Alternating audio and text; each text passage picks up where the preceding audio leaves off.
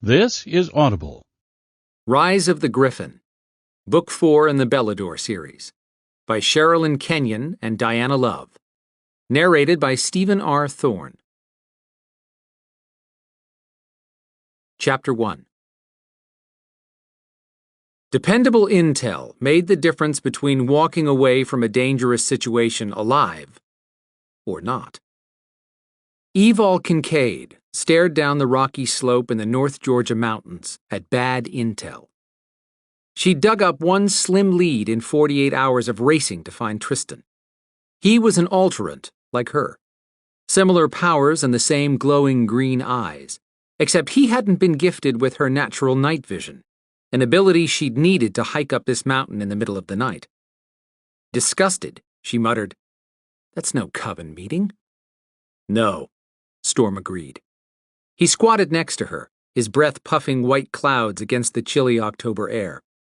"Looks more like a midnight festival for all things strange and dangerous." Coal-black hair grazed his shoulders and blended into his black leather jacket. Soft hair Evol loved caressing. The coppery skin and sharp angles of Storm's cheekbones had been handed down through a mix of Ashaninka and Navajo genes, as had his skinwalker ability to shift into a deadly black jaguar. That meant he also had preternatural night vision and saw just fine in the dark. Evol leaned forward where they hunkered down behind an outcropping of boulders and searched the area 100 yards away where moonlight cascaded across a valley. At least 20 people, mostly non-humans, had gathered, and more were coming. "You see any female in that bunch that might be a witch?" Storm shook his head. "Only male human forms so far. Not even sure what some of those things are that have both animal and human parts." One creature with an 8-foot-tall orange lizard body, 2 sets of human arms and a vulture's head, skulked through the crowd that parted like the Red Sea in front of him. Most of the beings meandered around the edge of a 30-foot-wide circle created by torches stuck in the ground. A ceremonial circle? Whatever it was, Evol wanted the show to get rolling soon. As if sensing her concern, Storm asked, "Think the goddess will extend your deadline?" "Again? Not a chance. I was amazed when Matcha gave me 4 more days." That had been 2 days ago, and Evol had been given that reprieve from losing her freedom only because she defeated a demonic Svart troll before it killed everything in its path. Opportunities like that didn't come along every day. Good thing, too, or she'd stay in perpetual traction. But gaining 2 extra days of freedom from Matcha had balanced out getting beaten to a pulp by the Svart. Matcha was goddess over all the Beladors, a race of powerful Celtic warriors who protected humans. She'd offered sanctuary in her pantheon to all alterants who swore fealty to her, with a catch. Evol first had to deliver the origin of alterants, who were part Belador and part unknown. Since alterants changed from human form into beasts that could kill even very powerful beings, Matcha wanted that unknown part cleared up before giving carte blanche freedom to alterants. And Tristan had that information. Unfortunately, while helping Evol escape a deadly enemy last week, Tristan had been captured. Evol didn't want to think about the hideous ways he might be suffering. Freeing him was her first priority. All she had to do was find a witch called Imogenia, who was rumored to have information on alterants, Tristan in particular, and the location of Tower Maeve, home of the Maeve Coven of deadly Nuara magic practitioners, and the place where Tristan was being held captive. Imogenia was supposed to be attending this event in the valley tonight. A sick ball of regret rolled around in Evol's stomach every minute the witch didn't show. Evol had left Atlanta 2 hours ago with Storm to hike up the side of Oaky Mountain. She wouldn't have gambled the time spent coming here if she hadn't trusted her Night Stalker's source. Generally, Grady was a dependable ghoul. "Damned ghouls," Storm grumbled, his deep voice ending in a growl. "Are you sure you aren't reading my thoughts?" she asked, still unsure of everything Storm could do. "I'm not telepathic." But he was a powerful empath who picked up on her anxiety, which probably explained his comment. "Don't blame Grady," she said. "He can only repeat what he hears." Evol shifted on the cold ground to find a comfortable position. She knew Grady's limitations as a night stalker, a homeless person who died years ago on the streets of Atlanta. These days, he was her best source of intel. Usually. A muscle played in Storm's jaw, the only sign of his frustration. When we do find Tristan, I want 10 minutes alone with him before you hand him over to Matcha. I need him alive, she reminded Storm, though she knew he didn't meant to kill Tristan, but those two couldn't stand in the same zip code without the threat of blood being shed. I need every alterant I can find. As it is, Matcha's insulted that none have come forward to accept her offer. I have no idea where I'm going to come up with another alterant besides Tristan and, hopefully, his sister. She released a long breath, aggravated. She'd been so sure this would be the break she needed. Grady said this was the place. Yes, said he heard that Imogenia had a meeting in the valley north of Oakey Mountain when the clock strikes between Friday and Saturday. How specific was he on this information she supposedly has about the Maeve? That's where Grady got vague. He said while he was eavesdropping, he started losing his corporeal form, which caused him to miss parts of her conversation. He did get that she mentioned something about alterance and was going to deliver it to the Maeve. Plus, she mentioned Tristan's name specifically. It. Maybe she's here looking for more information she can sell to the Maeve. Evol considered that possibility. I just hope she shows up, and if she does know anything about other alterants, that I can convince her to trade with me instead of the Maeve. Think you have enough to outbid them? I don't know. Somebody in Imogenia's Coretta Coven wants to take over by using Imogenia as a blood sacrifice. A dark witch like her should be willing to sell her mother's soul to get that name. She checked the valley again. Something about the gathering sent bony fingers of anxiety clawing up her spine. What was going on? Evol opened and closed her fisted hands, grumbling. When we first showed up, I knew this location didn't look like somewhere witches would meet, not in an area this exposed. True, but I had hopes. You're really wanting that 10 minutes with Tristan, huh? Evol teased. He shifted around, using a finger to turn her chin to him. You've been running on no sleep, little food, and pure frustration for the past 2 days straight trying to find one lead on Tristan. This is it. And digging up this tip was tough. I want to get that witch's information tonight and find Tristan as much as you do. Really? But... She caught herself. Why are you questioning him? Storm couldn't lie without enduring pain, a downside of the gift he possessed that allowed him to discern immediately if someone else lied. He chuckled darkly. Don't misunderstand me. I still don't give a rat's ass about Tristan. He can rot in hell for all the times he's let you down. But if there's a chance Imogenia has any information on alterants, we can't leave until we know for sure she's not here. Agreed. Between the frigid air and being immobile, Evol was losing feelings in her legs and butt. Being still would be easier if it wasn't so freaking cold up here. This isn't cold. You'd like it if you were doing something fun like camping or hiking. No way, she grumbled.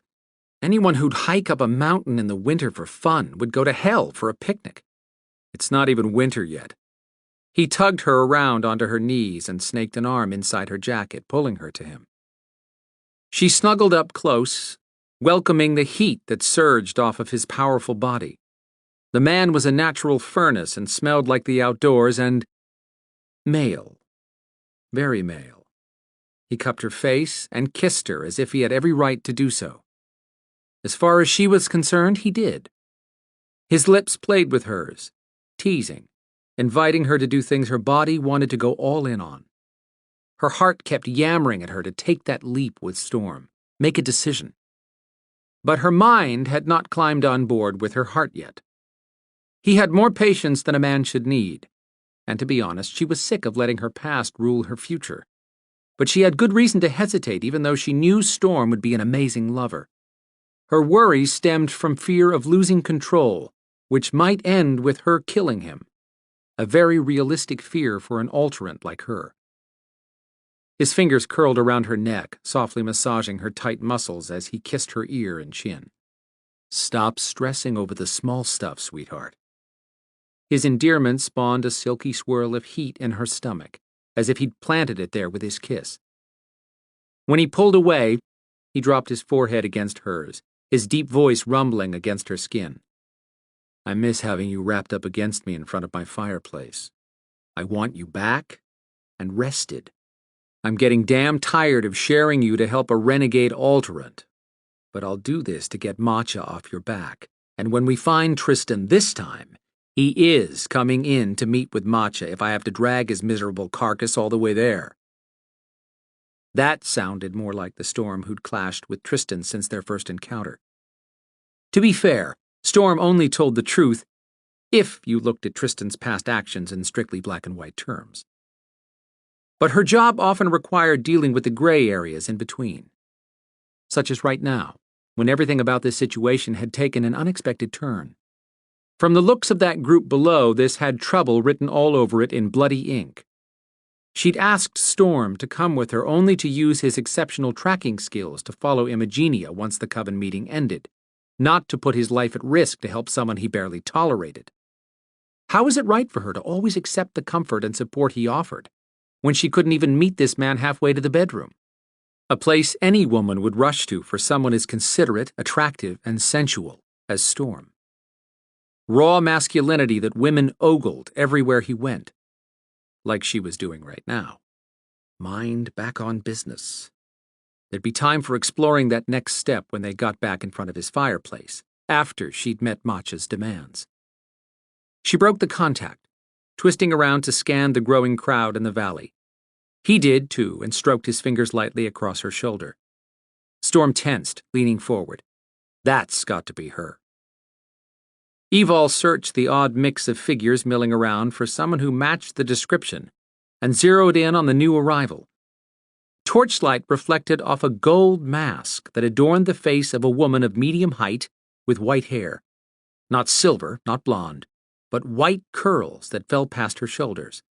At least the description I was given appears to be sound. But what has she got chained that's standing next to her? I'm thinking demon, with its head covered, and the metal collar, but I don't understand why a witch would need to chain something if she has it under her control. Evol fingered the top of her boot where she kept her dagger, the one with a spell on the blade she'd used more than once to kill demons. Does seem odd, since whatever, looks puny. He can't be 6 feet tall and a skinny sucker the way his clothes hang off his body. Think he's a sacrifice? No.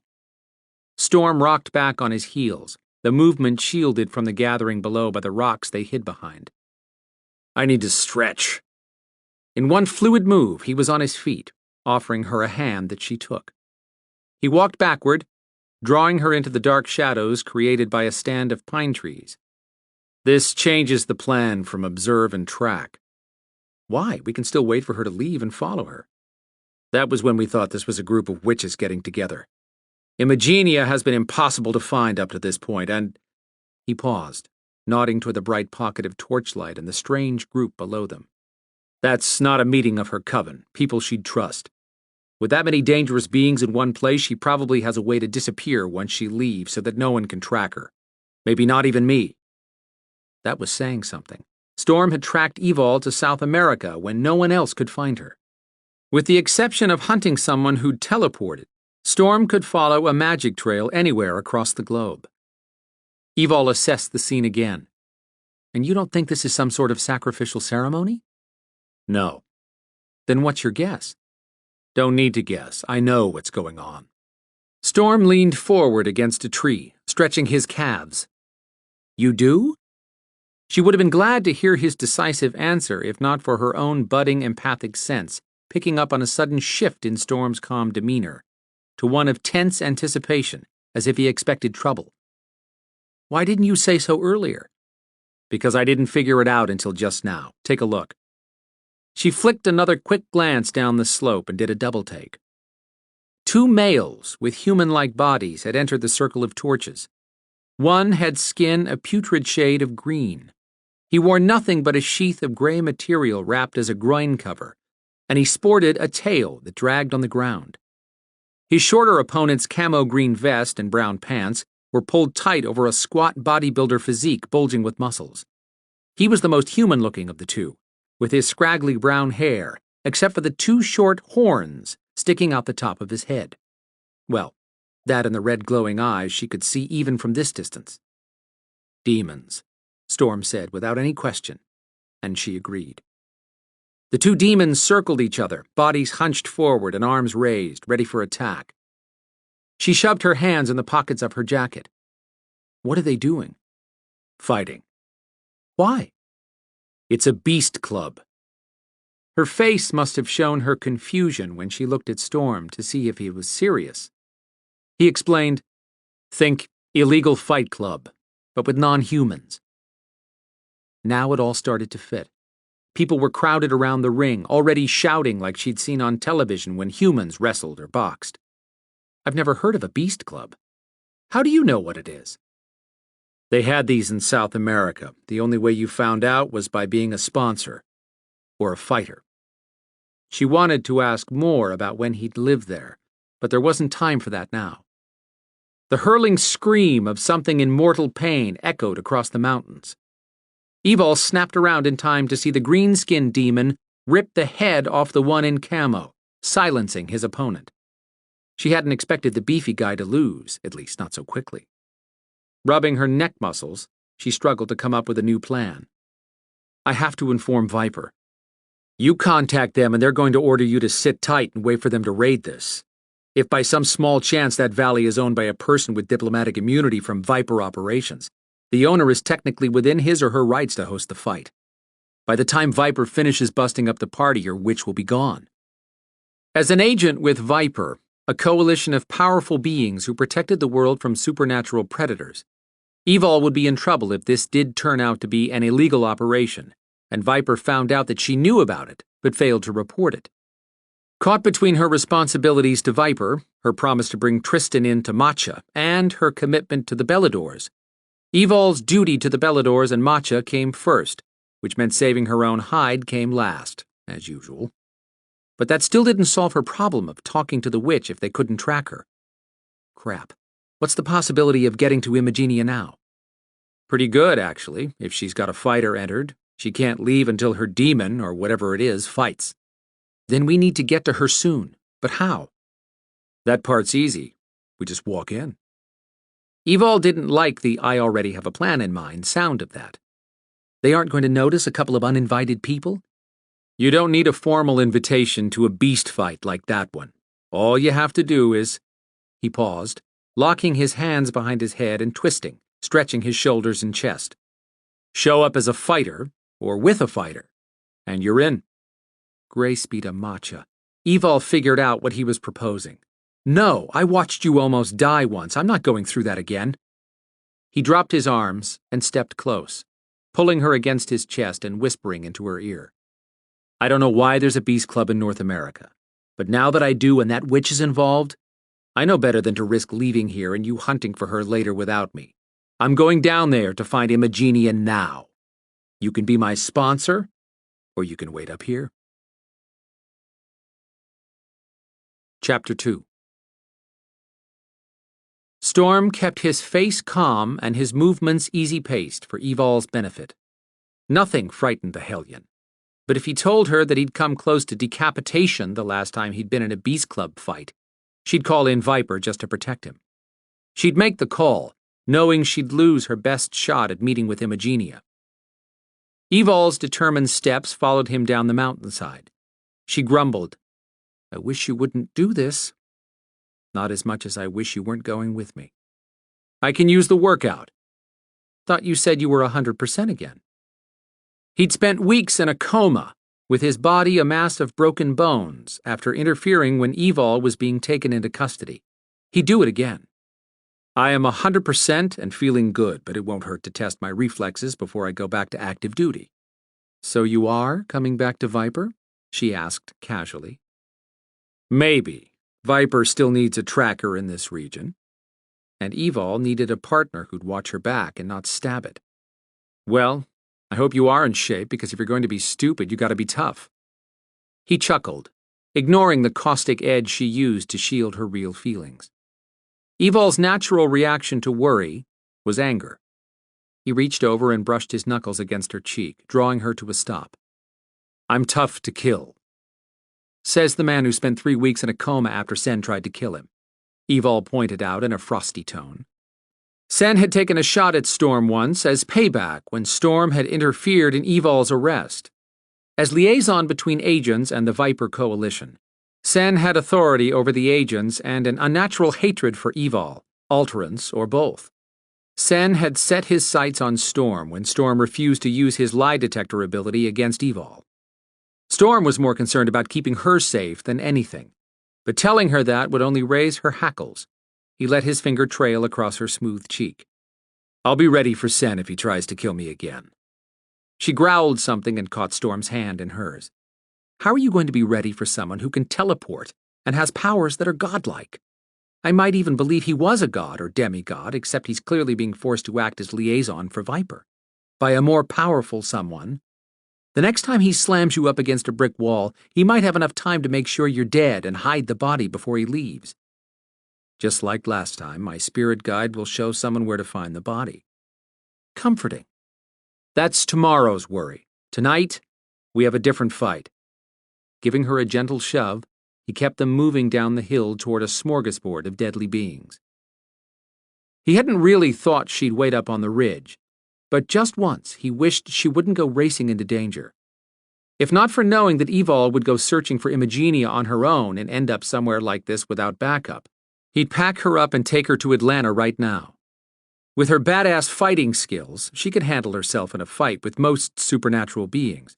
But he'd feel better if she would tap all her powers, not just energy force and telekinetics.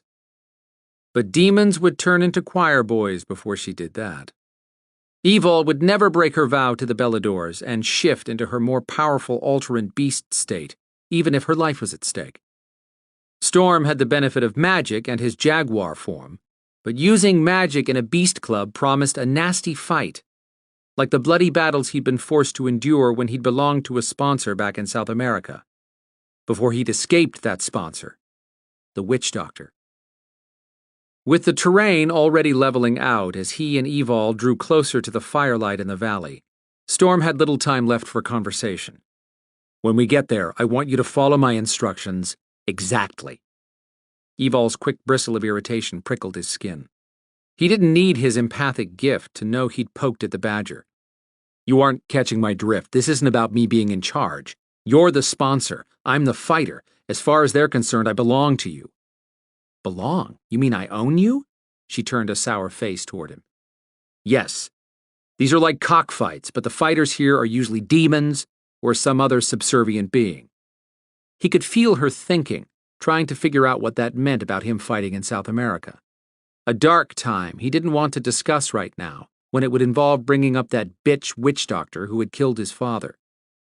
He never risked thinking the witch doctor's name, couldn't, as long as she held his soul, or she'd ride that connection like a superhighway to find him.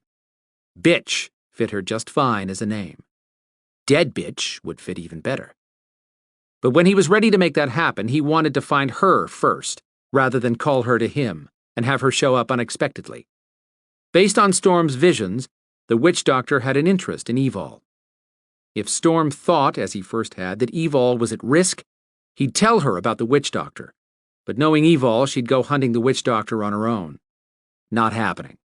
The evil bitch had been in the Atlanta area for the past week, according to the Night Stalkers. That meant she'd probably learned enough about Evol to avoid confronting an alterant with capabilities that few knew of or understood. After discussing it with his guardian spirit, Kai, Storm now felt he was still the witch doctor's ultimate goal. He'd be ready for her when she showed her face. But one thing tapped at his skull. How much did the witch doctor know of Storm's interest in Evol? The bitch fed off of pain.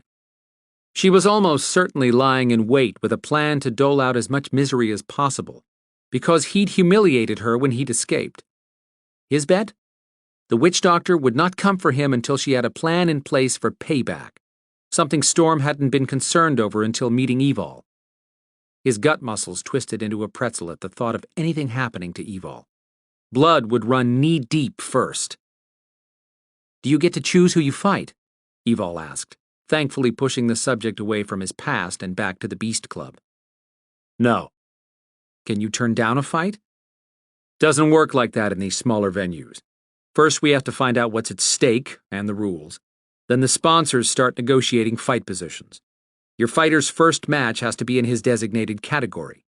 Fighting one match fulfills the Beast Club requirements. After that, your fighter is welcome to take on any and all opponents as long as the sponsors can agree on terms. You mean like side bets? Right. She was quiet for a moment, then asked, "So we can find an easy fight?" Doubtful, with his being able to shift into another form, which brought out deadly creatures. But he didn't want her worrying, so he said, "Maybe." What do the sponsors get if their fighter wins? He'd really like to be able to lie at a time like this, but he couldn't afford to weaken his body with the pain lying brought on. Nothing for the early rounds, and, so you know, they sometimes call one round of fighting, or each battle, a mash at a venue this size. The winners keep fighting until they're either killed or they forfeit. Once you win, the only way to not continue fighting is to forfeit a win, which rarely happens. Then what? The winner in a category receives anything from money to something a non-human would value. Whatever you do, don't ask what the final prize is in my category, or you'll throw up a red flag. Anyone who knows about this fight should know the stakes. Her footsteps stilled for a moment, then moved forward again. Before Evol could press for more answers he didn't want to speculate on, Storm turned the conversation back to preparing her before they reached the fight circle. "Let's focus on what you have to do. I'm your fighter.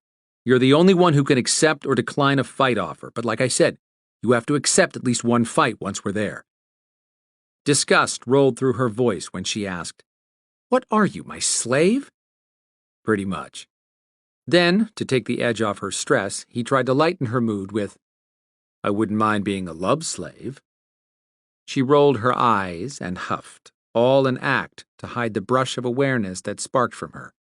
"In your dreams." "Always." "You're impossible." But a smile tugged at her lips and happiness swirled from her. Seeing her smile gave his heart a punch. From what he'd gathered, she hadn't had a lot of reasons to laugh before he met her. He didn't know why it mattered so much to see her happy, but it did. This night couldn't end soon enough so they could get back to his house. He wanted to give her another reason to smile. Eyes locked on the valley they were approaching, Evol asked, "Who came up with this demeaning event?" "Greedy people." He forced his mind back to preparing her. "This is all about posturing, so you need to walk in there like you own the place. No one touches a sponsor." Which was why she should be safe. "But some people get mouthy. Don't get physical with anyone. But don't let them shove you around verbally either, or I'll have to hurt them." "Got it." Evol raised both hands, smoothing loose hairs off her face. Then she tightened the elastic band holding her long black ponytail. A simple yet adorable look.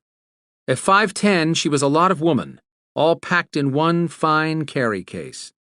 Snug jeans covered long legs, capable of drop-kicking a demon. She wore a steel gray Gore-Tex motorcycle jacket, and her black leather boots concealed fighting blades. Lethal and hot. She was damn hot. And if he kept thinking how much better she'd look out of those clothes, he'd be limping soon. But son of a bitch, he wanted her. Had since the first time they'd met. But she'd been hurt by someone, and he would not rush her. She was a jewel worthy of the wait, whatever time it took for her to feel comfortable with being touched and loved. But it might not be too much longer. She'd been making encouraging noises lately, a sign that she wanted more. The minute she was ready, he'd give her everything, and then some. Evol stared off into the distance, muttering, "I wish I'd known about these beast clubs. I'd have studied up." "You'll be fine." He gauged how far they had left to go, and took in the stand of trees they were passing. "Stop for a minute, and let me have your dagger." She pulled the blade out of her boot, whispered something to it, and passed the dagger to him. He felt a buzz of energy coming off the spelled weapon. Pushing aside one side of his knee-length leather jacket, he used the blade tip to pop a yellow diamond the size of a half marble from where it had been inserted as one of the jaguar eyes carved in his silver belt buckle. He handed the stone to Evol. "This is your buy-in stake." She studied the gem through dark sunglasses she wore even at night, which would seem strange to anyone who didn't know her. The sunglasses hid her glowing green alterant eyes that were uber-sensitive to any light and offered night vision similar to his. Except that he had no problem with daylight, or the sun that would kill her, as well as blind her. He unbuckled his belt and pulled it through the loops. I don't want to wear anything of value around this crowd. Do me a favor and use your kinetics to toss this up in that tree to your right. Closing the jewel in her fist, she asked suspiciously, "What's this worth?" "A rare canary yellow diamond? Lot of zeros for the match set. Enough to get us into this event." She pointed her finger at the belt he held in an open palm, and flicked her hand up toward an old oak tree that had lost its leaves. The belt flew up and double-wrapped a branch. He nodded. "We'll get it on the way out. Ready?" She hesitated, saying nothing, but worry rushed off her and raced across his senses. If he tried to console her, she'd just get pissed off. "Make sure you stay close to me without my asking you, or they'll suspect we're not sponsor and fighter." She started walking again. What would happen then? They'd assume we're not here to fight, which would be interpreted as a threat. Wouldn't take much for the organizers to make the leap to us being Viper agents, and the entire place would turn on us. Lovely. She grumbled something under her breath. Tristan better appreciate this. If you don't walk out under your own power tonight, I'll be the one dragging him to Matcha by his family jewels. That might be worth getting bloody. Hiding his smile, Storm turned back toward the raucous crowd surrounded by bright lights and kept coaching her as they moved toward the battles. Think superior attitude, because in this circle, sponsors are power brokers. I'll enter ahead of you as if I'm doubling as your bodyguard. When we find the Domjon, just say you're requesting a fight. What's a Domjon? The ringmaster, man in charge who pockets the buy-in stakes. His word is final on anything that happens at a beast club, even an altercation between sponsors. Once he takes your stake, we move around and check out the competition. The minute we locate Imogenia, we'll scope out her demon for a challenge. That'll give you a chance to cut your deal with the witch. Sounds too easy. And anything that sounded easy was usually far from it, but Storm wasn't through giving her instructions. The Domjon will throw out anyone who abuses power in his arena, but even so, remember not to let the witch touch you, and tell her nothing personal about yourself. My friend Nicole has warned me about dealing with witches. Nicole isn't a dark witch. No, but she's not your average witch either. Evol shoved her hands in the pockets of her jacket and fell silent. Don't take this wrong, but what's the best way to gain an easy match? He could use the concern playing through her words to motivate her for pulling off this role. Do what I told you, bring plenty of attitude. The more arrogant you are, the better shot you'll have at getting your choice of who I fight. That brought her chin up with a bold jut. No problem. Had he said she was hot? Smoking body, exotic eyes, and legs that went on forever. But he found her confidence sexy as hell. It also kept him constantly worried for her safety. She whispered out the side of her mouth. Anything else before we're too close to talk? I'll get us to the Domjon. Once a deal is made, you take the lead when we walk around looking for a fight. That's a clear statement that I'm your muscle and you call the shots. Storm slowed when they reached the perimeter of the fighting zone, and he noticed flashes of green and blue lights flickering in a halo that circled the valley.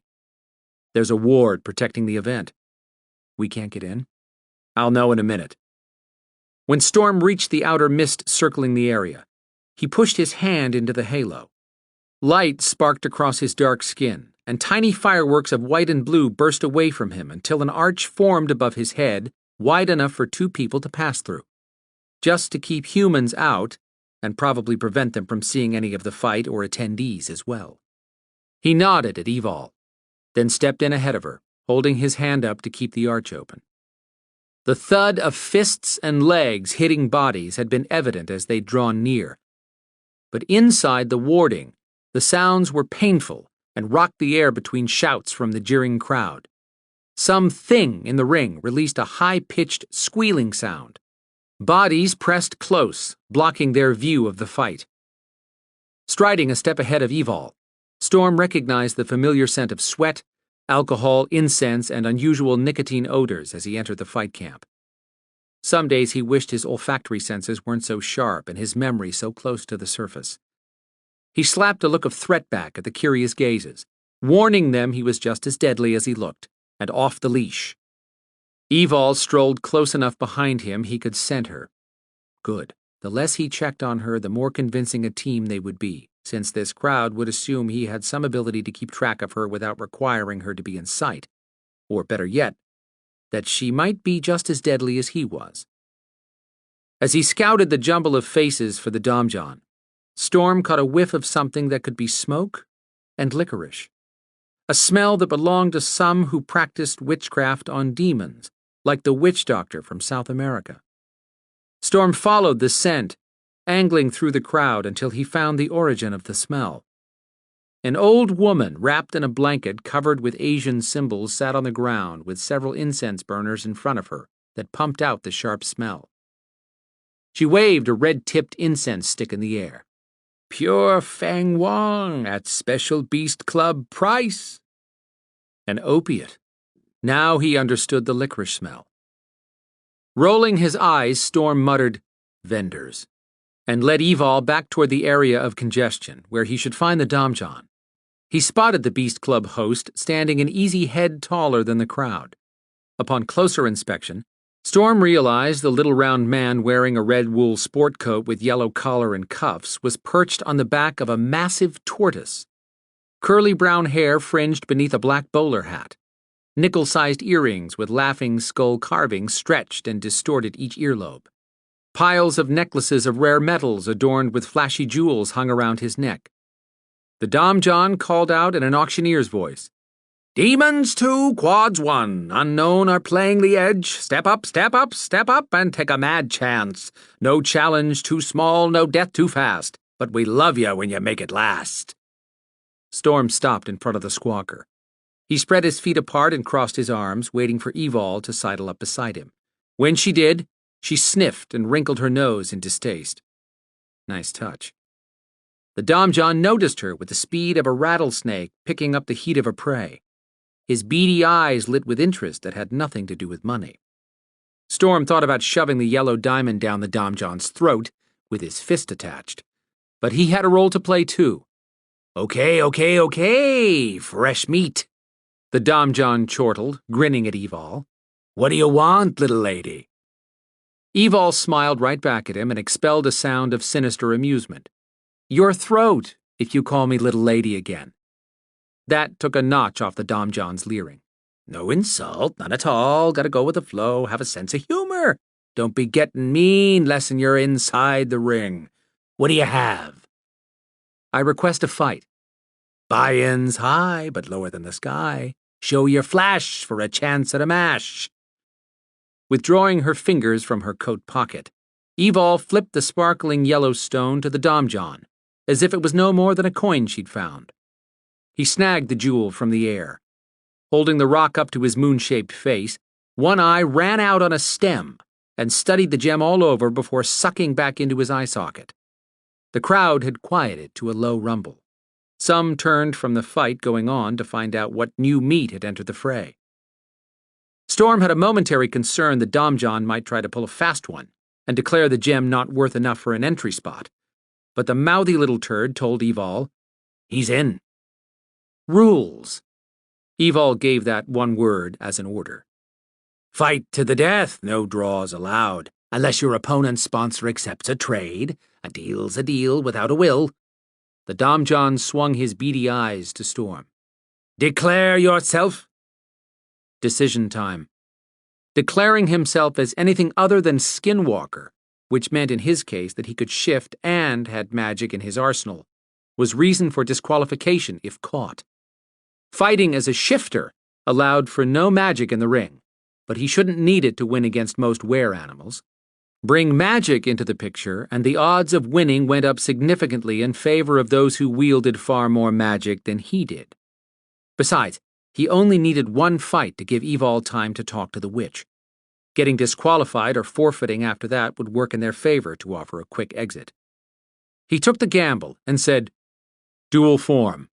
Animal." "Shifter?" the Domjon asked. "Yes."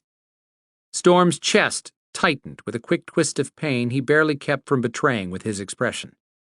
A mild reaction to lying, since he was technically correct about shifting into animal form, and the Domjon had not specifically asked, "Are you a shifter?" An "ah" floated through the crowd. The Domjon snapped his fingers 3 times. All right, go find yourself a fight." He flipped a silver disc that Storm caught in the air and lifted into view. A skull with 2 horns had been carved into the center, and a clip dangled from a hole at the top. Storm clipped the coin on one of his belt loops, declaring himself a contender. Tension sparked off Evol, but when he took in her face, she released a sigh born of boredom for those watching her, as if everyone wasted her time. He was proud of her, but he enjoyed a moment of ego satisfaction that she had eyes only for him. When she swung around to walk away, Storm followed, sweeping his gaze over everyone they passed and sending a silent message that the safest place was as far away from her as they could get.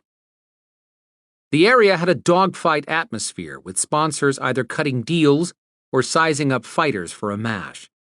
One woman had a 2-headed Keelter demon that hissed in stereo. Evol had been strolling along calmly until Storm noticed a hesitation in her next step. He swept the crowd, searching, until he found a man up ahead whose gaze had locked on her. He had maybe 2 inches on Storm, which would put the guy at 6 feet 4 inches. A thick mat of inch-long, lemon-yellow hair carpeted his head, and he had a face the color of saffron, with a hooked beak nose center stage. Nothing remarkable that would cause Storm concern, until he took in the predator-black eyes, empty as 2 holes in a skull. Having tightened down his empathic senses to pick up only Evol's emotions, Storm opened them wider now to reach out to the man. Anger simmered beneath the blank face, and power coiled around his slender body. Which? Maybe a wizard or a mage? Evol paused as though considering a mash. With one look at Storm, the wizard ignored her interest.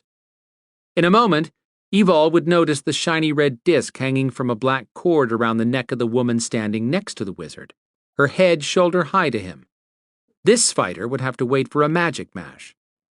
She was bald except for a chin-length strip of violet hair hanging off one side of her head, heavy coal-black eyes, thick lashes, purple lipstick, and body cut with muscle. She posed, moving slowly so the soft-looking leather that crisscrossed over her breasts and shorts of the same material showed off cinnamon-colored skin that shone. She didn't look the least bit cold in this chilly temperature. Must have plenty of magic if she wasted it to keep herself warm. When the punk-haired wizard ignored Evol, she dismissed him right back and walked on. They'd covered several yards when a loud snarl erupted from Storm's left. Evol slowed her step at the sound, taking in the creature making that noise at the same time Storm did. That thing stood 8 feet, if an inch, and had a head covered in spiked horns and a jaw wide enough to snap a man's leg in half. Dull skin the color of dried mud and dotted with pink warts the size of Storm's thumb sagged on its body. Thick legs ended at feet with opposing joints similar to a monkey's. But Storm had never seen a monkey or ape with curved claws like that, or fangs as long as his fingers, or the bat-like wings that just flapped into view. 2 arms hung past the creature's waist. It lunged against some invisible leash, long arms stretched out with the razor-sharp claws. All it had to do was get something in its grasp to slice off the head and win a match. His master was an average-height man who had the unassuming look of a bland office worker, with his thinning hair and a beer gut stuffed inside a pale gray business suit. But he controlled the thing without an obvious show of power. Another mage or wizard? Was that thing on the invisible leash some type of golem? The master waved a silver disc in his hand and called to Evol in a surprisingly deep voice. "You have dual form. I have dual form. Only 3 here so far. We should talk. I'm Zaimon." Unease fingered along Storm's neck. What the hell did that thing shift into? Storm had yet to fight something he couldn't kill if he didn't face magic more powerful than his. If this thing had the benefit of a mage or wizard's magic, Storm might lose. Xymon would be disqualified if he was found out, but if that thing on the leash was a golem, Xymon would just make a new one. And Storm would be dead, leaving Evol's back unprotected. In direct conflict with the couldn't-give-a-shit mask she'd dropped into place, anxiety shot off Evol like lightning bolts that Storm gritted his teeth against. She had to be thinking along the same lines as he was, but she stressed over his possibly dying. Xymon prodded harder, his strange accent coming through. Come, we must deal, or Dom John will choose a match. Hard to find fight, and I need to win tonight. Evol put a finger to her cheek, studying. I'll need plenty of incentive to waste getting mine dirty, killing yours. That's my girl. Stepping out of the shadows, Xymon studied her with a glimmer of appreciation in his flat gray eyes. Confident, huh? Tell you what, I will sweeten pot. You win, I will throw in a demon. Ah, hell. If Evol turned her nose up at a bonus wager, she'd look suspicious. Storm began assessing Xymon's beast more closely, preparing to fight the thing. Evol laughed, clearly buying time to figure a way out of their situation. A demon? That's your best offer? A woman called out. Don't be so hasty when you haven't seen all the dual-form competition. Storm and Evol turned in unison to find Imagenia standing 20 feet away with her chained fighter. To Evol's credit, she didn't show the relief that Storm felt coming from her. She gave Imagenia a look of disbelief. What does it turn into? A badger? Mongoose? Nothing quite so attractive, but he's a strong fighter. Now there was a stroke of luck. He'd take Imagenia's skinny bastard over Xymon's creature that very likely harbored magic or poisons in its claws. Evol cocked her head with the arrogance he'd told her to exude and studied the witch's fighter. She gave a dismissive snort. I won't insult mine by expecting him to fight that. What? Now would be a great time to have the telepathic ability Evol shared with her Belador friends. Storm's fault. He should have coached her better, because he had no way to tell her to accept this fight without blowing their covers. If Xymon was right, Evol had only two options, and she had just shot down Storm's best chance at a win if Imagenia walked away. Chapter 3. Watch Storm get ripped to pieces by one beast, or stomp a puny one into the ground. Either way, Evol couldn't see this evening ending well. If Storm fought the witch's guy and Storm held back, he'd raise suspicions. If he fought too hard, he'd maim or kill the guy. But she didn't want him fighting Xymon's beast either. Imagenia's lips curled, tightened, then with some effort softened back into a taunting smile, as if the witch struggled to hold back her reaction. Short-fused temper. Evol had blown off the witch's offer in order to buy time to figure out a move, and because accepting too quickly might not look good. Right? But irritation had wicked off Storm, meaning Evol had probably just screwed up by refusing the witch. Could she change her mind? Imagenia shook off the anger that had appeared to grip her, and cocked her head at Evol with a smile. Light from the torches ignited a glow on the golden mask hiding her forehead, cheeks, and nose. She nodded toward Xymon's howling beast. If your pet wins our fight, you'll be able to raise the ante with Xymon for a match. Pretty determined to have Storm fight her guy. Did she really think Storm would lose? If he did, the witch's demon would still face Xymon's thing. Xymon's monster roared. Evol gave him one more glance in time to see blood drool from his lips. Sold. She shrugged at Xymon. I'll entertain your offer while I let my fighter warm up on hers. Then she swung what she hoped was a haughty look at Imagenia. I accept. Imagenia's teeth sparkled when she smiled. Too confident. Evol scrutinized the witch's fighter more closely. His hand trembled. Was she missing something about those two? With the mash set, Evol walked over to stand outside the circle of torches marking off the fight ring. Storm stepped up on her left, jaw as rigid as his body, eyes focused on the fight starting between a 9-foot-tall troll and the orange lizard-body guy. Imogenia stepped up on the other side of Storm and tugged the chain hooked to her fighter, pulling him to stand behind her. She leaned forward, speaking across Storm to Evol. "How many do you own?" "One." Evol snapped that out too quickly, but she detested the idea of owning anyone. "One?" Imogenia chuckled derisively and murmured, "Amateur." Was the witch putting up a good front, or trying to psych her out? Evol figured Imogenia had pressed for the fight with Storm rather than risk her little guy getting eaten by the crazed beast that belonged to Xymon. She looked down her nose at the witch, who was a good 5 inches shorter, and considered several scathing replies until she caught herself.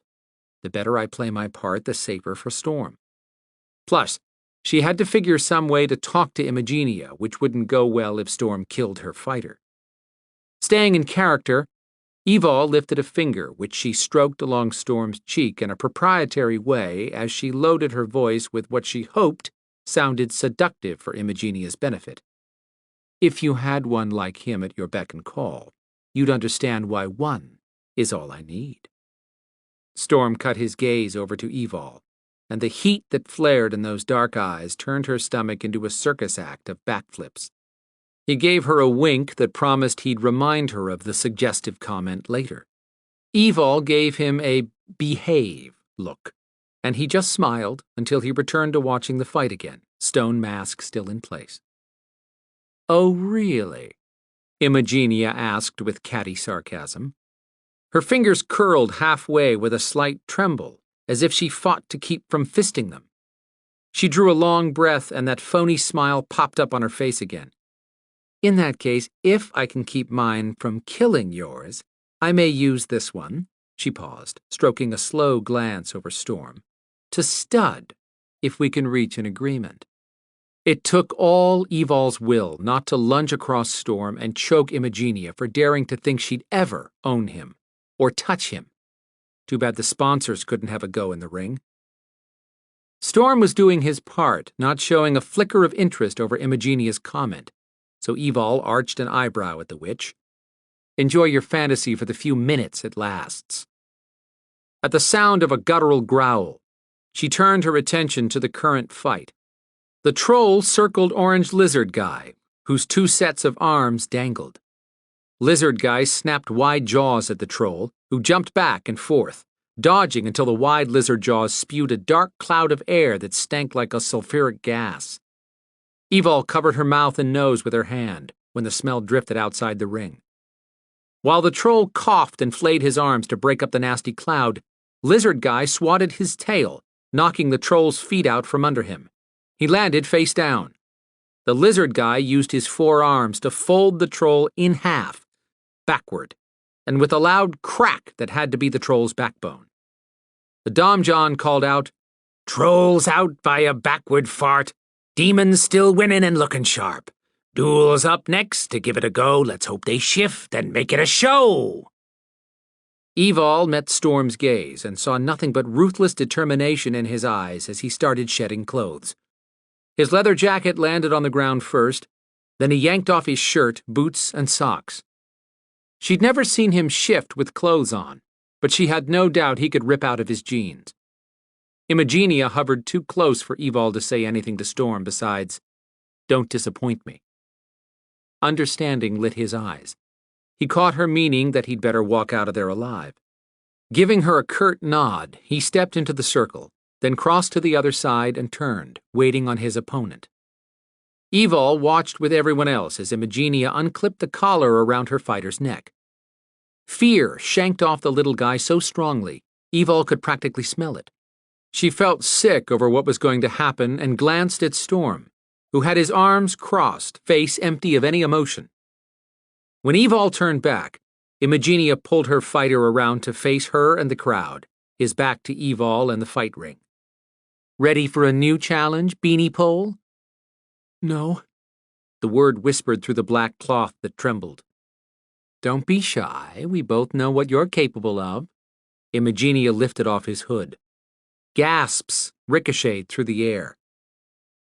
From where Evol stood, all she could see was a partial side view of his scruffy red beard. He had short, curly hair the same color, but without seeing any more, she'd guess he was no older than 23 or 4, close to her age. Just a young man. Could this get any worse? Imogenia told him, "Showtime, Beanie Pole. Where's your spirit?" "My name's Bernie." His fingers curled into fists, but tremors still racked his body. "Beanie Pole fits you so well," Imogenia whispered softly as she leaned in. But Evol heard her. "Get into that ring and don't kill him until I tell you to, or I'll have to visit your girlfriend. Tonight." "No! Stay away from her!" Bernie's hoarse words shook with anger and fear. "Then get moving. I've stayed here longer than I planned already." When he turned to enter the ring, Evol finally got a good look at his face. Glowing green eyes. An alterant. She whipped around to face Storm, whose eyes took in Bernie, then narrowed. Storm's gaze shifted to her long enough to send a warning glare she understood. Don't interfere. Storm had fought demon trolls, warlocks, and probably many other things she couldn't name. But he'd never gone up against an alterant. At least not that she knew of, since she was the first one he'd ever met. Based on what little information she'd gathered on other alterants besides her, they tended to have a power or unique ability of their own. What about Bernie? Evol suffered a deadly reaction to the sun, but she hadn't met another alterant with that same issue. Did Bernie even have a weakness? Imogenia cackled with delight. The bitch had disguised the alterant. Evol doubted she even needed the chain and collar, not with the threat of the boy's girlfriend hanging over him. Storm unfolded his arms and stepped forward, body ready for attack. Muscles rippled up his arms and across his shoulders when he fisted his hands and arched his back, growling. Bernie just stood on this side of the ring, shaking. Imogenia unbuttoned his shirt and pulled it off, revealing a bony body.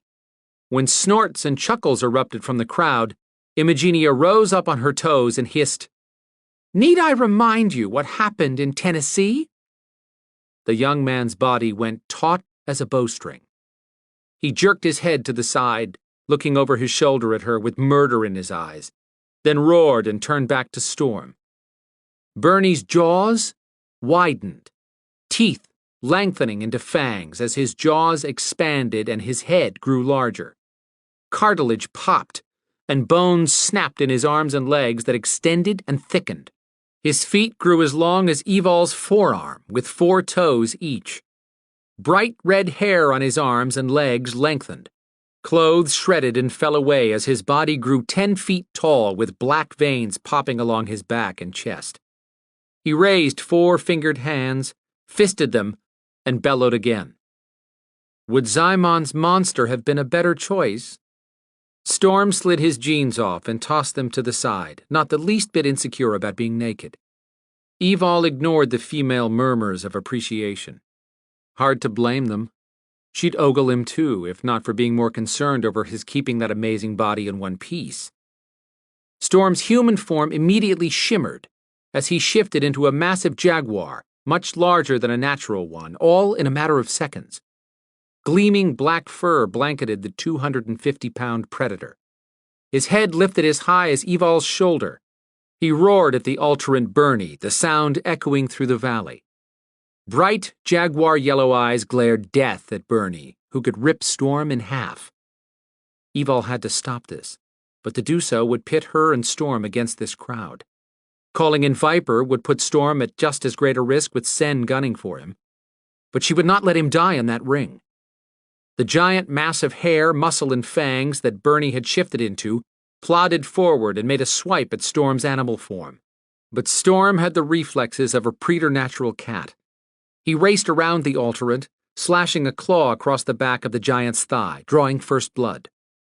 Evol cheered silently in her head, forcing herself to maintain a composed demeanor. She cut her eyes at Imogenia, who watched, transfixed by the scene. Just as Evol looked back, the Alterant stomped back and forth, causing the ground to vibrate beneath her feet. Storm stalked one way, then the other, taking a swipe here and there, not cutting Bernie deeply enough to do real harm, but blood flowed freely. The big jaguar raced around and around Bernie, causing the Alterant to turn in circles. Evol realized Storm was trying to wear Bernie down, catch him off balance, and maybe tackle him. Bernie's frustration erupted in a screaming howl. His arms twisted in their sockets. They were double-jointed? Bernie slashed across Storm's back as he came around Bernie. Blood streamed down the jaguar's hindquarters. Evol felt the blow to her center. Storm's jaguar swung around, facing the Alterant. He roared a vicious sound that would bring the dead back to life. Imogenia yelled, "Akath Ami," at Bernie. What could that mean? Evol hadn't felt any power or magic cast with the word. Imogenia had said it the way a dog trainer used a foreign word to train an attack dog, a term the animal wouldn't normally hear from someone else.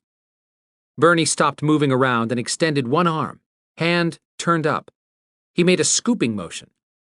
As if snatched off the ground, Storm's jaguar form flipped up in the air and rolled backward, landing hard from the kinetic hit.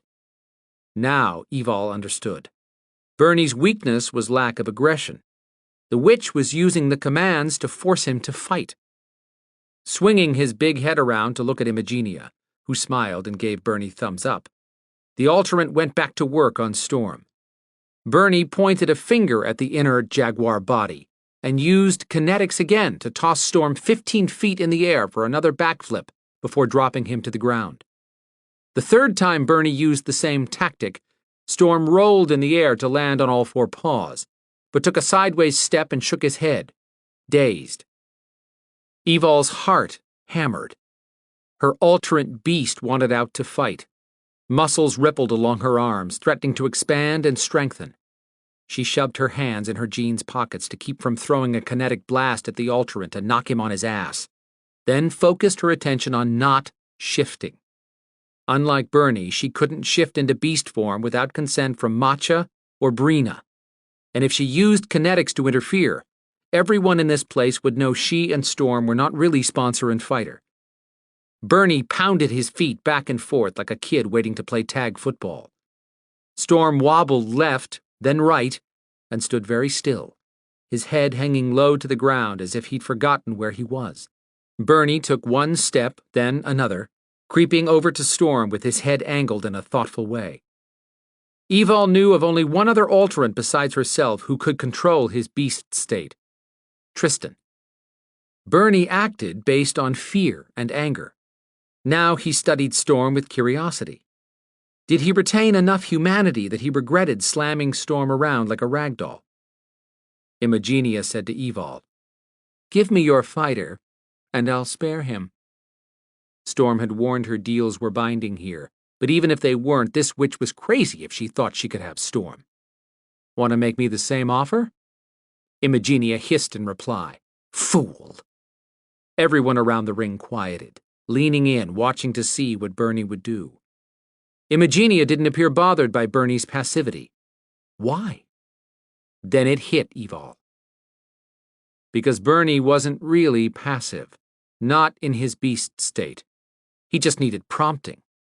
When he shifted into an Alterant, Evol figured out too late that this was all part of Bernie's act. Imogenia bared her teeth and shouted, "Now!" Chapter 4. Bernie lunged at Storm, a towering mass of beast that could crush a jaguar. Evol only saw a dark blur. Storm moved so fast. Where his jaguar had been standing still as death, he leaped away just before Bernie the Alterant slammed to the ground face down with the force of a building being knocked over. The jaguar snarled a roar and pounced on Bernie's back. Huge jaws clamped around the Alterant's neck. Bernie jerked twice, then didn't move. Cheers went up in the crowd. Imogenia screeched, "No!" Evol locked her legs to prevent her knees from buckling with relief. Storm had intentionally lured the alterant in, using Bernie's size and clumsy movements against him. The Domjon howled with happiness. Duel on the mountain for a prime-time show. Shifter 1, alterant 0. That's a guaranteed pass to the big night. Evol wanted to ask the Domjon what big night he referred to, but that would throw up one of those red flags of suspicion Storm had warned her about. She'd learned enough about beast clubs for one night and just wanted to get Storm out of here before he had to fight Zymon's behemoth creature. But she still had to deal with Imagenia. The witch lashed out at Evol. You killed my alterant, you bitch! You'll pay for this! Talk about screwing up a mission to gain intel. Nothing to lose now by tossing the witch's words back at her. Evol said, Shouldn't have brought your second string. Oh, that's right. You don't have a first string. Imagenia vibrated with fury. She wrapped her arms around herself as if trying to keep from going for Evol's throat. Bring it, witch. Ladies, ladies, ladies, the Domjon cooed in their direction. No loss yet. The shifter waits for his sponsor to call thumbs up or thumbs down. Either way, it ends the round. Imagenia snapped back to face the ring.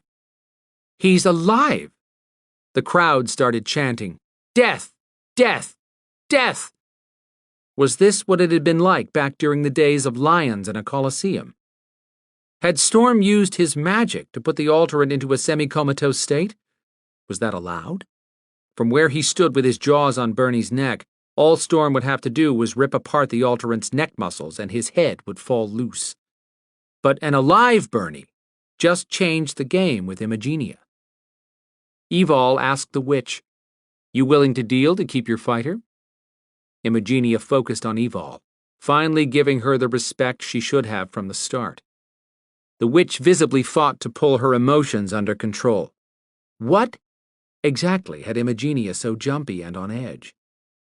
Imagenia stepped close to Evol, even though the crowd noise covered their conversation. What do you want? Information. That drew a hard line across Imagenia's pert lips. Too vague. Time to gamble. I'll make this more than fair.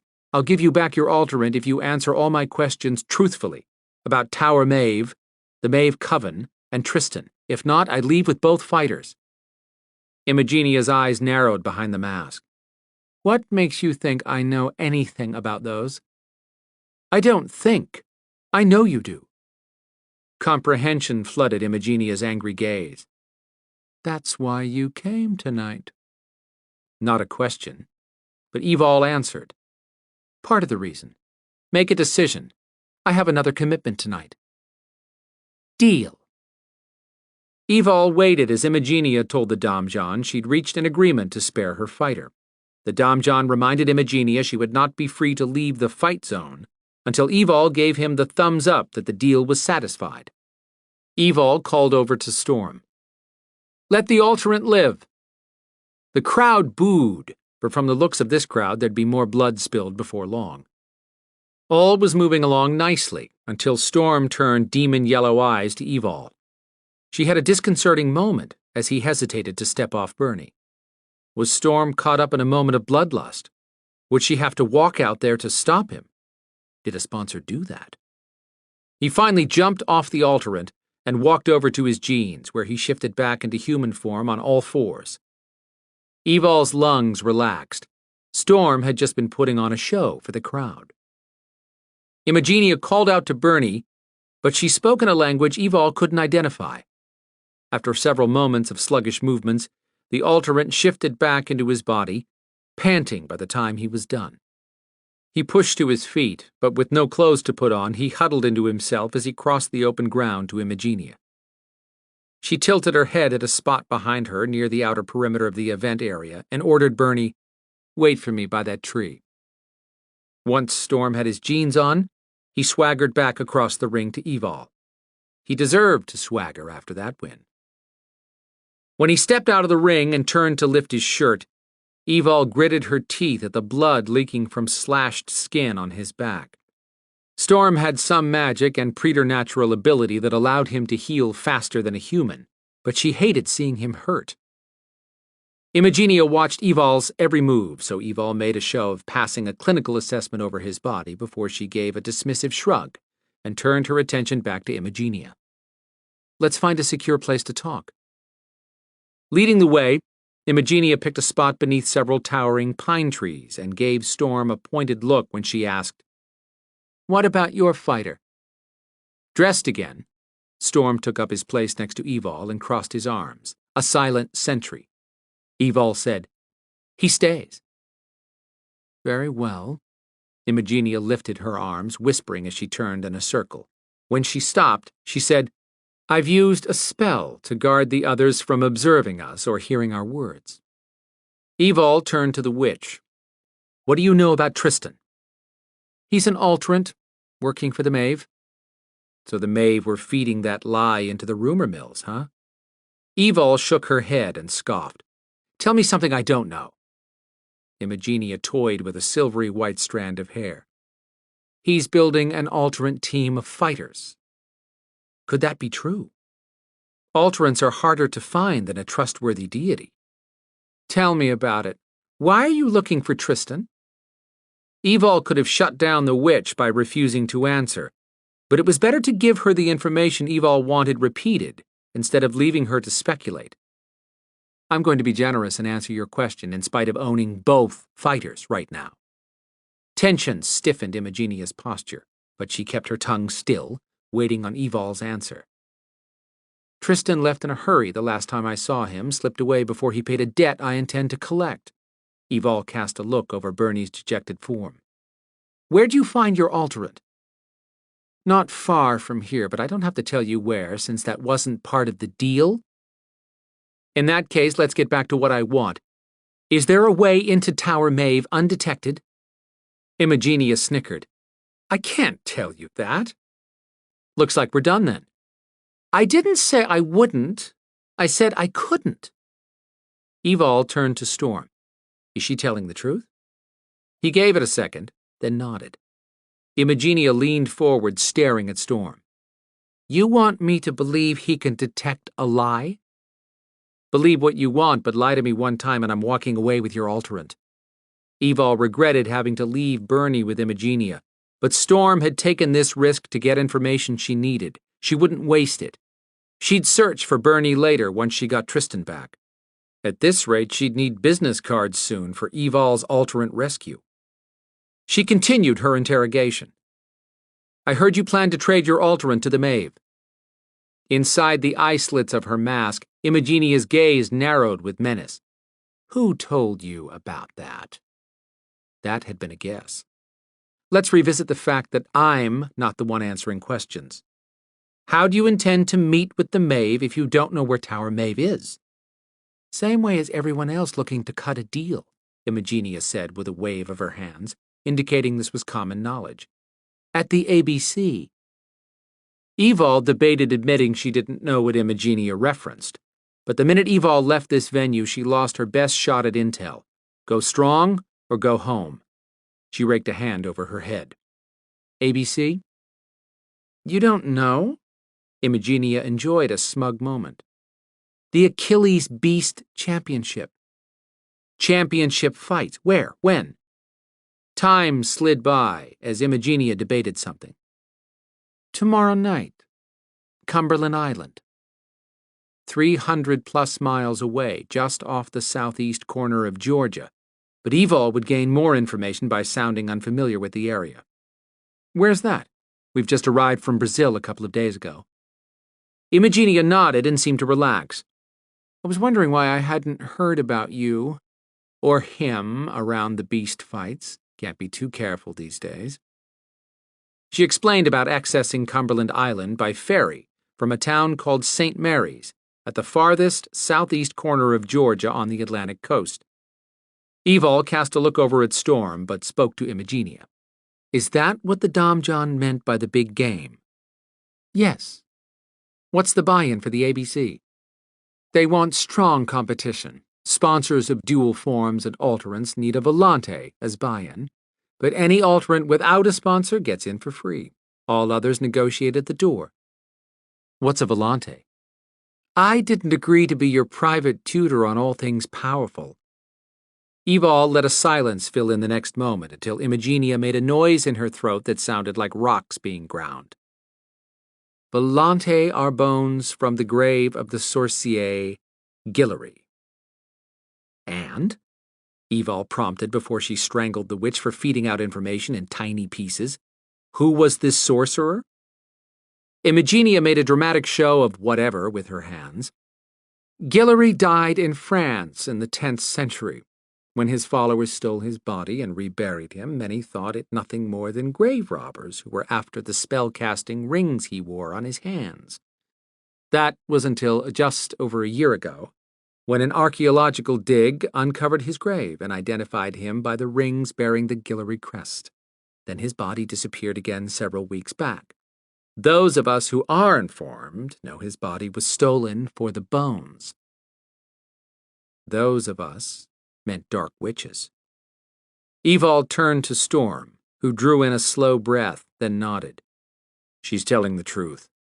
But he clearly didn't trust her. What makes these bones valuable? Imogenia looked at Evol, who shoved the look right back at her. Answer his question. No doubt surprised at being addressed by someone the witch considered nothing more than a glorified slave, Imogenia shrugged it off. Any of his bones have power, but the ones from Guillory's hands still carry his power.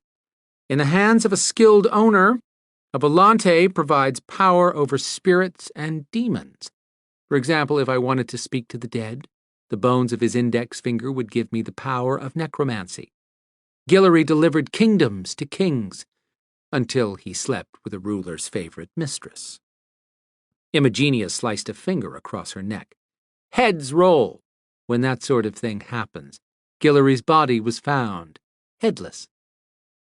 Evol didn't care about a sorcerer who couldn't keep his pants zipped, tied, or whatever they did back then. How many of those bones could be floating around? Not many, since they're illegal to trade. Then they can't be expecting a high turnout at the ABC. Oh, but they are. Imogenia preened at being the one in the know. With the Maeve making a show and cutting deals prior to the matches, they expect a very high turnout. If not for the excitement buzzing in Imogenia's voice, that would be great news about finally locating a concentrated group of alterants. What's the payoff for an alterant sponsor? Plenty if my alterant makes it to the final round. This was going to take all night. The more specific you are and the quicker you answer my questions, the better chance you'll have of leaving with Bernie. Behind Imogenia's mask, her eyes flared with anger, and her fingers curled again as if she had claws, which she didn't. She stretched her neck and gave her shoulders a little shake, then lifted her fingers to toy with a sparkling fire opal pendant caught in the valley between her breasts. After taking a breath, she finally started rattling off specifics. Stakes are highest for the alterant matches. If your alterant dies, you're out of the competition. But the last 5 to survive the finale elite rounds earn the sponsor a chance to negotiate a trade with the Maeve. Imogenia didn't have to spell it out any better. Every dark witch on the planet salivated at the idea of gaining Noire magic knowledge from the Maeve. Handing over Noire spells to 5 black witches powerful enough to have acquired alterants would be like trading the plans for a nuclear bomb to the top 5 terrorists in the human world and supplying the uranium. Right before the Maeve captured Tristan, he told Evol the Maeve were hunting alterants to use in a plan against the Beladors. What a brilliant way to capture the alterants. Let everyone else do their work by holding a competition with high stakes. Rescuing Tristan and his group, which included his sister Petrina and 2 friends, had just gotten more complicated. Now Evol had to also figure a way of preventing the Maeve from taking possession of those alterant fighters entered in the Achilles Beast Championship. But Imogenia could have lost her alterant tonight. Evol asked, "Why risk your fighter here?" "I don't have to answer," Storm cut in. "To train him." Imogenia sliced a mean look at Storm and muttered, "I wouldn't tolerate insolence."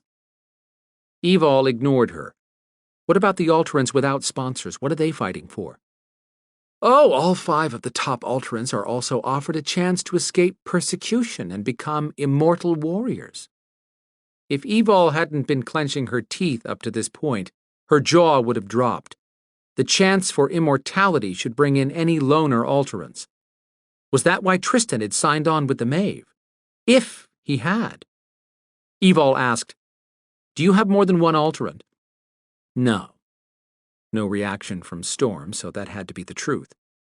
Now what? Use the intel tip Evol had been hoarding to trade with? She cast a thoughtful glance over at Bernie. I doubt I'll run across any sacred bones before the ABC, and I do plan to enter. So I may have to take your alterant after all. No! I answered your questions! Energy sizzled around Imagenia. Her hair lifted away from her shoulders and body, and her shoulders shook. But Evol couldn't pin down if the reaction was from fear or anger. Her senses picked up paranoia and worry. How often would any witch have a chance to get Wara magic from the Maeve without risk to her person? Evol said, "No, you haven't answered all my questions. You don't even know how to access Tower Maeve. I'm not feeling satisfied." But Imagenia had to be planning to show up with a Volante bone to get her alterant in. If Evol could get her hands on that, she'd have a way for herself and another Viper member to enter the championship undercover. As an alterant, Evol could enter for free if she entered as a fighter. But she couldn't do that unless she wanted to die, since she was forbidden from fully shifting. A Volante would guarantee her access if she had someone else with her, someone other than Storm. No more death fights for him. Evol would not allow him to put his life at risk for her again, and definitely not for Viper. Sen could choose who went in undercover as a fighter. Imagenia worried the chain holding her pendant. "What else do you want to know?" Evol crossed her arms, tapping a thumb against her bicep. "To be honest, I'd rather enter my shifter in the ABC than your alterant, so here's the deal. I keep your alterant until you bring me a Volante bone. Then you get Bernie back. Simple as a pawn deal." Imagenia released her necklace and fisted her hands. When she spoke, it was in a voice meant to raise the hair on any living creature. "He's my alterant." The witch must be drinking her own cauldron brews. She was as jumpy as a crack house junkie. Imagenia took a ragged breath and, on the exhale, calmed down, but still threatened. "If I go to the Domjon and he believes you're dealing in bad faith, he'll rule in my favor. If that happens, I walk away with both fighters." Ah, crap. If I back off now, she'll know she has me and turn the tables. In spite of that threat freezing the blood in her veins, Evol forced a confident expression and responded as if nothing mattered. "Maybe, but what if he doesn't? You'll lose your alterant for sure, because I won't continue to negotiate at that point." Imagenia became very still. Evol pressed her slight advantage. "Seems like you'd know where to get a bone if you were all set on entering Bernie. If you can't tell me how to get into Tower Maeve, and you don't have a bone, we're at a stalemate for a satisfied deal." Imagenia spent the next few seconds stewing, until her mask lit up a bright, blinding white. When her mask settled down to a soft glow, she released a stream of air from between clenched teeth and said, "I have a Volante." "Where?"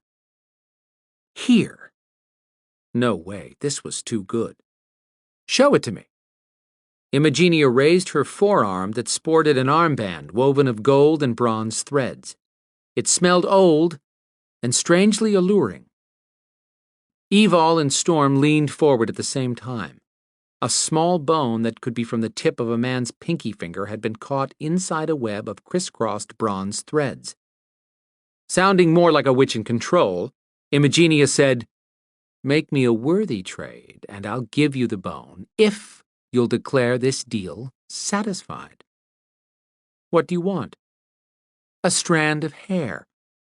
Storm's jaw flexed against the no Evol knew he wanted to shout.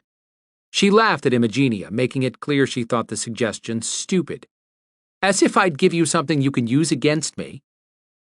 "I use hair for many things. It's not always about the donor."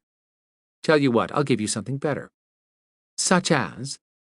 "The name of a witch in your coven who wants to take over. and it tends to use you for a blood sacrifice to do it. The witch's mouth dropped open in shock. You're lying.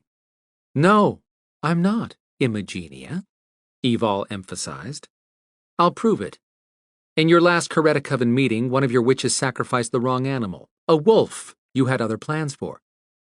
How could you? Let's not waste time asking who told me that or how I know your name. I needed something to trade for information that I heard you had on Tristan and the Maeve. Do you have anything else to tell me about those two? No. Evol checked Storm, who lifted his chin, confirming the witch wasn't jerking Evol around. She turned back to Imogenia. I'll make a final offer. You hand over the bone. I give you the witch's name. We call it even. Bernie leaves with you. Agreed. Storm asked, How will you get your alterant into the ABC? Imogenia smiled. I have a source. Now I want that traitor's name. Fury seething in Imogenia's eyes this time was clearly for the traitor. The bone first. This armband must be given and accepted. You have to want the Volante. Do you want it, and do you accept possession once I take it off? Storm growled in aggravation, but Evol rolled her eyes and said, Yes, can we get on with this? Your arm must be free of tattoos, piercings, jewelry, anything from the elbow to your fingers. When Evol shoved her sleeve back, showing that she had nothing but bare arm, Imogenia lifted her arm and whispered, I am gifting you to another. Release. The armband unclasped, dropping into the witch's waiting hand. Evol held out her palm to accept the jewelry. Imogenia slapped the armband on Evol's forearm, and the clasp clicked shut. Storm moved as fast as a thrown dagger, grabbing the witch by her throat. He lifted her off the ground. Get it off of her, now! Everything around Evol blurred at the edges. Imogenia flailed her arms, eyes bulging. She squeezed out, She! Evol stared at the band, locked on her arm, and had the strangest, relaxed sensation, as if nothing was an issue. She didn't feel any tingling or power sensation, just a sense that all channels were open and flowing in her body. A gurgling noise drew her attention from the armband to Imogenia's mouth, which was pulsing like that of a fish out of water gasping for air. Evol shook her head, and everything came back into focus. She didn't know the rules of a beast club, but she doubted she and Storm would walk out of here alive if he killed a sponsor. She touched his arm. Put her down. The armband isn't doing anything to me. He reluctantly lowered Imogenia until the woman's kicking feet hit dirt, but he kept his fingers around her throat and demanded, Why do you smell of licorice? What? Imogenia's eyes were still bulging. Incense! Bought it! He growled at Imogenia. Take off the armband and hand her the finger bone. Imogenia coughed and sputtered. Evol said, Let her breathe, Storm. When he released the witch reluctantly, Evol told Imogenia, Now take it off. Imogenia rubbed her neck, then held up shaky fingers. Give me a chance to explain. The bone was already woven into the armband when it was gifted to me and can't be removed. The gold and bronze is 5 centuries old and protects the Volante powers. Nodding at Evol, Imogenia continued. She'll have to free the armband the same way when she hands it over to the next owner, or the bone will attack her. It resents being stolen. Every time it moves from one person to the next, it must be passed as a gift, or it attacks both the new owner and the previous one. And, Imogenia's eyes smirked at Storm, if you give it to a shifter, they can't shift. A pet bone with emotional issues, just what Evol needed. Can I take it off to shower or go to bed? No, the Volante will retaliate if you try to remove it for any reason other than gifting the armband to a person who accepts it. Retaliate? How? You'll be blinded. Imogenia looked at Storm, whose chest moved up and down with angry breaths. I'm telling the truth. What else do I need to know about this thing? Evol asked, eyeing the creepy armband. Imogenia must not have answered quickly enough to suit Storm. He growled at her, and the witch started issuing instructions. Before you give it away, you have to take full possession by telling the bone it belongs to you. Evol felt heat around her wrist. When? Sooner than later. It will get hot when it's angry to the point of a burn scar if you wait too long. Then the bone will burn through your arm. Once that starts, your body begins to die. Is it warm yet? Yes, Evol hissed. Then talk to it. I can't believe I have to. The skin on her arm felt as though she held it in a flame. Okay. Evol lifted the bone into view. You belong to me. She'd read her horoscope in the paper this morning. There hadn't been one word about owning slave fighters or sentient cadaver bones. Imogenia continued her directives. When you're ready to hand off the volante, do the same thing I did. Just tell the bone that you're giving it as a gift. Then order it to release and put the armband on the arm of the new owner. Storm stared at Evol's arm, then warned Imogenia in a low voice, If that bone harms her, expect to see me again. If she does what I told her, she'll be fine. He wasn't sold. Did you give her that armband to harm her in any way? No. How will it affect her? Unless she uses it in the dark arts, this bone's power will only enhance her desire for whatever she wants.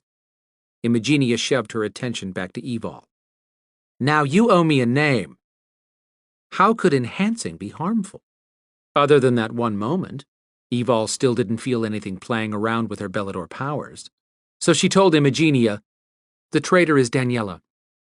That evil backstabbing bitch! Imogenia waved her hands and muttered a string of words, then turned to Evol. I've cleared the shielding spell. We're done. When the witch took a step to leave, Evol said, One more thing. What? Imogenia snarled, hair whipping around when she spun to face Evol and Storm. Viper needed the name of the person who'd be offering the trade at the games. The person who would spend eternity locked away for stealing Noira magic. Who's negotiating on behalf of the Maeve for the 5 alterants at the end of the ABC? Tristan. He's in charge of all alterants for the Maeve. Tristan? You held that back. I did not. Thought you knew that. It's common knowledge. How will anyone believe him? Imogenia muttered something to herself. Do I look like your tour guide? Evol took a menacing step toward her and said, Do I look like someone with patience? Imogenia didn't cower, but she did back down in a silent standoff. I didn't agree not to warn Daniela that you're coming for her, Evol pointed out. You tell me why anyone would accept the Maeve's word and how I find the ABC location. Daniela's all yours. That got through to Imogenia. The Maeve are sponsoring this championship and have given a blood oath to back their offer. Plus, the Maeve are sending a woman with Tristan, and she'll be ordered to state the agreement the Maeve have made under a truth test. If she fails the test, she'll die on the spot. But the host is not saying any more than that, so there's no way to prepare for the truth test. And access to Cumberland. Imogenia muttered to herself about dragging this out. The host will arrange for boats that carry non-humans, and those boats will know where to go. I don't know the pickup point yet, but the source who told me about this beast club is finding out for me, so ask your source. Evol didn't have a source except Grady. If he'd known any more, he'd have told her. Not waiting for another comment from Evol, Imogenia waved at the Domjon to get his attention. When his gaze shot to Evol, she lifted her thumb up, signaling they'd reached an agreement. How was she going to find out the pickup point? The witch strode off in a huff. Evol turned to Storm. Tristan wouldn't work for the Maeve. Storm's attention stayed on the witch, who slowed long enough to drag poor, naked Bernie to his feet, then exited the fight camp. She was telling the truth. But even I'm surprised at Tristan helping the Maeve. Maybe he's suffering from Stockholm Syndrome. Or Tristan may be compelled. But without any way of proving it, he'll be as guilty as the Maeve once he does this. She had the sudden urge to hunt down Kazira, the Maeve priestess who'd captured Tristan, and choke her until she released him. What had Quinn ever seen in Kazira? As Quinn's best friend, Evol tried to be open-minded about Quinn's mysterious history with the Maeve priestess. but he was a Belador who deserved a woman worthy of him. He shouldn't be friends with the enemy, and Evol would tell him the next time she saw him. The Maeve were a bunch of murdering witches and warlocks who deserved to die slowly. Fury blazed through her, demanding justice. Now. Evol? Storm asked softly. What's wrong? At the sound of his voice, she blinked, surprised she'd forgotten he was standing there, or where she was for that matter. She never lost touch, especially in a dangerous environment. It grated on her that she had this time, which came through her voice when she answered with a sharp, "Nothing's wrong." Storm studied her with concern. "Did you forget that you can't lie to me?" "Well, yes." She pinched the bridge of her nose, confused at the burst of anger. Storm was right earlier when he said she needed sleep. "Sorry, just worried about Tristan, and his sister, and his 2 friends captured with him." She looked around. "Can we leave now that you fought someone?" Storm studied her an extra second, then said, "We're done once we tell the Domjon we'll forfeit so Zymon's beast can win my category. Let's get out of here. I need to figure out some things. Like how she was going to convince anyone to help Tristan now. Viper, Matcha, and the Beladors would expect her to hunt Tristan and any other alterant aligned with the Maeve. Evol had to get inside the Beast Championship, without Storm involved, and convince Tristan to leave with her. She might as well bet on world peace as long as she was going for long shots. Chapter 5. Hiking a mile up one side of a mountain, then back down the other side at 3 in the morning in the face of a chilly breeze should have taken the edge off of Storm's frustration. But no, he still wanted to rip something to pieces. Evol's emotions had been flying around from anger to worry to irritation to anxiety to fury to something that felt very much like desire. That last one might bring on the Hallelujah chorus if not for his concern over her unusual roller coaster emotions. Evol looked over at him, gaze dropping to the belt he now wore again. "You never told me what that stone from your belt buckle was worth." "Not going to, either. It's replaceable. But she wasn't, and that bone put her at risk." He groused, "That armband is coming off, tonight." "No, it's not," Evol argued. "You heard Imagenia. I can only give it to someone who wants it." "I'll take it." "You don't want this thing. You couldn't shift into your jaguar form with this locked on your arm." "You can't shift either," he pointed out. "I'm not supposed to unless I want to face a tribunal hearing or get torched by Matcha, so there's no harm in it being on my arm." She stalked along beside him. "It's fine, Storm. I'm fine." "No, you're not. You lost contact with me and your surroundings back there. I could feel the aggression rolling off of you."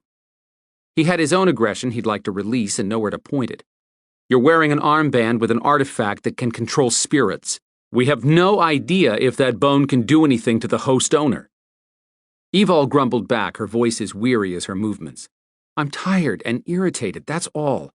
I just found out that Tristan's in a worse jam than I thought, and I'm not sure how to help him now." "That worthless alterant is going to get you killed." If that happened, Tristan would need the entire Maeve Coven at his side when Storm went after him. "I know what you're thinking." "Oh, really? You're telepathic now?" She hadn't been this antagonistic since they first met, but he ignored the bite in her voice that a few hours of sleep might help. "You're planning on going into that Beast Championship, which is the last place you should be. The Maeve are actively looking for alterants, and you already know they're after you and don't need to see your neon green eyes to recognize you on sight." He shook his head. "My choice." He would not snap at her. She didn't mean to sound so cold and distant. It was the Volante bone and exhaustion. "What if Tristan signed on voluntarily with the dark side?" "I have to give him the benefit of the doubt, a chance to walk away." "And what if he hands you over to them?" She walked along silently for another minute, then said, "He won't do that." Her sense of loyalty was both admirable and damned irritating, because she gave it to someone who didn't deserve the sacrifice she would make. "If you're determined to go into the games, I'll be your fighter." "No, you're not risking your life again for this. It's not your problem." Storm stopped. When she did, too, and turned to him, he cupped her chin and cheek with his hand. That's my choice. You need a way to get inside the ABC and unload that armband. If you're going in, then I'm going with you. I have an idea of what to do. Take that armband to Viper? Wind whistled through the trees and swirled loose hairs around Evol's face. She swiped them out of her eyes.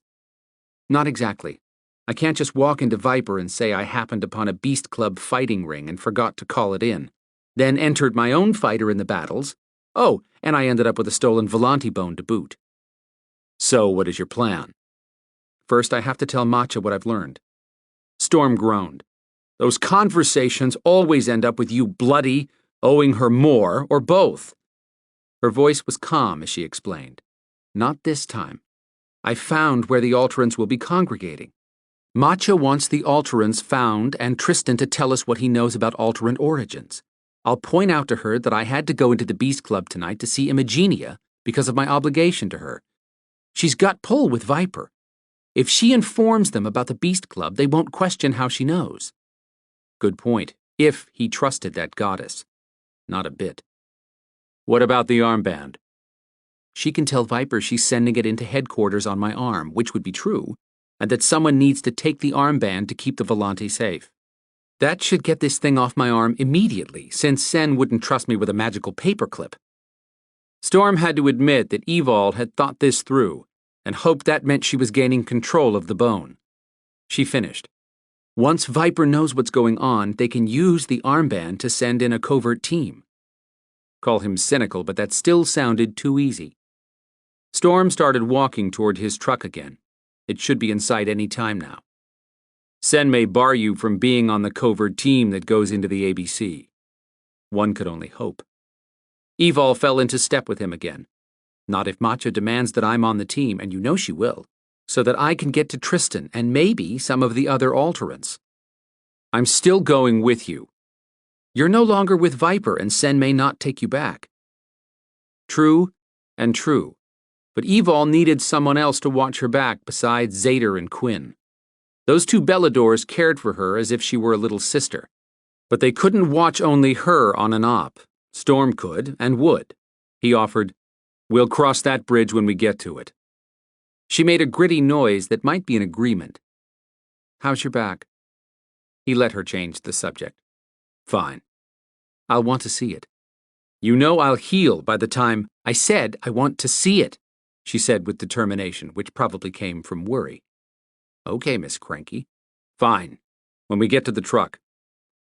She picked up the pace down the rolling elevation to the foot of the mountain, where pine trees swayed in the breeze. Evol reached the sport utility vehicle and turned to him with a stubborn look burning in her eyes. She knew he could draw on his Jaguar powers to heal and had already started the process, but she had that single-minded look, and he wanted her calm for the drive back so she might sleep. She'd had no real rest in over 3 days. Reaching his SUV, Storm opened the door to the back seat on the driver's side, shrugged out of his jacket, then tossed it in. No interior lights came on. He disconnected those for situations just like this one. It would have been simpler to wait until he got home to remove his shirt and use a healing chant to aid his powers in sealing the cuts, but the smell of his blood might be bothering her, reminding her of the fight. So he yanked off his shirt, ripping open the scab that had already formed. She walked around to the passenger side and pulled out a bottle of water from the console. When she returned to his side, she snagged the shirt from his hand and ordered, "Turn around." Any other time, he'd find her bossiness sexy, but there'd been nothing playful in her tone. Worry poured off of her in angry waves. The things a man did for a woman. He complied, closing the door, then putting his crossed arms against the top of the car and leaning on them. She grumbled under her breath about how letting him fight was stupid, just as he'd thought she was stressing over his fight with the Alterant. Water sloshed behind him. Then the wet rag brushed gently across his back. He still flinched from the cold contact. Good thing he kept an extra change of clothes in his truck. While he let her clean off the blood, he tried to be at ease with her attention, but just having her hands so close to him raised an interest he'd be hard-pressed to hide soon. He hadn't been injured enough to warrant this much concern. The cuts were more nuisance than serious for him, and she knew that. Evol didn't nurture, but like everything else she did when she cared about someone, it was all or none. That meant she'd dive into battle with any creature if it meant protecting the ones who mattered to her. But she was no Florence Nightingale, not that he was complaining, especially when her fingers grazed his skin. Heat blazed a trail from his back to his groin from just that slight touch. No longer grouching at him, she moved the rag over his skin slowly in what she probably thought was a soothing way, but having her touch him was killing him. He stayed in perpetual arousal around her as it was. Shutting his eyes, he tried to focus on the cold mountain air, the soft breeze, anything but how much he wanted her hands everywhere on his skin. This was neither the time nor the place. Tell your body that. The rag disappeared. Her hands slid up his back, slowly, inching her way to his shoulders. Really? He froze, straining not to flex muscles that urged him to push against her hands. Her warm touch crawled up his neck, fingers gliding through his hair, then moving back over his shoulders and along his arms. She paused, then placed her hands on each side of his waist. His lungs tightened, holding his next breath while he waited to see what she'd do. In the past few weeks, she'd become more trusting of his advances, more open to the first stages of passion. But her instigating this much touching was unexpected. Her fingers slid around front to where she ran her hands over his stomach. That brought her chest to his back. Her breasts nudged him. Blood surged in his groin. His heart beat out of control. He'd known this moment when she'd be ready for intimacy was coming, but damn, he hadn't wanted it out here in the woods. What had brought out her amorous side tonight? Seeing Storm so close to being killed? He'd envisioned her naked in front of a roaring fire, or spread across his bed, or under a rush of water in his shower. She hugged him. Her fingers inched up to hook his shoulders. Sweat beaded on his forehead. He had to be careful with his next move. Someone had hurt her physically in the past, to the point that she avoided intimacy. She was afraid of losing control of her beast and killing him. He'd intended to spend hours, when the time was right, taking it slow, halting the minute she showed any sign of panic. But not here. With natural and unnatural creatures roaming this mountain, this was the last place he would lower his guard to put all his attention on her. On the other hand, if he stopped her now, she'd feel rejected. She kissed his back and moved her fingers down to toy with his nipples. Erotic chills skittered across his skin. He shook with the effort of holding back, caught in indecision. His heart thudded each beat, a fist pounding his chest. If he got any harder, he'd burst out of his jeans. Easing away from the truck, he lifted his arms and turned slowly until he had her wrapped up against him. She laughed, and the sound floated around him, warming his heart when she hugged him back. This was the woman he wanted with all his being. When she lifted her head, her eyes were hidden behind the dark sunglasses. She could take those off with so little moonlight filtering down through the trees above them. But he didn't need to see her eyes to know she was happy. Pleasure flowed from her, wafting across his empathic senses. Then her desire rushed around him, flooding his senses as if released from a gate. Hell yes, he wanted this. Wanted her. She licked his chest, and he shuddered. Protecting the hellion came first, but that didn't mean they couldn't indulge in a few minutes of play. He'd scent anyone long before they got close. Slowly, carefully, as always, he lowered his head and kissed her. His lips melded with hers. His kisses had been the one pleasure she'd taken to enthusiastically from the start, even when they'd first met as adversaries. Holding her head, he turned her gently for better access, deepening the kiss little by little. Energy surged through his veins. His jaguar growled for more, to mark her as his, to mate. But Evol's skin was hot, so hot it felt combustible, and that had him thinking about combusting. Evol's passion ignited suddenly. She grabbed his hair, yanking him closer and kissing him as though fire roared through her blood. She ground her hips against him, rubbing the rigid erection already aching inside his pants. He clenched his jaw and groaned at the throbbing. That was his Evol, never halfway in on anything. She finally trusted him enough to let go and explore what had sizzled between them for weeks. Felt like eons. He loved her mouth, gorged himself on her. Don't rush her. Just one more step forward for now. Holding her head with one hand, he moved his other to tug the bottom of her t-shirt free and slide his hand up silky skin. She shivered as he caressed his way up to her sweet breast. No bra. Mercy. His thumb brushed across the beaded tip, and she sucked in a harsh breath. Oh, yes. Damn right. He kissed her with raw passion, no holding back, a kiss that told her everything he wanted to do to her and more. Her tongue danced with his in a sensual tangle. His fingers played with one breast, then the other until she was shaking with need. Hell, he was shaking with need. An earthy moan escaped her. Another sound like that, and he dropped to his knees and gave her everything she wanted. She hissed and arched her hips forward, and every muscle in his body clenched when she brushed his erection with bold intention. She bit his lip gently, then licked it, soothing any pain. Heat built low and pooled in his balls. She was so potent that touching her was killing brain cells by the second. He had to slow down or he'd rip her clothes off right here and now. Just as he lifted his head to catch a breath and suggest they make plans to go horizontal in a comfortable spot at home, she unsnapped his jeans and shoved her hand inside to grasp him. Holy shit. He couldn't breathe. Wicked intentions bubbled in her laugh. She stroked up and down. He shuddered, fighting against the climax threatening to explode through him, and grabbed her wrist. Hold it, Houston, we got a problem. Pulling her hand up, he understood the meaning of agony when her fingers released him. Lust clouded his mind. He had to think. Hard to do when not a drop of blood stayed in his brain with a party going on in his crotch. What's wrong? She demanded. At least she hadn't sounded hurt like he expected.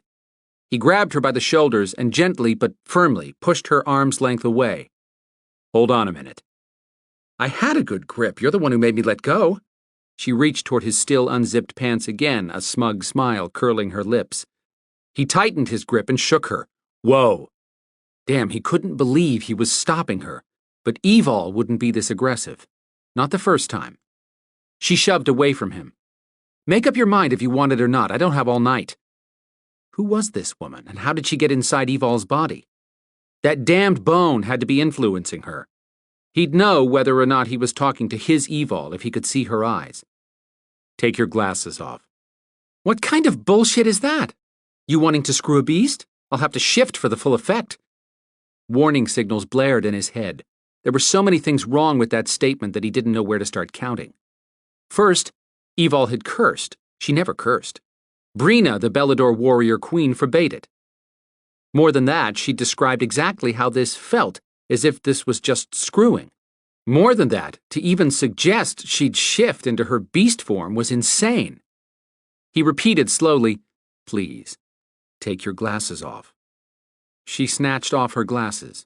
Green eyes glowed in her face, standard for an alterant. But a fog dimmed her glowing eyes as if she had glazed vision. Just as he'd thought. That bone. He had to figure out. She slapped the glasses against her leg. Now, do you want to get back to it, or do I have to go find someone more willing? The streak of jealousy that shot through him drove a feral growl from the depths of his chest. Evol blinked, face rigid with anger. Then she stepped back and stomped her boots, releasing hidden blades. Oh boy, here came the warrior. He had to get himself under control first, which was no small effort with his body begging for release, and her standing there offering him what he'd dreamed about every night he had slept recently. He held up a hand, asking her silently to give him a minute, then scrubbed his hands over his face. Think. That wasn't Evol talking. In his fantasy, she wanted sex any time of day. She kept slapping her sunglasses impatiently against her thigh, drawing his eyes down her arm. How was he going to get that damned bone off her arm? He didn't know, but in the meantime he had to help her gain control. Taking another breath to bring a calm he didn't feel to his words, he told her, The armband is influencing you, Evol. She glared at him and huffed out a chesty breath of aggravation. If you don't want me, just say so. Don't give me lame excuses. As if. Oh, I want you, sweetheart. But not like this. Seeing a glimmer of the woman he knew, whose eyes softened when he called her sweetheart, gave him a boost of encouragement, but this wasn't settled yet. I want you so much, I ache. But I want you when you're the only one making the decisions. Her eyes turned stony with threat. I am making the decisions. If we're done here, I'm heading out to find someone who'll satisfy me. Stay out of my way or I'll hurt you. Definitely not Evol talking. Storm kept a lid on his rage this time, but she would act on her words over his dead body if he didn't get her out of this situation for now. He could end up bloody trying to get her to listen, but he had to help her get a rein on her emotions. You don't have to look for someone else. He used his most accommodating voice, then added in a husky tone, I'll take care of you. She grinned at him, as if he'd just agreed to be her full-time man toy. Talk about missed opportunities. Could he temporarily block the bone's influence long enough to get through to the real Evol? Maybe, if she gave him the time he needed for the spell to work. But if she figured out what he was doing too soon, she might go from being aroused to furious. That could end with her shifting into her beast and killing him, because he would cut his arms off before he harmed her. Smiling to keep up the charade, he said, Ready for something special? Her eyes glowed brighter, almost as bright as the dazzling smile she gave him. Absolutely. Bring it. Then close your eyes and cover your ears with your hands. That earned him a confused frown. Why? Closing off your senses heightens your sensitivity to touch. True, but he was playing on her sexual naivete. She might be able to kill a demon 6 different ways, but she'd had very little experience with men. Oh, okay. Hooking her glasses in the opening of her shirt, she slapped her hands over her ears and closed her eyes. As if the real Evol would go along with anything that easily. Keeping his voice soft, he immediately started chanting words he'd learned among the Ashaninka tribe where he'd grown up, and moved in a slow circle around her. By the time he reached her front again, her smile had deteriorated into a flat line of discontent. A crease formed at the bridge of her nose with her concentration. His words were getting past her hands. She was hearing him. Her eyes flew open, glaring with promise of retaliation. She dropped her hands and balled them into fists. You lied to me! He kept chanting, his voice growing stronger. It wasn't working. Storm could feel the bone's power fighting him, trying to push him away. Moving back a step out of her reach, he shouted native words in his chant, telling the bone, You can't have her. She's mine. She took a step toward him, fists cocked. Stop it. I told you never to use your magic on me. True, he'd just broken his word, but he'd do far worse to guard her from harm. His chants were loud now, harsh, biting sounds he forced power into, rushing the spell. Damn you! She dove at him, hands stretched out toward his neck. Just as he raised his arms to deflect her hands, Evol's face changed in mid-flight from fury to confusion. He caught her when she fell against him, limp from the sudden loss of the unknown power. Chugging in deep breaths, he lifted her up and hugged her close, whispering words to soothe her. She panted and trembled as if she'd run to the top of Mount Everest. Their hearts beat in a staccato, so fast he couldn't tell his from hers. She got her footing and tightened her grip on his arms, then pushed up to bear her own weight. He let her ease back, but he held on, watching a mix of emotions flash through her eyes until one came through clearly. Humiliation. Damn that witch to an eternal hell. He couldn't let go of Evol yet, not with her looking at him as though she'd degraded herself. She drew in a deep breath and said, That was not you, sweetheart. It's that freaking bone. It started to influence you as soon as it wrapped around your arm back at the Beast Club. Evol looked down at her wrist, then back at him. What's it doing? Imagenia said unless you intended to use it for dark arts, it only enhances your desire. I'm guessing it amplifies or boosts your intention to get what you want. I think when you want something, the bone drives more power into that want until it overrides everything else, demanding you fulfill the urge or desire above all. Nodding her head, she looked away, eyes glancing here and there. I can't tell when anything changes. I need to figure out when the Volante's power is taking over. He thought on that and recalled how her skin had turned to fire as he held her. Try to notice when your skin heats up. I could feel it getting hotter as that armband influenced you. She lifted her gaze back to his with a wry smile tilting her lips. Sure that wasn't your influence? Glad to hear amusement in her voice after what she'd just gone through. He leaned close, inhaling her delicious scent. You'll know when it's me, and I'll make you hot in a far better way. She shivered, and he knew damn well she wasn't cold. Careful, she warned, or we'll be right back where we started. But she'd said that in a breathless voice that was so damn sexy it rode along his senses, stroking him even harder.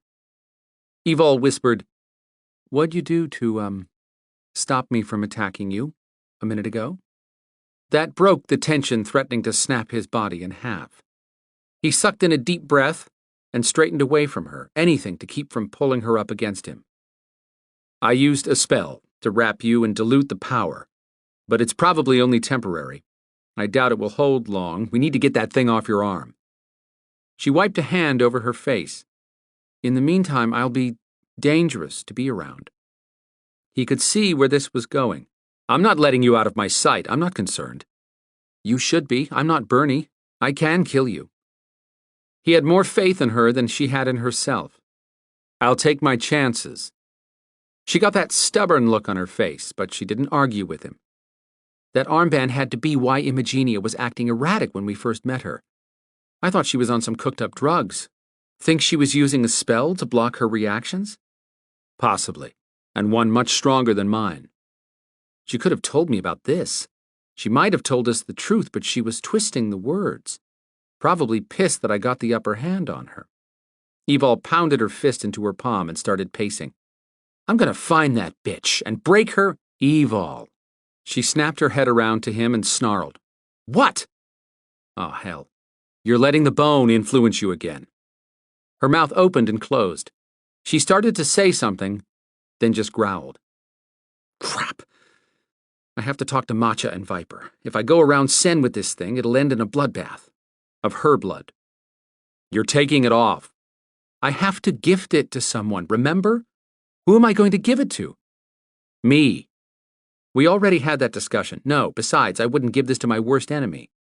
She rubbed her arm. I'm tired, Storm. I need to go home and get some sleep. Telling Evol he wanted her close to keep her safe would probably set her off again. But he couldn't leave her alone with her wearing the powerful artifact. You're staying at my place. No. Didn't she realize this was not up for debate? She wasn't safe being out alone when anyone could trigger a reaction from her. Why not? I don't want to replay a Sex in the Country. You know I won't do anything. I'm worried about what I might do to you, Storm. Plus, I need to talk to Matcha before she hears about these games another way and thinks I'm holding back information. Had she lost her mind? Talk to Matcha while you're wearing an ancient bone that shoves your pissed-off level into hyperspeed? She's dynamite and you're a hot fuse. She raises your hackles when she's in a good mood, and right now she's at the end of her patience with Alterans. Snarl at her once, and she'll destroy you with a flip of her finger. You can't do this. Evol leaned forward, her mouth rigid as she gritted her teeth against unleashed anger. I am doing this, so let's hope your spell helps channel my inner passive child. Yeah, right. She didn't have a passive bone in her body, and there wasn't a spell on this earth that would turn her into a docile woman. Chapter 6. Storm drove through downtown Atlanta with one hand on the steering wheel and his other toying with a strand of Evol's dark hair while she slept in the passenger seat. This woman had breathed life back into his heart, had made him care about living again. How was he going to keep the hard-hearted Alterans safe? If his visions and his spirit guide were right about the witch doctor from South America being close, he had to figure a way to keep that bitch away from Evol, especially with Evol's control compromised. Turning off Marietta Street, he drove down to an area below the main street levels. His truck tires bumped over the rails of an old train track that gave history to the iconic underground Atlanta entertainment mall. Jostled mildly, Evol slept like the dead, just as she had for the whole trip back from the mountains. He didn't want to wake her, but she had less than 15 minutes to get inside her apartment before light leaking over the eastern horizon turned into full-blown daylight. He didn't want to leave her either, but he'd finally relented when she'd argued she wouldn't rest if she spent the whole time worrying about what she might do to him. Also, with her safe in her underground apartment, he'd have time to do some tracking. Driving across the last section of the cracked concrete lot where knee-high weeds sprouted, he parked in front of a crumbling brick building that shielded Evol's basement home, and sat there for several seconds, indulging in a stolen moment. Just the two of them, no one to save, no one to kill, what he wouldn't give to make this time stretch into infinity. He leaned over the console and kissed her softly. She woke with a start, alert. Her bright green eyes met his. He'd taken her sunglasses off when she'd fallen asleep. They were parked in the dark shadow of the building, where no light could harm her eyes. Evol breathed deeply and smiled. Sunshine came in many forms. The ball of fire that burst into the sky daily had nothing on one of her smiles. She leaned forward and kissed him back, fingers gliding into his hair, then curving around the back of his head to pull him closer. And just like that, he had the erection from hell. He held her face, tasting slowly when he practically shook with wanting her. When he traced his fingers down to her shoulder, he slipped his hand around her neck. Her skin started to heat, but he was ready this time and broke the kiss, or tried to. She wrenched him closer, kissing with more urgency. "Evol, honey," he murmured when he could get a word out. "I have to stop." "No." He didn't dare grab her this time, no sudden moves unless he wanted to go airborne. Instead, he said, "The armband." She paused, kissed him again, then paused once more, hesitating with indecision. But this time she pulled away and released a sigh weighted with frustration. He could sympathize. Frustration had become a natural state for him, but it appeared that some of his spell was still holding. "Are you sure you'll be okay?" "Yes." She snagged her glasses off the dash and shoved them onto her face before opening the door to get out. He met her at the front of the truck. Light glowed in the eastern sky, but she had 11 minutes left until the first rays of the sun broke the horizon. He wanted 8 of those, but wouldn't push her for more than she could handle right now, so he stood a few steps back, hands loose at his sides. Had to be ready for anything. She crossed the few steps separating them and lifted her fingers to his chin, then her lips to his, kissing him gently. Pinning his hands at his sides to keep from touching her took all the control he had left. A man could only resist so much. When she moved back, she kept her fingers on his face. "I'm ready for more. For us." Words he dreamed about hearing. "You have no idea how much I'd like that to be the case, but nothing." She lifted her glasses long enough for him to see her clear gaze before she dropped them back into place. "This is me, Storm, not the bone. You said to trust you. When I get this thing off my arm, I want to try. With you." Those words hadn't come easily. Her pride had prevented her from taking the plunge before now and either making a fool of herself or harming him. But that same pride forced her to face her fears, to meet him on equal footing.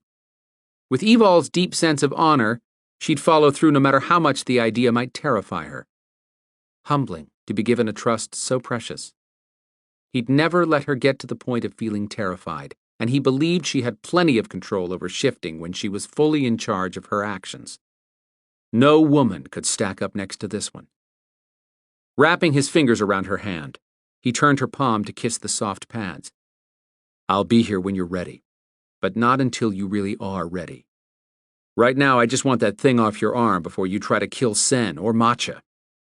She laughed. "Let's hope I have more control around those two than I seem to have around you." He'd like to be near when she saw those two. "Where are you meeting Matcha?" "Upstairs here in the building, on the roof." Evol would be in her apartment until dark, which would give him time he needed. Come to my place before you go to Viper. I don't want you signing on with Viper again, not for this alterant issue. I'll be looking for you. She rolled her eyes and grumbled something acerbic under her breath. This is my fight. Even if you sign on with Viper again, only 2 people can get into the Beast Championship with this armband. I'll probably have to argue hard to get on that Viper team, but Matcha's opinion should sway Sen. I'm telling you right now that I'm not going to vote for you to go, so you have no reason to come back to Viper. With my background, I'm the best piece of intel on these beast fights, and I plan to dig up more on the ABC. That made Storm the prime candidate to be entered as a fighter, something Zader would agree with. The only other choice would be entering Evol, but she couldn't shift into her alterant beast state, so she couldn't possibly fight another alterant and win. Didn't matter.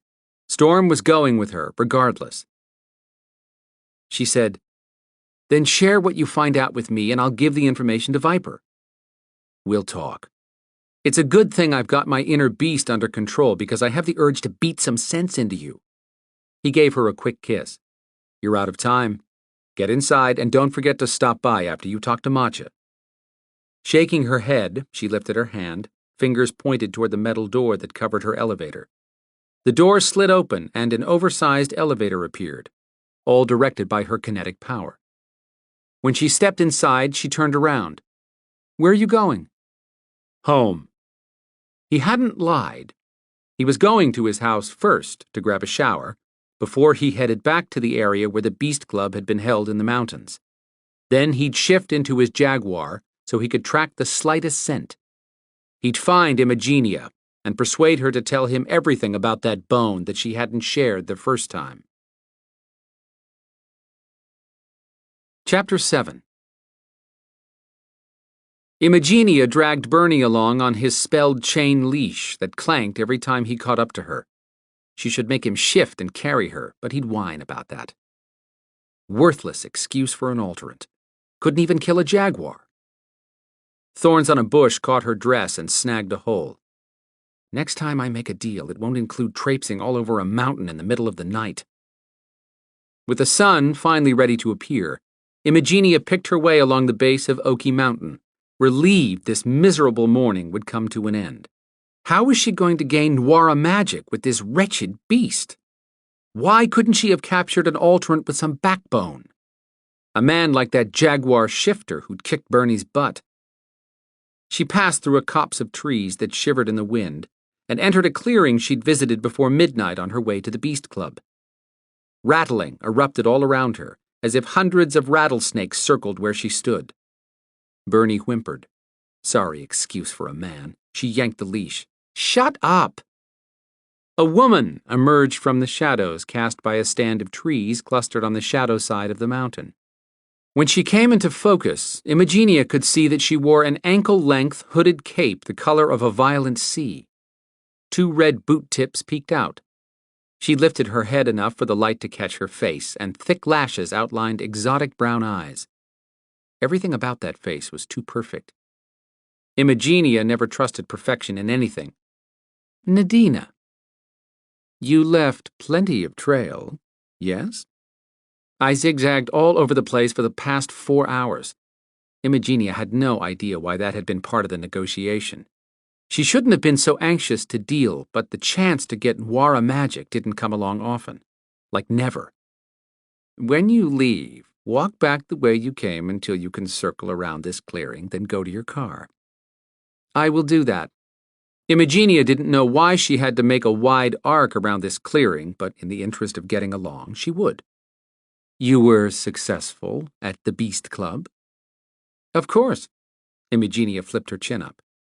Not like I would have missed finding the target. Talk about diva attitude. She was the only woman wearing sunglasses at night. It turned out better than I expected. Bueno. Except for one thing. What? One word shouldn't raise the hairs along Imagenia's arms, but Nadina had loaded that one with plenty of threat. Did you know Daniela was a traitor in my coven? Of course. Do not look so put upon. Evol needed something to trade with you. You better hope I never see a chance for payback. So Evol was the name of that mouthy bitch with the jaguar. Well, I have no strand of hair from her because she had Daniela to bargain with. Nadina studied on that for a moment. What of the armband? It is now on her arm, yes? Yes, Imogenia stressed impatiently. Nadina must normally deal with morons to keep asking me stupid questions. I told you I was successful. Waving a hand tipped with long red nails, Nadina said, Then the strand of hair is of no importance.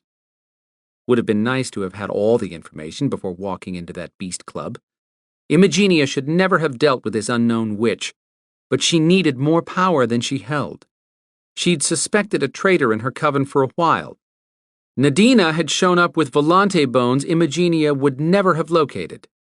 Even for one who practiced dark magic, Nadina had some serious connections. The Noira spell Nadina agreed to give her in exchange for getting the armband locked on Evol had seemed like a small favor, until the woman's jaguar almost killed Bernie. Back to Daniela. You should be thankful. Now you know about Daniela. Consider it a bonus. How did you find out? I have my ways, just as you do. Had I not gotten that information to Evol, she would have had no reason to come looking for you, comprendo? Imogenia had enough survival sense to be careful around an unknown dark witch, but no witch played with her and got away with it. Who else knows about Daniela? A ghoul in Atlanta. Night stalkers? They'll talk to anyone with power who shakes their hand. Nadina had that cat-sly look on her face. No, they won't. I've taken care of that. How? Come to me, my Landgau, Nadina said in response. Imogenia started to ask what this certifiable witch was talking about, when a dark figure moved into the clearing.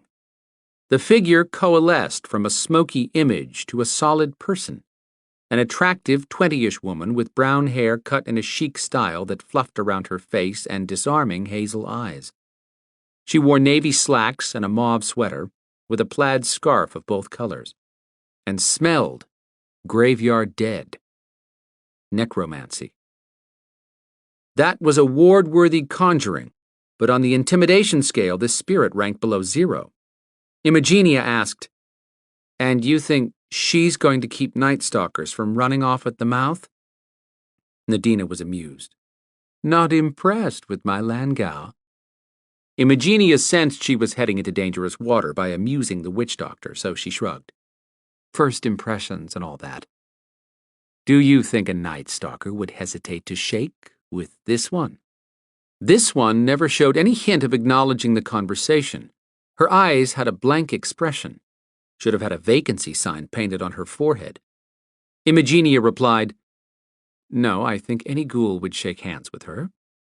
That is exactly why I have 5 of these in Atlanta right now, searching for Night Stalkers and shaking hands, which infects the ghoul with a highly contagious virus. The infection is then passed by handshake to preternaturals, where it attacks their abilities. Kinetics become faulty and weak. The virus passes through telepathy, too, then attacks the host. Word is already getting around to avoid shaking with a Night Stalker.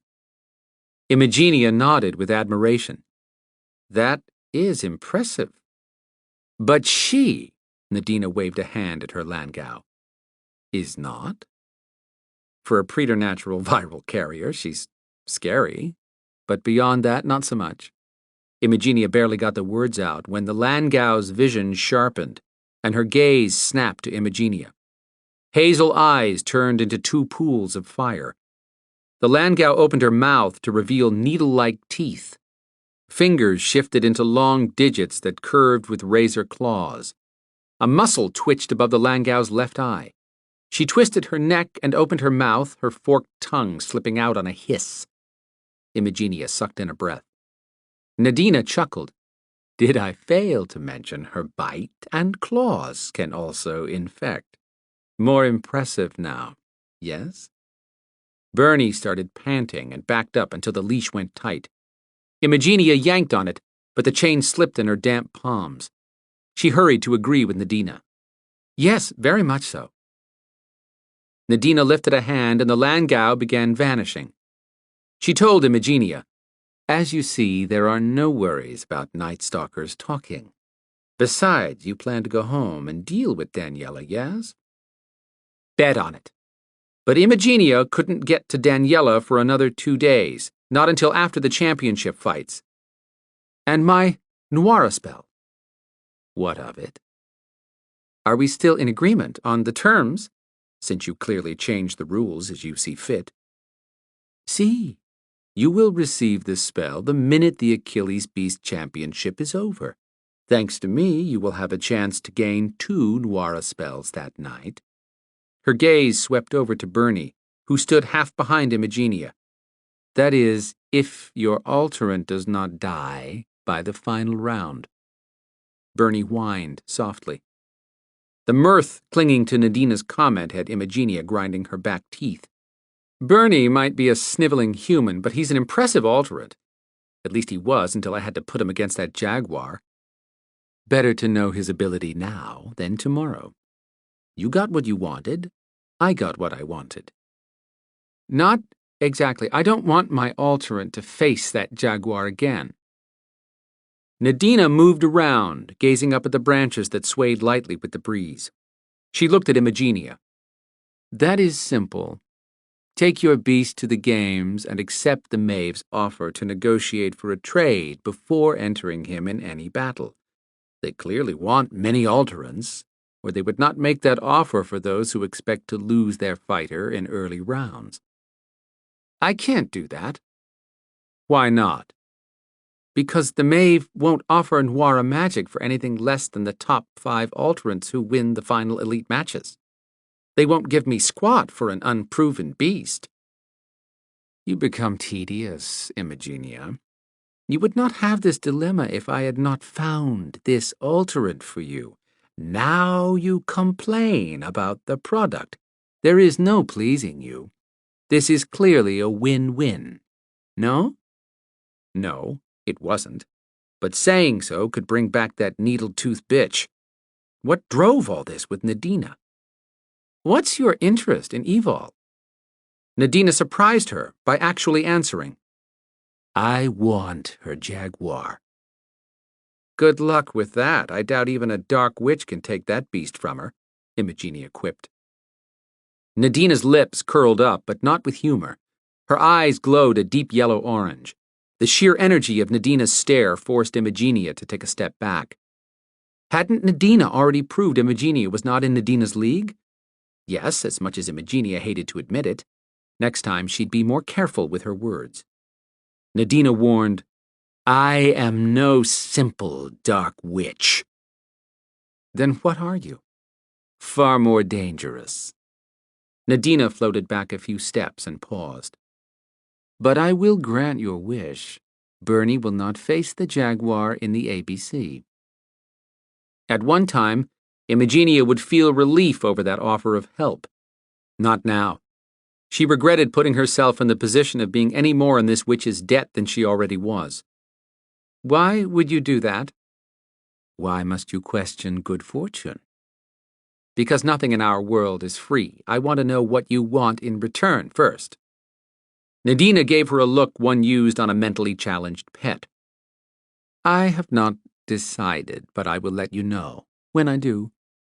No, no, no. And Imogenia had no desire to be at this woman's beck and call.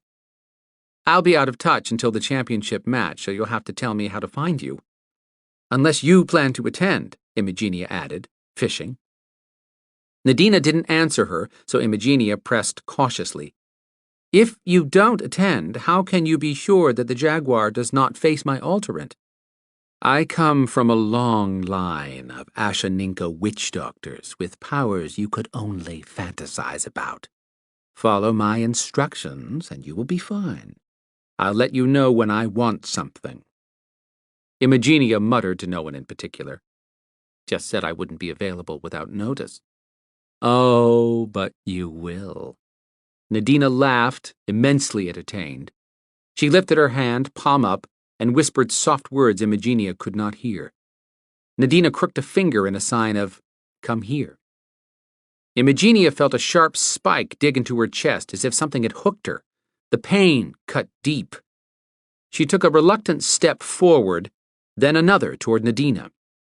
Fighting the pull only made her chest ache more. She walked with spastic motions all the way until Nadina held up a finger and said, "Stop."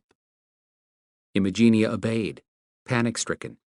She'd never given Nadina anything a dark witch could use against her. "What did you do to me?" "I bound you to me through the volante bone, just as I have bound another to me who has worn that armband. Why do you think I wore it first?" She caught herself and cocked her head in thought. "To be honest, I did need it to create my Langaus with necromancy, but now I can find you or Evol whenever I want." Sweat trickled down the side of Imogenia's face. This was worse than a traitor in her coven. Imogenia could make Daniela disappear in a painful way, but she had no idea how to break this connection with a witch doctor. Nadina's eyes sparkled with happiness. "Speak a word of my existence to anyone, or share anything about the volante bone after this point, and I'll first dismantle you slowly and the person you tell next. Then I'll feed you to your alterant, one limb at a time, and use your blood for something special." Imogenia's skin crawled at the idea of being a blood sacrifice for this witch. "I won't say a word." "Bueno. As for my jaguar, he will not be able to fight against your alterant or any other one at the games." Nadina turned and vanished into the darkness. Chapter 8.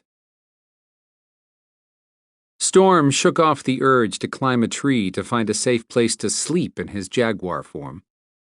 After spending all day covering a vast amount of Oaky Mountain, he was whipped and empty-handed. He'd taken his time tracking Imogenia's scent trail, moving slowly, sometimes backtracking, because he thought he'd missed something due to the erratic way she and Bernie had crisscrossed down the mountain. Going from point to point, then sometimes turning around and covering the same ground again, or crossing over an earlier trail. She had trudged around, and her alterant had dragged his feet most of the time, not the footsteps of someone comfortable in the woods. Had all that hiking cost Imogenia a bit of magic? He hoped so, and maybe some golf ball-sized blisters. Her trail had ended near tire tracks where she'd parked a vehicle, small car with narrow wheels. Had she made so many stops and direction changes along the way to confuse someone who might try to follow her, afraid someone would try to steal her alterant? Or had there been another reason? Storm was past the point of being able to think. He had to get some sleep. He'd been tracking since 11 this morning.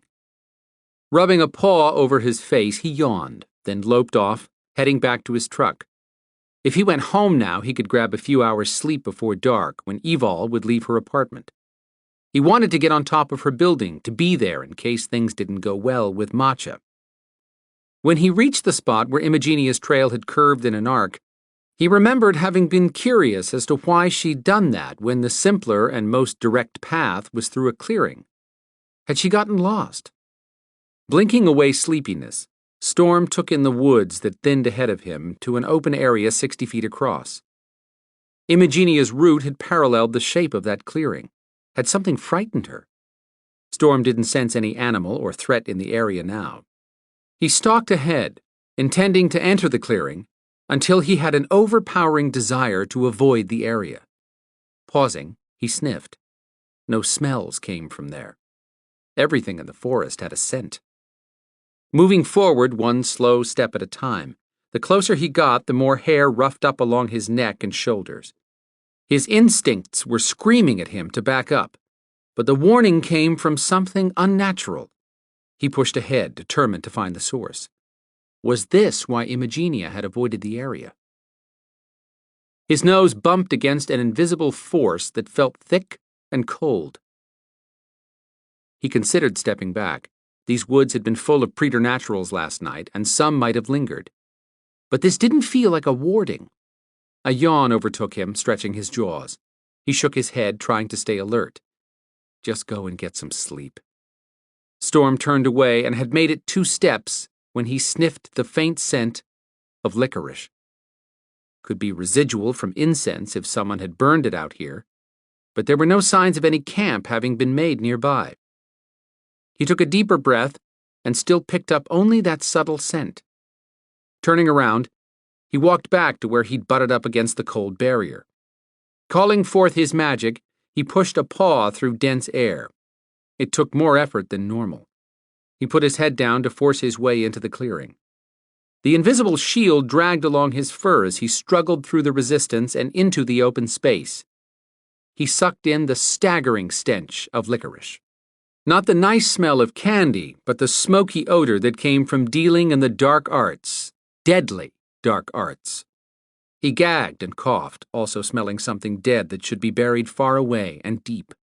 That was the moment he realized he was not alone. "Buenos dias, Storm," whispered around him. The witch doctor. He spun in a circle, searching for her. That was her voice, and this was her spelled area. He'd walked right into her trap. This wasn't the way he'd planned to face her, exhausted and in her territory, but his enemies had never played fair. Neither would he. He roared, challenging the witch doctor to show her face. Laughter bubbled all around him, echoing as if he stood inside a canyon instead of a grassy patch surrounded by a circle of trees. "Not yet, my black demon. I am not quite ready to risk standing so close to you. Soon. Very soon." Should he be glad he'd have a second chance to be better physically prepared, or concerned about why she would delay this meeting? She made a tisking sound. "You have cost me much time. You foolishly think you can outplay me, but in the end, I will win." Her words whipped past his ears, sliding away, then zinging back at him.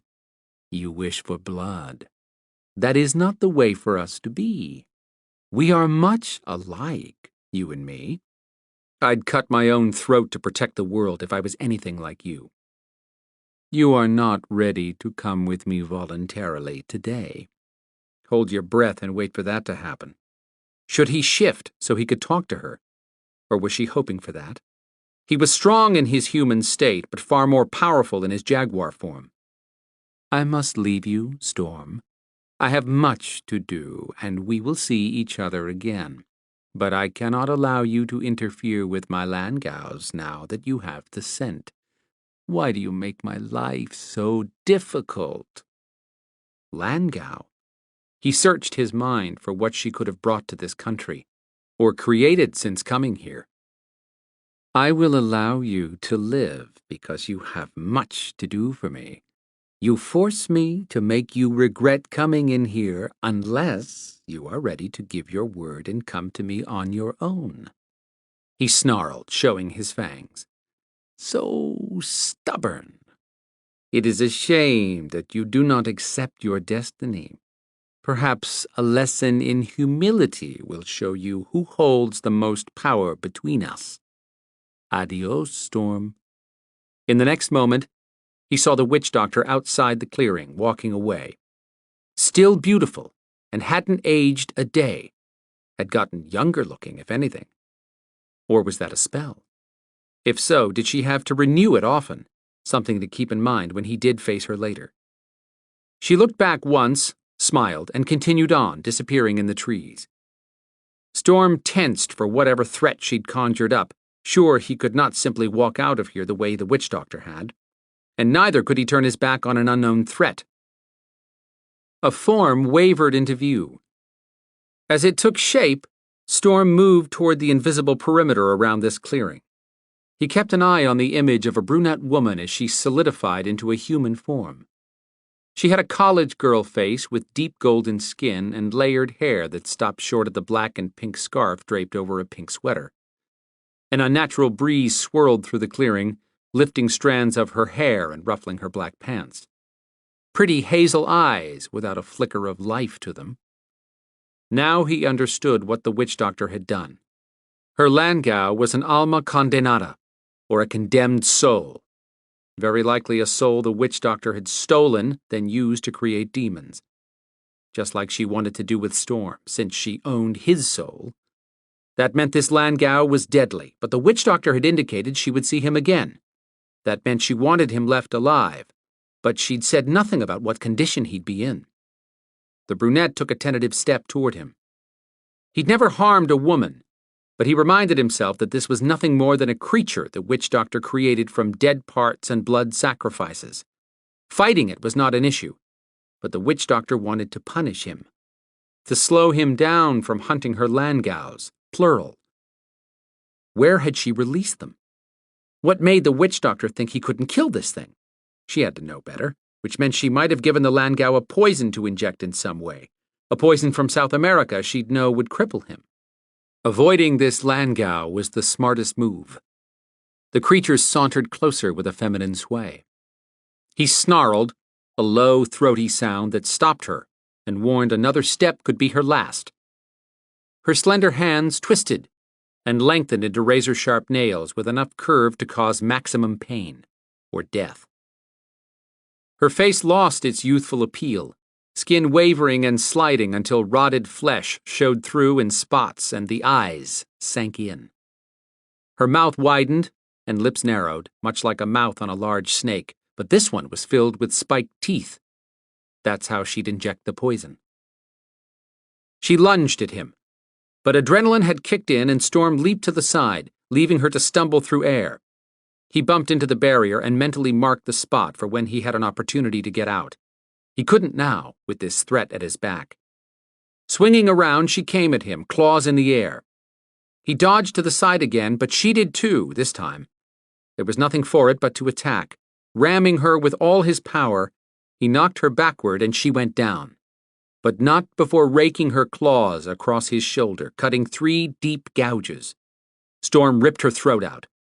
Her head rolled to one side and her body jerked back and forth. Fast and final, but his shoulder burned as if acid had been poured in the wound.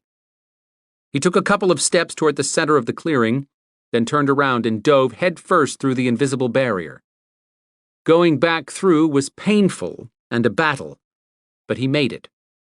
When he landed on the other side, he looked around and saw only trees, bushes, and grass. The Landgau was gone.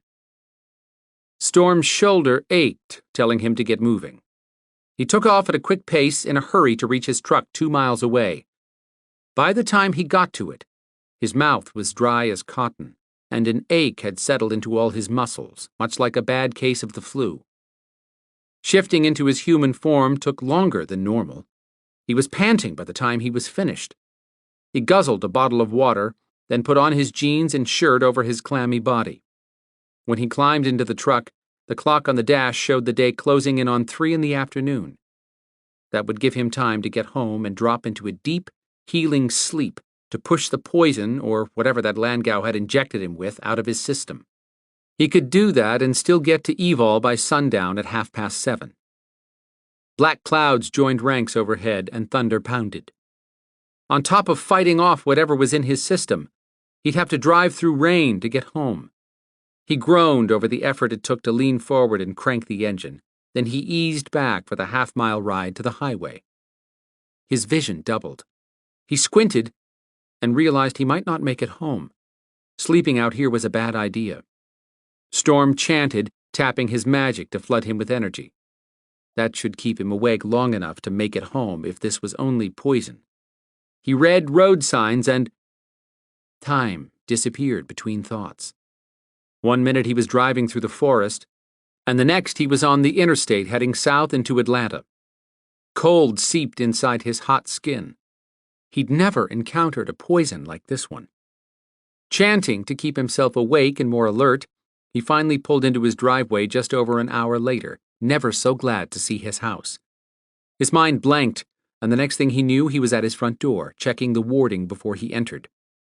Another lost blink, and he was stretched over his bed, panting. Why the gaps between his thoughts? He called up his Jaguar to start the healing process now that he didn't have to remain conscious. His Jaguar barely stirred. What?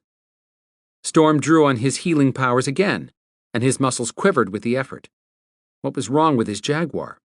Poison had never stayed long in his body or debilitated him this badly. Why hadn't the witch doctor stuck around? She could have taken advantage of his weakened state. But she'd tried that once before, and it hadn't gone well for her. She feared him, which she should, considering they shared blood. He hated her more every time he thought about how she'd tricked his father into breeding her a skinwalker she could turn into a future demon. Storm's eyes drifted closed. All he wanted to do was sleep, but he had to wake up in time. Reaching over to his clock, his hand flopped on the nightstand, knocking the small digital unit to the floor. He had no control over his arms. Poison had never made his limbs rubbery. His body started shaking with tremors hard enough to rock the bed. Not a poison. An infection. He fought the sleep dragging him under, and lost. Chapter 9. That bloody woman is going to wish she'd never crossed me. Vladimir Quinn shoved the hotel security card into the slot to activate the elevator that would take him to the penthouse floor of his hotel in downtown Atlanta. Alone, thankfully. He wasn't ready to go down to the suite he was actually staying in and deal with his teenage cousin, Lana, yet another problem he had to handle. Dark was coming on soon. Perhaps she'd be asleep if he gave it a couple of hours. Self-loathing should be done in private. He was a trusted Belador in a high-level position, and for him to give a Maeve priestess, sworn enemy of the Beladors, access to any Belador information deserved brutal punishment, especially for bloody classified information, and that's exactly what he'd done. The fact that he'd done so unintentionally didn't matter. The information had been his to protect, but now Kazira would find out what it meant to double-cross a Belador as powerful as he was. Quinn would willingly accept his due from Matcha for opening his arms to Kazira. But he hadn't just opened his arms to her.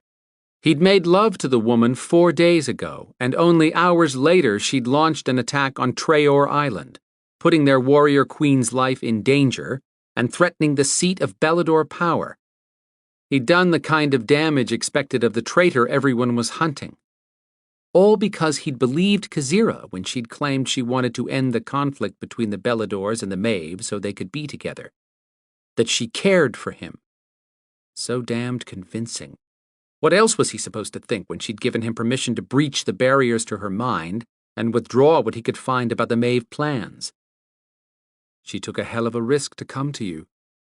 That was what his heart had said 4 days ago.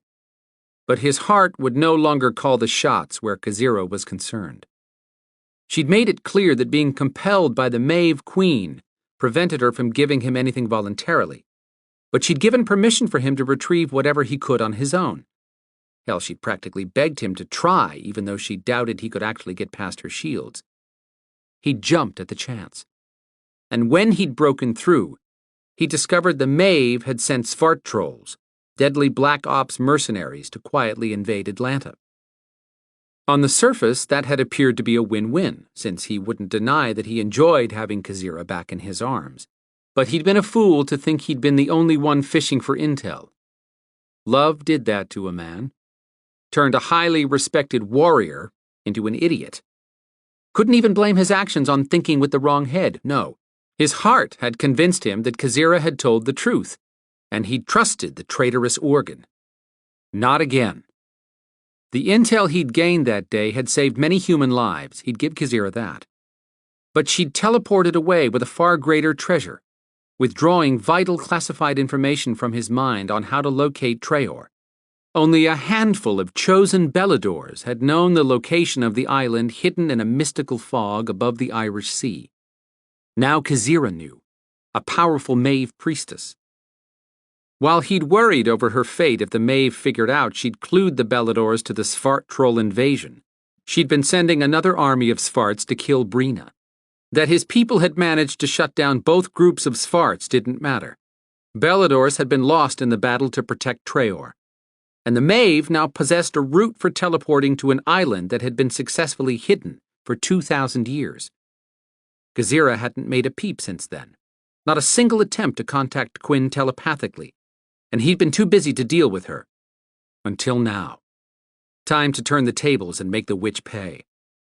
When Quinn reached the suite he'd booked just for meeting with Kazira, he wanted to slam the door after entering, but he closed it quietly. Why should anyone else suffer just because his chest felt caved in where his heart used to be? Jerking off his wool overcoat still damp from the drizzle he'd walked through on his way to the hotel, he tossed it on the sofa and stalked to the bar to pour boodles and water over ice. A stiff one.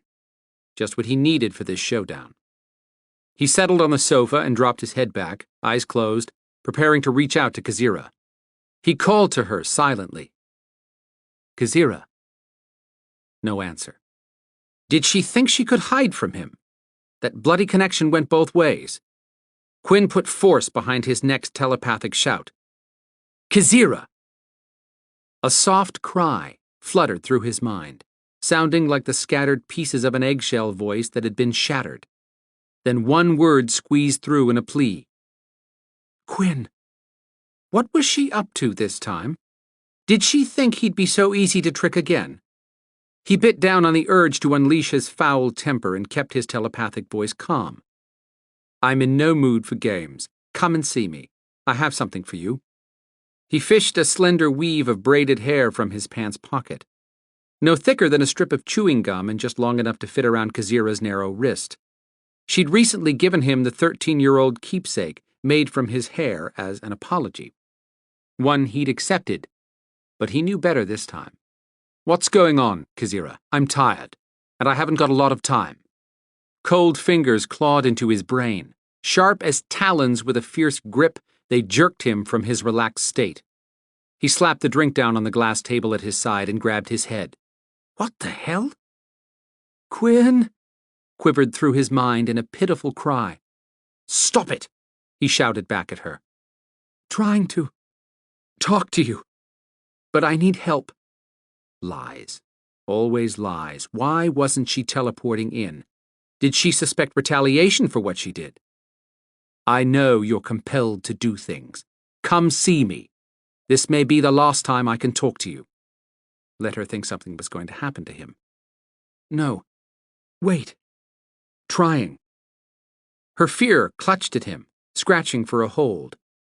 Blood trickled from his nose. He clenched his jaw, debating on using power, but he had to prevent a Maeve from taking control of his mind. He shoved a blast of energy back through the connection. The pressure stopped immediately. What was going on? For the slimmest moment, he considered her fear. Was it genuine? What could stop her from teleporting to him? Nothing, just another Maeve trick. He had to get her close enough to him physically for any chance of taking her captive.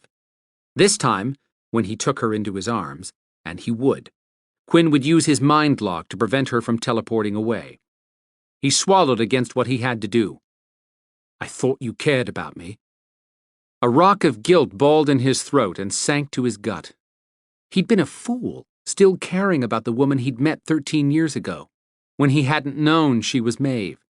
Don't think of her any other way, and this will work. Chilly energy swirled near him, brushing the skin on his face. Quinn opened his eyes to find an image trying to take shape between him and the window, where night still ruled. Kazira's form normally coalesced quickly when she teleported, but the figure coming into focus now was nothing more than a wispy shape, blurry from the neck down.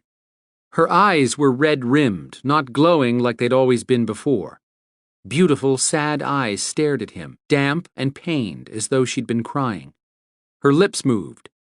No sound came through. She tried talking again. Her face erupted with panic. Then she squeezed her eyes shut. Veins on her forehead stuck out as if she was concentrating all her energy on one thing. He sat forward, studying the strange vision, and spoke out loud. What are you doing? Slowly, her neck and shoulders came into focus. She opened her eyes and took a couple of panting breaths. Trying to communicate. Why aren't you teleporting in? I can't. Why? He asked with a load of suspicion. Locked. In a dungeon. Truth or trick? He suffered a moment of ambivalence over the misery pulsing from her. Was she projecting her body from inside Tower Maeve and really in a dungeon? Who locked you up? Flavin. The Maeve Queen. But could he believe her? For how long? Don't know. Her words came out in spurts, and sweat streamed down her face. The bulk of her body still hadn't taken shape. Sorry about trolls. Don't hate me. There was one way to determine if she was jerking him around or not. Reaching out to her mind, he lowered his control until he could enter hers without giving her warning. Something he never did unless the safety of others was at stake. Right now, the safety of all Beladors was on the line. The minute he entered her mind, sharp stabs shot back through the connection. He could feel the ward preventing her physical body from teleporting. She shivered in a cold room of stone. He hissed at the blades of pain streaking through her. What? Her eyes widened. She shouted, Stop! He snapped his control back in place, shutting down to the minimum access he'd allow to stay in contact with her. He'd planned for anything but this. Kazira really was locked away somewhere, and logic said the one person powerful enough to bind a Maeve princess would be the Maeve Queen. His heart thumped with worry. What were they doing to her? Who other than Quinn would go up against Flavin to help Kazira? What the bloody hell are you thinking? He couldn't cross that line again with her. Could he? Evidently so, because he asked, How can I help you? You can't. She'd very likely ended up in this situation by allowing him to access her memory and pilfer intel on the Maeve. But Flavin still controlled Kazira, and Quinn still needed information. He swallowed a lump of regret, forcing himself to stick to his duty. His vow to the Beladors came first, so he'd retrieve what he needed for the Beladors. Then he would find some way to free her. But would she answer his questions? She must have seen the dilemma in his face. Ask. I'll answer. If I can. Little time. She probably couldn't hold this out-of-body projection for long. He shoved aside his conscience, which would only get in the way of his interrogation. How did Svart trolls find their way to Trail? Teleported. By whom? Her face fell. Me. The truth crashed hard between them. You used me. No. Flavin. Her neck muscles clenched and she struggled to breathe. Then she said, Compelled me. He knew that, but it didn't alleviate how deep the betrayal had cut. The last time he'd seen Kazira, she'd warned him, I can't promise that we won't meet on a battlefield or that I won't be compelled to do something that will make you hate me. But I don't want to do it, and I don't want to be your enemy. Was he just supposed to overlook the invasion at Traor? Dismiss the deaths of the warriors and the threat to the Belador race? He clamped his hand on the arm of the sofa, fighting against the frustration building in his chest. Did Flavin compel you to steal the location of Traor from my mind? Not intentional. Kazira's shoulders moved with the battle she fought to maintain her image. Every time that happened, Quinn forced his hands not to reach out to drag her away from whatever was holding her prisoner. Stay in the game. You may not have intentionally skimmed the information from my mind, but you intentionally used it. Yes, no choice. Always the same answer. He surged to his feet. How am I supposed to believe you when your catch-all answer is I was compelled? Tears pooled in her eyes, but not one broke loose. Came to help.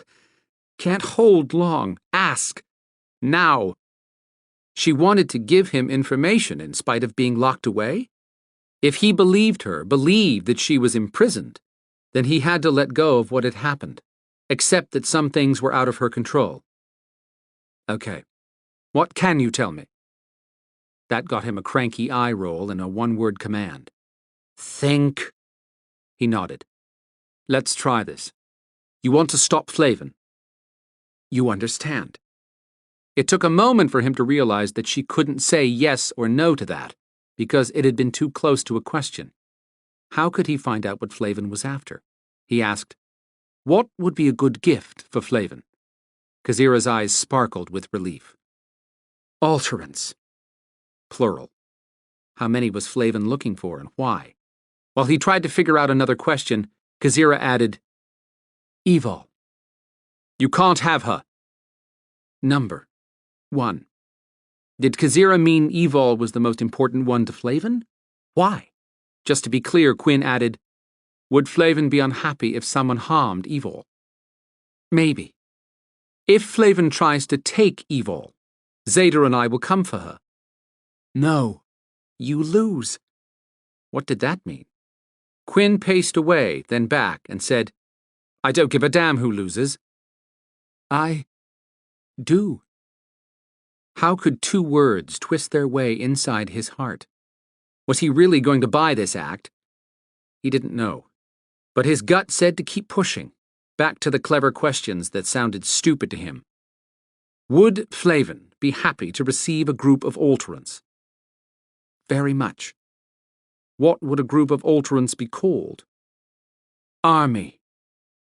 What would an army of alterants be capable of accomplishing?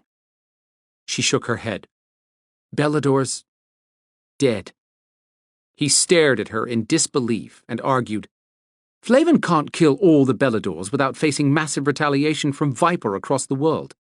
There are millions of us, many who work among humans in everyday jobs.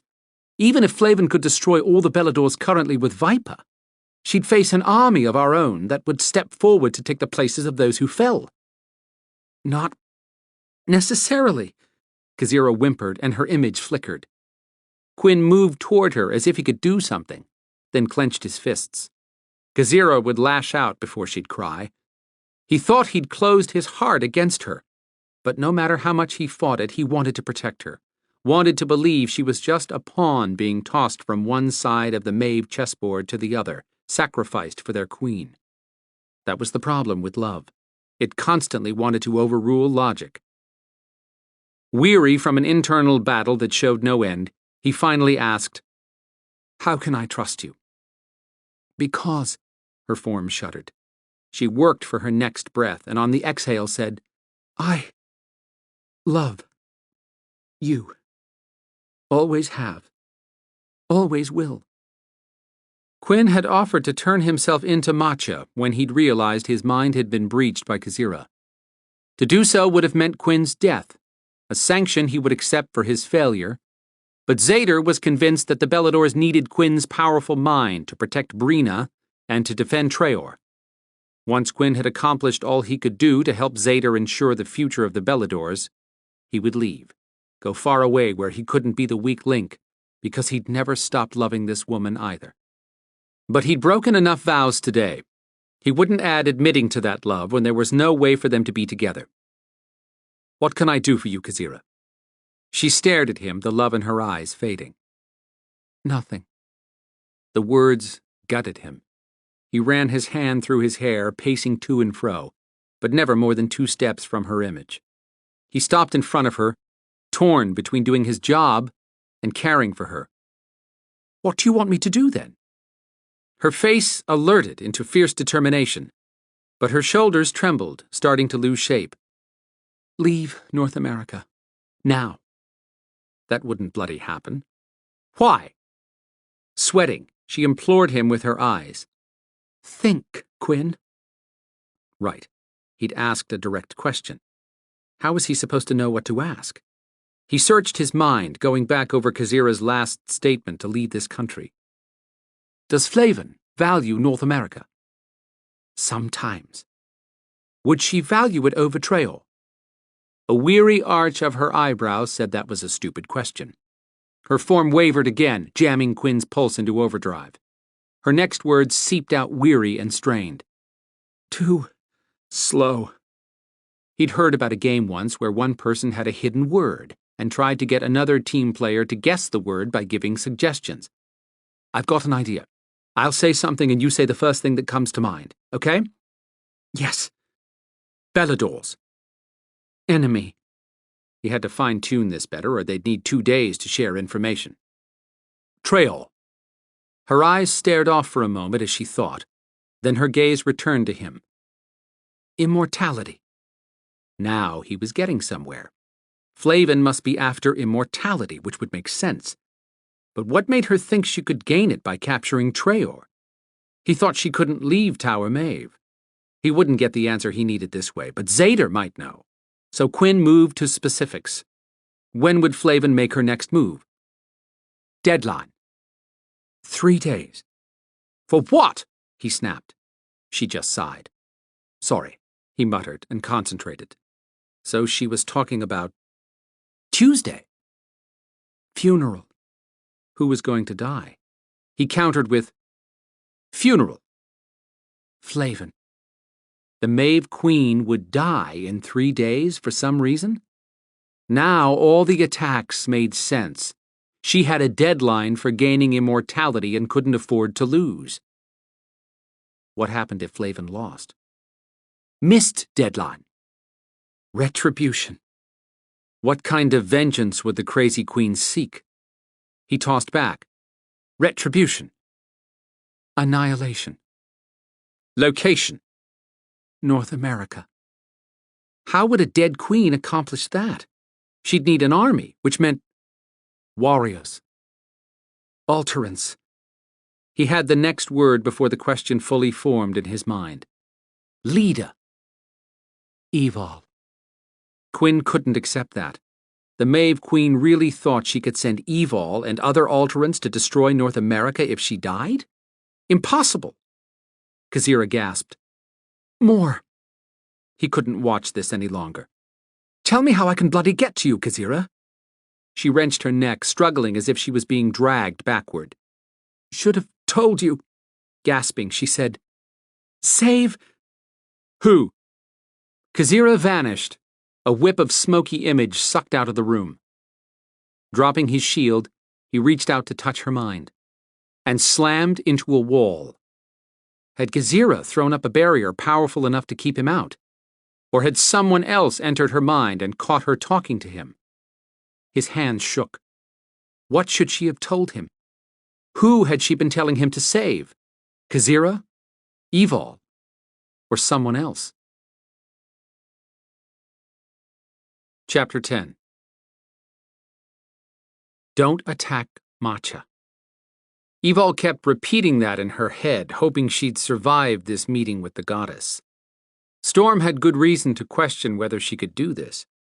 She'd lost patience while brushing her hair. A tangle had caught in the bristles. She'd yanked. The tangle hadn't loosened. Note to self, buy new brush.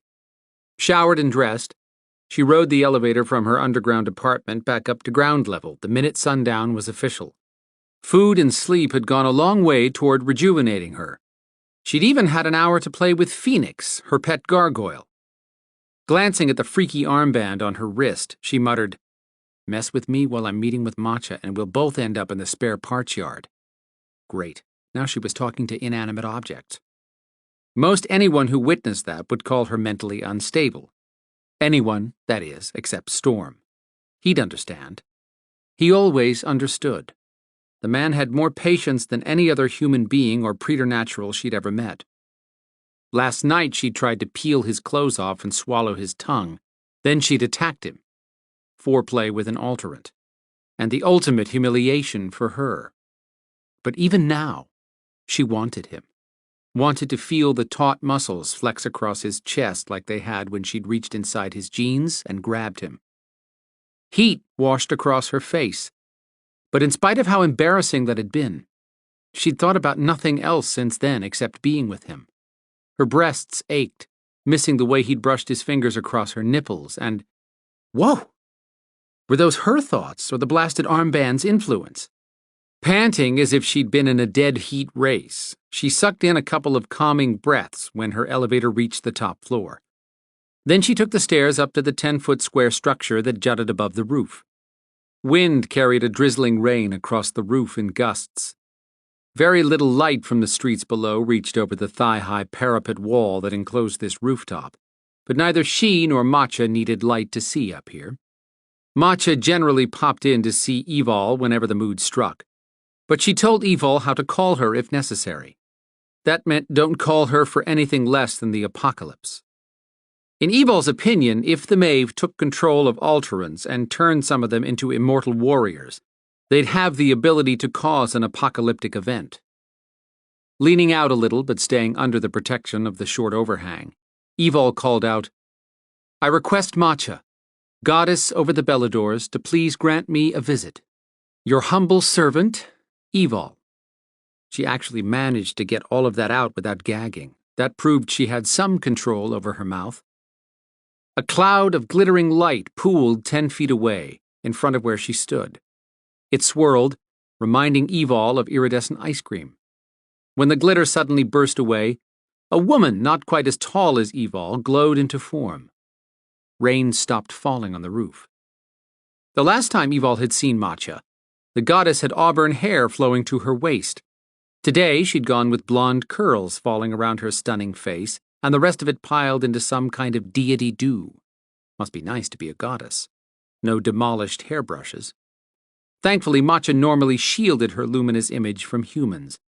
Even if someone happened to look down at this rooftop from a higher building, they'd be hard-pressed to figure out that Evol was speaking to anyone, and would likely not even see her or the goddess in this light. "Hello, Matcha." Disgust molded Matcha's hazel-green gaze and Hollywood-gorgeous face into a dazzling picture of threat.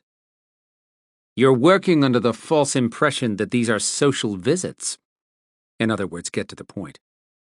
I've located Alterants." Interest lit Matcha's eyes, shoving the disgust away for now. "Where are they?" "That's why I asked to meet. The Maeve are offering them a deal." "They dare to take that over my offer?" The building shook with the force of an earthquake. Thunder pounding all around had nothing on Matcha in a snit. "No, that's not the case." Evol hurried to assure the female A-bomb before she leveled the building. If not for Quinn's guarantee that the renovated basement she leased from him could withstand anything, she'd be worried about having left Phoenix down there. "I need a minute to explain." "Your seconds are ticking." Muscles constricted in Evol's chest. Don't snap at her, no attacking the goddess. She took another stab, starting out by explaining about the Beast Club. Evol finished with, "If I'd gone to Viper before entering to meet Imogenia, I wouldn't have found out about the Achilles Beast Championship. The Maeve are clearly using this to bring the Alterants together in one spot." "Clever. Surprising, considering the source."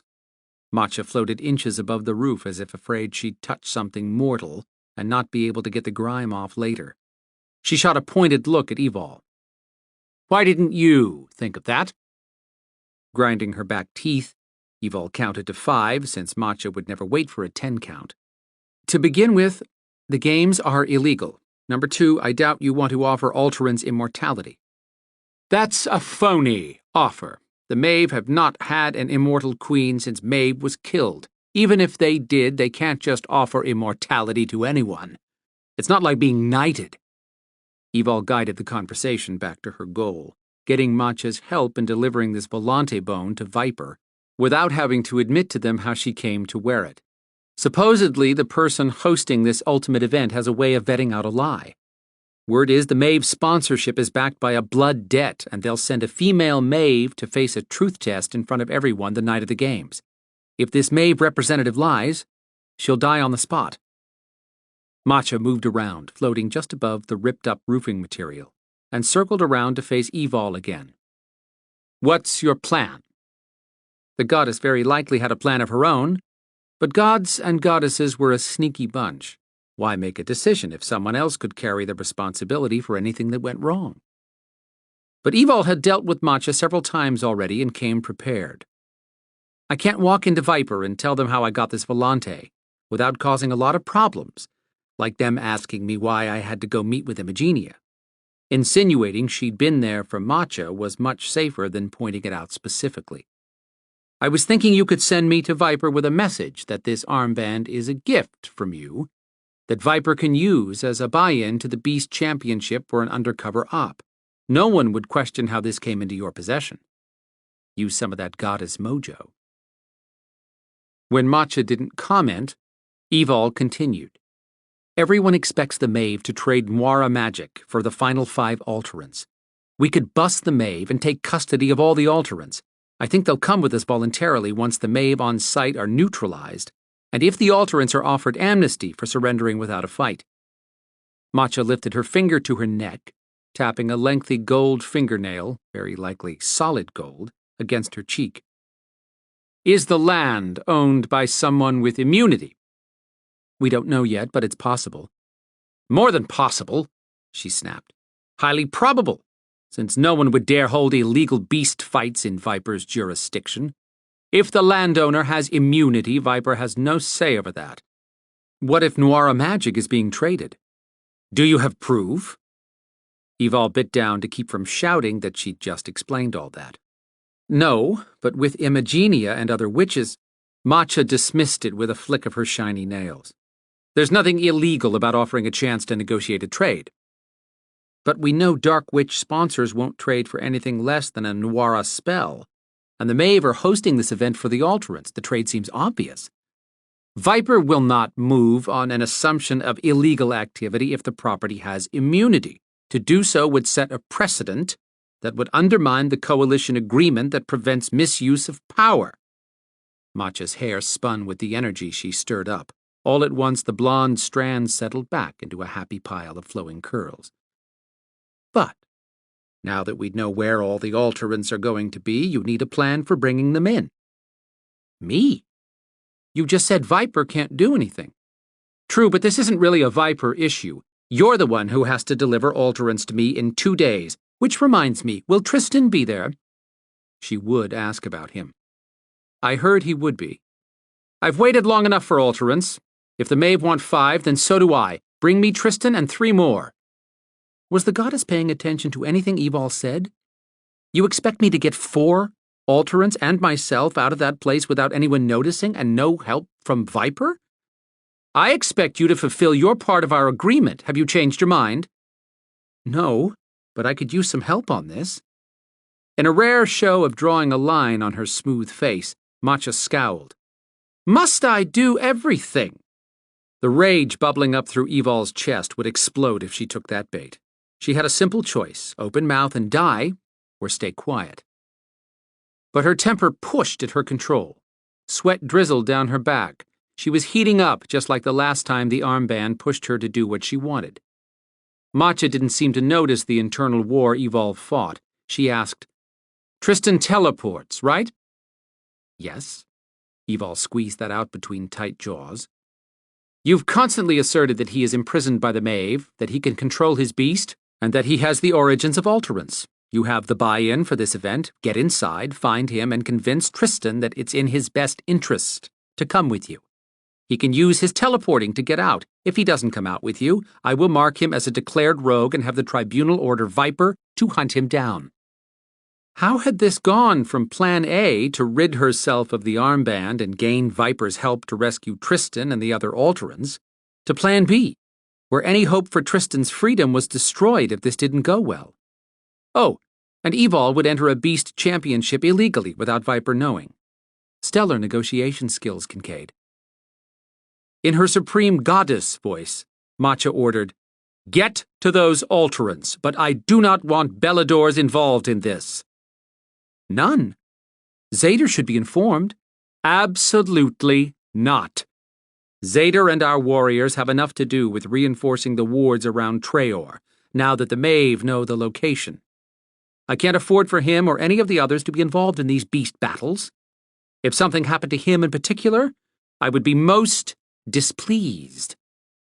She paused, pinning Evol with the sharp point of her gaze. You don't want to face my displeasure. I'm not as merciful as the tribunal. Evol would never use merciful in the same sentence with tribunal. 3 entities who performed the duty of judge and jury over agents in conflict with Viper. Been there, done that, got the scars. Evol still needed Matcha's help with Viper. If I could show up with this armband as a buy-in, Viper might go along with sending in a covert team of just 2 of us who could scout for Noira. If a trade went down, I could call out for more teams that would be close by, and I'd still have a chance to bring back the Alterants.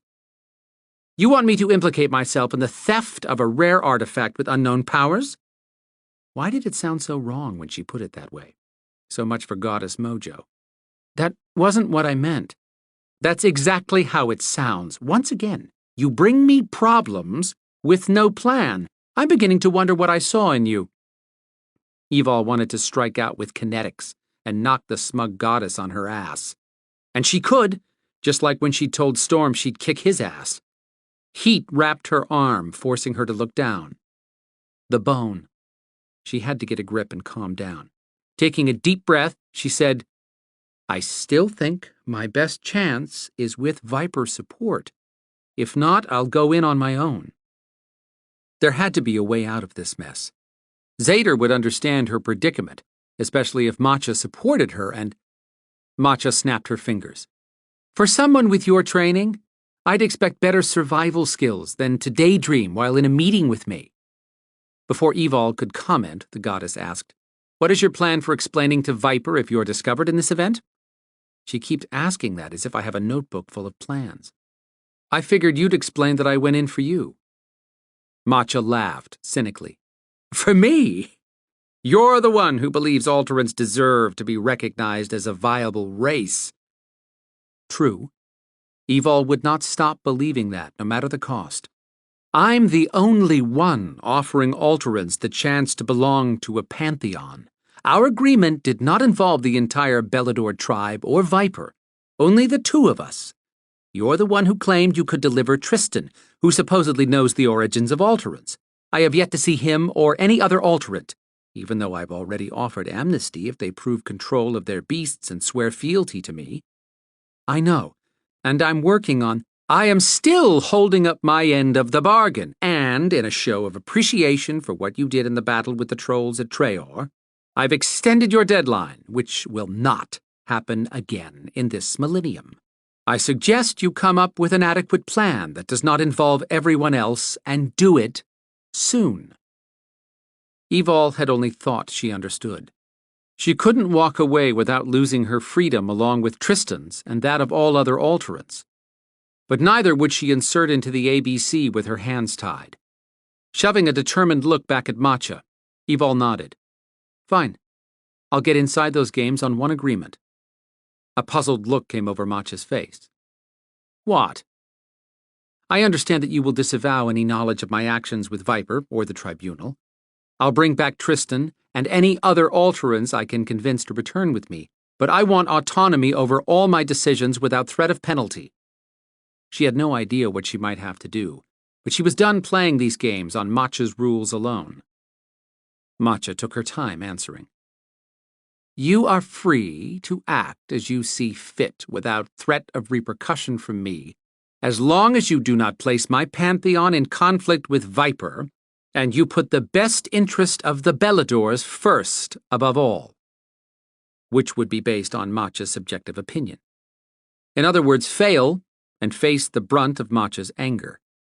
The chances of improving on this agreement were nil, and the harder Evol pushed this, the more she risked getting tangled even deeper in one of Matcha's sly, one-sided deals. Understood. Surprisingly, Matcha appeared content. "I'll make this simple for you." Evol deserved credit for not rolling her eyes as she held quiet to hear Matcha out.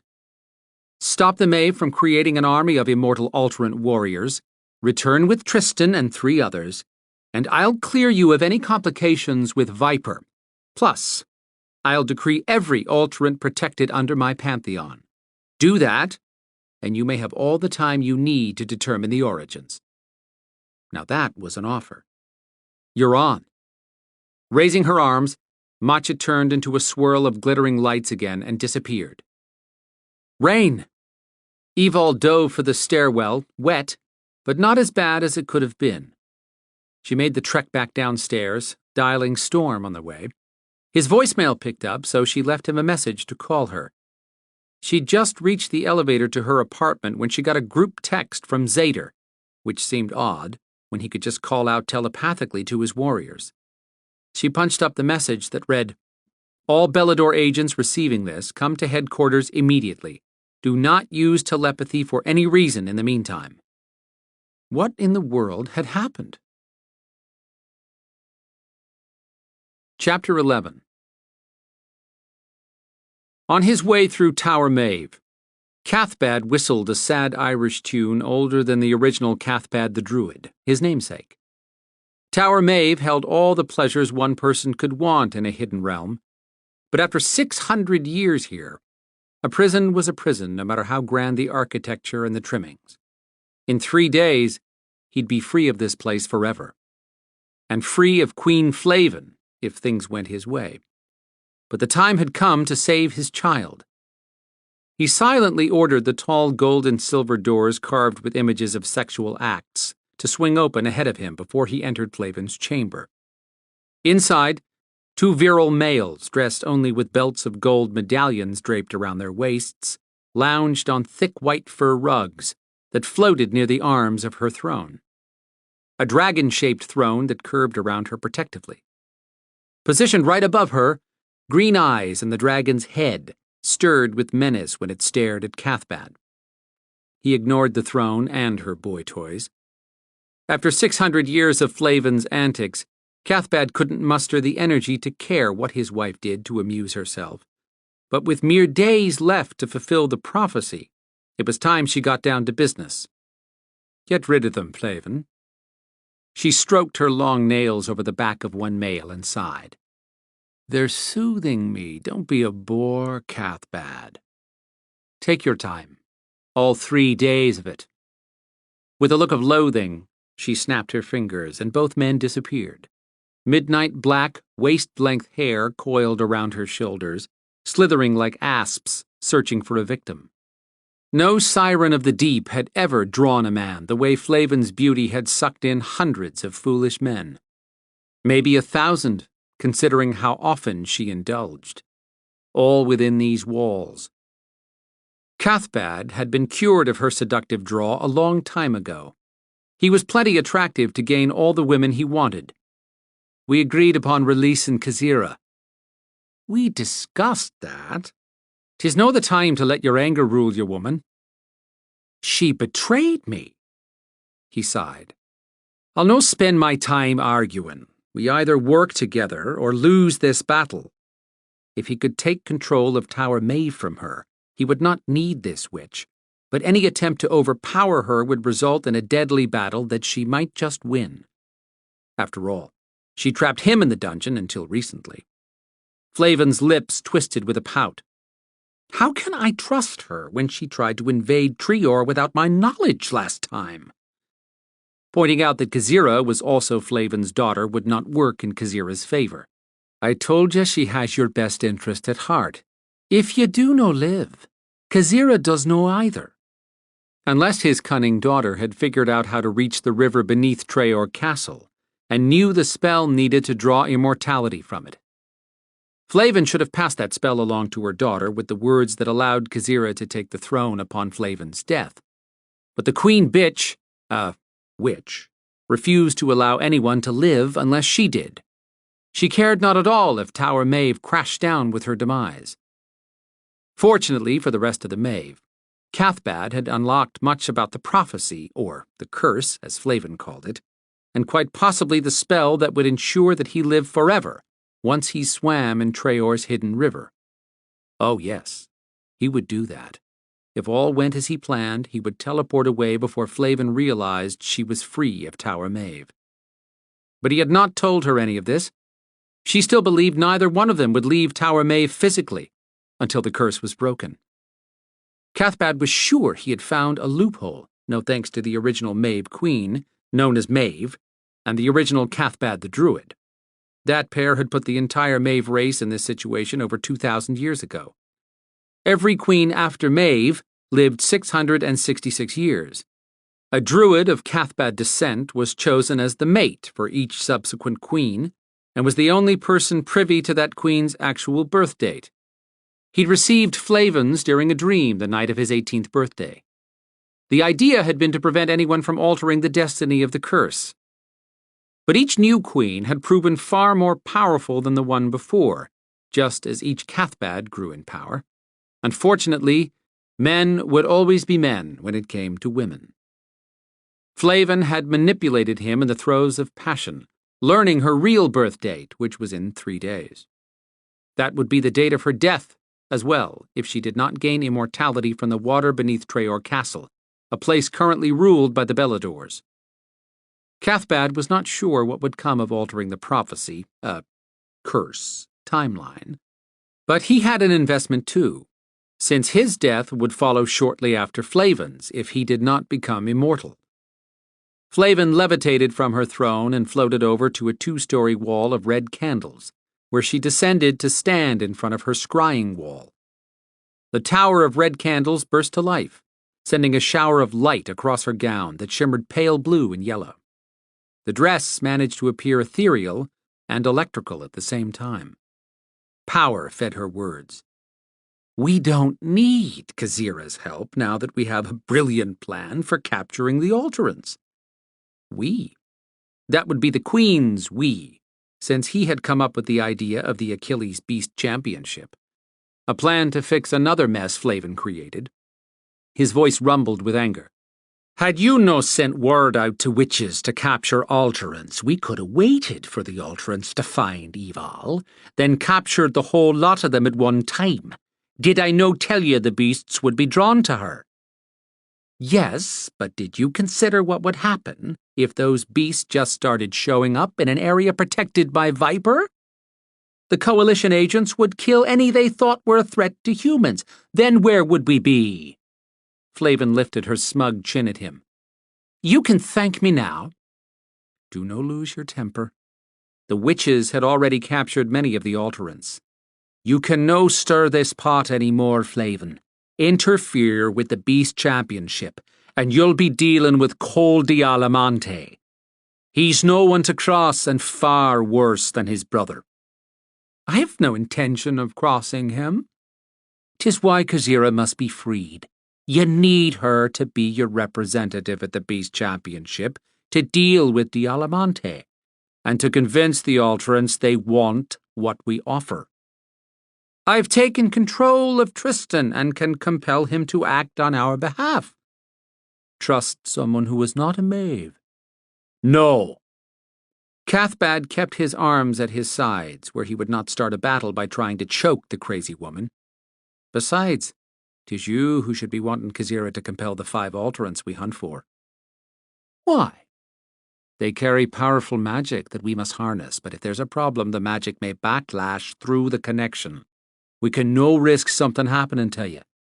Flavin spun around, eyes thinned with suspicion. Then she would suffer the backlash. He had to answer with plenty of arrogance and make this believable. Aye.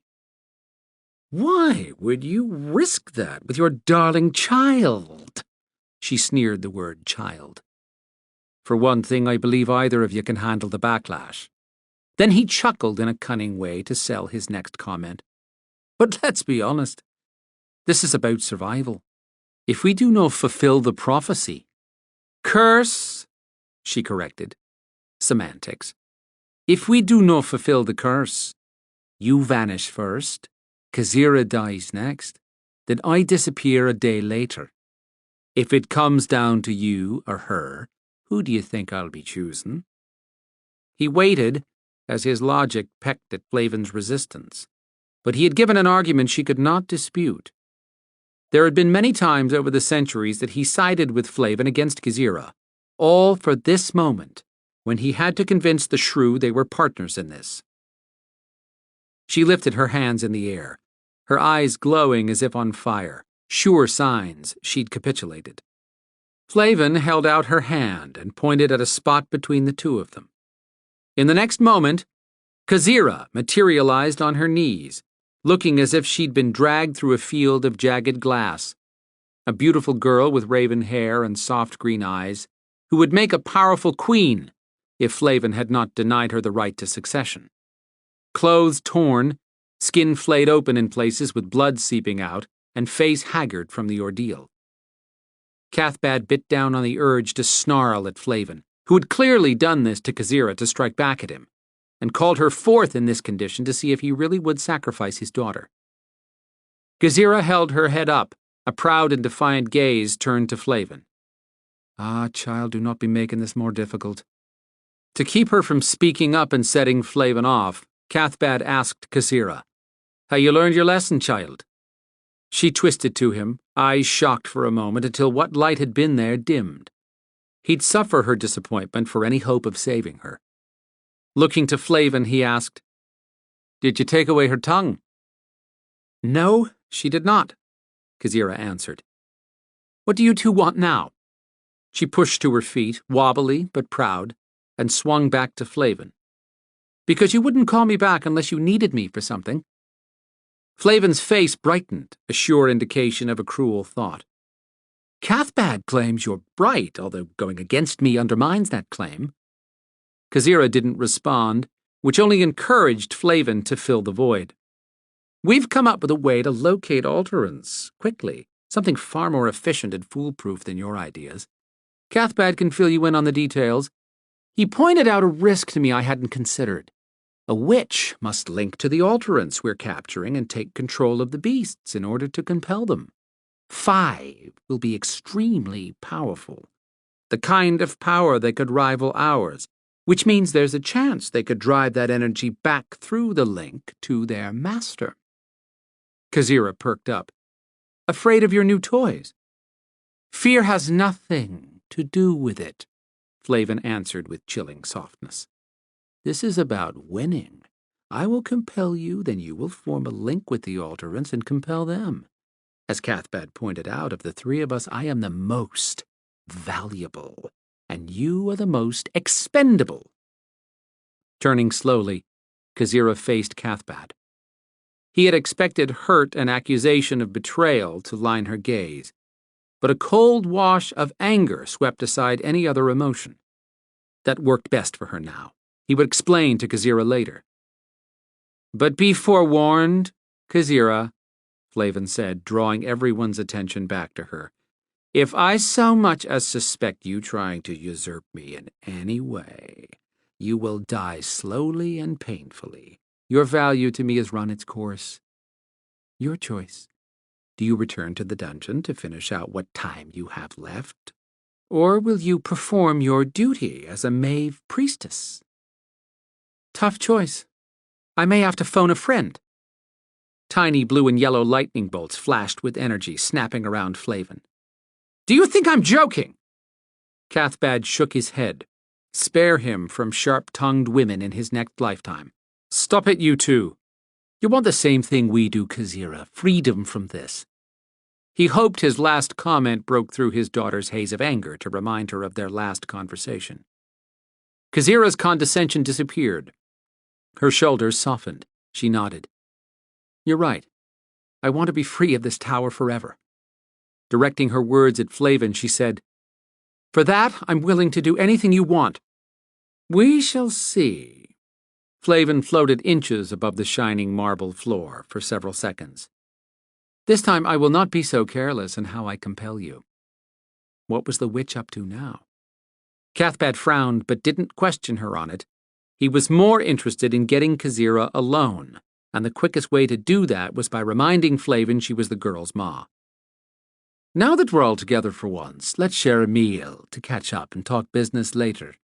Shall we? Disgust brought out the evil in Flavin's eyes. Indulge your revolting parental needs on your own time. Had I known who you were the first time I lay with you, I would have been able to prevent the pregnancy. And if he had not cast a spell of destiny on her during their mating, the witch would have aborted Kazira. You ought to be thanking me for making sure you continued to fulfill the prophecy. Curse! She huffed at him. Her hair started twisting and whipping around her, a sign of her rising impatience. You can explain what we're doing to your daughter. I need to finish what you interrupted. Don't bother me, unless it's important. With that, Flavin waved her hand in front of her and disappeared. Kazira rounded on Cathbad with threat in her voice. So I'm expendable, am I? Keep your voice down. He stepped toward her. She lifted a hand, finger opening to point at him. Do not do that if you want my help. Her hand shook as she clearly battled to decide if she should strike at him or not. She had power, but not so much as his. Ah, child, you're no match for me. Don't start acting like you care now. Her fingers shook with the indecision warring in her gaze. And my powers might not equal yours, but I can do serious damage. This was not going as well as he'd hoped. Chapter 12. Kazira didn't want to die. Not yet. But frustration and anger balled in her gut, demanding an outlet, and Cathbad presented an easy target, a deserving target, just not an easy kill. Her attractive father had not changed at all since reaching 35. Same wavy black hair and firm physical build that didn't quite reach 6 feet. Same powerful presence Kazira had benefited by on occasion. Same piercing green eyes that reflected more knowledge than anyone else in this tower, including Flavin. Truth was, Kazira couldn't bring herself to strike Cathbad down, even after all the things he'd done to her. Even if she'd held that much power. He'd been her only true parent at times, and he had granted the request she'd made at the age of 19 for 1 year to herself before she had to accept her role as priestess. A year spent— never think about that while inside this place. Pathetic for a Maeve priestess to hunger for a parent's love, but there it was in cold reality. Her whole body shook, as much from her painful time in the dungeon as from fury. Every part of her body hurt. Cathbad implored her, "Put your hand down, child, and let me heal you." She lowered her arm, neither accepting his offer nor refusing him. Just standing there took all the effort she could expend. He raised a hand over her head, fingers spread wide, and chanted, "Blood of my blood, I share my strength, to heal." He continued in a soothing voice, one that also drew out her bitterness along with her pain while healing her injuries. Did he think she'd give up her resentment and overlook her time in the dungeon just because he'd quieted her inner turmoil for the moment? She wouldn't thank him. He'd paved part of Kazira's hard road himself.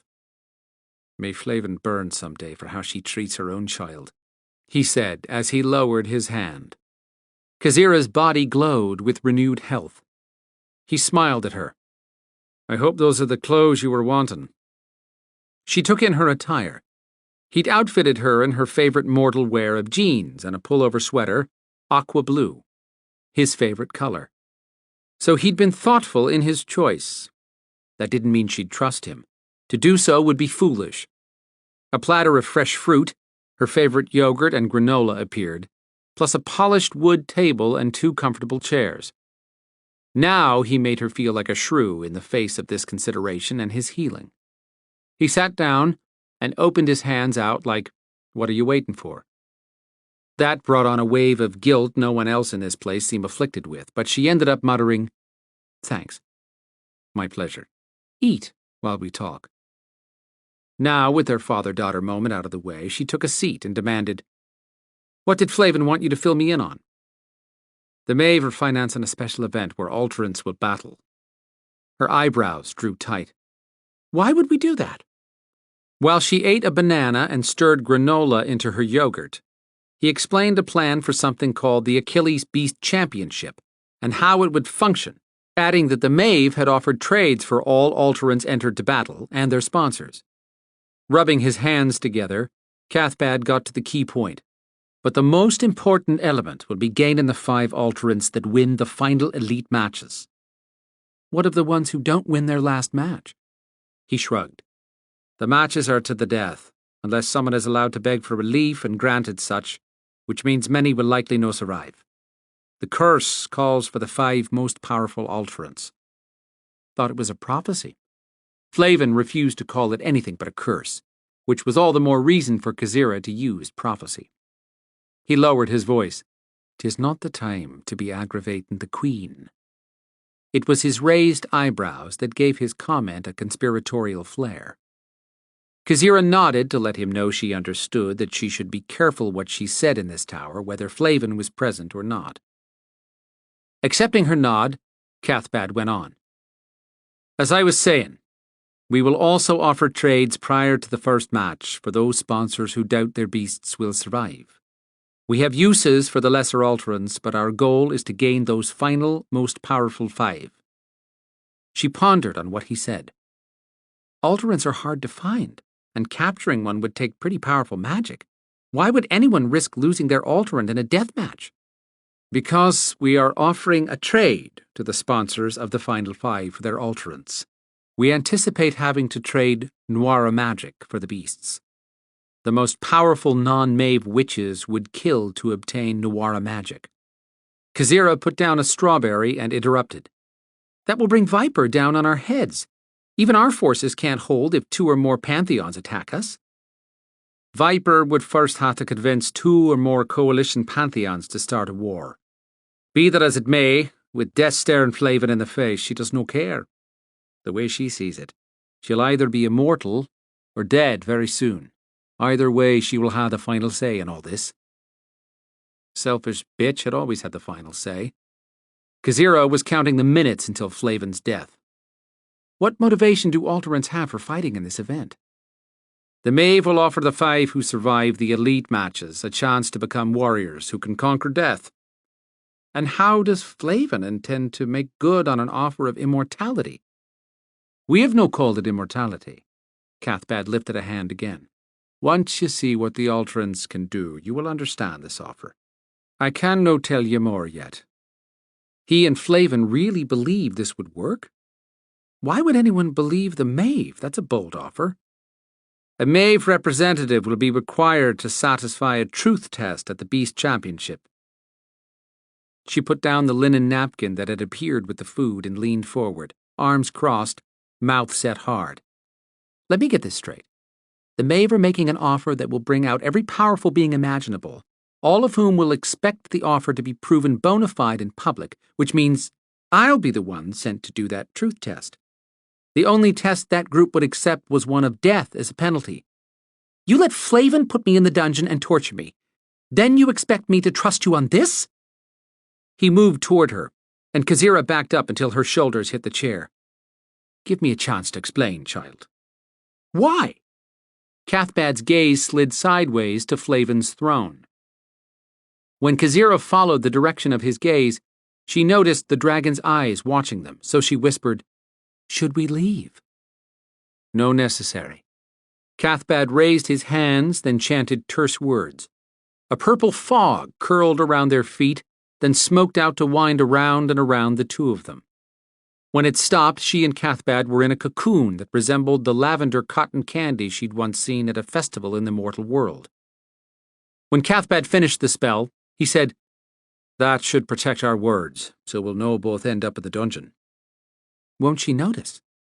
The dragon sees us still talking at the table, discussing what you will need to do in order to do Flavin's bidding. She may be powerful, but she had never known all that I can do.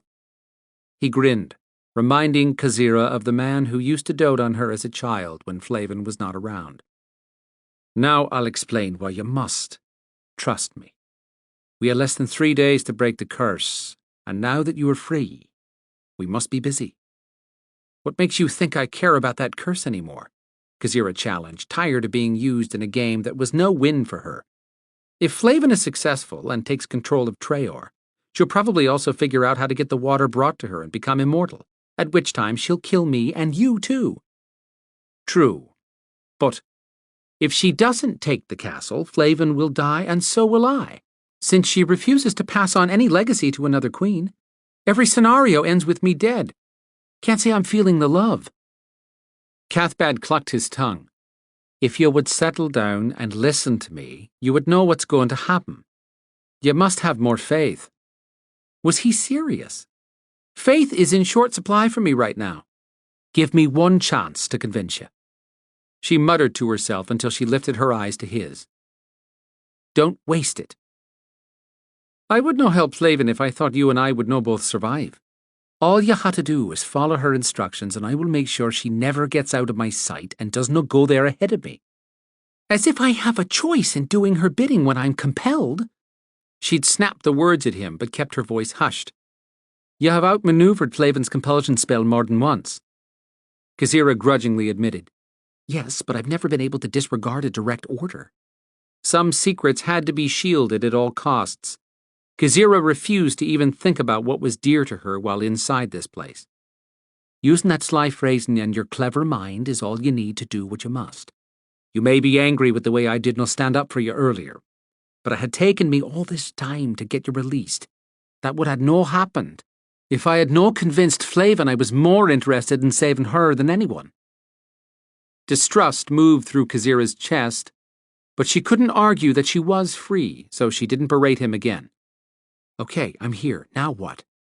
For us to succeed and Flavin to fail, you must do 2 things. I'm listening. You must show Flavin that you're following her orders exactly while capturing the alternates, and no interfere with their training. Why would I interfere? Because we both know you are protecting someone.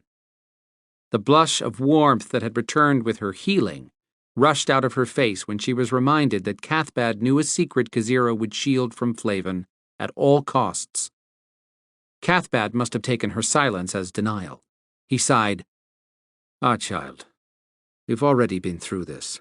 No need to be reminding you how I know of the soft spot in your heart for one particular Belador. The beasts we capture will be compelled to kill all they encounter.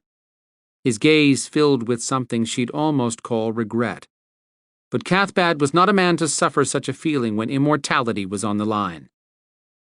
Kazira shut her mind to keep from thinking about Quinn, or about anything else that mattered to her. This might be a trick to uncover all her secrets. Speaking with an icy calm she didn't feel, she asked, "What are you getting at?" Cathbad's smile came from a sad thought. He sighed and shook his head slightly. I will no let you be duped into thinking anyone is safe in this game. Once Flavin compels you, then you will compel the alterants we capture at the beast battle.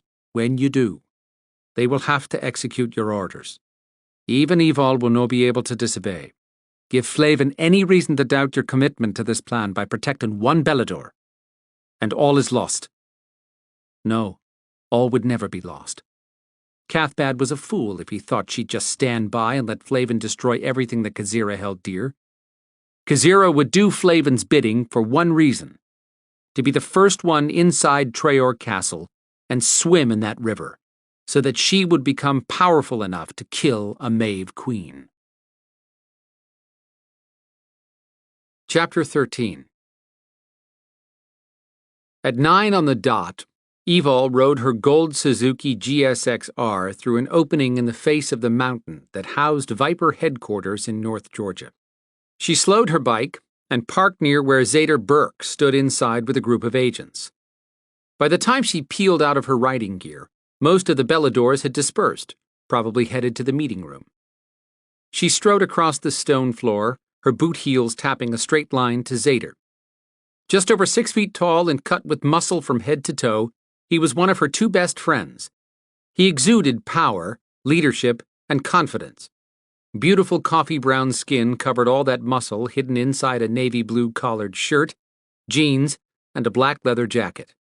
The honed cut of his nose and cheeks shaped his face with lethal perfection, but you couldn't call him pretty. Or maybe you could, but it would only happen once. Meister over the North American Beladors, Zader commanded attention just by entering a room, and he took in everything at once with the eyes of a hawk. She trusted this man more than she would have trusted a brother if she'd ever had a sibling. What's up with no telepathy? An infection. One of our Beladors was brought in with severe disorientation and erratic behavior. By the time a Belador healer got a look at him, he couldn't communicate, so the healer tried reaching him telepathically to find out what was going on. It had to be bad for the healer to do that, because Sen allowed no telepathy inside the mountain and no magic beyond what he wielded. Yes, but that's how the healer caught the infection. Now the telepathic silence made sense. Where'd it come from? Before the healer lost his ability to talk, he shouted, "Night Stalker." A grave look crossed Zader's face. We think the ghouls are passing it somehow in the handshake. This shuts down our best line of intel. Evol couldn't help that her first thought was for her favorite Night Stalker, Grady, a grouchy old ghoul she considered a friend. Night Stalkers traded intel for a brief handshake with a powerful being, thus gaining 10 minutes of corporeal form. Most spent that 10 minutes chugging any liquor they could find. Grady was in danger. She should go back and check on him. She should stop panicking. The bone. She had to keep a grip on the stupid bone. Forcing calm into her tone, she asked, "How many Beladors are infected?" "We have 5 here, and I've set a team to hunt down a couple who've gone MIA, who probably thought it was the flu, then lost consciousness, or might be walking around exposed to dangerous elements. That's why I told everyone no telepathic contact until we can quarantine this infection. Trey McCree walked up, his thick body stuffed in a gray t-shirt, brown corduroy jacket, and jeans that might be his favorite pair, based on the worn knees and pockets. He said hello to Evol, then started reporting on all his people. As Trey was one of the most powerful Belador telepaths, they couldn't afford for him to get infected. Evol hated to put one more thing on Zader's shoulders, but as soon as Trey finished, she had to tell Zader what was going on. She'd kept her activities with Matcha secret long enough, and Matcha made it clear Evol was flying solo now. Matcha might be her goddess, but Zader and Quinn were the closest Evol had ever come to having family. If she didn't make it out of the ABC, she wanted Zader to know the truth behind why she'd entered, because Sen would convince everyone she'd gone inside to gain immortality. When Trey finished his report and walked away, Zader made a move to follow him. "You got a minute, Z?" Evol asked. He stopped and looked over his shoulder. "Is it important? I need to get these agents back out on the street." Would I ask if it wasn't? Her temper jumped at his sharp tone, and her skin started baking. She clamped her jaws to keep from saying something she'd regret. Zader was doing his job. Breathing through her teeth, she waved a hand to move him on. "Yes, it's important, but I can wait." With a quick nod, he was off again. Pulling on the long sleeves of her vintage Army BDU battle dress uniform shirt to keep the armband hidden, she followed Zader. "Where are you going, Z? The conference room's in the other direction." "The amphitheater." "How many agents are in?" 38. We've alerted the other divisions electronically." Did that mean there was more to this meeting than discussing an outbreak of infection? Inside the cavernous amphitheater lit by torches, Zader took the steps down to the stage 2 at a time. Why the medieval look, when Sen could conjure up anything with a snap? Evol scoped out the crowd, finally locating Trey and a few others she'd teamed up with in the past. The room was curved, with tiered seating of carved stone steps going down to a stage that glowed around the edges. Picking her way across legs that pulled aside for her, she plopped down next to Trey, who sat one row in front of Lucian, Casper, and Adriana. Evol nodded at Reese Casper Jordan, who was every inch a Texan cowboy, except on rare occasions. He got the nickname Casper because he shared his body with a 13th century ghost. Every now and then the ghost would show up for a battle. A grin lit up his rough and rugged face when he noticed her. "Things sure have been calm since you got over your EMS attack." She would not rise to the bait. Another agent had accused her of suffering from EMS, Evol missing Storm, while Storm had been MIA for 3 weeks. She'd put a couple of vicious gang members in the hospital on her crankier days. They deserved it for raping and killing a young girl. "Surprised to see you here, Casper." "Why?" "So many sheep, so little time." He just grinned that much harder. "But I'll always make time for the black sheep in your Belador tribe. The hole's deep enough, stop shoveling now." Evol ignored him and spoke to Lucian Solace, who dipped his chin to acknowledge her in his usual mysterious way. The dark Castilian seeped sex from his pores, but none of the women she knew of had made any headway with him. Evol had heard rumors about Lucian and Trey's sister-in-law, a witch, but not a dark witch like the one who sat next to Lucian. Adriana LaFontaine. Rather than appear a jerk in front of the team, Evol gave Adriana a murmured hello. She embodied what Evol would label sex kitten, with blonde hair falling past her shoulders, full red lips, perfect skin, and blue eyes that assessed everyone with cool reserve. Nice to see her in a cinnamon red sweater and gray slacks instead of what she usually wore, something that showed off her legs. The sterling witch cocked an eyebrow in answer. Worked for Evol. She still hadn't gotten over the fact that Adriana had been the one to care for Storm during the 3 weeks he'd disappeared after Sen had crushed his jaguar body. Of course, she was thankful Adriana had hidden Storm's battered body when Evol was in Viper Prison. But she still wanted to use her foot to wipe the smug expression off Adriana's face every time they met, like now. No, not now. Not here. Evol tucked her fisted hands under her crossed arms, facing the stage and thinking calm thoughts. Storm had said there was nothing between him and the witch, and he would have been hit with pain if he'd lied. The new part for Evol was that even without that consequence, she would believe Storm. He'd earned her trust. When Sen called the room to order, Evol sat up straighter. Zader stood a few feet away from Sen.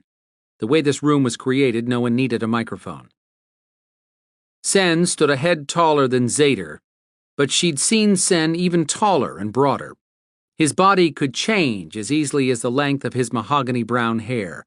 It was cut short today. Rarely did he appear in anything other than black jeans and a t-shirt. Today he wore a long-sleeved black tee. Many had speculated about his godlike powers, but no deity would be forced to act as liaison between Viper agents and the tribunal. His origins were anyone's guess, much like the unknown origins of Alterans, but many clearly saw Sen's as a valuable pedigree, whereas she was considered mongrel. When Sen spoke, his voice rolled up the stair-step seating. By now you know we have a contagious infection being transmitted by Night Stalkers. We have to find the origin of this infection, and we believe someone, or something, is passing this along when they shake hands with Night Stalkers. Healers are working on our agents to slow the infection, but without more information, the diagnosis is grim, because the infected ghouls are deteriorating until their spirits are trapped inside half-visible bodies. Evol had to get back to Grady and make sure he stayed away from everyone. He wouldn't like giving up his 10 minutes of human form for a handshake with a powerful being, but he wouldn't want to end up with his spirit trapped in a half-dead shell. Viper would order those bodies destroyed, but what did that mean for their spirits? Continuing, Sen said, "We have incidents of the infection being passed through telepathy." Murmuring broke out through the room until the torches on the stage flamed high and bright, Sen letting everyone know to shut up. When the room quieted, he said, "The agents affected are comatose, and it doesn't look promising. We need to find out where this came from and if someone has unleashed this intentionally in the city. Our guess at this point is that someone might be trying to wipe out our intelligence network." An agent halfway down stood up, taking the floor for a question. "Any suspects at all?" "No." Sen crossed his arms and took everyone in with one sweep. "Unless you have a case that I've cleared as taking precedence, then every one of you is assigned to this problem until you hand me the person or group behind the infections. Zader will hand out orders as soon as we finish here." Another agent rose to his feet, asking about what to do if they found an infected agent, human or other. "We have a hotline monitored 24/7. Do not touch anyone or anything you suspect of infection." When no one else posed a question, Sen looked over at Zader before stepping a few feet away. Zader moved to center stage. "We have another issue brought to my attention today. We want to make sure everyone is clear on Viper laws. One of our Beladors learned of an Achilles Beast Championship event scheduled tomorrow night in the southeast corner of Georgia." Warning crashed through Evol's chest. She clutched the edge of her seat. She should have talked to Zader before this. Heat streaked up her arm. Chapter 14. "This is not a Viper issue as long as our laws are not broken," Sen added from the side of the stage where he addressed agents filling the amphitheater, since Zader technically still had the floor. Evol was gripping the edge of her stone seat. It sucked as a stress reliever. Her heart rate had gone into Mach speed. Where was Storm when she needed a calm-me-down spell? Trey glanced over at her. "Problem?" "Yes, I want to shout at Zader that we need to talk, now." Instead, she whispered back in a strained voice, "Indigestion." He nodded and returned to listening. She just had to figure out how to spin this ABC event to be a Viper issue. Casper stood behind her. "Whoa now, when I was in the Texas division, beast clubs were illegal. What's changed?" "Thank you, Casper." "Nothing." Zader's gaze swept the crowd. "Beast clubs are still illegal and within Viper jurisdiction for sanctioning if the battles are held on any land that is not under diplomatic protection. In fact, one of our people spotted a beast club in progress in the area of Oaky Mountain last night. By the time agents arrived, there was nothing left but torches staked around a circle. He continued sharing the report, details Evol knew firsthand. Cold raced along her skin at how close she and Storm had come to being caught. But they hadn't. She focused on keeping calm. Don't react here. She leaned toward Trey, hoping he knew more. That was some get. Who called in the Beast Club alert? Horace Kiefer, Trey said softly. He heard about it from a Night Stalker, but that must have been before the infection broke out. Old guy comes up with surprising intel sometimes. No kidding. Poor old guy needs a hobby. I think working with Viper is the only thing keeping him going after losing his wife and son years ago. She nodded, listening, as Zader moved on to Viper's response to the report. We've sent out several trackers who were following scents, but no leads yet.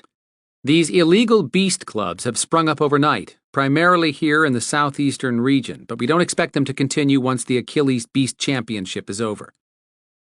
Evol made a mental note to tell Storm about Horace having reported the Beast Club to Viper, but she wouldn't reach him by cell phone until she got out of this mountain. If Horace had seen her or Storm, he'd have reported to Zader, so she might be worrying for no reason. Down in front, Horace swung his head around, eyeing the crowd, then his gaze paused on her. He gave her his grandfatherly smile, and she returned one as warm to him. Trey shoved to his feet. What about this Beast Championship? What makes that legal?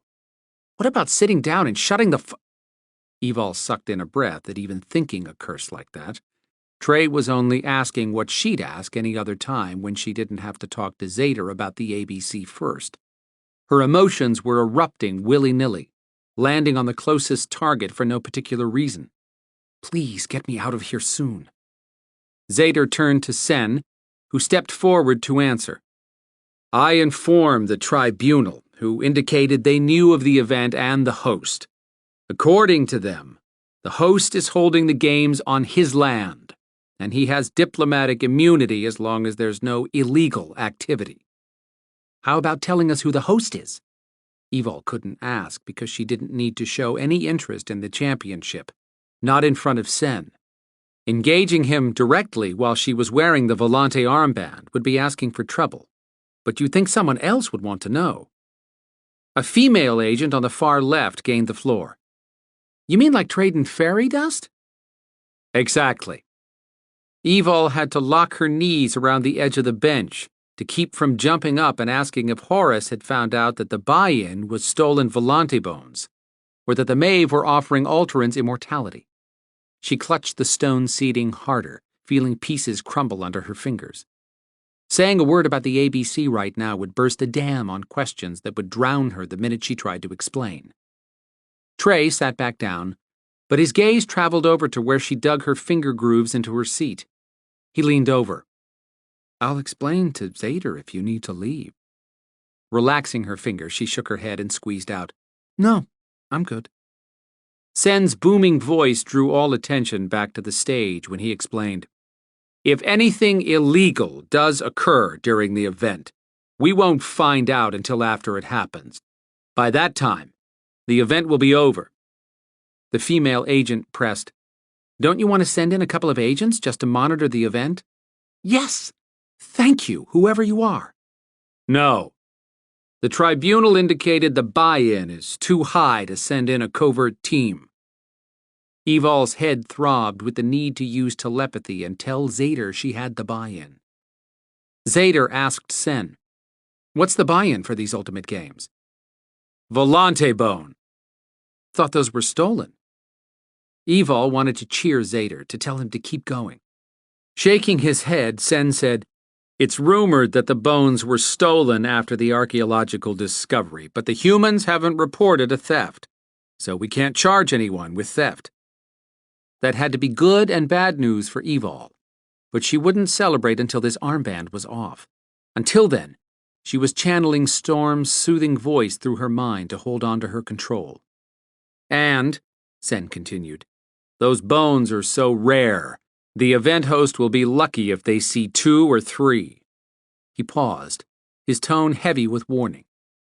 There is another way for someone to get inside the games without a buy-in. An alterant can enter for free. Zader's eyes flicked at Evol for only a second, but in that moment she could see that he understood the nature of what she'd wanted to discuss. Evol pretended that every set of eyes in the room hadn't just locked on her. Stay calm, don't smile, don't frown. Didn't take long for someone to ask, why would they get in free? Sen's voice warmed to the subject. They're the main attraction in this freak show. The marquee battles are a non-alterant against an alterant. The last elite matches are 5 beast against beast battles, with the winners offered immortality by the Maeve. Silence overpowered the room. Emotions burst forth and raked across Eval's senses so quickly that she clenched against the onslaught. She shut down her empathic side, but not before shock, fear, and anger sang through the energy around her. She didn't have to hear their thoughts to know many of them would be quick to believe that she'd enter the championship for a chance at immortality. Sen had to be loving this. I hate you, you miserable piece of... She'd lifted her hand to toss a kinetic blast, but she caught Trey's hard stare. She forced a smile at him, hoping she didn't look like a rabid dog baring its teeth. Hand cramp. Nodding, Trey turned back to face the stage. She was going to snap if this didn't end soon. Sen had paused, anticipation building during the silence, until his voice boomed through the room. Make no mistake on this, people. No member of Viper is allowed to enter these games as a fighter or observer. The Coalition bylaws are clear about any agent fighting for personal gain. It will not be tolerated. To do so is to bring down the full force of our laws on your head. The last time a Viper agent was caught in a beast club, the agent was terminated, and his direct supervisor sent out of this country. Terminated, as in destroyed. Heavy thumps pounded in Evol's chest, each beat echoing through her with the finality of a death knell. She crossed her arms again to keep her hands out of trouble, and to hide the rage trembling through her. Sen expected her to go rogue. Someone far down near the front asked, What about alterants? They don't have a pantheon. What's their status? Another round of stares swept up at Evol. She kept her gaze locked on the stage. Sen answered, Any rogue alterant found after this event will be considered dangerous and a threat due to the possibility of their becoming immortal. Snickers of disbelief erupted. Regardless, Sen said, quieting the room. Once the ABC is over, these beasts are to be apprehended or terminated. Agents have autonomy to make that call. That bastard. No thought of trying to rescue any alterants being forced to fight against their will, like poor Bernie. Sen's motto ran along the lines of the only good alterant is a disintegrated one. When rumbling percolated through the room, Zader took a step forward on the stage, and every Belador in the audience snapped to attention. That quieted the rest. He said, Finding whoever is behind this infection problem is our priority. I will contact you immediately by text if there is any breakthrough or change in this situation. Until then, telepathic communication risks a pandemic problem. Everyone is dismissed. Evol stood on wobbly legs, then made her way downstairs against the throng of agents heading upstairs to exit. She managed not to lash out at suspicious glances and whispers, pushing past the last group when she came face to face with Sen. Without any preamble, he handed out a dictate. Tell Storm, he either comes back now to help, or he's persona non grata with Viper. Did he think he could just dump that on her as if she controlled what Storm did or did not do? She snapped, What makes you think I'll see him? Sen's eyes turned to cold steel, but he didn't lash out, which worried her more than his usual temper. He said, Tell him or don't. Either way, he's got until Monday to come in and declare his status with Viper. His leave is over. Of all the people she'd been concerned about attacking in this place, Sen had topped her list. Why the sudden lack of aggression? She should be glad, but all she felt was suspicion. Evol looked over at Zader, who was talking to Horace. Zader's gaze drifted to Evol. When he noticed she was standing with Sen, Zader ended his conversation with Horace. Walking up to Evol and Sen, Zader asked, "What's up?" "It would be in everyone's best interest to put the alterant in protective custody." "What? I'm not a threat." Zader gave a resounding no. "And you know her name. Use it." As usual, Sen ignored anything to do with showing Evol respect. He tried to put the yoke on her conscience. "You should do the right thing and offer to stay here. If you're captured and forced to fight in the ABC, you'll either be killed or end up being hunted if the Maeve take you into their coven. And once you do that, you can't return to the Beladors without putting them in conflict with Viper." Evol had to hand it to Sen. When he cornered his prey, he made sure the only way out of hot water led into the fire. But she would not plead any defense to him. Zader lifted his hand. "Evol's not fighting in the Beast Championship, so this is a moot point. Neither is she going into protective custody. Beladors can protect their own." Sen shrugged as if he really didn't care. "Don't say I didn't offer." He strolled off. He'd given up too easily. Evol had a hinky feeling that he'd just set another part of a trap in place. Or was she running on high-test paranoia today? After that conversation, she couldn't tell Zader about the ABC. Once Sen and everyone else had vacated the hall, Zader spoke softly. "Before you say a word, I'm bound to give the tribunal any report of alterants around the Beast Championship, even if Matcha is behind some plan to capture alterants." Evol's last ember of hope died with his words. She just stared at him. Her stomach dropped to her feet.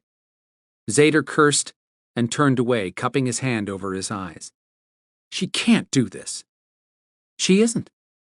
He lowered his hand and turned to her. "Neither can you." "I hear you." "Evol." She held up her hand to stop him. Zader would step over the line and put himself at risk for her or Quinn, but she wouldn't let him. The less said, the better. "I know you won't fight in the ABC, but she better back whatever she has you doing." No, Matcha was not backing her, but telling Zader that would only add to the worry feeding that bleak look in his brown eyes. He'd been her only hope for unloading this volante. The emotional toll the artifact had taken during the meeting left her feeling wrung dry of energy. But she was stuck with it for now. All her options had just vaporized. Instead of admitting she was rolling solo on this one, Evol changed the subject. "I do need something." "What?" "An SUV warded against the sun so I don't lose daylight hours. You need everyone hunting for whoever brought in the infection." She hated implying that was why she needed the vehicle, when in fact she needed something big enough to carry several alterants if she managed to get some out of the ABC. "I'll have Sen ward an expedition. Where's Storm?" She hadn't expected that question from Zader. "At his house. We could use him." "I'll tell him, but I'm not encouraging him to sign on with Viper again." Evol looked around, making sure they were still alone, even though Zader could see behind her. "Whether anyone believes it or not, I'm sure Sen tried to kill Storm a month ago." "You can't be saying that around here without evidence." "I'm not. I'm telling you because Storm will probably come in to help you and the other agents. Just keep an eye on his back if he does, okay?" Zader took his time answering, those dark brown eyes concentrating a little too much on what she'd just said. "I'd think you'd be watching his back." Crap. She shoved her hands in the back pockets of her jeans to keep from giving away her jumpy nerves. She should be helping Zader. She should be watching Storm's back. She should be able to do a better job of watching over the people she cared about. "I will, but we probably won't be working together the whole time due to how little time I can be in the sun," especially once she headed out for the ABC without him. A long, tired sigh wheezed out of Zader. "Take him with you to do whatever you're doing." "No way." "If I need him, I will, but he'll be more help as a tracker right now." "Fine, I need you to do something for me too." "Name it." Being able to do anything for Zader gave Evol a happy moment she needed after hours of stress. Zader reached inside his jacket and withdrew a thick, legal-size envelope. "Take this to Quinn tonight. I got a text saying that he received the warning about the infection and that he's back in the city. Said he'd be at his hotel all night. Tell him to call me after he gets this. I need to send him back to Traor to oversee security there until we get this infection figured out." She took the envelope and followed Zader up the 40 steps it took to reach the hallway that led back to her motorcycle. With every step, guilt dragged at her over leaving Zader and Quinn to deal with the infection when she should be here helping out. But she didn't have a lot of time to go see Quinn, check on Grady, and talk to Storm before she had to leave for Cumberland Island. When they reached her motorcycle, Evol gathered what she needed, while Zader arranged for the big black sport utility vehicle that screamed Secret Service. Zader put his hand on her shoulder before she stepped into the imposing black ride. "I've never known Matcha to intentionally send someone into danger, but I've got a bad feeling about whatever you're doing." She pulled together all the muscles she could to create a believable smile. "Nothing worse than her usual crap. Call me if you need me, even if you can't use a phone." "I will." "Not." She climbed into the truck and flipped on the headlights that speared the dark hanging outside the mountain. When she drove out, the entrance formed back into a rock, blending into the surroundings. She couldn't tell Zader, and though she needed her friends to know, she hesitated to share any of this with Quinn. Guilt kicked her in the gut every time she thought about him.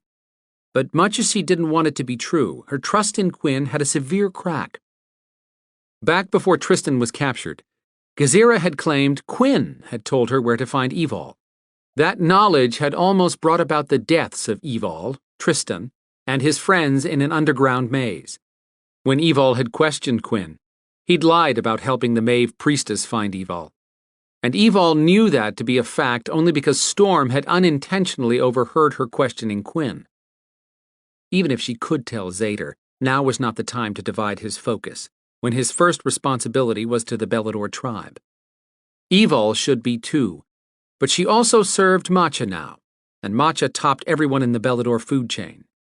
That meant Evol would have to insert into the ABC alone, with no backup, because she would not pit Storm against an alterant again.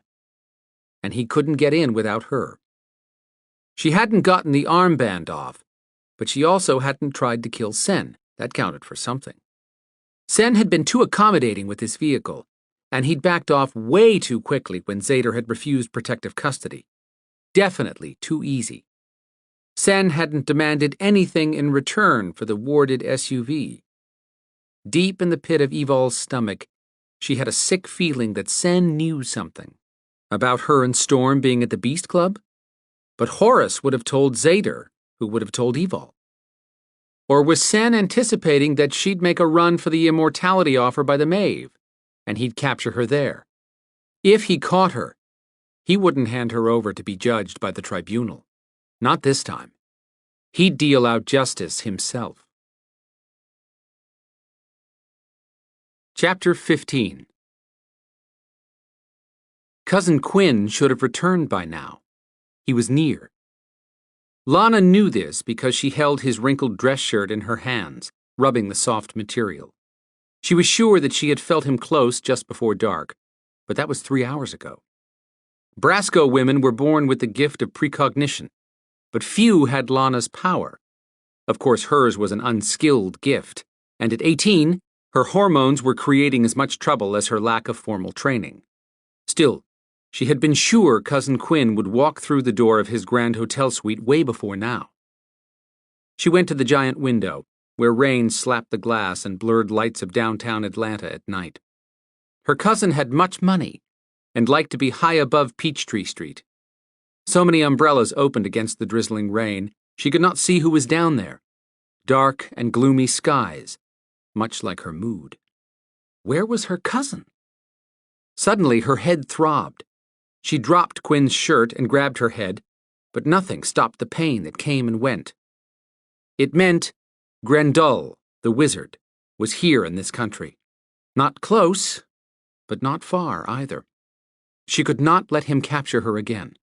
Last time, she had been his prisoner in Transylvania, and he'd forced her to drink a potion her powers had not liked. She'd escaped, but Grendel had found her again. She could feel it. Her fault that he'd found her. But no choice. Innocent non-humans would have died if she had not drawn on elements to save them. Grendel was in Atlanta. What if he had found Cousin Quinn and harmed him? She rubbed at the sharp pain in her head. It was not logical. If the wizard knew she hid in her cousin's hotel, he would be here now. The snick of a keycard sounded from outside the hallway door. Then her cousin entered. She released the nervous breath she'd been holding. Cousin Quinn walked in with his wool jacket in hand. He wore the same light blue shirt she'd seen on him last night. His clothes had suffered. Quinn's eyes were tired. He had suffered too. She might have a paranoid imagination, but she had good reason. Her cousin was a powerful Belador, expected to fight dangerous supernaturals. Hello, Lana. He moved slowly, not just tired, but an unhappy slow. Who had caused this pain in his eyes? Too weary for a man in his mid-30s. You are exhausted, cousin. Everyone is. Another long day in Treor.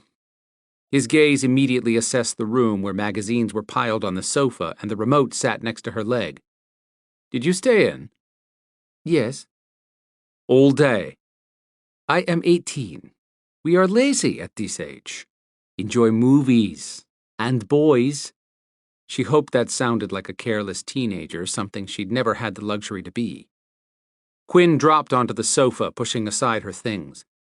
He needed fun in his life. What could she do for him? She offered, Would you like drink? Not yet. He pointed at a chair across from him. Have a seat. We need to talk. She sat heavily. Here came round 3 of Lana Must Go Home. She had to think of a new way to delay. Hard to do when her head wanted to explode. Going back to Transylvania was not possible.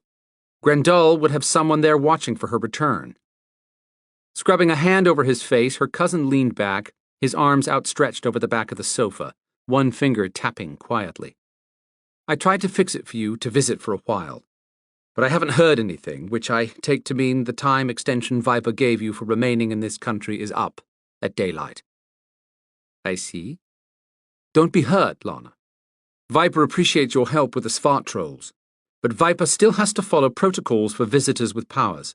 If they let you stay without going through the proper channels, someone will use that as a precedent later on. I'm glad to see you, but it's time to go home. She would leave soon and find somewhere else to hide in this country. Lana. Yes? I can feel your brain spinning, but you aren't staying in North America. I have to provide proof of your leaving, which means a second Viper agent has to be on site with me when you depart to confirm your transportation. Don't get any ideas about slipping out before tomorrow, because I won't leave you alone until this is handled. She should have left today. Now she was trapped. Grendel would capture her again. He would... Her head throbbed. She clutched each side. Her body trembled. Lana! Stop! You're shaking the building. She looked up and took in the room. Curtains waved. Dishes in the glass cabinet rattled. Furniture vibrated. Quinn stood and leaned forward, reaching toward her, then pulled his hands back, probably remembering last time he grabbed her. His voice was full of concern. Calm down. Take a breath and relax. Yes. Sorry, she mumbled, propping her elbows on her knees and dropping her head into her hands. When her cousin spoke again, he kept his voice low and soothing. Time to tell me the truth. About what? Whatever is scaring the bloody hell out of you. When she lifted her gaze to him, he sat down again and propped his elbows on his knees, fingers steepled beneath his chin. I will help you, you know that. But you have to tell me what's going on. No more lies. We're family. I won't let anything or anyone harm you. Sincerity in his voice broke through her determination to handle Grendel on her own. Either that, or she could not think with so much pain. She wanted to tell someone. Needed to know she did not have to fight Grendel alone. But she could not allow that wizard to hurt Cousin Quinn. He waited, patiently. She finally gave up. I have trouble at home. She peeked at him, but his face showed no reaction. That is why I come here. Mama said you would help me, but what? Have I ever not come to help when our family needed me? No, and that is problem. I don't understand. If I tell you what happened, you would go to Transylvania. Quinn sat up, hands on his knees, fingers tensed. Did someone hurt you, Lana? Yes, but not how you think. She took a breath. I have not been hurt by a boy. I was captured by a wizard who wants to use my powers. Quinn shot to his feet again, raking his hands through his hair. I'll kill the bastard. See, that is problem. He turned his fierce warrior gaze on her, the one she'd seen make big men tremble. But her cousin did not frighten her even when he demanded, Who is it, Lana? I will tell you his name if you calm down. You will tell me his name, period, and where I can find him. This is why I have not told you. This wizard is dangerous. He has many in his castle. You cannot fight him without army of warriors like you. I can call up an army of Beladors. Not now, with threat on Treor and your warrior queen. Quinn paced to the dining room area. He stopped at the end of the table and turned, arms crossed, gaze demanding. Tell me everything. Now was the time for all truth. His name is Grendel. Tell me about him. Who is he? What did he do? Grendel struts, much like peacock. Has hook-shaped nose that belongs on vulture, she snorted. If bird was born with ugly yellow skin, bright yellow hair that is short, and empty eyes that promise death to anyone who refuses Grendel. He is terrible person, cousin. He poured potion down my throat to make me do what he says, but my magic did not like it. I blow up one end of castle. That is how I escape. Also, that is why my magic has problems. Sometimes it does as I wish, and sometimes not. My power grows and weakens. Quinn stood quiet as a statue, thinking. Does he know you're here? He does now. What does that mean? She admitted. I was careful to only use magic in small ways, not enough for Grendel to notice. But when I called on elements to stop Svartrolls from killing everyone in warehouse last week, I showed Grendel where I was. He was watching for me to make mistake. Good God, Quinn muttered. Then his eyes brightened with understanding. That's why you concealed yourself and held on to Evol when our group was teleported to Treor from the warehouse. Yes, I was afraid. Warmth and admiration shone in Quinn's eyes when he said softly, Afraid, but you still saved all those captives knowing this wizard would find you. She shrugged. No choice, people would die if I did not. Her new friends, the twin boys Cardos and Kelman, would have died. A double knock at the door made her jump. A second double knock followed, as in some secret code. Quinn lifted his hand for her to wait, then he walked to the door. I got a text on the way here, so I know who it is. When Quinn checked the peephole and then opened the door, Evol strutted into the living room. Lana wished to be Evol in her next life, with long legs to look badass wearing jeans and black boots with hidden blades. She liked Evol's vintage shirt. Hard to be thought badass when short. Lana sighed, resigned to a life as nothing but sexy Brasco female. Evol smiled at her. Hey, Lana Banana. Like that red sweater and the black jeans. You planning a night out in Atlanta? No, I am prisoner. Lana sent her cousin a prim look of challenge. Cousin Quinn rolled his eyes. He did that often around her. Evol pretended not to notice. How are you, Lana? Good. Happy to see you. Same here. Then Evol reached around and pulled a fat white envelope from her back pocket and handed it to Quinn. Zader said to give this to you and for you to call him after you get it. Probably about Treor. He mentioned needing you back there to oversee security so he can be here to deal with the infection. What infection? Lana asked. Quinn murmured to Evol. You tell her while I read this. Evol explained about a strange infection being passed by Night Stalkers. Until the sickness was stopped from spreading, no telepathy was allowed between any Beladors or agents. This was bad news. Even more reason for her cousin to send her home. Folding the papers, Quinn looked at Lana. You can stay, for a while. Her heart jumped around in her chest, happy. Truly, cousin? Yes. How can this be when you said they would not let me? Evol's gaze bounced between the two. Yeah, how'd you pull that off? I'm thrilled for Lana, but amazed Viper cut anyone slack. Lifting the papers in one hand, Quinn explained, This is temporary guardianship for Lana I asked Sen to have expedited. But with him, you had no idea if he deep-sixed it, Evol finished. Precisely. Quinn gave Lana a pointed look. I told Viper you were 17, not 18. Don't forget that if you're asked. Lana couldn't believe her cousin had gained her time. She spoke from her heart. Thank you, cousin. That's the best I can do for now, but I have to leave again. Tonight. For Treor. Relief poured through Lana in spite of the dull throb in her head. Do not worry. I will stay inside. Evol said, Load up on movies. Quinn might be gone for days or weeks at a time. It is not problem. Quinn spoke up. Yes, it is. You can't stay here alone. Now what?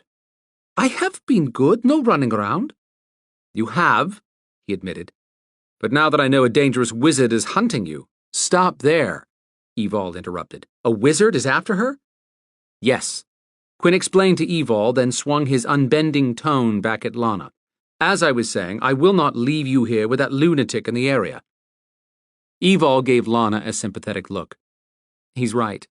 Way too dangerous to be without backup. Even if you could call Quinn, which you won't be able to do with him and Treor, he can't even contact a Belador telepathically to get someone to you quickly. Living in this country was much difficult. Lana waited for her cousin to ruin the last of her good mood. Did not take him long. The safest place is in Viper headquarters. Evol ground out a sound of disgust. That place sucks, Quinn. She won't know any of the agents coming and going. But that mountain is safer than a vault. Lana would be trapped inside a mountain. What if the wizard had spies there? Quinn asked Lana to pack her suitcase. She nodded and trudged to her bedroom, fighting off a new panic.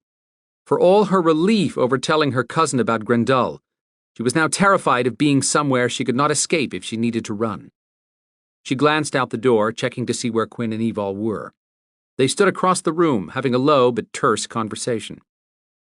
Stepping out of sight, Lana paused and concentrated on using very little magic.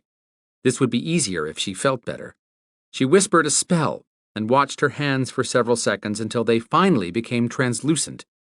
Her body disappeared in half a minute.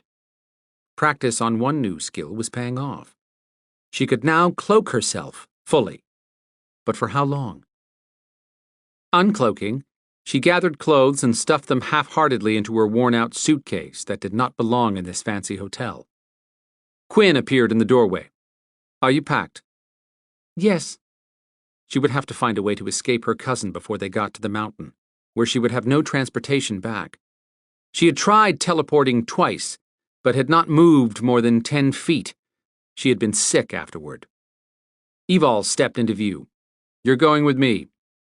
The elation must have danced in Lana's face because Evol added, Let's be clear, I'll be gone a lot and Phoenix will enjoy the company, but his vocabulary still consists of about 20 words, 10 of which are numbers.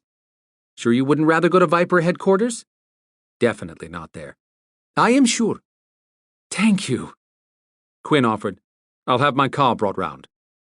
Don't need it, Evol told him. I'm not on my bike.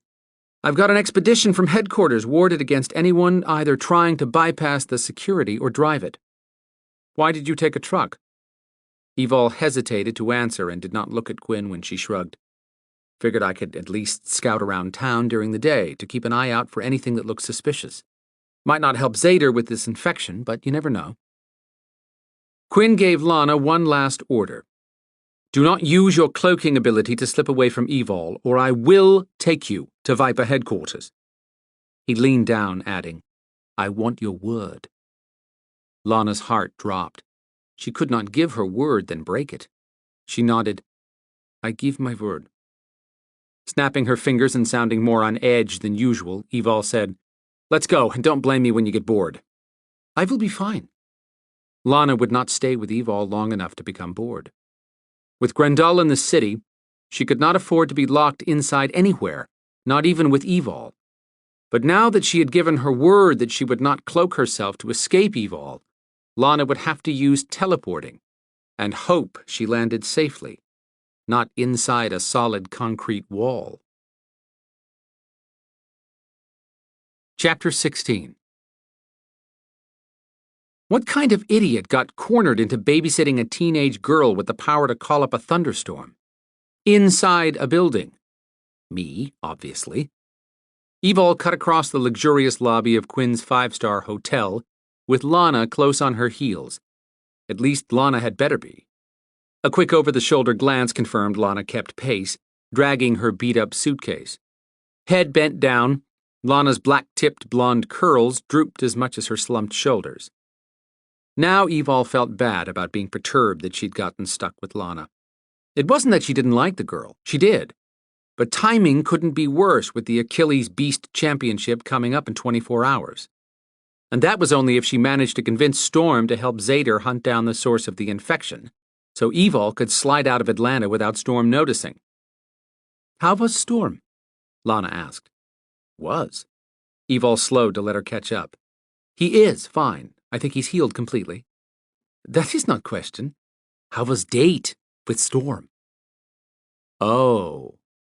Lana had helped Evol dress to see Storm after they'd returned from the battle where Storm had witnessed Evol in all her beast glory.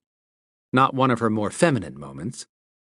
That had happened only because Evol had been given permission to shift into her alternate beast state to protect Brina and Traor Castle from Svart trolls. Lana had come home with her and pushed Evol to go face Storm, even though Evol had been sure he'd been disgusted by seeing her hideous beast form. She'd walked up to Storm's front door wearing makeup and a sparkly sweater for the first time in her life, all Lana's doing. He'd welcomed her with open arms, and chided her for doubting him, then kissed her, and... Evol. What? Lana's shorter legs moved quickly to keep up. I asked how date was. Slow down and stop being so irritated. Lana was just a kid. Evol breathed deep and searched for the calm that seemed just out of reach this evening. The date was not really a date, but it was okay. That is all? It was nice. That night with Storm had been like stepping out of her life and into one that belonged to a normal woman. He'd made her feel alive, cared for, special. Okay and nice, not good. Lana frowned at her. Dull. What went wrong? Being with Storm was anything but dull. Evol shot a glare at the nosy teenager. Nothing went wrong. We enjoyed our evening. That's all you need to know. Ah, you spent night with Storm? A speculative gleam brightened Lana's eyes. Evol had thought Lana's Russianish accent charming until the little busybody had decided to tamper with Evol's love life from the first moment they'd met. Now the teenage terror rubbed salt into Evol's wounded ego, reminding her she'd been a coward for backing away from intimacy with Storm. She didn't need a reminder, blast it. She was ready for him, anytime he wanted it. Now! Who was Lana to question anything she did, anyhow? Before they reached the doorman holding the glass door open for them, Evol dropped her tone to a level meant to end all discussion. What Storm and I did that night is none of your business. Got it? Lana looked over at her, open-mouthed. Guilt stabbed Evol from head to toe. Why? The teenager needed to learn when to talk and when to be quiet. Outside, the drizzle had turned into a steady downpour. But Evol was sweating. It was so blasted hot. How could Lana wear a sweater in this? Lana dragged the suitcase along, wheels clacking faster to catch up. Her shoulders drooped teenage disappointment. Evol slowed her pace once more and pointed at the covered parking deck ahead. We're going there. Big mistake. Lana took that as a sign that they were chatting again and started yammering, oblivious of poking at a beast. I do not understand why you did not stay. How can you not want man like Storm? If Adriana had Storm... Don't!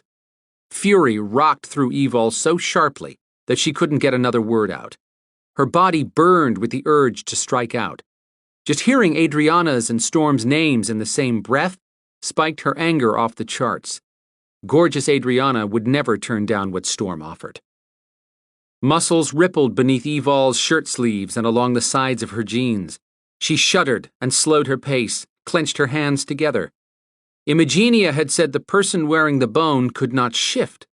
Had she meant it was not physically possible, or had she just been warning not to attempt it? Evol assumed Imogenia had meant her body wouldn't try to shift on its own, but that's what she was fighting at the moment. Lana had continued on several steps and entered the covered parking deck, then paused, turning slowly to look back at Evol. Her face lost a shade of color at something she saw in Evol. People hurried through the garage entrance ignoring Lana, who stood there, still as death. Evol struggled between embracing her anger and wanting to tell the girl she was sorry for hurting her feelings. When Evol reached her, Lana spoke quietly. "Your face, changing. Are you having trouble with other part?" She meant Evol's alternate beast. Her muscles had swollen with the impending change. The armband was cutting off her circulation. Her skin was on fire. The Volante. Evol swallowed the snarl, clawing up her throat, and took a breath, then one more and said, "Don't say another word." Lana nodded silently, hurt bleeding into her worried face as if Evol had just squashed a kitten. "That's all I need." Evol drew in one more calming breath and leaned close to Lana. "I can't explain right now, but I'm not myself. Sorry. I don't mean to yell at you, not your fault. I'm having issues. Our truck's on the 4th level, big black expedition. I need peace and quiet, okay? Please?" She got another nod from Lana before the girl turned around and headed on, but this time without the misery that had been in her face a moment ago. Smart young woman. Gripping her forehead, Evol fought to calm herself and lower her skin temperature. Thinking of Storm seemed to push her emotions closer to the surface than anything else. She had to come up with something to tell him about her plans for the next 24 hours that wouldn't light up his lie detector. She hated lying, especially to him. But she'd do whatever she had to do in order to keep him safe. The elevator stopped with a jolt, and Lana exited first. She took one look around and started toward the only black expedition parked there. Evol pulled out the key fob and pressed the unlock button for the rear gate. It popped open by the time they got to the truck. "Sorry again about before, Lana." "No problem." "Yes, it is a problem, but I can't explain right now. And it's also a problem because it was wrong to be rude to you." Lana smiled at her, and Evol felt forgiven. The girl had given her time to calm down and regroup. She deserved a reward. Evol offered, "How about some dinner?" Lana shoved the suitcase into the back and closed the hatch, smiling big time. "This sounds wonderful. I've got a great place." The words died in her throat when Storm stepped out from behind the SUV. Arms crossed, eyes like flint and mouth rigid. Evol relaxed her fingers, determined to stay calm, or she had no chance at outmaneuvering him. "Storm!" Lana bubbled, full of happy again. "Hi, Lana. Going somewhere?" He gave one of his devastating smiles to the young girl, and Lana sighed so loudly that Evol worried the girl might pass out from hormone overload. Lana pulled herself together and answered, "I go to stay with Evol." "Oh?" Storm's gaze swung back to Evol. Evol jumped in before Lana could say too much. Handing the keys to Lana, Evol said, "I need a couple minutes, okay?" With a quick look at Evol and Storm, Lana walked to the passenger side, climbed into the truck, and closed the door. Evol walked away, stopping at a spot in a shadowed corner that allowed her privacy while still being able to see the SUV. Storm followed her. "Where's your bike?" This was where it got tricky. Snorting at his question, Evol asked, "Do you think Quinn would let me put Lana on a crotch rocket? At least we don't have to ride around in a limo this time." She hoped he'd accept her insinuation that Quinn was behind the SUV. Storm knew her underground apartment was a quick 10-minute walk from the hotel. He admitted, "No, can't see him allowing Lana on a bike, but she'd probably go for it. Why have you got Lana?" Relieved to get away with that, Evol filled him in on Grendel. His gaze swept over her and stalled at her arm. "Did you get rid of the armband?" No, and I haven't been able to tell Zader about the ABC yet. There's a lot going on at Viper that I need to tell you about. Storm didn't rush to fill in the pause that followed. She told the truth, even if it was misleading. She hadn't been able to tell Zader because of the warning he'd given her before she'd left headquarters. But Storm's silence was getting to her. What? You still have that Volante, and now you've got to watch out for a crazy wizard. Lana thinks he's in the city, but Grandal hasn't actually located her yet. My apartment is underground and warded. He won't find her there. Appeased for the moment, Storm asked, "Why didn't you come by my house?" The truth would work best right now. I was afraid. He made a sound of disbelief. Wait. Hoping to smooth out the bristling tension between them, she put a hand up. You know I'm not afraid of you. But I haven't got the best control right now, and I don't want to humiliate myself again. If he could change the subject, so could she. Where were you when I called? I went back to the Beast Club site this afternoon to track Imagenia. Why? He scratched the back of his neck. Something wasn't right about Imagenia. The more I thought about it, the more it bothered me that she'd stuck that armband on your arm, as if she knew what the bone would do to you. But that would mean she knew who I was and expected to see me at the Beast Club, Evol pointed out, feeling her body cool off with the change in topic. I'm the one who went looking for her. I know. Storm turned his head, gazing out to where night surrounded the parking deck.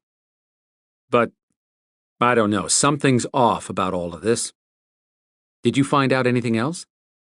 Maybe. He faced her again. You recall smelling a smoky scent of licorice around the Beast Club last night? You mean that old vendor's incense? Yes. I tracked Imagenia and her alterant to where she left the area in a car. Her trail diverted around a clearing in the woods. I went to check it out and found that smoky scent. Evol realized where he was going with this. That scent means something to you. What? His jaw flexed while he decided his next words. Remember the witch doctor I told you about? She rolled her eyes and answered with self-recrimination. You mean the one you came here to find that I promised to help hunt for when we got back from South America and haven't yet? She shook her head at herself. Total loser not to do that for him. I don't need for you to hunt her right now. Of course not, because Storm always put what Evol needed first. That was changing after this if she came back from the ABC alive. We will get on it as soon as we get a break, okay? He lifted his hand. That's not why I mentioned her. Her magic has that same licorice scent. Evol thought back. So you think she was at the Beast Club last night? No. Maybe. He stared off for a moment. I'm not sure. I should have sensed her being close, or I could at one time. I didn't, but that smell bothers me. Wouldn't she have shown her face at some point? Like when we were alone walking back through the woods? I don't know. He blew out a breath and raked his fingers over his hair, disturbing the straight black locks only for a moment before they fell back in place. I want you to tell me if you smell that again, no matter where you are. I will. Why did she have the feeling that Storm wasn't telling her something? What else happened in the woods today? He studied her, taking his time to answer. I ran into the witch doctor. Evol had a moment of worry, until she realized Storm stood in front of her, safe and alive. Is she still alive? Very much so, unfortunately. She disappeared before I could get my hands on her. That's why I want you on your guard and to watch for that scent. Now tell me why you didn't talk to Zader. Evol nodded, still feeling there was more, but letting it go for the moment. Sen and Zader held a big meeting at Viper about a couple things. Everyone's forbidden from using telepathy, which means all the Beladors, because there's an infection being transmitted through touch and telepathy. They think some powerful being is moving around the city and shaking hands with Night Stalkers to intentionally release the infection, but no one knows who or what. His cheek muscles flexed with angry pulses. Those are Langals. Plural? Yes, but I don't know how many. But you do know about this infection. How? Storm hesitated, but he would have a tough time getting around a question that direct. I ran into one up around Oaky Mountain when I met up with the witch doctor. She created the Langaus. Evol swiped a fast look over his face and eyes. Did you get infected? Yes. You have to go to the healers. I'm good now. How? That's why I didn't answer your call. I can draw on my jaguar's ability to heal, but to get an infection or poison out of my system, I have to completely shut down into a deep sleep. My guardian spirit woke me when the fever broke, or I'd still be sleeping. When Evol felt her skin getting toasty, she forced herself to ratchet down the urge to dismember the witch doctor. No time right now, but soon. Why did she do this? Don't know. Is there anything you can tell the healers that will help the Beladors and other agents? He nodded. They have to treat this like a poison instead of an infection because of the way it was created. I'll talk to Zader and the healers, but they need a live Langau to make an antidote. Evol reached up to feel his forehead. At least you're not hot now. Not there. His lips twitched. Now she was hot again and doubted the Volante was solely to blame. Thought you weren't going to encourage me. She gave him a wry smile. He gave her a smoldering look. Doing the best I can, considering, but it's a struggle. She had a feeling if she looked down, she'd know just how much he was struggling. Stop thinking about touching him. But how was she supposed to do that? By talking about something that didn't make her want to reach under his shirt and run her hands over his body? Nothing came to mind. Touching him would send her up in flames again. A dark look passed through Storm's gaze. Then he shook his head at some inner thought and helped her out by talking business. How many Viper agents are infected? The infection. She could work with that. I don't know. There were a handful of cases by the time I left headquarters, but we've got agents who are MIA that might be infected and unable to call for help. Speaking of help, they need your ability to track. I can do that.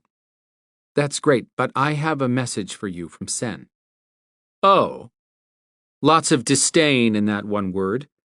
Evol laid it all out for him. He said you have until Monday to come back to Viper, or he's marking you as an enemy of the Coalition. I don't want you going back, but neither do I want to see the Coalition turned against you. Because if that happened, she'd be expected to hunt Storm and bring him in. Wouldn't do it. Now that she thought about it, that might have been the reason Sen had been so happy. He'd figured out a way to force her into conflict with the Beladors and Viper. She'd write that on her worry list for later. Speaking of worry, she still had to get Lana settled, check on Grady, who she hoped was not infected, and ask if the old ghoul had any intel on the Beast Championship. Storm shrugged over Sen's ultimatum. I'll deal with Sen Monday. Evol didn't want to leave, but she had to convince Storm that all was fine, then get moving. Thanks for helping them track those Langaus, especially now that I have my hands full with Lana. He tossed a glance over his shoulder at the truck before his gaze returned to her with a challenge. Is there something you're not telling me? What kind of question was that? One she couldn't answer truthfully without giving away her plan. When all else failed, fake it. Evol dropped the don't screw with me face into place that she used when kicking demon butt and snapped, What do you mean is there something I'm not telling you? Please tell me Storm bought that. Storm took a step back and raised both hands in a sign of surrender. Easy, that came out wrong. Sold. She kept her jaw clenched to avoid grimacing over tricking him and just nodded her okay. You're not trying to leave town without me, right? He was not part of her plan to enter the Beast Championship, but what could she say and not get caught in a lie? You want the truth, Storm? I don't want you to go. When he looked surprised at her blatant admission, she drove on, hoping to sell this too. Bernie might have been a pushover for an alterant, but others won't be. I know you're capable of killing pretty much anything you fight. The problem is that alterants are an unknown entity. We come with a mixed bag of tricks and powers.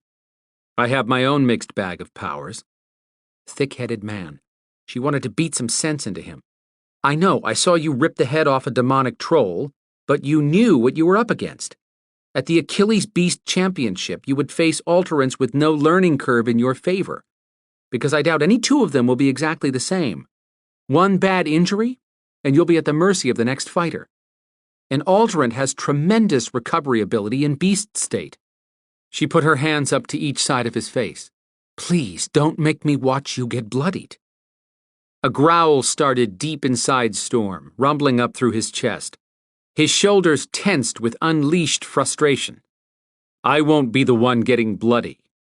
He huffed out a sigh that blew fine hairs around her face. Stop thinking I'm going to die. So now you're immortal? What was it about men, especially alphas, that made them believe they were indestructible? Of course not, but you know I'm the best choice and I'll survive. That burrowed under her skin and started irritating her with a burning need to have the last word. She crossed her arms and should probably leave this alone, but the harder he pushed her on this, the more she was determined to win. If you're not immortal, then technically you can't say you won't die, or you'd be lying, right? He crossed his arms too and leaned down, shoving his dark gaze at her to make his point. You don't have an argument. Bottom line, you aren't going inside that place without me. Since when did you get it in your head that you're calling all the shots? Since you came back with that damned bone on your arm and no backup from Viper. That's my problem, not yours, she shouted, shoving up in his face. She needed this stupid bone for any hope of getting into the beast battles as an observer and not revealing her alterant status. Did he really think she'd give it up? Bottom line, I'm not taking it off. The hell you aren't, he blasted right back at her. He raised his hands in a sign of frustration and muttered, You're making me insane.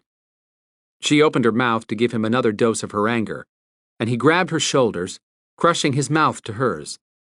A demanding kiss, so unlike Storm. One filled with both hunger and caring.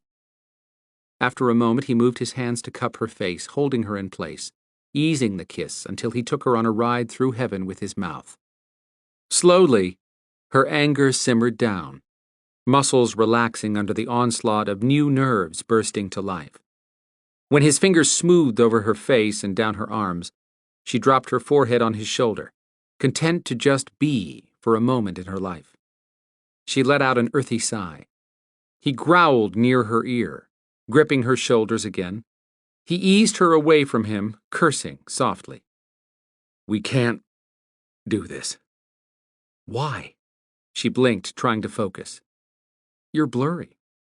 Taking a couple of ragged breaths, he told her, It's the damn bone, influencing you. I don't want to increase the spell I wove around you, so work on calming your thoughts. She did, and once her breathing evened out, she could see him clearly, right down to the vexation on his face. Sorry about blasting you just now. No, this time the short fuse was my fault as much as the bone's. Lifting her eyebrows at that, she asked, Is the Volante affecting you too? Storm gave a harsh chuckle. No, sweetheart. You're affecting me. If you don't want to get your head bitten off, then just stay away from me. That isn't going to happen. He reached over and touched her chin with his fingers. Warmth flooded his eyes. You piss me off more than anyone else is capable of. Careful, or I'll get all tingly, she muttered. But that's not what has my animal on the edge of ripping out of my body every time I'm around you. His eyes took on an unholy gleam of hunger. He leaned in close. I'm out of my mind, wanting you so much it hurts. And my jaguar wants to be uncaged to release what I keep holding inside. Oh, what could she say to that? He sighed and took another breath. I'm not going to touch you until that armband is gone. But that doesn't stop me from wanting to feel your skin under my hands and to bury myself so deep inside you we turn into one. I want to taste every inch of you. Her breasts puckered again in total agreement with everything he was saying. She grasped his hand, pulling it to her lips. Then she kissed his palm and looked up to find a firestorm building in his eyes. She whispered, I told you, the minute this bone is gone, it's on. We're on. He kissed her forehead. Damn right. Smiling, she stepped back.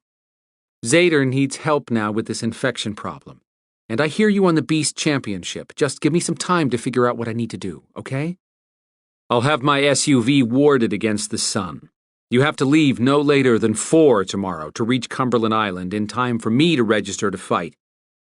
Until then, I'll get in contact with Zader and help him find as many Landgaus as I can before we leave.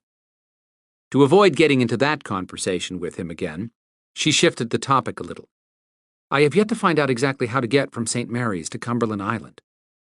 Like Imogenia said, private boats. The host will have one specific dock where boats owned by locals capable of ferrying our kind over there will port in. Those captains will know where the drop point is for sponsors and fighters, and they'll have instructions on how to reach the championship site. That keeps unwanted guests, like Viper, from showing up. Where'd you find out all that? Storm just smiled. This is not my first beast rodeo. You're not going to tell me where to find the boat dock, are you? I don't have that yet, but worst case, I'll be able to locate it by tracking the others. So just remember that you do need me all the way on this. Then he asked, Where will you be until I pick you up? Another question that could trip her up. Evol hoped he wouldn't press for more when she tossed her head at the SUV and said, My life as a babysitter, the things I do for my friends. I need to go feed her and check on Phoenix. What are you going to do about her for tomorrow? I'm working on that. Thanks for helping Zader. You're welcome. He pulled her to him and kissed her one more time with enough heat to make her want to chew her arm off to get rid of the armband. When Storm lifted his head, intense dark eyes pinned her. I'll see you at 4. Be there. I liked you better when you weren't so arrogant and demanding. Storm's lips curved up on one side. No, you didn't.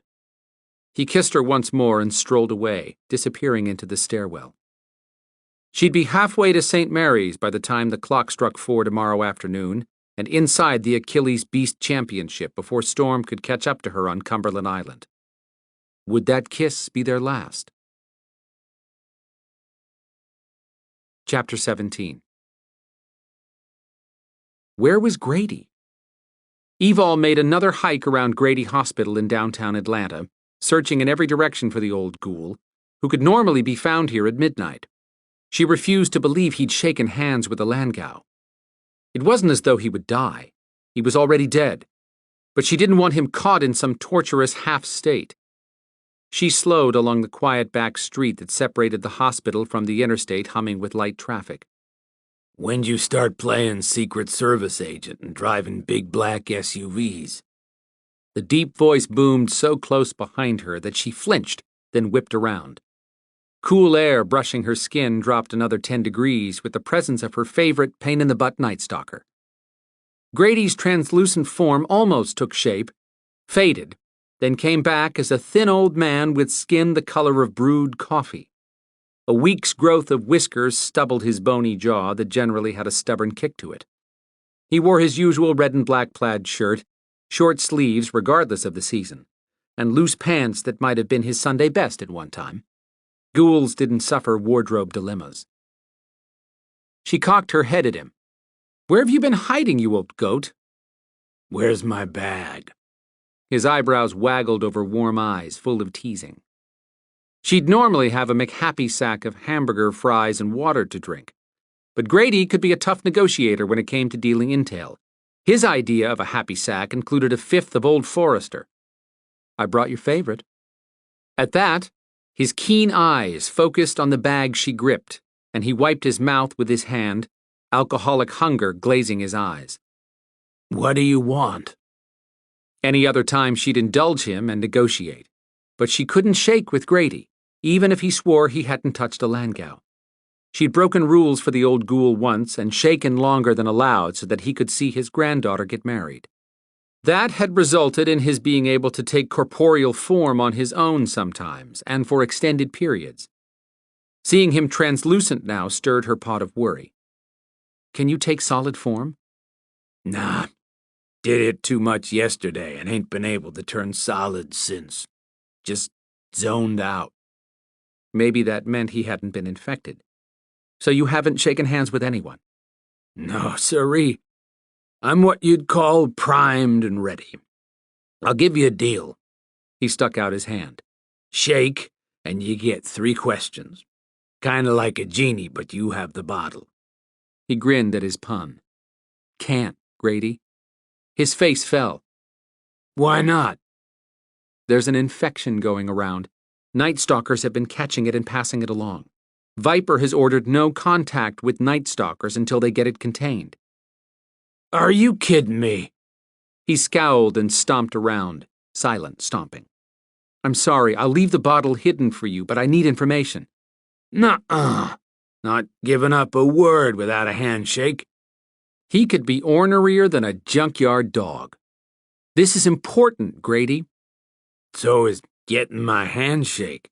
It's the only important thing in my world. Why you stink? Insulting me will cost you this bottle. She waved the brown bag and bottle.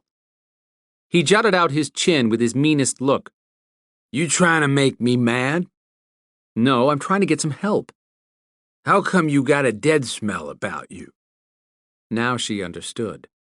Evol slid her sleeve up. It's probably this bone. Grady backed away, looking at her like she'd shown him a two-headed demon. You got a volante attached to your body? Are you crazy? Get rid of that nasty thing. I'd like to, but it's locked on my arm. That's why I need your help. He grumbled and floated a little farther away. Get over here and stop floating around. Don't be yelling at me, he snapped, but he did move close again. She grabbed her head.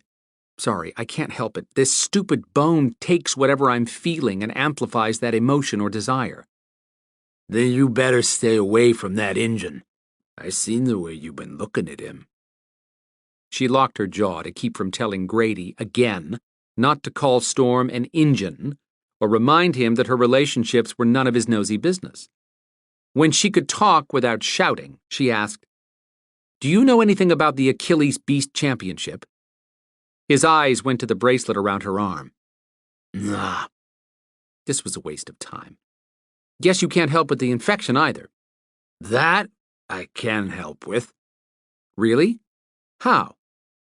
The old coot just stared at her. Evol waved the bottle in front of him. He scowled. Saw a Night Stalker fading in and out. She was jerking back and forth. A sick ghoul. Where is she? Did you see anything else that was suspicious? Storm says the host that's infecting the Night Stalkers is something called a Landgau. If a lawn gal is a demon living in a dead body, then I know where she is. Zader was going to love this. He'd texted Evol with a message that Storm had contacted him, and Zader had assigned Beladors to support Storm. All info had to be reported to Storm. About 2 blocks over that way. Grady pointed his thumb over his shoulder toward the south. Brunette, walking around all sexy looking in a red dress and heels. You ain't gonna miss her. She's moseying about, calling out for Night Stalkers. That was close by. How soon could Zader get someone down here? Grady wasn't done. Saw someone else sneaking around the same area. Who? Your Rambo, buddy. Isaac Knight. She and Isaac had an odd relationship. After she'd missed several commitments with Isaac, his Black Ops team had kidnapped her to bring her to a cozy dinner with their boss. He'd kissed her a couple times, too, once in view of Storm. That hadn't gone well at all. Isaac was the rare human who knew non-humans existed, and he built weapons that killed non-humans. He would blast the Landgau into 1,000,000 pieces with his demon blaster, and Viper needed that antidote. Evol walked over to the wall along the right-of-way for the interstate and stuffed the bottle into a cubbyhole, telling Grady, "It should be safe until you can get to it." He grunted, clearly unhappy, but when he looked at her, his eyes filled with concern. I don't know what that Achilles Beast Championship is. You taking that engine with you? No, but Grady was not a lie detector. That's the plan. Good. He ain't much, but he's better than nothing, I guess. She smiled. Thanks for the intel. If I can't come see you myself, I'll ask Zader to get word to you as soon as the infection threat is gone. If she couldn't get to Grady, it would be because she was dead, or in Viper prison. Either was a distinct possibility given the corner she was in. In the meantime, don't shake with anybody, okay? I'll be careful. On her way to hunt down the mystery woman in red, Evol lifted her phone, then paused. Text Zader or not. The last time she'd seen Isaac, he'd actually helped when Viper had to battle Svart trolls. But Isaac still hunted non-humans, and there was no way for him to know the difference between Viper agents and a non-human threat. Isaac might not understand Viper trying to save a Landgau, but he wouldn't hurt Evol.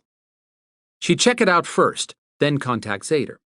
Covering the 2 blocks quickly, she slipped through alleys, keeping her senses open for anything not human. When she came upon a flickering image of a Night Stalker hovering in the back of a closed-in alley, she saw what Grady had been talking about. Parts of a female ghoul, 1 shoulder, a leg, and a half of her head, floated into view and faded. She'd had frizzy brown hair and freckles at one time. The ghoul moaned over and over. Poor thing. A noise at the entrance to the alley pinged Evol into defense mode. She swung around and backed up to a brick wall, hoping whatever gushy stuff she'd just stepped in would come off her boots because the smell would force her to burn them. "Want a deal, Night Stalker?" a female voice called softly, heading into the alley. Evol eased forward to peek. The owner of that voice was an attractive young woman, a brunette who wore a red dress. The Landgau Grady had seen? Probably.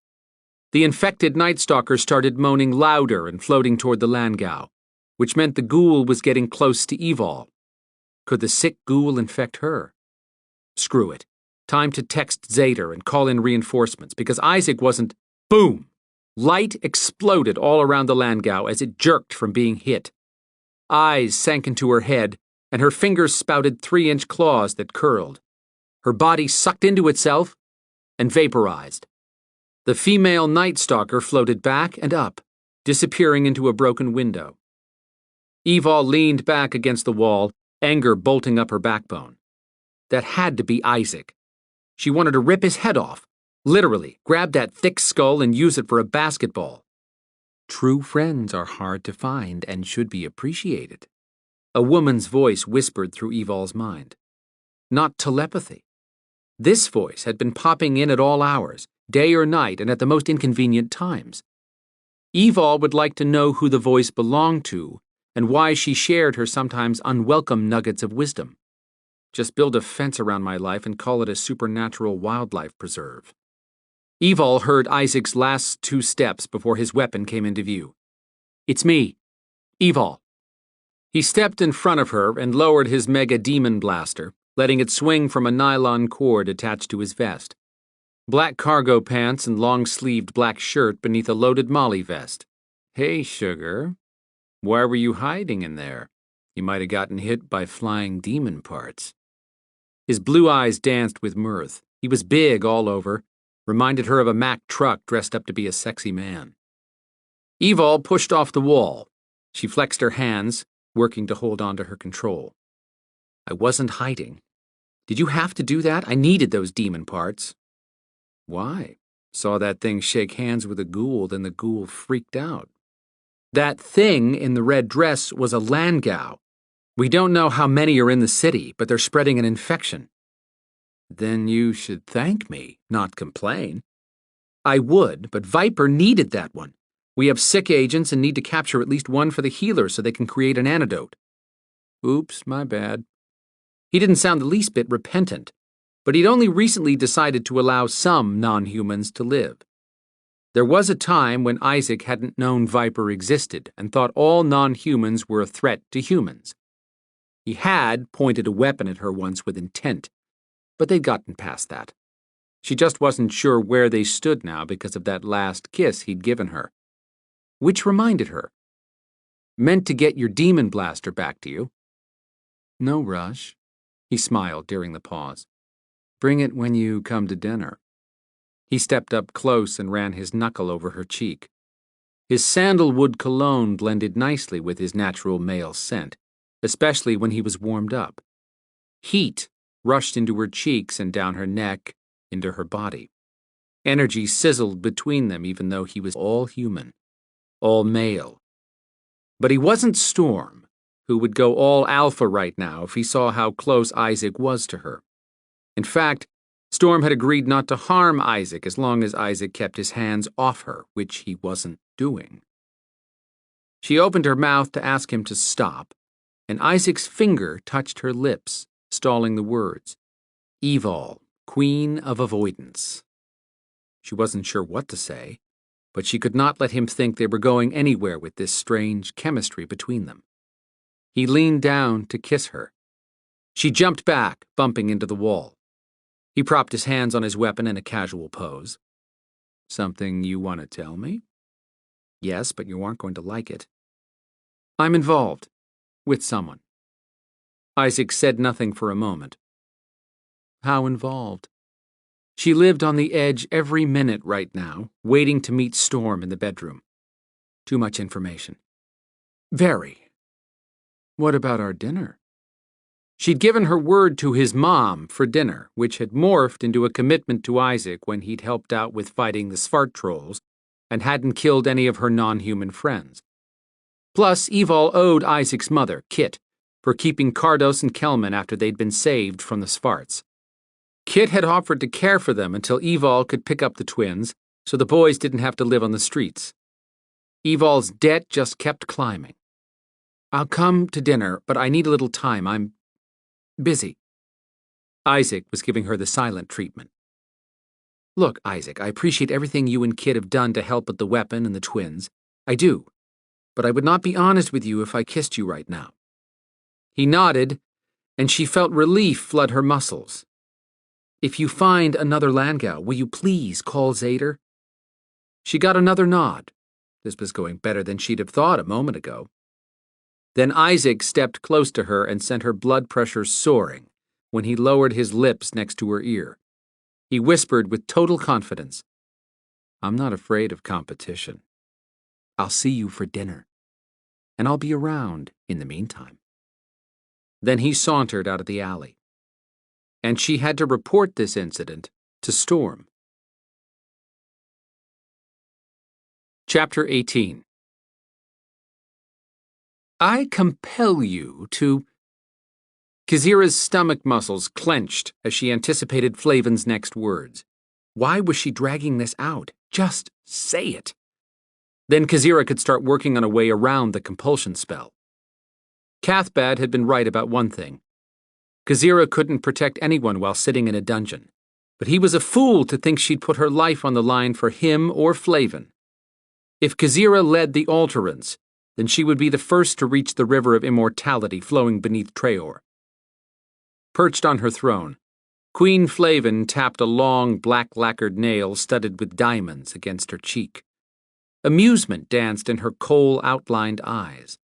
Thick tendrils of black hair shifted and curled slowly around her neck and bare shoulders, falling to the strapless gown of liquid silk that reminded Kazira of a burgundy wine. Knowing Flavin, the dress had been created from a rare vintage. Kneel, Flavin ordered, sending Kazira to her knees with no notice. She went down so hard that her bones fractured, shooting pain through her kneecaps. She bit down on her back teeth, refusing to even wince at the sharp throbbing. Her body started healing the injury, not as quickly as Cathbad could do it, but it wouldn't take long. Flavin chuckled. Glad I could entertain you. Kazira stared straight ahead, having learned years ago that the less she said, the sooner she would be released. You said you'd do anything to get out of Tower Maeve, Flavin said, reminding Kazira of her words earlier. Kazira realized she may have spoken too boldly, but she had to be careful how she handled this. Yes, I like the mortal world, but I can't spend as much time there when you and Cathbad are stuck here. If you gain your freedom, I gain mine. We shall see. Pointing one of her black fingernails at Kazira, Flavin murmured words too soft to hear, then said out loud, Kazira, Maeve priestess of my blood, I compel you to do as I order you over the next 3 days. If at any time you do not repeat my compelling orders to the Alterans exactly as you receive them, you are to take the life of the person you love the most. Kazira's jaw dropped. If she took a risk and miscalculated how she circumvented the compulsion spell, it would be a deadly mistake. Flavin had finally actually surprised her with unexpected cunning. Smiling with satisfaction, Flavin said, "Now I don't have to worry about you working behind my back." The ache in Kazira's knees had dropped from a 10 to a 2. She forced her mask of indifference back into place. How could she risk trying to get around the Queen's orders now? "I should give you the enchanted phrase that would allow you to live and be the next queen," Flavin mused out loud. Kazira's pulse tripped over itself, picking up speed. If Flavin passed those words along, Kazira would outlive Flavin and Cathbad. She'd never be able to leave Tower Maeve again, but she could... Flavin finished her thought, saying, "Then you'd know what it's like to be trapped in this realm for hundreds of years, stuck depending on those who are inferior. But not even the idea of your suffering the way I have is enough for me to allow another queen to survive, if I don't." Of course not. Pointing a deadly finger at Kazira, Flavin began her next compulsion spell, and purple energy swarmed Kazira. "Kazira, Maeve priestess of my blood, I compel you to attend the Achilles Beast Championship in the mortal world during tonight's full moon. You will bring to me every alterant that is offered to the Maeve prior to the battles, or those gained through trade upon winning the final elite matches." Not much wiggle room in that order. Kazira said, "I will." Flavin continued, "Once you return from the Beast Championship, you will link mentally with all the alterants so that you have sole control over them, including Tristan and any others in my possession, even after they evolve." "Evolve? What do you mean?" "Cathbad didn't tell you." "No." Genuine happiness rushed across Flavin's face as she whispered, but loud enough for Kazira to hear. "I wasn't sure he could be compelled, not at this point in his life. But we now know who is the more powerful between us." Returning her attention to her spell, Flavin swirled her pointed finger. Dark purple energy suffocated Kazira until she had to squeeze out each breath. "Get on with it, bitch." "You will ensure that the alterants follow your every order, just as you are to follow mine, Kazira. You will be bound to my life for the next 3 days and will die immediately if I do. However, I will not be bound to you if you should die. Once you return from the beast battle with the alterants, you will be in charge of their evolution and compel them to execute my orders. If any one of them fails to do what I require, you will pay the penalty." "And Cathbad thinks I can outmaneuver this spell?" Kazira held still, begging silently for this to end. Her knees were almost to the point that she could stand without crying out.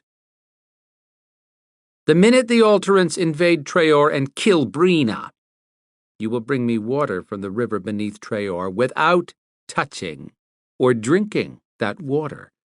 Once I gain immortality, I will unleash my alterant army on the mortal world, along with my entire coven of Maeve witches and warlocks. Matcha will no longer have her powerful Belador warriors once I control Traor, because the surviving Beladors will answer to me." Kazira's blood turned to ice. Had she and Cathbad underestimated Flavin? But the Queen had overlooked something. Matcha will not just stand by while Traor is attacked.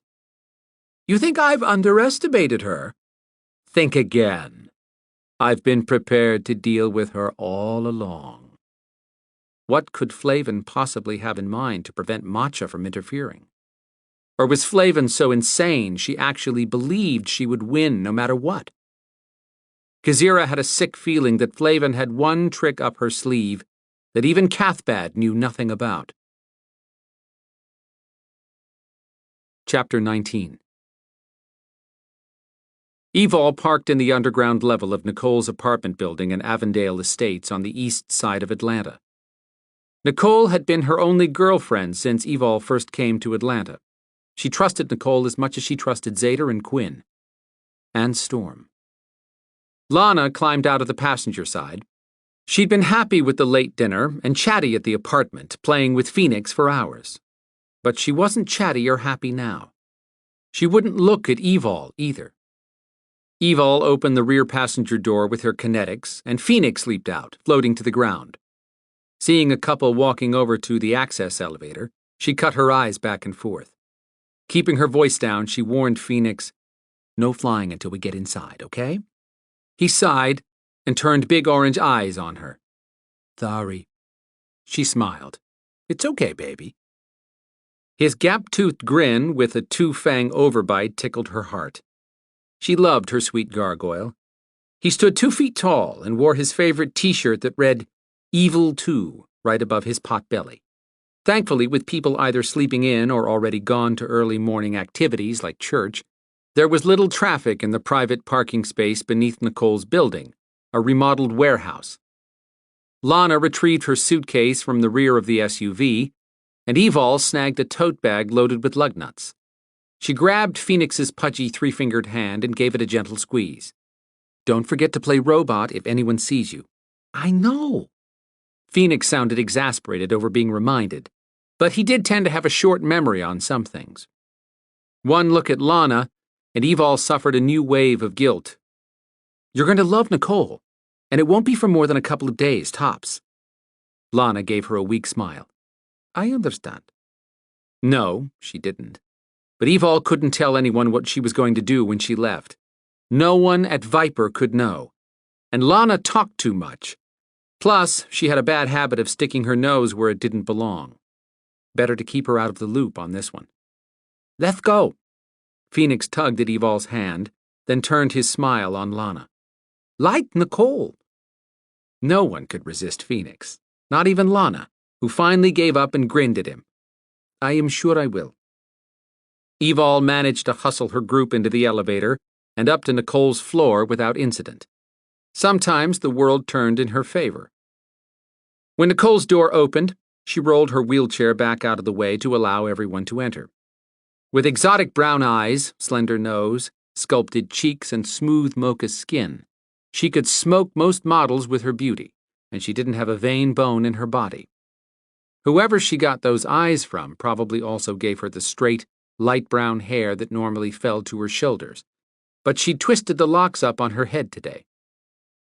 Evol introduced Lana, who stepped aside shyly, which seemed so unlike the outgoing girl. Lana was going to kill Evol with guilt. Nicole offered her hand, and Lana took it. "Nice to meet you. I'm looking forward to having company. My partner is out of town this week." "Thank you for invitation." Lana gave Nicole a polite smile, released her hand, and backed away. Evol said a silent thank you that Red, Nicole's life partner, was a transportation engineer who traveled for work on occasion, which took her out of the picture right now. Standing just as tall as Evol and the alpha female in this pair, Red would not be happy about Evol bringing her gargoyle and Lana to stay with Nicole, even though Nicole was a powerful witch. Phoenix bounced back and forth from one fat foot to the other. Nicole opened her arms for him. "Come on, sweetie." Bat-like wings flapping, he made happy chortling noises all the way to her lap. She hugged him and petted his leathery greenish skin. "I think you've gotten an inch bigger." Phoenix looked over at Evol with shock. "What is inch?" Evol held her index finger and thumb apart to show him. "A lot." Nicole patted his head between his little horns. "If you'll play for a bit so I can talk to Evol, we'll watch television later." Phoenix clapped his hands, wings flapping to lift him off her lap. "Nathgar! Nathgar Danica!" "I'm sure I can find a race tonight." Nicole turned to Lana. "I've got a couple of whirligig-type toys he'll chase around once I cast a spell for them to fly. Would you get them out of that chest against the wall?" Lana retrieved a spiral piece of plastic that fit in the palm of her hand. She whispered something, and the toy came alive, spinning up in the air, changing colors as it flew. Phoenix took off after the toy as Lana sent 3 more airborne. Nicole nodded in admiration. Nicely done, thank you. Turning around, Lana said, "Watch this." Then she disappeared. Nicole shot a look of concern at Evol, who waved a hand. "Don't worry," she explained to me that she's learning how to cloak herself. When Lana came back into view, Nicole asked, "How long can you stay cloaked? 20, maybe 30 minutes? Lana rubbed her head. "Sometimes hurts, or I'm tired." Pointing across the room, Nicole said, "Go ahead and get settled in the guest bedroom. Lie down if you want." "Thank you." Lana gave Evol a look. "Do not feel bad about this. I understand. And someday I will ask you to understand for me." Fair enough. Evol thought about giving her a hug, but she'd never been one to hug much. Either I'll be in touch in a few days or Quinn will, and if not, you and Nicole both have Zader's number to call. The minute Lana stepped into the guest room, Evol sat down on the end of the sofa that had an open space next to it where Nicole could park her wheelchair. Evol always felt at home here, and was never quite sure if it was due to the comforting autumn colors in the room or some spell Nicole cast to infuse tranquility. "Lana is powerful," Nicole stated. "More than a witch. She's Quinn's cousin, and he doesn't know what she is. Says she doesn't either. Long story, but basically her mother disappeared 19 years ago for, I don't know, like a month, and showed up again with no idea where she'd been or how she'd gotten pregnant. I'm fine with it, but I'm concerned that she'll get past my wards in the apartment." Evol shook her head. "I don't think so. She's never trained with anyone. I've gotten used to her disappearing around the apartment and in the truck today. I think she enjoys having that control. Thanks for doing this." "I'm happy to help, but why am I doing this?" Keeping her voice down, Evol told her, "Quinn asked me to take Lana while he's gone to help the Beladors with a problem. A wizard is after Lana, but I drove around with her in Phoenix for a while to see if there was any chance we were being followed. I've got an SUV that's warded against sunlight and unauthorized access, and I'm sure I had no tail today. Your place is warded, but if Lana starts getting bad headaches, call Zader or one of these Belador numbers and have her taken to headquarters." Evol handed over a slip of paper, adding, "I would never bring danger to your doorstep." "I know that. But don't answer the door to anyone you don't personally know, or anyone besides Zader or Quinn who says they're here to see me or Lana." Evol leaned forward, gripping the plush sofa arm. "If I'm not back in 2 days, please call Zader and tell him you have Lana. I don't want you keeping her longer than that, no matter what." Nicole reached over and put her hand on Evol's forearm. "Your gold aura is dark, almost a tarnished color. What's going on?" Before Evol could answer, Nicole's grip tightened. Then she lifted Evol's arm and used her other hand to slide the sleeve back, exposing the armband. "What is that?" "That is a volante and part of the problem." Evol gave Nicole a brief rundown on what had happened since she'd entered the Beast Club in the mountains last night. "That's why I need your help. I have to leave soon so that I can reach St. Mary's tonight ahead of storm. It's 6.5 hours down there. If I leave by noon, I'll arrive just before dark so I can scout out all the docks to find the one taking fighters to Cumberland Island. That would give her a 4-hour head start on storm." Nicole asked, "Is that what you need the potion for?" "Yes, you have it, right?" Nicole released her and leaned back, worry ringing her eyes. "Yes, but you need Storm at this event." "No, I don't. I can actually get in for free as an alterant." "But they'll expect you to fight." Evol pointed at the armband. "I'm hoping I can make a trade with this, to just watch the battles if I keep my alterant status secret.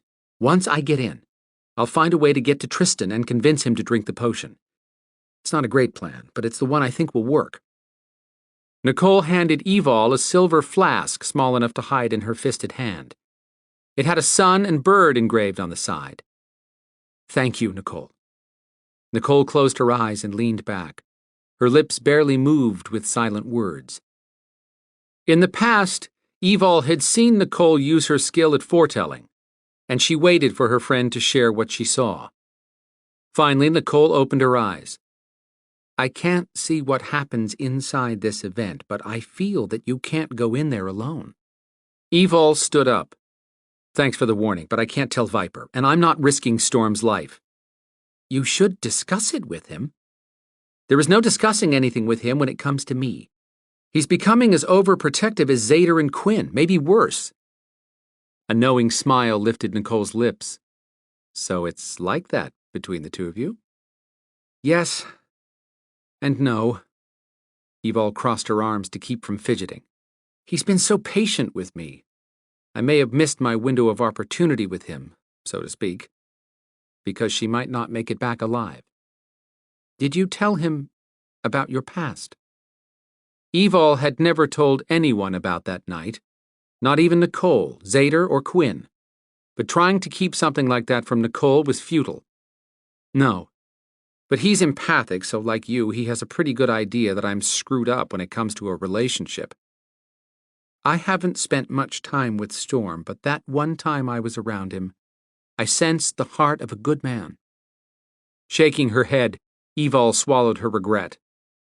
The sad thing is that I'm ready to try for more with him, but I may not get a chance. If I don't make it back, I'm hoping he'll come to you to find out where I am. If he does, don't show him where I am. Don't show anyone. You can't do this alone, Evol. I have to. She pinched her eyes and struggled to get a grip on her control. Evol had to prevent her emotions from rocketing out of control for just a little longer. She couldn't wait to hand this bone over to someone at the beast fights. But right now, the pain of lying to Storm, even by omission, and possibly never seeing him again, was stomping her heart. She flexed her hand, took a breath, and said, If he does come looking for me after tomorrow, please give him a message. Tell him that he was the one, the only one I've ever wanted, and I'm sorry I missed my chance with him, but that he should not come after me. Nicole held a finger against her lips, looking as if she'd been asked to write Evol's eulogy. Evol really didn't do touching, but Storm had influenced her too much with his touch. She couldn't not bend down and hug Nicole to thank her. It was brief, but when she stood up, Evol was glad for the contact. Nicole had become more than a friend over the time they'd known each other. She was a sister of the heart, or what Evol would envision a sister to be. Please, come back to us, Nicole said, as if issuing an enchanted wish. Going to do my best. Walking over to the foyer, Evol lifted the tote of lug nuts from where she'd dropped the bag. Nicole took the tote. Are you going to say goodbye to Phoenix? Throat thick, Evol said, No. I already told him this was a sleepover. If I talk to him now, he'll know something's wrong. I want him happy as long as possible. I'm sorry to impose on you, but if I don't come back, I will always care for Phoenix, Nicole said quickly, then added in a quiet tone, But you have to take Storm in the games with you. I need to tell you what I saw. Leaving the door open, Evol stepped back over to her friend's chair and leaned down. What? If you don't take Storm, you won't leave those beast games alive. Giving Nicole's hand a squeeze, Evol nodded and walked out, closing the door softly. She hadn't needed Nicole's special ability to know she was going to die. She'd felt it in her heart all day. Chapter 20. Someone was following her. Evol had felt a presence all the way to this sleepy coastal town in southeast Georgia. Lifting halfway up from a squat, she made a slow visual sweep of the dark woods behind her that hid her and the SUV. It was an hour after sunset, and nothing moved in the black void. Every breath of salt air invigorated her after 6.5 hours of driving. Bending her knees, she resumed her position behind a thick pine tree to watch yet another dock, the same position she'd held since arriving in St. Mary's 90 minutes ago. 8 o'clock, and she still hadn't found the dock. That feeling of someone close by clung to her edgy psyche, poking at her that someone was tailing her. Storm couldn't have gotten here yet, not this soon. Could he? No. If he had, He'd have shown his face if for no other reason than to finish letting her know how much she'd pissed him off. She'd sent him texts all afternoon, touching base as if she'd still been in Atlanta when she'd been driving southeast instead. He'd answered, his last text saying he'd found the Landgaus in Atlanta, and Zader's team had managed to capture one, which the healers were using to create an antidote. And that he was on his way to meet her outside her apartment, in Atlanta, where she was supposed to be. The phone call to tell him that she wasn't there had been worse than she'd expected, which was saying something. She'd seen Storm furious before, but he'd hit rage level when he'd found out she had a 4-hour head start on him. She wasn't even sure he'd heard her "I'm sorry" right before she'd crushed her mobile phone to prevent anyone tracking her electronically. He would never forgive her, but he'd be alive. Balmy night air swirled softly.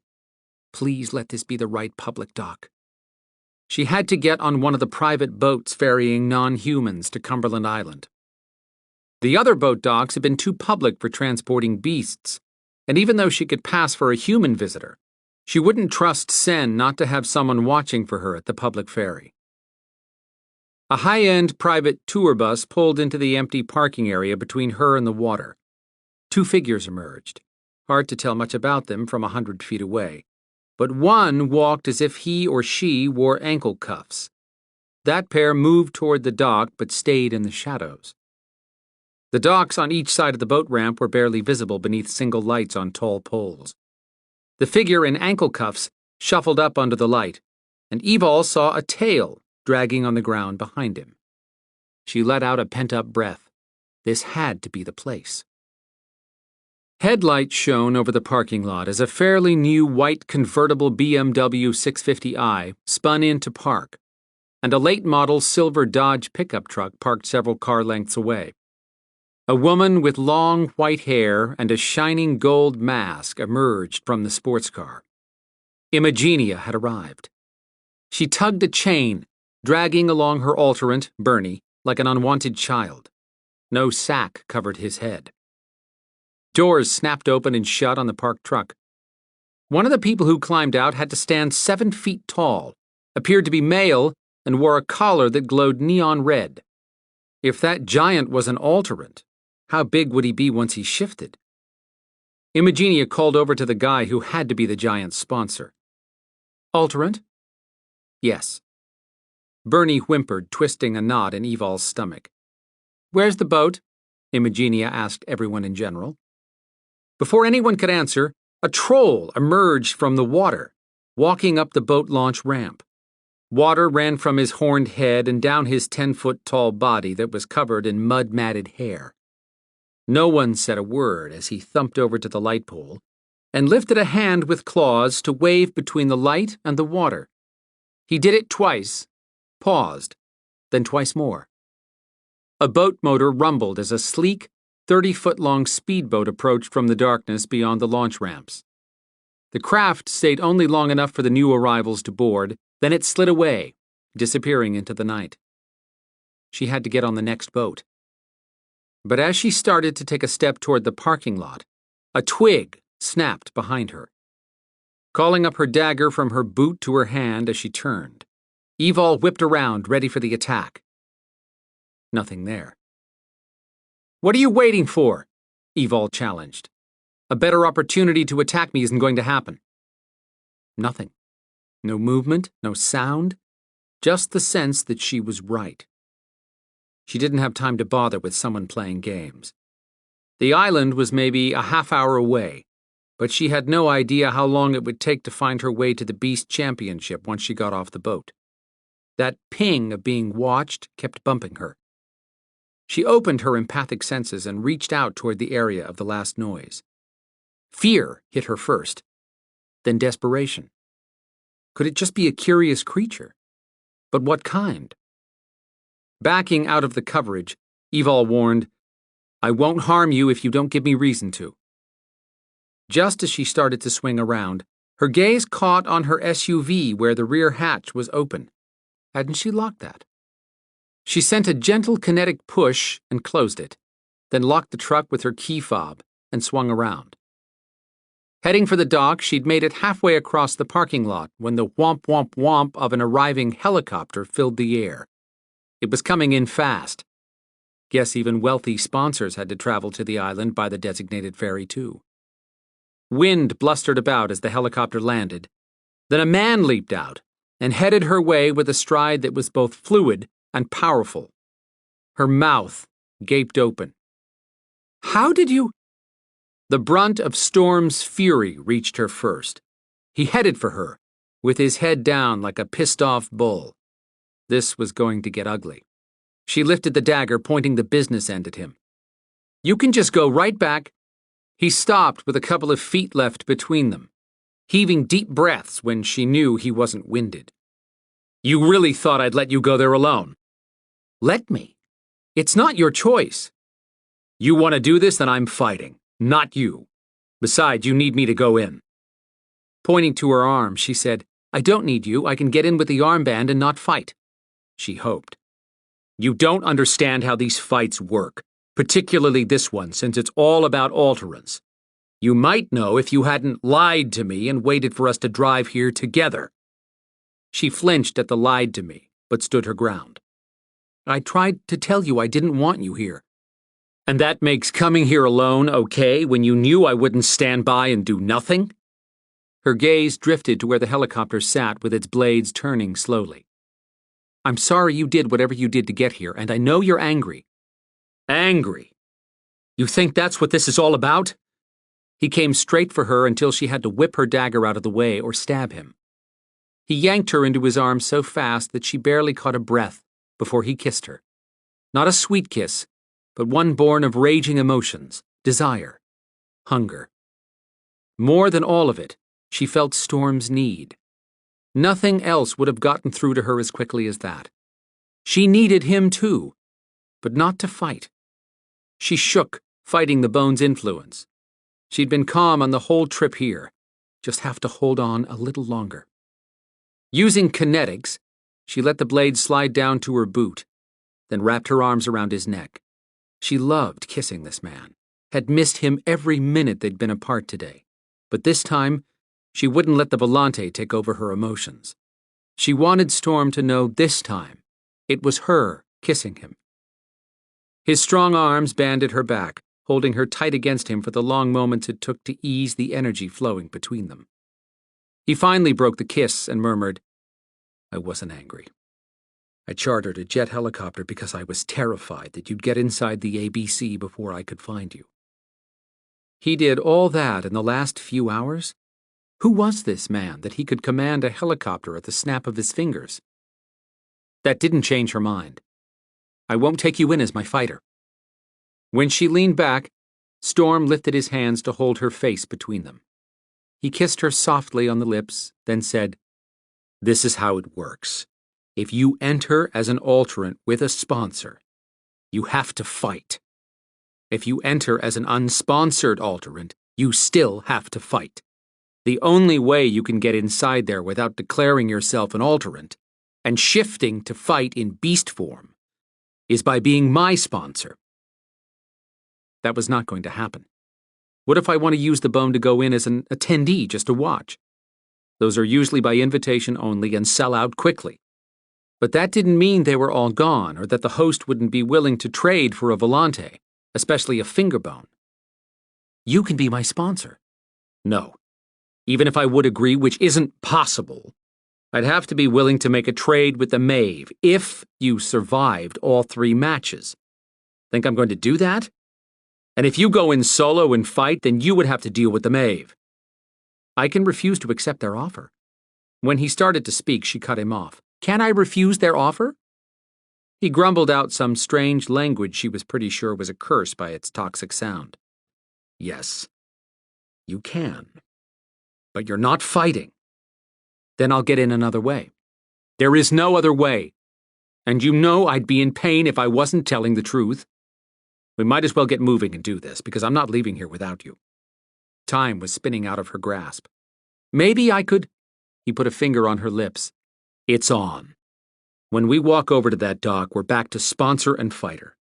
Playing our parts in the Achilles Beast Championship means far more than it did at the Beast Club in the mountains. This place has immunity and is hosted by someone powerful. One of us makes a wrong move and raises the host's suspicions. No one will ever find our bodies. How could she agree to this when she couldn't elude Storm? He hugged her to him and whispered, "You can't call in Zader and Quinn. You don't want to leave Tristan and all those Alterans in Maeve hands. And the number one reason we have to do this? You can't go back empty-handed to Matcha. This is the only way. Trust me. I can handle the fights." Her throat felt like she'd swallowed a fist. Squeezing enough air out to talk hurt. "I will not lose you." She made up her mind to do the only thing she could and deceive him one more time. She had a plan, but it would take playing along with Storm as if she agreed with him until the last moment. "I hate this." His face relaxed with a look of victory. "Welcome to my world." She had to get going. "Okay, a troll calls in the boats. I had a team scouting all the docks while I was getting here." Storm had found her in a jungle in South America when no one else could, and he'd managed that in record time by private jet, then showing up in this helicopter tonight. She didn't know as much as she thought she did about him, but she knew what mattered. She could trust Storm with her heart and her body. But he might not ever trust her again after tonight. Pulling away, he said, "I've got something to give you first." On the way back to the helicopter, Storm gave a hand signal to the pilot who cut the motor. By the time she reached the aircraft right behind him, the props were barely moving. Storm leaned into the cockpit and pulled out a jacket covered in tiny glass prisms that reflected any bit of light they could grab. He held the slinky covering up for her. "Put this on, and take your hair out of the ponytail." "Why?" "This is a whole different beast game. Looking the part here carries as much weight as attitude." That's when she took stock of Storm's lean black jeans and snakeskin boots with silver tips. Both jaguar eyes carved into his belt buckle had yellow stones again, like the diamond he'd traded to get them into the Beast Club. Edgy. Sexy. Hers.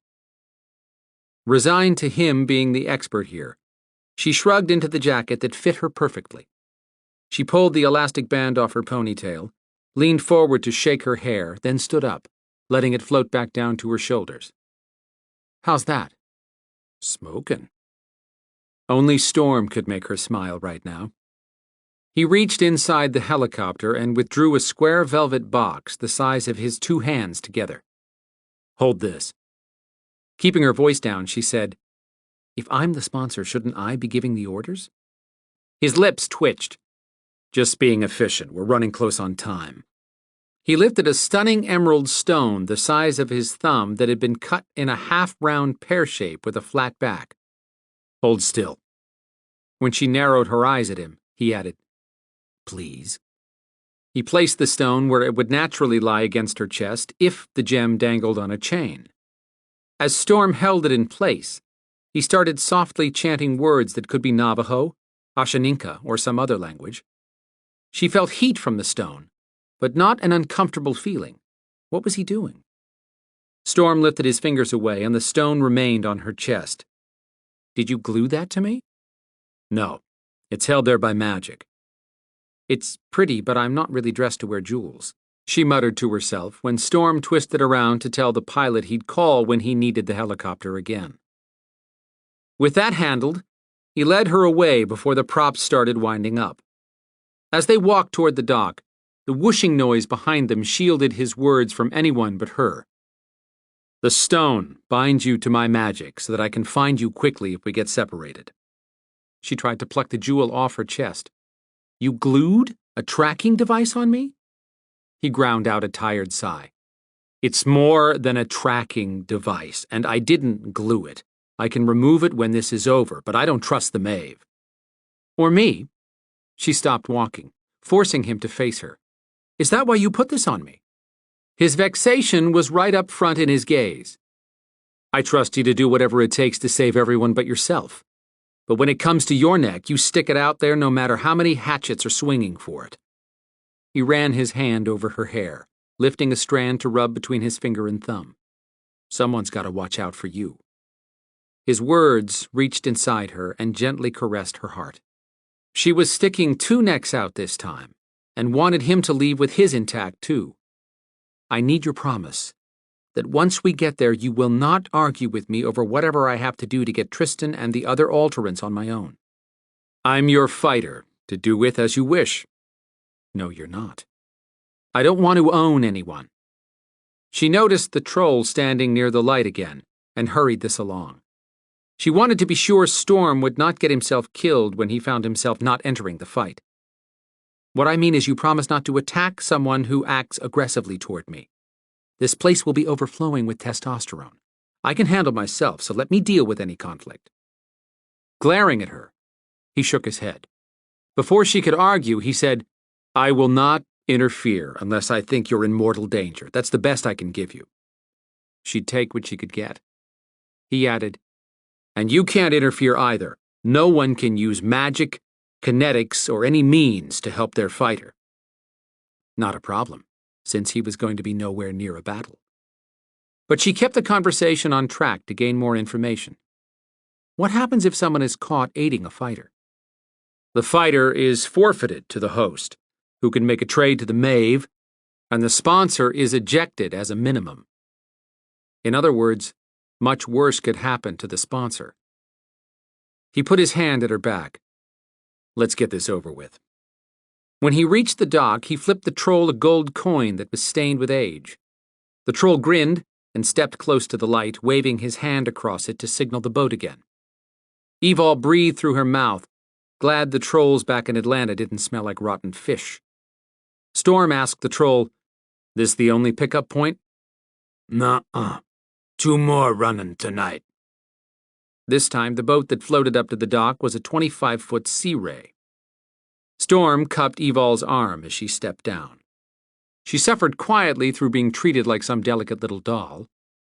Just as he dropped down onto the boat deck, he swung his head around sharply, looking at the dock where the troll stood. What is it? Evol asked softly to avoid drawing attention. I thought I sensed someone else. I did too, earlier, right before you arrived. I picked up a strong sense of fear, so I don't think it's a threat. Might be someone from here who's curious. Maybe. I don't smell anything. Putting his hand to the small of her back, he moved her toward the bench seat across the back and called up to the captain that they were ready. She hoped so. No going back now. Chapter 21. Once the boat dropped them on Cumberland Island, Storm kept his senses wide open as he led Evol along a winding footpath through a forest of pines, sprawling oaks, and palm trees. He didn't want her here in any capacity, not even as a sponsor.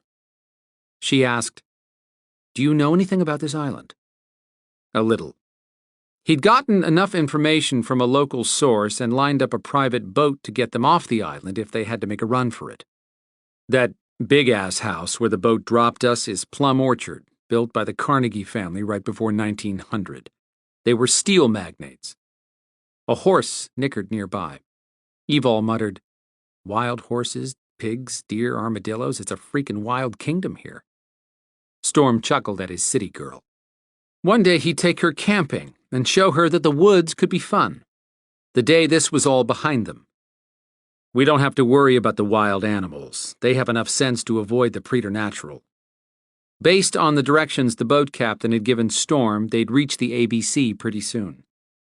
He wanted to know what to expect from Evol. How do you plan to get Tristan? If he's the Maeve representative, as Imogenia claims, I'm hoping he'll be easy to find. Once I see him, I'll figure a way to get close enough to talk.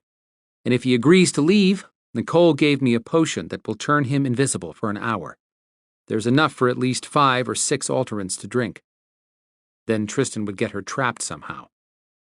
What if he won't leave with you? She walked along so quietly that she had to be thinking. I can only save someone who is willing to save himself. If I can't convince him that he, his sister, and any other alterants with him aren't better off with Matcha, then I'll have to accept that he's marking himself as the enemy. He squeezed her hand. Good. There comes a time when a person has to be responsible for himself. but I have to be convinced that he's really signed on with the Maeve.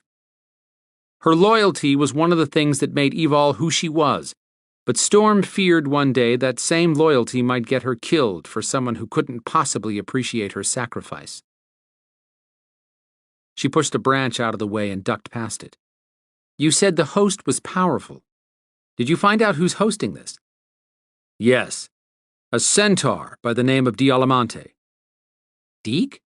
No, Cole Dialamante. Who's Deke? A centaur who owns the Iron Casket nightclub in Atlanta. Probably a brother, then. If he's anything like Deke, he's very old and dangerous. Trees thinned out as they approached a wide-open tract of land. He released her hand, fighting the urge to toss her over his shoulder and drag her back to Atlanta. The entire way here, his gut had churned with a deep fear for her. He thought for sure it meant she'd already gone inside the event. Relief had turned his knees to jello when he'd seen her emerging from the woods at the boat dock. Holding her close should have reassured him she was fine, and entering as her fighter would keep her safe, but that sick sensation wouldn't leave. Where is the event? Evol asked in a hushed voice as they left the woods and entered an open field. Two guards wearing Spartan outfits over bodies that bulged with muscles stood 2 arms' lengths apart, as though they were protecting the open space behind them. A shimmering silver cloth 12 feet tall appeared between the guards. Storm answered her. The ABC is hidden behind that curtain. You're kidding. No. Dialamante has cloaked the entire event, which means there's only one way in or out, and you're looking at it. He couldn't risk not having access to his magic here. Lowering his voice for her ears only, he said, This is when you start calling the shots. Tell them you're entering a skinwalker. Showtime. She surprised him by not arguing, but instead saying, Okay. This would work out after all. Evol squared her shoulders and angled her chin up, then took a couple of long strides toward the guards. Before she could speak, the guard on the left held his hand out, and a pale blue holographic image of a woman's head took form. Eyes moving in to take Evol, she said, I am Dame Lynn, the Domjon. What do you want? Evol pushed the slinky jacket sleeve and shirt sleeve up to show the armband. I want to buy in for admittance only. What? Storm snapped. He should have known that Evol was going along too easily. No, I'm your fighter. Evol turned on him, her mouth as hard-lined as her attitude. No, you're not. The Domjon turned her head to face Storm. What are you? Shifter. Jaguar. Are you the Black Jaguar fighter from the Beast Club in Georgia? Yes. Dame Lynn announced, Request to fight denied. Why? Storm doubted she could know who he was from South America, but even so, he'd never been refused entrance as a fighter. You have been accused of fighting under fraudulent terms by claiming you were a shifter, Dame Lynn replied in a flat tone of finality. I told you I shift into Jaguar form. That wasn't the issue. Imogenia of the Coretta Coven filed a complaint that you misrepresented yourself as a wereshifter. Her fighter also claimed you used magic that had not been declared. Until that's cleared up with the injured party, you're barred from fighting in the Achilles Beast Championship. Or you can request to be subjected to a truth test to prove Imogenia wrong. If she is found guilty of lying, she and her fighter will be ejected after facing a sanction. However, if you lie during this test, you die. That pain in the ass, Imogenia. Storm couldn't prove he was a wereshifter, since he wasn't, and he had lied by omission. Dame Lynn added, And there are no observation-only tickets left. Evol swung around to Dame Lynn. Not even for a Volante fingerbone? No. Evol looked over at Storm, determination so strong in her gaze that he had to bite down to keep from shouting no at her, knowing she had only one other move. Don't do this. Evol told Dame Lynn, Then I want to enter an alterant. No. Evol. When she ignored him, Storm growled a low warning. Dame Lynn's head leaned from side to side on the guard's hand. I don't see an alterant. Evol reached up and lowered her glasses enough for her green eyes to glow bright in the darkness. Now you do. Accepted. Admittance is granted to you. Dame Lynn emphasized the you. These fights had a no-tolerance policy when it came to anyone trying to trick them to gain access. Storm's nightmare unfolded before his eyes. If Evol walked in there as an alterant, she'd have to fight. He told Evol, I'm going in with you. Dame Lynn clarified, at this point you can't enter as a sponsor since you did not represent yourself as such up front. He put his hand on Evol's arm. She turned to him, saying, I have to do this. I won't let you go without me. Evol held his gaze for 2 heartbeats, long enough to realize he would back his words and die fighting his way inside if she tried to enter without him. Pushing her glasses back into place, Evol addressed Dame Lynn. Alterants can enter for free, right? Correct. Would the host be willing to trade this volante to allow me to bring a guest in with me? Storm hadn't considered that, and Evol still had to get that damn bone off her arm. No. Storm buckled his temper only for Evol's benefit. What about a healer?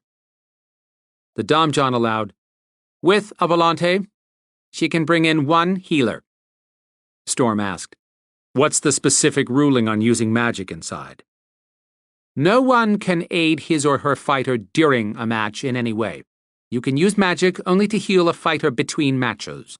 Any infraction of the rules results in sanction, then ejection. That sanction part could be worse than death in a place like this. The Domjon continued. Additionally, the fighter is forfeited to the host, who can keep said fighter or trade it to the financial backer for this event, the Maeve. However, a sponsor or healer can help someone else's fighter, as long as their own fighter is still alive and in a match. Why would anyone help someone else's fighter? Evol murmured. Storm would never risk losing Evol by using his magic where he'd be caught, and the rule should prevent others from helping a fighter that might eventually hurt their own entry. But his gut feeling was that no one in this place could be trusted, not when one sponsor might cut a deal to help another sponsor if it was beneficial. Anything was possible in these battles. Evol asked, when will the Maeve representative face the truth test?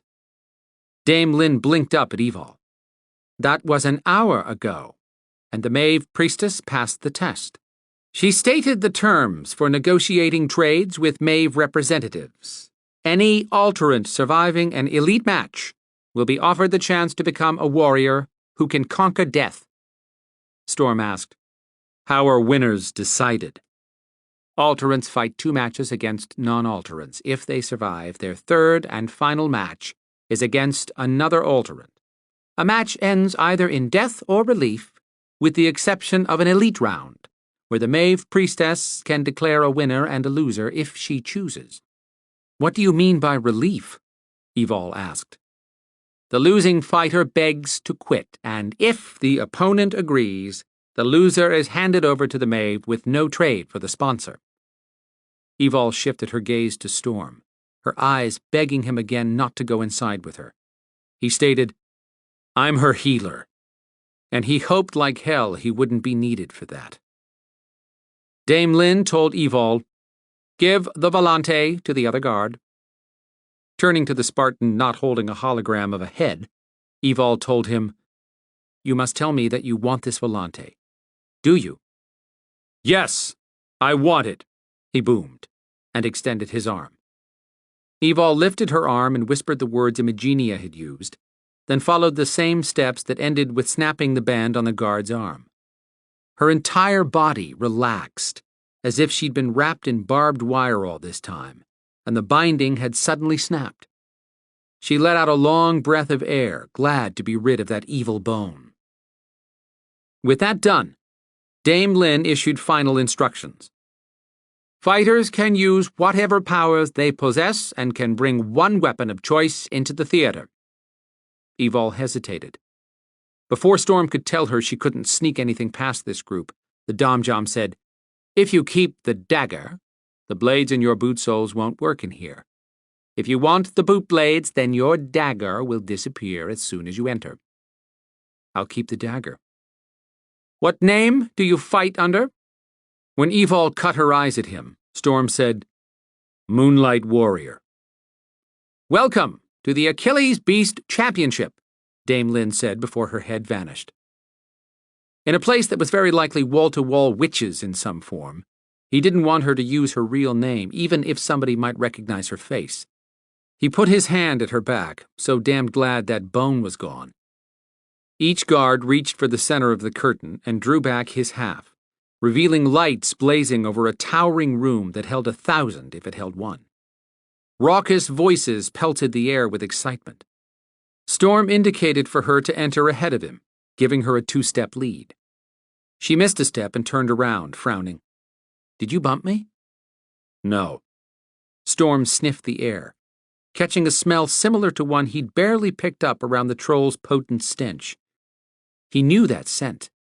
One sniff would smell human, then the next would smell like some creature he couldn't identify. Now wasn't the time to discuss it, when he couldn't think past the idea of Evol fighting beasts. He nodded at her to keep moving.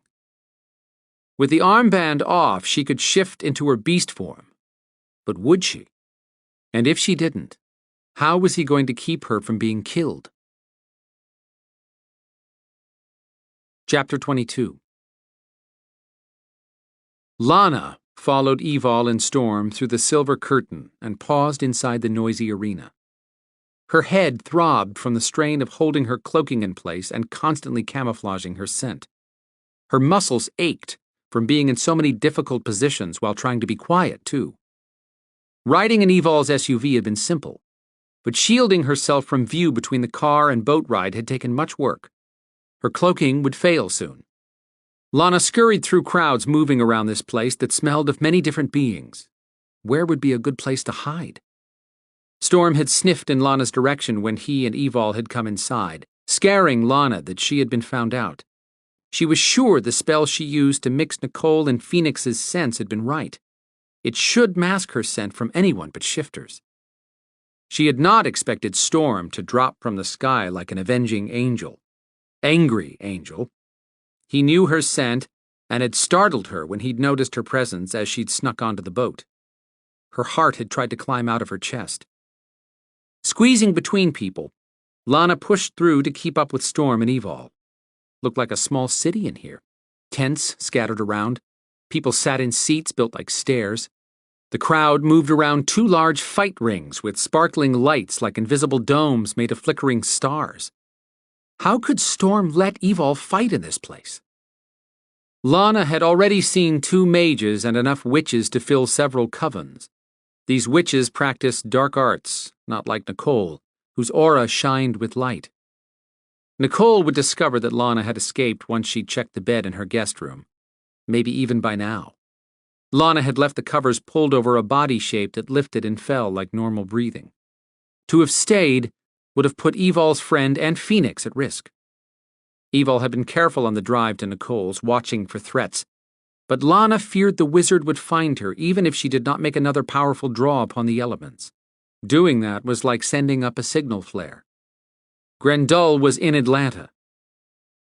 Lana's idea had been such a simple plan. Leave with Evol and hope Grendel would believe Lana had left Atlanta for good. But who knew Evol would drive almost 7 hours? And where was this Cumberland Island place? Lana had to stay with Evol now to get back to Cousin Quinn. Her hand started taking form. She carefully pushed power down her arms to turn her hand invisible again, but her body trembled from the strain. She could only hold cloaking this long because she had been able to rest in the expedition on the way here. She hid in a very small area at the rear of the SUV and did not have to cloak while Evol drove. Her fingertips showed again. She shoved them in the pockets of her jeans. Stay calm. Getting upset would disturb her focus, and cloaking would fail for sure. Evol and Storm paused up ahead, observing something Lana couldn't see. She looked everywhere for a place to hide, not an easy trick since this place was like an outdoor tournament. She smelled food vendors, then took another look at the stair-step seating. Could there be space beneath the tall seats? Maybe. She had to get through the crowd without drawing attention. Bumping the legs of humans startled them. Bumping the legs of someone with power was much more dangerous. Women wore fancy clothes, like those at Cousin Quinn's hotel. Fighters had studded chokers, belts, and leg restraints that all smelled of magic. Much money passed hands at this event. Something else dawned on her. She had seen no one her age. Pulling her hand out to check for cloaking, she moaned at the pink flesh coming into view. The crowd parted in front of her, finally offering a fast path. She looked up as a man ahead of her stopped and slowly turned, his face intent as though searching for someone. He was tall, several inches over 6 feet, and he had short, thick hair the color of a ripe lemon. The long, black robe only made his skin look more sickly, but that wizard was not ill. Evil had turned Grendal's skin that color. Lana froze. Her mind screamed at her to run, but her knees became jelly as her cloaking gave way. Chapter 23. How much power does it take to hide this much area at one time? Evol muttered. I thought Sen was the only one capable of this much, but I have a new appreciation for centaurs. Storm strolled casually alongside Evol, but his gaze moved constantly, taking in everything. This isn't just a shield warding. One way in and one way out. This Dialamante has some help. Maybe multiple wizards or mages, keeping the entire area secure, even against teleporting in or out without permission. Which meant Tristan wouldn't be able to teleport out. She couldn't decide if that was a plus or not. This looks like an inflated tent, if tents came with 100-foot ceilings. Has to be that high up there. I see 2 fighting arenas. Theaters, she corrected herself, calculating the stadium seating around the 2 battle areas to accommodate an easy 1,000. And that wide building connecting the theaters must be what, locker rooms? Individual waiting areas to keep the fighters separated and allow them a place to be healed out of view. Nothing had happened the way she'd intended, starting with Storm showing up. At least he wouldn't be fighting. But how could she battle an alternate if she didn't shift into beast form? Matcha had allowed Evol to make her own decisions, free of repercussion, as long as Evol didn't put Matcha's pantheon in conflict with Viper and acted in the best interest of the Beladors. Entering the ABC put Evol clearly in conflict with Viper, based on what Sen had said. But if Evol was successful in preventing alterants from signing on with the Maeve, and handed Viper evidence of Noira magic being traded, she had bargaining power with the tribunal. If Matcha backed Evol at that point. Big if. Changing into her beast form would screw all that, since Viper rules forbade Evol's changing into anything more than the Belador battle form. That amount of change strengthened Belador's body and amped up power, but nothing like the strength of her beast form. But it also took a toll on her energy, so she'd have to absolutely need it to use it. She might get away with fighting if she could win without shifting and walk out of here with alterants who would testify that Noira magic was traded, which she knew had to happen tonight. But if she put Matcha's pantheon in conflict with Viper, then Evol couldn't claim working in the Belador's best interest now, could she? Thanks for nothing, Matcha. What's wrong? Storm asked, his gaze taking in everyone and everything, right down to the sunken level of the battle theater they passed. His mood hadn't improved a bit since he'd shown up in the helicopter. Just thinking through my options. She'd thought he'd settled down after kissing her, but that had been only a momentary break from the anger surging off of him. Storm walked along, then made a sound of utter frustration. That's not a straight answer. Just like the text messages you sent me. Stepping around the truth is lying, Evol. What's bothering you? She could cut through stone with the edge in his voice. You. When someone jostled her in passing, Storm's glare slid from her to the clueless woman digging through her oversized purse. Storm tilted his head to indicate they should move out of the flow of traffic circling the battle rings. Once they were far enough off to the side to provide some privacy, he resumed his cool reserve, crossing his arms as if his glare had failed to communicate his aggravation with her. Her jaw muscles locked and unlocked. Would you just get over that I left Atlanta without you? I couldn't face putting you at this kind of risk again. I'm not the one at risk, you are. Comes with the territory of the job I do. His mouth tightened and his eyes turned almost black. Not this. You'll have to fight some unknown creatures, and if you win those matches, you still have to face another alterant who will shift into beast form when you won't. And if that isn't enough, he rubbed the back of his neck, all of a sudden looking guilty? What, Storm? When he didn't answer her, Evol echoed, lying by omission is still lying. That damned witch doctor I've been hunting for. I'm concerned about her getting close to you. That last sentence gave her mental whiplash. The licorice-smelling one? Yes. He washed a hand over his face and shook his head at a silent thought. His jaw muscles moved, then he faced her again. She should be trying to kill me, but my gut tells me she could be a threat to you, and I don't know why. Like that made her feel better? What's her interest in me? I don't know. I would have told you sooner, but I really thought I'd had that vision because she'd learned we were partners at Viper, and that she'd figured if she found you, she'd find me. When you disappeared on me today, He shook his head, and this time when he looked at her, his eyes were haunted. I thought she had you. She could have taken you somewhere I might not find you. That explained the core of his anger. Evol had scared Storm. Nothing frightened this man. To know that he cared that much for her struck so deep, she experienced a moment of happiness that had never been in her life before him. She would not let the witch doctor harm Storm. The minute I get out of here, we're going after her. And that's exactly why I never told you much about her. I may have stumbled on her up on the mountain today. But now I think she can find me if she wants to, so you going after her would probably play into her plans, whatever they are. Evol wanted to get her hands on that crazy witch. But that wouldn't happen if she didn't walk out of here alive. Taking a deep breath, determined to say this with conviction, she told him, You have to leave. Now. You obviously have resources. Get out of here. Storm lifted his hand to her face, but didn't touch her when his glance around reminded her they had roles to play. He lowered his hand. There's nothing you can say to convince me to leave you. And that was why she wanted a chance to be with him. He moved with the grace of a dangerous jungle cat, put Adonis to shame with his warrior body, and wore honor with the same ease other men wore their favorite jeans.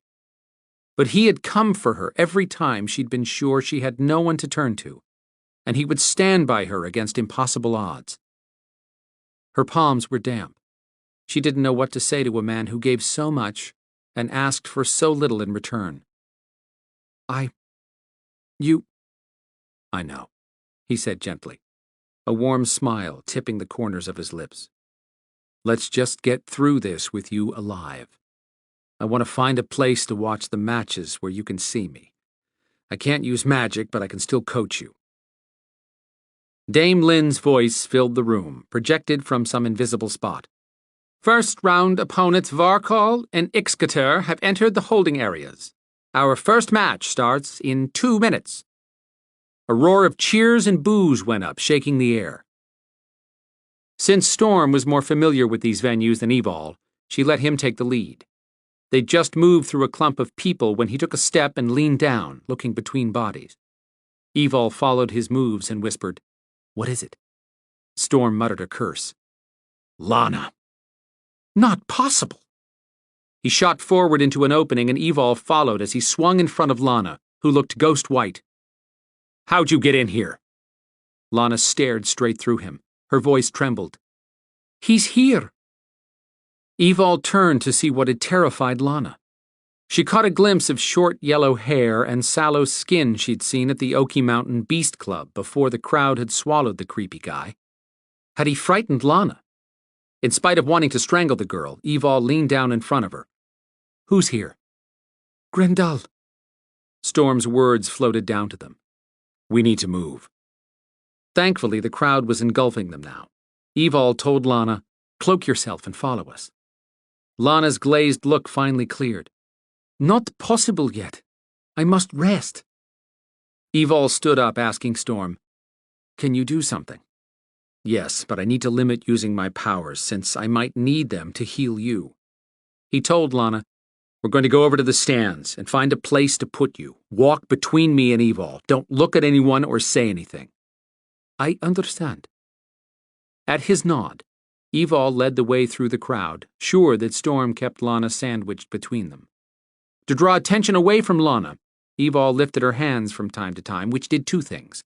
Her sleeves caught the light, practically blinding some people, and others took a step away each time, suspicious of anyone with powers moving their hands around. When they reached a wide opening between stadium seats, a pair of cookie-cutter young men with short silver hair, wearing identical baggy orange pants and yellow jackets with no shirt beneath, offered action for those wanting to place wagers on the first fight. A cylindrical scoreboard hung over one of the battle zones with a glowing sign that indicated Battle Theater 1. Odds flashed on the board for each opponent in the first 5 matches. Evol scooted around the patrons negotiating bets in everything from jewels to spells. She found an opening where the back of the stands met the ground. When she reached it, she found a dark cubbyhole 6 feet tall and 4 feet wide, large enough to comfortably hold Lana. How deep is it? Storm asked from close behind. Evol leaned down to look. The space ran about 20 feet deep until it stopped at a solid wall. Not ideal with only one exit, but she had to get Lana out of sight, or they'd all get ejected the minute someone realized Lana had crashed the party. Actually, Lana and Storm would face punishment and ejection. Then Col Dialamante would take possession of Evol, which would end with bloodshed. Hers and Storm's, since he wouldn't go quietly. She straightened up as Lana rushed over to the space. Evol told Storm, I need a minute. I'll shield you. He swung around, and Evol trusted him to do his magic thing to protect them. Dame Lynn's voice shouted, In Battle Theater 1, Varkol, a shape-shifting rhino, entering from Gate 1, and Ixcater the Alterant entering at Gate 2. Second round opponents who will fight in Battle Theater 2 are... Stomping and shouts shook the stadium at the announcement of Ixcater. Evol stepped close to Lana to be heard. We can't take you with us, and you can't be seen here. You may be 18, but you look younger, and you have no buy-in. You're shielded from anyone seeing you as long as you stay here. Grunting came from Battle Theater 1, probably the rhino having shifted. Then a deep-chested roar of challenge followed. Had to be the Alterant shifting. Evol waited until the noise settled down to a rumble to continue. What were you thinking, Lana? The girl faced her, eyes bulging with regret. I am sorry, Evol. I did not mean to cause you trouble. No, that doesn't work. You did this with full knowledge that you had no idea where you were going, and you lied to me when you agreed to stay at Nicole's. Evol felt eyes on her, and turned to see Storm lifting an eyebrow at her that asked how it felt to be given the slip. How had he heard that over the crowd? She had lied to Storm about waiting at her apartment for him, but she'd been given the responsibility of keeping Lana safe. Grumbling under her breath about annoying men, Evol ignored him and got back to dealing with Lana. Why did you leave Nicole's? Grendel could have found me there. Evol forced her hands to remain at her sides and not grab Lana, or she'd shake the breath out of her. Brilliant. So instead of staying somewhere he might be, you go to where he is and let him see you. We can't leave to take you home. Storm could, but he would not leave you. Too much honor. Lana was pulling out all the stops to win points, but she wasn't making headway with Evol, who ran her hand through her hair. She'd forgotten until now that she'd let it down and would have to pull it back before she fought. The thud of fists or a club hitting a body echoed over the crowd noise. Something howled in pain. Right now, Evol and Storm should be watching to see what she might be up against. But with everyone focused on the matches, this was the time to hide Lana. Evol motioned to Storm to come over. When he was close, she asked, Can you cast a spell to keep even a wizard from finding Lana here? Yes, if she doesn't tamper with it. Lana perked up. That is good. I need time for my powers to return. You'll have plenty, Evol assured her. Storm told Lana, "You'll be safe as long as you don't try to do something like leave this 10-foot square area." Horror crossed Lana's gaze. "I must be able to move." "No, you don't. I expect you to be right here when I come back." A shriek split the air, then gained power until a sharp snap ended the sound. Dame Lynn announced, "Ixcater wins his first round in record time. Place your bets while the cleanup team finds all the rhino parts. Azawa Windago versus Moonlight Warrior will be the next Battle Theater 1 event. Opponents have 5 minutes to move to respective holding areas." Evol had an idea what Azawa Windago was if his name was a hint, and from the tension shooting off of Storm, he did too. Chapter 24. "Lana will be safe there, right?" Evol asked Storm as they headed toward the holding area. She had to get her mind ready to fight.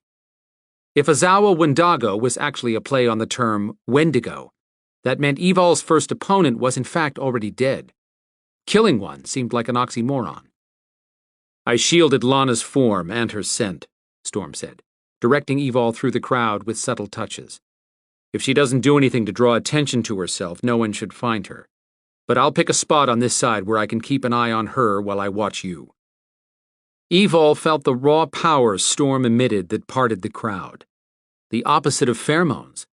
Had to be something feral rolling off him, because this was not a crowd to be easily intimidated. At the entrance to the holding area for Battle Theater 1, a Spartan guard waited until Dame Lynn appeared in his hand and said to Evol, "You're in holding area 1, room 7. If you don't find what you need, let someone know. The lockers are keyed to your touch." Evol took the lead. When she reached area 1, she stepped inside a pristine room, where beige marble walls and floor dominated the space. Over to one side stood an oyster-shell white table 10 feet long and 4 feet wide, with an overhead light that had her thinking operating room. An alcove had been created with a pale yellow sofa and chair, positioned as if they expected fighters to sit and chat. Hey, what's your strategy? Don't be the one looking for body parts when it's over? Upon further inspection, Evol found another area with a short wall of yellow lockers. She'd need sunglasses for this place, even if she didn't have sensitive eyes. 2 fully stocked vanities held personal grooming products and medical provisions. An oversized shower in one corner would accommodate her beast size. She picked a locker to hold her jacket. After pulling her hair into a ponytail, she walked out to the central area where Storm waited. His brown eyes reached across the distance and held hers. "You'll have to shift if you want to win." She started to tell him she would if she had to, just to take that worry from his gaze. But that would be a lie. Even if she could, she wouldn't lie to him any more tonight. "I can't." "You won't. Matcha isn't here to help." She had no arguments left. "I'll do what I have to do. That's the best I can say." His chest moved with a slow breath, eyes simmering hot as embers, threatening to blaze at any moment. Acceptance settled in his tone. "You fight to the death. Unless someone asks for relief." "To the death, Evol," Storm instructed her with the emotion of an icicle. "If the other opponents, especially the Alterants, see you show mercy, they'll know you have a weakness they can exploit. And don't trust any fighter to give you relief." A tap at the door preceded a guard pushing it open. "1 minute until your fighter moves to Gate 2 entrance." "She'll be there," Storm replied in the same chilly voice, his eyes not moving from her. The door shut quietly. She didn't want to part like this, not when she had no idea what she would face or if she'd see Storm again. But going back empty-handed was out of the question. There was never enough time to do what she wanted. Fishing out the potion, she asked, "Would you hold on to Nicole's potion for me?" He nodded yes. She handed it to him, intending to leave without making this any worse, but his hand on her shoulder stopped her. She didn't move, unwilling to face more disappointment or anger. His fingers tightened gently. His emotions were so conflicted that even with her limited empathic ability, she knew he barely restrained himself when he wanted to pound a wall and shout at her not to walk out that door. When he spoke, his tight voice came out on warm breath that teased the hairs falling loose from her ponytail. "It's you or them. I don't care about them." His lips brushed her neck. Then he let her go. If she turned around, she wouldn't make it out of the room without her control cracking. She nodded. The door opened again and Evol exited, following the guard to where he stopped at the entrance to a corridor maybe 50 feet long. A gate of silver bars blocked the other end, where light glared from the theater. At the entrance to the passageway, the guard blocked her way while he issued instructions. "You're fighting in a warded dome. Involuntary contact will toss you back into the theater. Anyone trying to actually pass through the ward from either side instantly combusts into a fireball." Please tell me Storm knows this. He might be pissed off at her, but he'd gone through a plate glass window once already to pull her from the jaws of a Svarttroll. The guard stepped aside. She trudged forward until she reached the last barrier to the theater, where she peered between the silver bars to the empty battle zone. She dug around in her mind to pull up what she'd studied on different creatures. Wendigos were Algonquin creatures who... Crud. No details surfaced. She was pretty sure they were huge dead monsters. What else? Tiny lights sparked across the dome-shaped area that rose to 50 feet above her head, defining the ward boundaries. She had plenty of room to move. 2 basketball teams could play a regulation game in this much space. Dame Lynn announced, "Ozawa Windago enters from Gate 1, and Moonlight Warrior the Alterant enters from Gate 2. Shouting from the stands rocked the dome. Gate 2 vanished. Evol stepped into the arena, her boots crunching over the hard, packed dirt floor. The silver bars reappeared behind her. No way out until someone won. Gate 1 had disappeared as well. Her opponent ducked his head even though the gate area had 10 feet of clearance. The crowd noise died down to a tense murmur when the gate behind the Wendigo, yes, that's what she had to fight, blocked his exit too. Anticipation mounted as Ozawa struck a pose, head raised, back arched, massive chest pushed out. Emaciated and muscular at the same time. Lavender-gray skin pulled taut over that cadaverous body looked as cold as the air had become in his presence. He had a narrow waist, canine-shaped legs with thick thighs, and paws as long as her forearm, tipped with curled claws. 2 huge arms hung down to the ground with long, pointed fingers with joints that reminded her of spider legs. At least, she thought he was male. A 3-foot-long shock of gray hair grew out of his chest and hung down between his knees.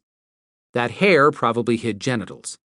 Orange-red orbs glowed inside the deep-set black holes for eyes on each side of his narrow face, and another mass of the feathery gray hair sprouted off his bony head and fell past his shoulders like a headdress. He reached over his back, pulled out a sword as long as her leg, and raised it above his head. The bloodthirsty crowd screamed with delight. She had no intention of spilling any of hers to entertain them, but between Ozawa's reach and the length of that sword, she might not have a say. Her 16-inch dagger had a spelled blade that killed demons, but pulling that out right now would only get her laughed out of the place.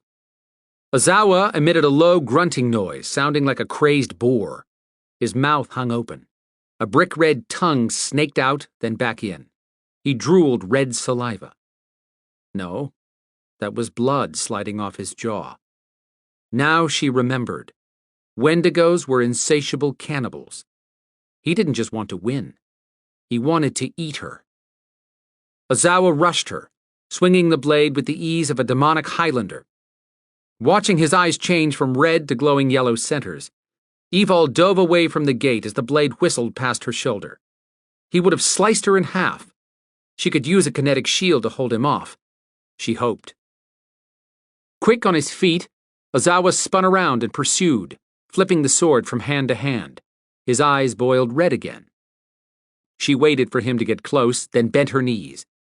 Calling forth a short burst of kinetic power, She leaped to go over his head, but he jumped just as high, higher, and swung the sword across his body at the same time. She whipped her hands forward, pushing a blast of energy in front of her. His blade slammed against the wall of energy, and the blow knocked her sideways. Felt like a bus had hit her. She flew through the air, hit the packed dirt floor, rolling, and lunged to her feet, hands up, ready. That's when she noticed something useful.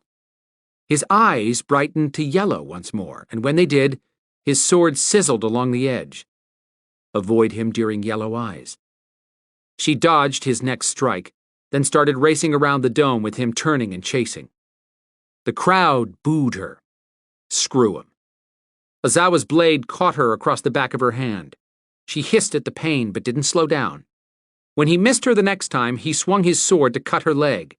She backed out of range and should have been clear, but he released the sword this time, letting it slice across her thigh. The blade cut her skin as clean as a scalpel through a firm tomato. Her momentum threw her forward and down. She tumbled over and over, landing against the dome wall that sparked with the contact. That mild shock was nothing compared to feeling the skin on her hand and leg burning. Literally. She could smell smoldering flesh. Ozawa raised his sword, taking his time to cross the dome to her. He waved his weapon in the air, stirring the crowd. A show-off cannibal. Lying on her back, one arm tucked at her side and the other flung away from her body, she took deep, ragged pants. Letting her head loll to the side, she caught sight of Storm plowing through people. When his gaze met hers, she gave a tiny shake of her head, mouthing the words, "Trust me." He hesitated, then kept coming, his eyes on her the whole time. Ozawa moved toward her on huge canine hind legs, stopping close enough for the wide paws he stood on to gag her with the smell of rotted skin. He grasped the sword hilt with two hands and raised it slowly for a dramatic kill. As the blade came down, she heard Storm's roar from outside the dome. She drove all her kinetic energy into a shield between her and the sword, parallel with the ground. The sword crashed down on her protective field, driving her hard against the ground. Her arm gave, bending at the elbow, but she shoved back with all her power. My turn. Yanking her other hand away from her body, she whispered to the blade on the dagger in her hand, telling it to stop at nothing. She sliced horizontally above the ankles, cutting through both of the Wendigo's legs. Ozawa's fierce gaze lost its yellow glow. Confusion filled his red eyes. Stunned, he teetered, then fell backward, bouncing hard when he hit the ground. Evol released her shield of energy and flipped her hold on the dagger. She shoved to her feet and leaped over Ozawa's prone body, deftly landing inches from his head. She drove her dagger into his eye socket. He reached up with sharp claws that he dragged down her arm. She tightened her grip, fighting a scream at the pain and twisting the dagger.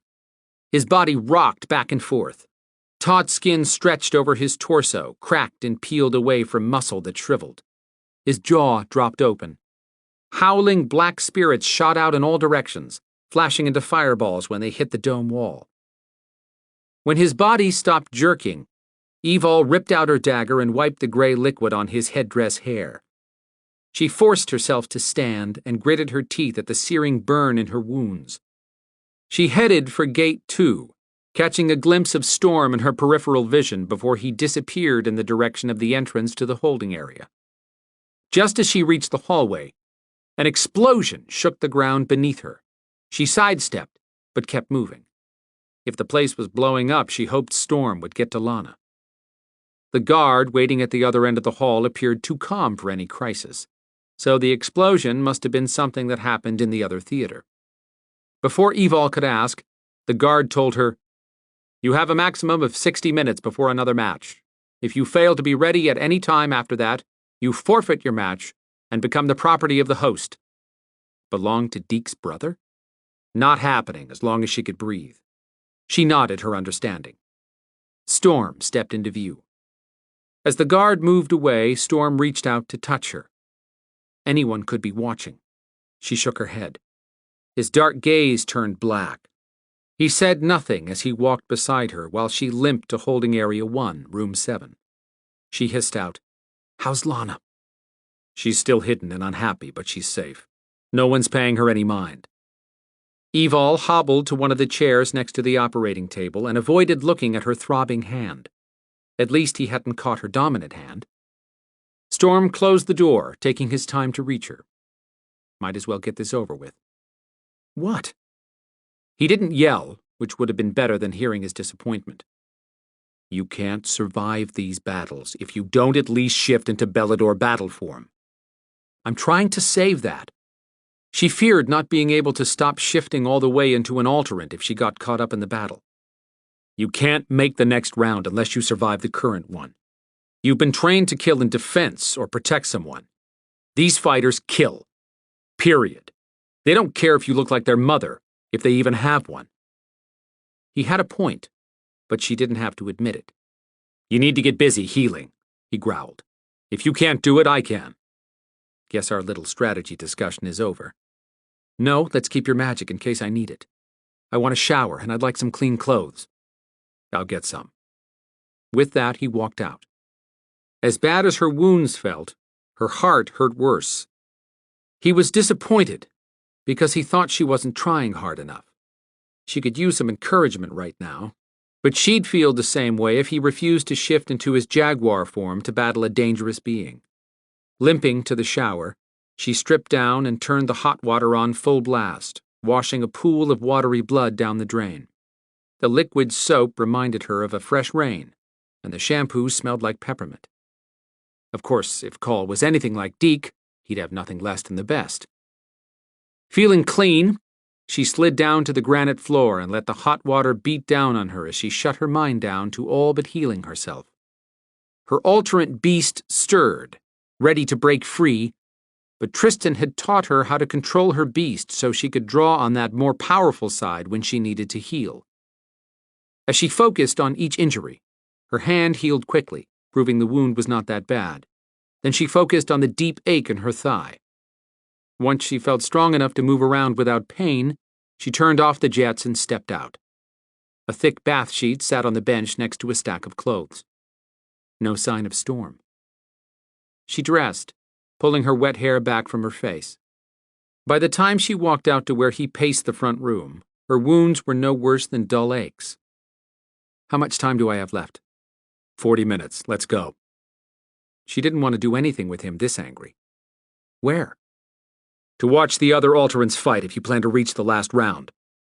She should be glad he wasn't fawning all over her, right? So why did she feel hurt? If you're going to spend every minute mad at me, then just go away. You think I'm pissed? His voice shook with quiet power. Sounds that way. If not, what's bothering you? That might have been the wrong question because Storm drew in a breath and unloaded. I'll tell you what's wrong. I want to beat Tristan to a pulp for not coming in to meet with Matcha the first time. And Matcha's no better in my book for putting you in this position, where neither Zader nor Viper can back you up. He strode over to her, shoulders bunching beneath his shirt when he leaned in. But the thing that pushes me right over the edge is how little value you place on your life. I value myself. No, you don't. Because with the exception of a small group of friends, you've been treated like a bastard child. Matcha didn't do you a favor when she blackmailed you to do her wet work and trade for freedom. And now you're trying to save an entire race of alterants who aren't even helping you. On top of all that, I can't do a thing to protect you that doesn't put you at greater risk. Pissed doesn't even come close to what I'm feeling. When he put it that way, she had a hard time denying he made valid points. But he was wrong on one thing. She did value herself. Closing the space between them, she put her hand on his chest, where his heartbeat pounded at a dangerous pace.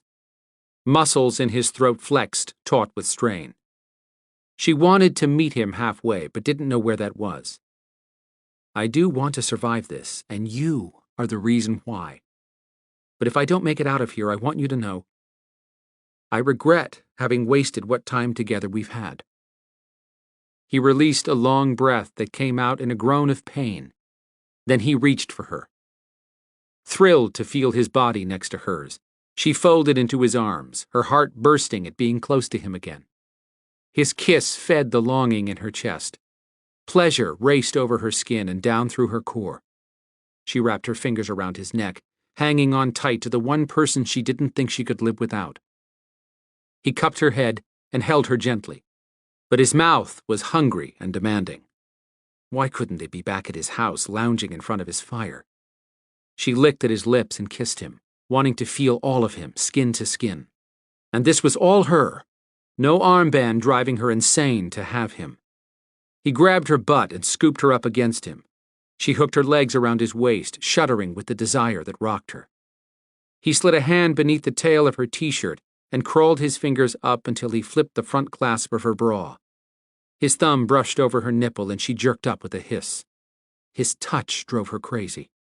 She kissed him harder, demanding what she needed from him. He kept up the gentle assault until her skin felt alive, everywhere. She pulled her mouth from his. We could maybe hear. He went still, his body tense, his chest heaving with ragged breaths. No, we can't. His forehead dropped to hers. This is not the place for you to experience making love the first time. Not when guards can walk in whenever they want. Damn. I should know better than to let this get out of hand, but I'd lose my mind around you. She smiled at his grumbled admission. When he lifted his head back to find her smiling, he tweaked her breast lightly. She lost her grin. That's torture. Uh-huh. Nothing like what you've been putting me through for weeks. I'm kicking the butt of anyone who stops me from leaving here with you. Moving his hand from her breast, he lifted her so she could drop her legs to the floor. She'd never discussed what happened to her as a teen, but she felt the need to be honest right now. You should know, Storm, that when we do come together, it won't be my first time. I may be inexperienced, but I'm no virgin. Storm placed his hand on her cheek, his words tender. There's a difference between the clinical definition of having sex and making love. But you didn't experience either one, did you? She dropped her chin, unable to face him. Let's just say I know how the parts work. Pulling her to him, he held her for a while, then asked gently, what happened? She didn't want to recall that night alone in the basement, locked in with a man she'd come to think of as her only friend. Even though she was ready to be intimate with Storm, she still had her doubts about shifting involuntarily if she felt trapped and the nightmare took over her mind. Storm deserved to know the truth. Drawing a shaky breath from the feeling still racing through her body, she told him quickly before she changed her mind. My aunt raised me after my dad abandoned me, or sold me. She said her brother paid her a salary and had no interest in ever seeing me again, since I was a freak that had to be kept out of the sun. A bastard embarrassment. His fingers paused, then continued massaging her muscles. My mother died in childbirth, so I don't know her side of the story. My aunt kept me locked in the basement she'd finished out to be a small apartment. She left during the day to work at some hospital as a nurse. Where's your aunt? That would have been a simple question if it hadn't come out with a load of threat beneath Storm's words. Dead. When I reached my teens, I started having muscle pains and cramps, so she convinced a young doctor to make house calls. At least I thought he was a doctor. He was curious more than anything about someone who couldn't go out in the sun. He was nice and gave me medicine that eased my cramps, but he kept stopping by during the next month until one day he said he had to examine me. A gynecological exam. The warm hand stroking along her back stilled. Storm was tense but calm when he said, Go on. That was difficult, but the doctor said everything was fine and left. Then he came by one night to tell me my aunt was staying at the hospital overnight to help out because they were short-handed. I told him I was fine alone, but he got this strange look in his eyes. I knew he wasn't listening. First, he tried to convince me he wanted to examine me again. When I said no, he forced me down and started tearing my clothes off. I screamed, but nobody heard me. I fought him. He was bigger than me. Ripped my clothes off. He She shook, seeing his crazed face and feeling his hands on her again. He'd slapped her, then balled his fist and hit her over and over, yelling at her to stop acting like a child while he shoved inside her, ripping her. Her heart had beaten so loudly she'd heard each thump in her ears. She'd screamed until she was hoarse. Then her arms started changing, skin breaking with cartilage pushing through. Her jaw had stretched. Then he'd stopped hitting her. His face had turned white with fear. Storm's voice finally cut through Evol's horror. "Shh, take it easy, sweetheart. I'm here." He held her tight. "Calm down." Her arms were bulging with muscle now, and her jaw felt out of shape. The alterant was coming to the surface. She had to stop shifting. Storm kept talking softly, telling her she was safe with him. Slowly, her arms and body eased back into her human form. She moved her jaw and ran her tongue over her teeth. Natural teeth. Hugging him, she swallowed against the sick plunge her stomach took. Storm kissed her hair and her forehead. She feared facing his pity or disgust, but when she met his eyes, all she found was rage. He held her face in his warm hands. "I want a name." "He's dead." Storm nodded, assuming she'd killed him. Well, she had in a way. I started shifting for the first time, which scared me. I didn't manage to shift all the way, but I terrified him. He ran out, locked the steel door, and I heard his tires squealing when he left. She closed her eyes, wishing she could erase it all forever. My aunt came home 12 hours later, all upset, yelling at me that here she'd found an orderly willing to take me off her hands and I'd ruined it. Crashed his car and lived long enough to say he'd seen a monster. Son of a bitch. Your aunt sent a grown-up man who wasn't even a doctor to you, knowing what could happen. Storm couldn't finish his words. She'd never told anyone about the rape.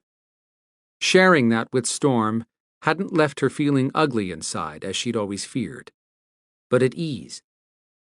It's in the past, but now you know why I'm concerned about losing control around you. He kissed her forehead and smoothed his hand over her hair. I'm not concerned. We will have our time, and when we do, you'll be fine.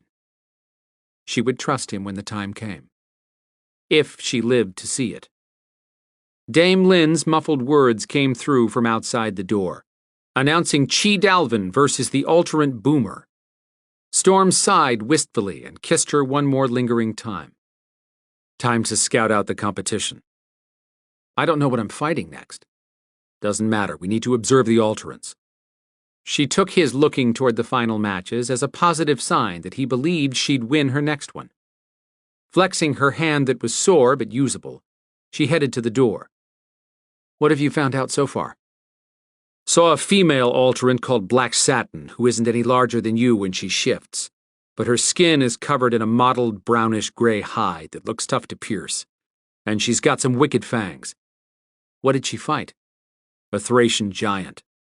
Don't know what that is. Huge bastard that outweighed her by a couple 100 pounds even after she'd shifted.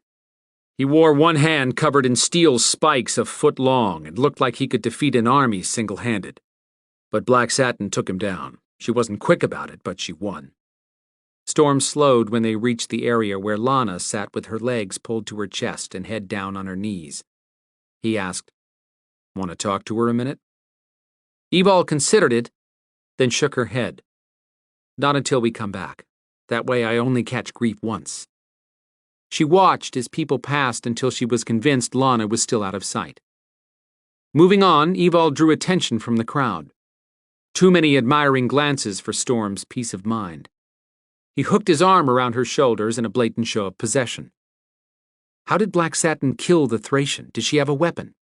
He kept his words low for her ears only. That part bothers me. She didn't have a visible weapon, but I think she used a spell, maybe even Wara magic, to enrage him. She stayed just out of reach, teasing him like a matador playing with a bull until the giant charged her. He didn't gut her with his spiked fist? Nope. Her hands turned into two snakeheads that had flat fangs as sharp as blades. And she's fast. She gouged him a couple times, which didn't look too bad until he started convulsing and running around crazy, then just dove headfirst into a wall and exploded into fire. Evol finished, now realizing that had been the loud kaboom she'd heard. You could get knocked into the wall, but if you ran head-on into one, intentionally, you were toast. Then there's Trojan, Storm said. What is a Trojan? Is that his name or his sponsor? She snapped her fingers, trying to lighten Storm's mood. I've got it. He fights naked to scare his opponents with his big weapon. She snorted. From what I've heard from the women working the streets at night, the men who brag generally don't measure up. Literally. Storm tried to smile, but his worry would not relinquish its hold on the tight muscles in his face. Think more along the lines of a Trojan horse with hidden surprises. Nasty ones. Oh. She twisted her neck to catch a second look at a man who ducked and disappeared into the crowd. That couldn't have been Horace Kiefer. Zader wouldn't send in Beladors, especially when he suspected Evol was here. Plus, Horace was retired. Zader would never send him to something like this. Had to be a mistake. That's all you have to say about Trojan? Storm asked. She turned back to him. Is he anything like a purple cannibalistic zombie with a bad hair day? Not even close. Chapter 25. How you doing? Evol asked as she walked up to Lana 20 minutes later. The teen couldn't look more miserable if she tried. I have headache. Lana sat back against the base of the stadium seating. Storm had his back to them, keeping Evol and Lana shielded. He glanced around at Lana. Stop trying to cross the spellbound area and you won't have a headache. Ignoring him, she argued, I am rested. I can cloak myself. Let me out, and I'll help you. No. Evol had all she could handle keeping Storm from interfering. Lana's middle name was Meddler. Just sit tight. I've been called to my second round. As soon as I finish the third round, we'll go. If you win, Lana started saying, then quickly amended her words. When you win, they will offer you immortality. I have heard this. You will not accept?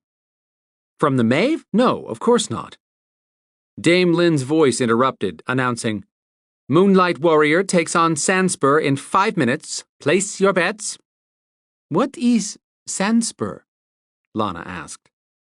Evol considered the match she'd just seen and answered, Have no idea, but with any luck it won't be 12 feet tall with an arm span just as wide. Storm said over his shoulder, People are noticing that you're over here. I'm coming. Evol told Lana, I'll be back soon, okay? Lana pulled her knees up tight and sent Evol a teenage glower for an answer. What made Quinn think I had a clue how to deal with Lana? Evol returned to her holding room just as the guard came for her.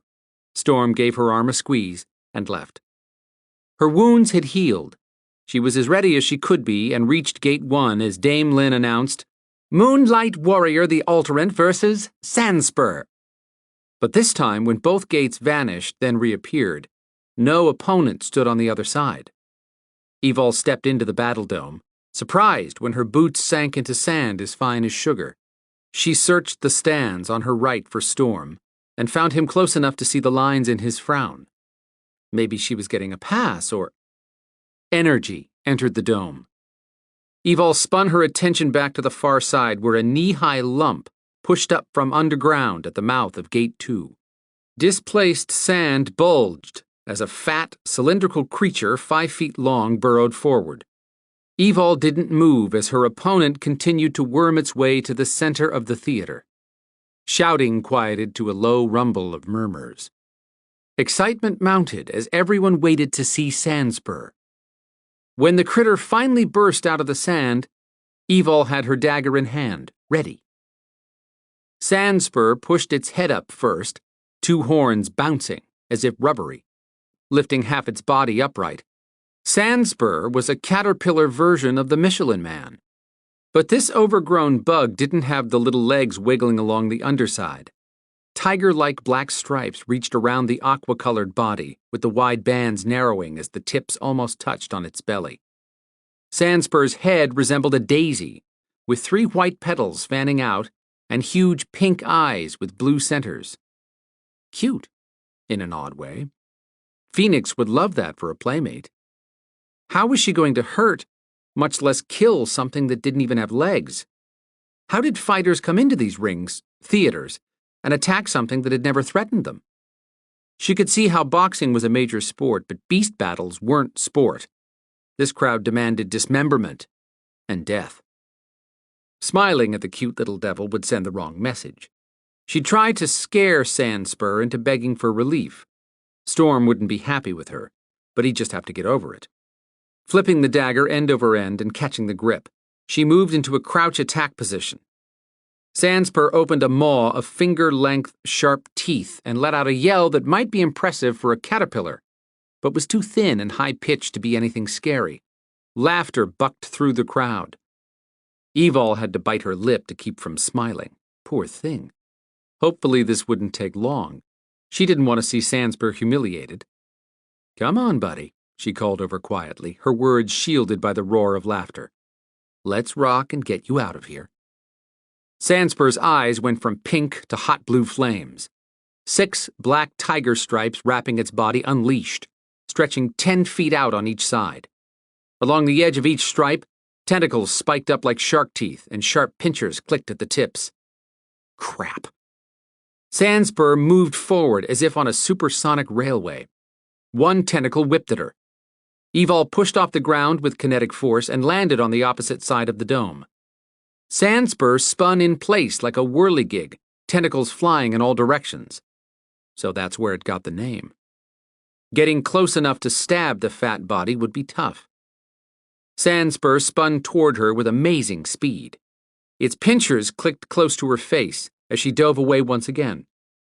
A row of teeth along the tentacle caught her left shoulder, ripping open skin and tearing muscle. Fighting harder only pumped the blood faster. No choice. With a quick roll away from the flying tentacles, Evol shoved to her feet. She called forth her Belador battle form that she could use without sanction. Her arms bulged with muscle. Cartilage broke through the skin, then her shirt. Her neck thickened and her legs split the jeans. Her alternate beast wanted to surface, but she kept her control locked down tight. Cartwheeling away from another attack, Evol landed with her feet planted, facing the overgrown worm. "That all you got?" Sandspur paused, its flowery head tilting to one side. Then the thing actually laughed. "I'll show you funny, you miserable." Big mistake. The fat little turd's action had been meant to distract her, and it worked. A tentacle lashed out fast as a whip. This one stretched way longer than the other 5 and sliced her calf, jerking her off balance. She bent around and slashed the tentacle with her dagger. A 3-foot piece of appendage whimpered as it crawled off, its pincher snapping at air. Another tentacle shot out from Sandspur's body the same length, but this one went for her face. She dropped her blade to use both hands to catch the black arm just below the pincher. Rubbery skin over rigid cartilage or bone inside. Jagged 1-inch spikes along the edge cut into her palms. Her shoulder was losing strength.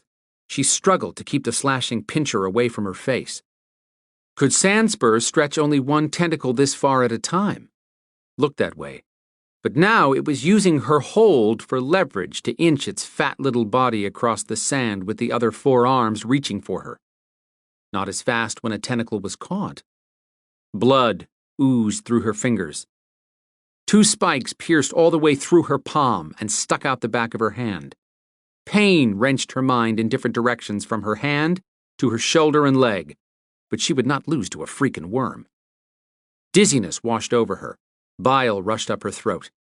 Could those spikes on Sandspur's tentacles be fangs that injected some kind of venom? Gritting her teeth, she clenched harder on the tentacle, tightening to cut off any blood flow, if blood ran through this thing. Sandspur trembled, then emitted a crunching and growling sound. It started whipping sand into a cloud. If Evol lost her glasses in this bright arena, or that much sand hit her in the face, she'd be blinded. But she couldn't release a hand to grab her dagger, or the pincher would take a piece of her skull. With the sand tornado circling its body, Sandspur drew its remaining tentacles back around itself and started growing larger. But it stalled out and wobbled. Pressure eased from the tentacle Evol wrestled. She risked a look to glare at Storm, warning him to stop helping her. He gave her a what look in return. Ignoring him, she arm-wrestled the tentacle toward the ground. The pincher bent back on itself and bit at her wrist, cutting a gouge. She rallied everything she had and pressed down with her forearm. That freed one hand to snatch up her dagger. She stabbed the tentacle, pinning it to the ground. Sandspur screeched and jerked. Didn't like that one bit, huh? The little bastard spun harder to reach her. Evol shoved up her hand, palm out, and blinked to clear her vision. Sandspur crashed into a kinetic wall of energy. Whispering to her dagger to stay where it was, Evol pushed up to stand. She staggered, but kept shoving the kinetic barrier at Sandspur. Forced backward, Sandspur keened as it stretched the stabbed tentacle. When Evol held the creature trapped against the ground, Sandspur had the audacity to laugh at her. Nice try. Evol wouldn't make the same mistake twice. Extending her trembling, bloody hand toward the lopped-off tentacle, still making angry clicks as it crawled around, she called the appendage to her with kinetics. It flew to her hand. Gritting her teeth, Evol gripped the angry pincher that snapped viciously at her face and swung it around to face down. Sandspur stopped laughing. With one last burst of energy, Evol released the kinetic wall for a second and stabbed the pincher right below Sandspur's three-petal head. Its toothy maw opened and squealed. The pincher had no loyalty beyond ripping at whatever it touched. Murky red flowed from the ripped wound. Sandspur's hot blue eyes turned pink, then changed to a dried-up brown as its head fell away from the body. Evol left the pincher stuck there and turned around. The tentacle her dagger held in place had begun to shrivel. Swaying toward the gate to exit, she called the dagger back to her hand, catching it as she stumbled down the hall. She exited the hallway limping badly and lurching from side to side. Storm was running toward her. When he reached her and made a move for her legs, she gave a wobbly shake of her head. Don't even think about picking me up. Cursing, he opened the door to her holding area. The minute Evol stumbled into the room, Storm kicked the door shut and lifted her in his arms, heading toward the shower area. Don't start with me. She didn't have it in her to complain. She moaned at the movement and didn't want to look at her hand, which throbbed as if it had swollen to the size of a baseball catcher's mitt. She wanted to calm Storm down. I'm not dying.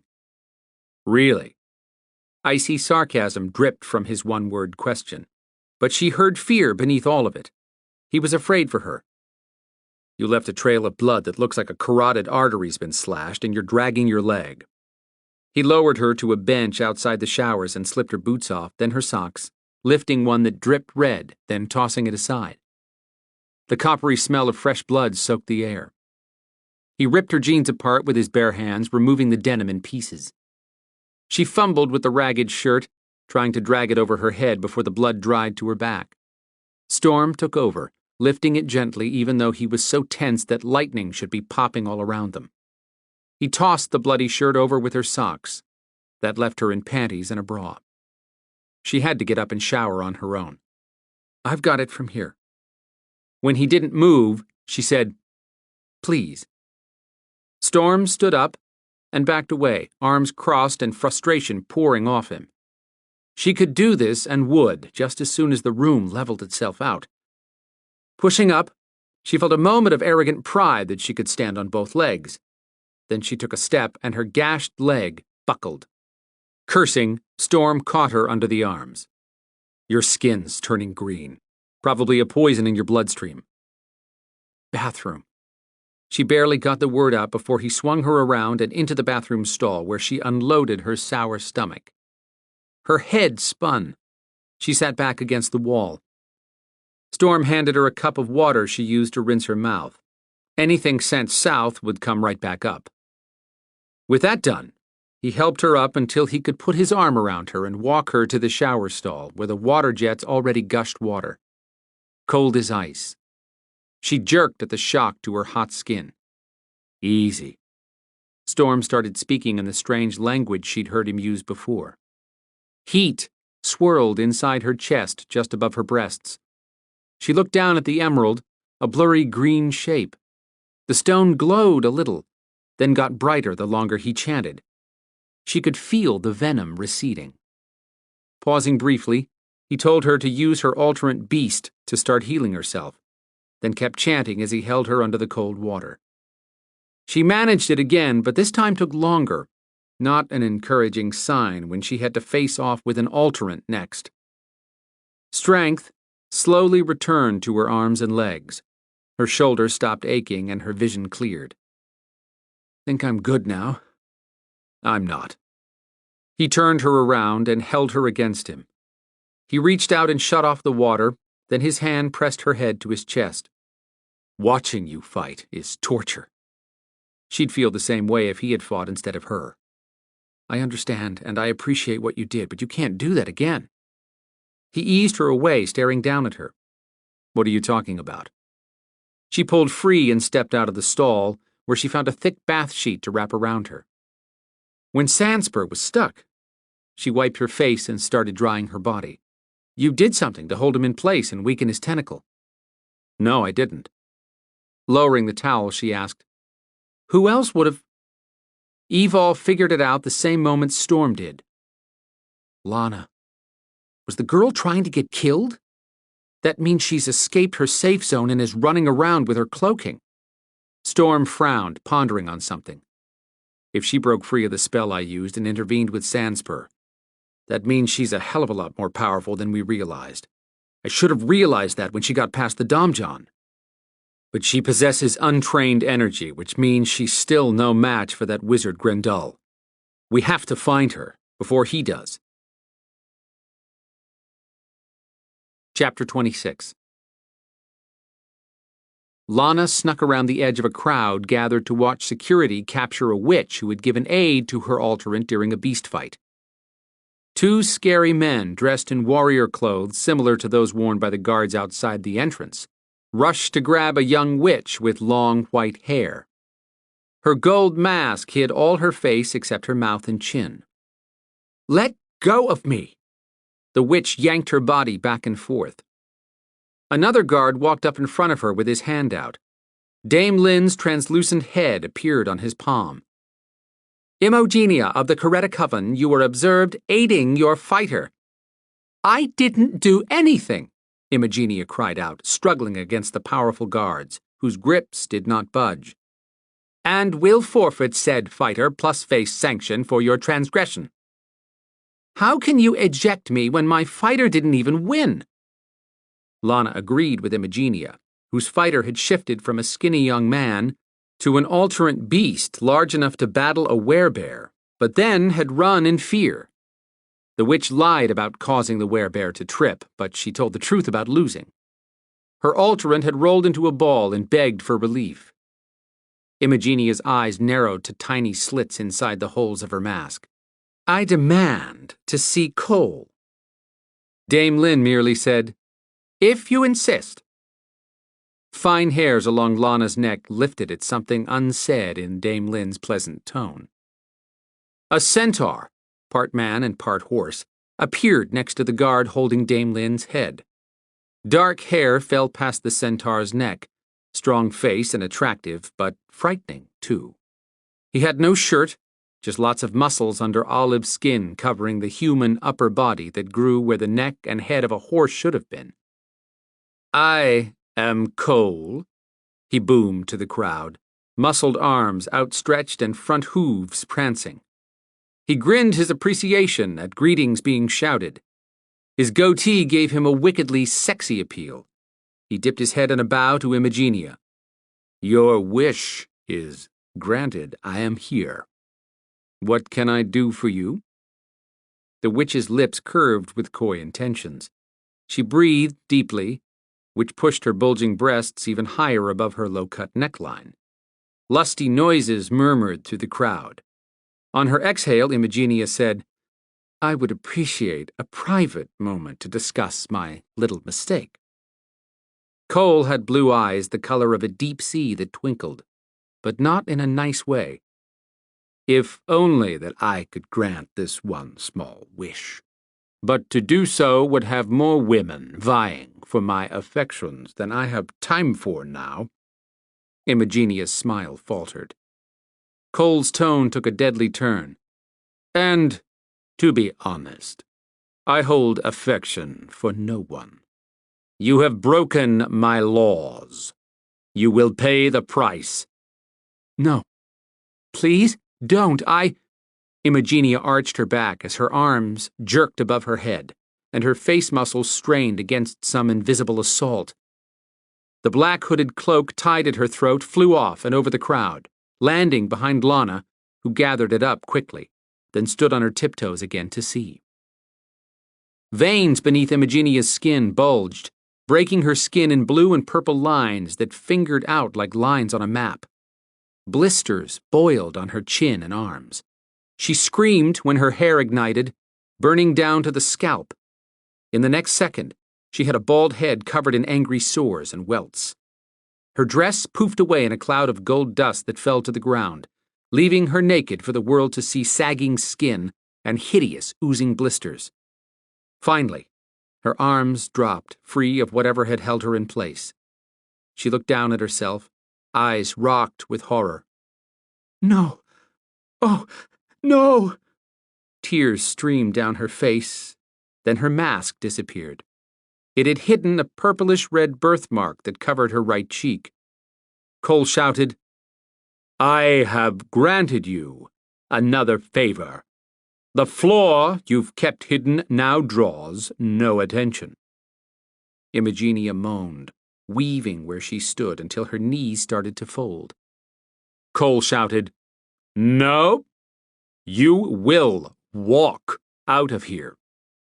"Please," she begged, but her legs locked straight and started walking stiffly toward the exit. The crowd parted, drawing back to avoid touching her. She twisted around, her upper body fighting against her legs. "Please, Cole, I'll do anything you want." "You already have, my sweet. You're preventing anyone else from testing my rules again.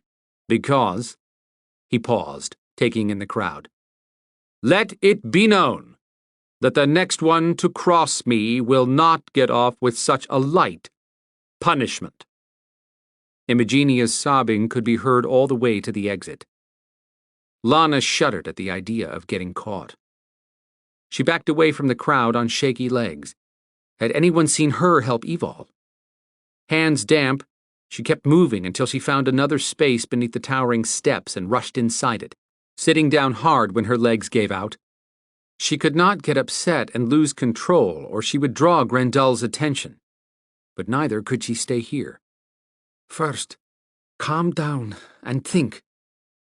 Imogenia had been caught immediately. Evol had fought over an hour ago. If anyone had noticed Lana's help, they would have shouted foul then, right? She started breathing easier, but she still had to get moving. She looked at Imogenia's cloak still in her hands. Crawling forward, she'd peeked out to make sure no one was standing nearby and scooped up a fist of gray-brown dirt.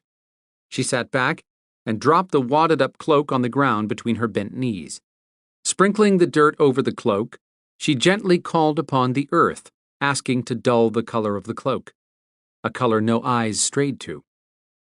Finished, she lifted the material, now the color of dirt, and stood, wrapping the covering around her shoulders. Lucky for her that Imogenia was short, too. Pulling the hood over her head, Lana took a tentative step away from her hiding place. She should return to the place where Storm and Evol had left her, but she did not want to be locked up again in his spell. Breaking out had hurt, and she might not escape next time. Storm and Evol did not understand that she could not sit in one place and risk being caught by Grendel.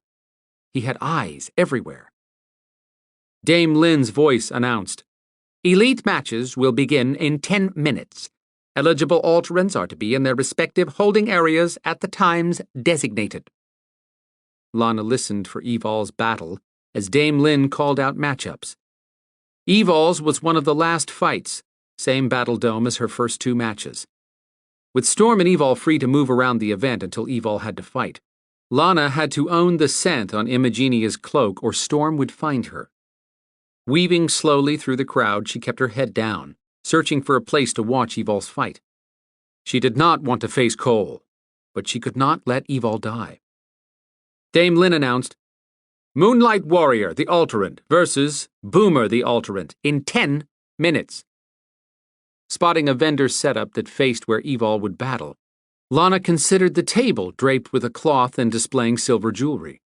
Not an ideal spot to hide because the vendor might lift the drape to look under the table for inventory. It would have to do. Lana waited until enough customers surrounded the table to shield her slipping underneath at one end. She could not waste energy cloaking when she would need it later to leave undetected, or she would put Evol and Storm in danger. But what if Evol needed her help again? Lana had not been seen helping Evol. She could do it again. Chapter 27. Evol still ached from her last wounds, which should have healed all the way by now. She paced her holding room, pretending to be burning off anxiety when in truth she was trying to stretch out the tight muscle in her calf that complained with each step. To avoid talking about her injury, she pointed out, I haven't seen Tristan since we got here. Or Kazira. How bad is it? Storm asked, totally disregarding her words. I'm talking about Tristan. No, you're avoiding telling me how bad your wound is. He leaned against the table, arms crossed. Guess she hadn't hidden her lingering pain as well as she'd thought. Not bad. Storm merely lifted an eyebrow, claiming that to be a lie. Not as bad as it could be, she amended. Maybe I'll end up with Bernie, if he survived. She could offer him relief if she could win the match against a shifted Alterant. He's still alive, but Imogenia hasn't fared so well. What happened? She used magic to help Bernie and got caught. I heard bits and pieces on the way to meet you. Cole took the Alterant and disfigured Imogenia to make a statement, then booted her. Poor Bernie. Cole would probably trade him to the Maeve. Storm scratched his chin, thinking, Zanspur's venom must have interfered with your ability to heal completely. As long as Storm knew what was going on, Evol decided to try again. She stood very still and called up her beast power to heal herself. Her muscles rippled with an impending change to her beast. She stopped abruptly before that happened. I'm trying to heal, but it's not working. My body wants to shift all the way. I can't control the power, so I can stop at the point of healing like the other times. Maybe when you're this drained, it won't work unless you do shift all the way. He held up a hand. I'm not trying to convince you to shift, just thinking out loud. The ominous tap on the door sounded right before the guard stuck his head inside. 1 minute. When the door closed, she looked at Storm, constantly wondering if any moment would be the last time she saw him. He pushed off the table and walked to her, wrapping his arms around her. She hugged him back, drawing strength from just holding him. When she lifted her head, he kissed her so tenderly that she felt her eyes well up. Breaking the kiss, he laid his palm on her face. I won't lose you. Do whatever it takes to win, because if you can't walk out of there under your own power, I'll destroy this place and everyone in it. Except Lana. No pressure there. You heard what happened to Imogenia. I don't care. Her heart warmed at his declaration. If not for the fear that there was enough supernatural power in this place to blow a chunk out of the planet, she'd feel cheered at the idea of someone taking vengeance on her behalf. He kissed her forehead and released her. And if Tristan doesn't come willingly, I'll leave without him. But Tristan had been captured trying to save her. Why wouldn't he leave if he had a chance to escape? The guard opened the door again. Evol gave Storm one last kiss, then left, not turning around again for fear of being unable to walk away from him. Don't let it end this way between us. Not when she'd found a man who understood her better than she understood herself. His words tumbled through her mind. I won't lose you. She should have told him how much he meant to her. Why hadn't she? Because I'm a fool. Next thing she knew, the silver bars of Gate 2 were vanishing as Dame Lynn announced, The final elite battle match pits Moonlight Warrior entering from Gate 1 against Boomer, entering from Gate 2. Evol stepped forward, hands loose at her sides. Sweeping a look over to find Storm, her gaze snagged on a face that disappeared in the crowd when she blinked. She would have sworn it was Horace Kiefer this time. Was he actually here? Or was Sandspur's venom playing with her mind? Locating Storm next, she looked back to where she thought she'd seen Horace, but he was gone. Storm had told her about the Landgau being caught, but until she received the all-clear from Zader, she couldn't use telepathy to reach anyone. Otherwise, she'd call out to Horace and ask where he was at the moment. She had to be mistaken. Shouting erupted on all sides of her dome, snapping Evol back around as the bars disappeared and her opponent entered from Gate 2. She stepped in to find the ground hard-packed again.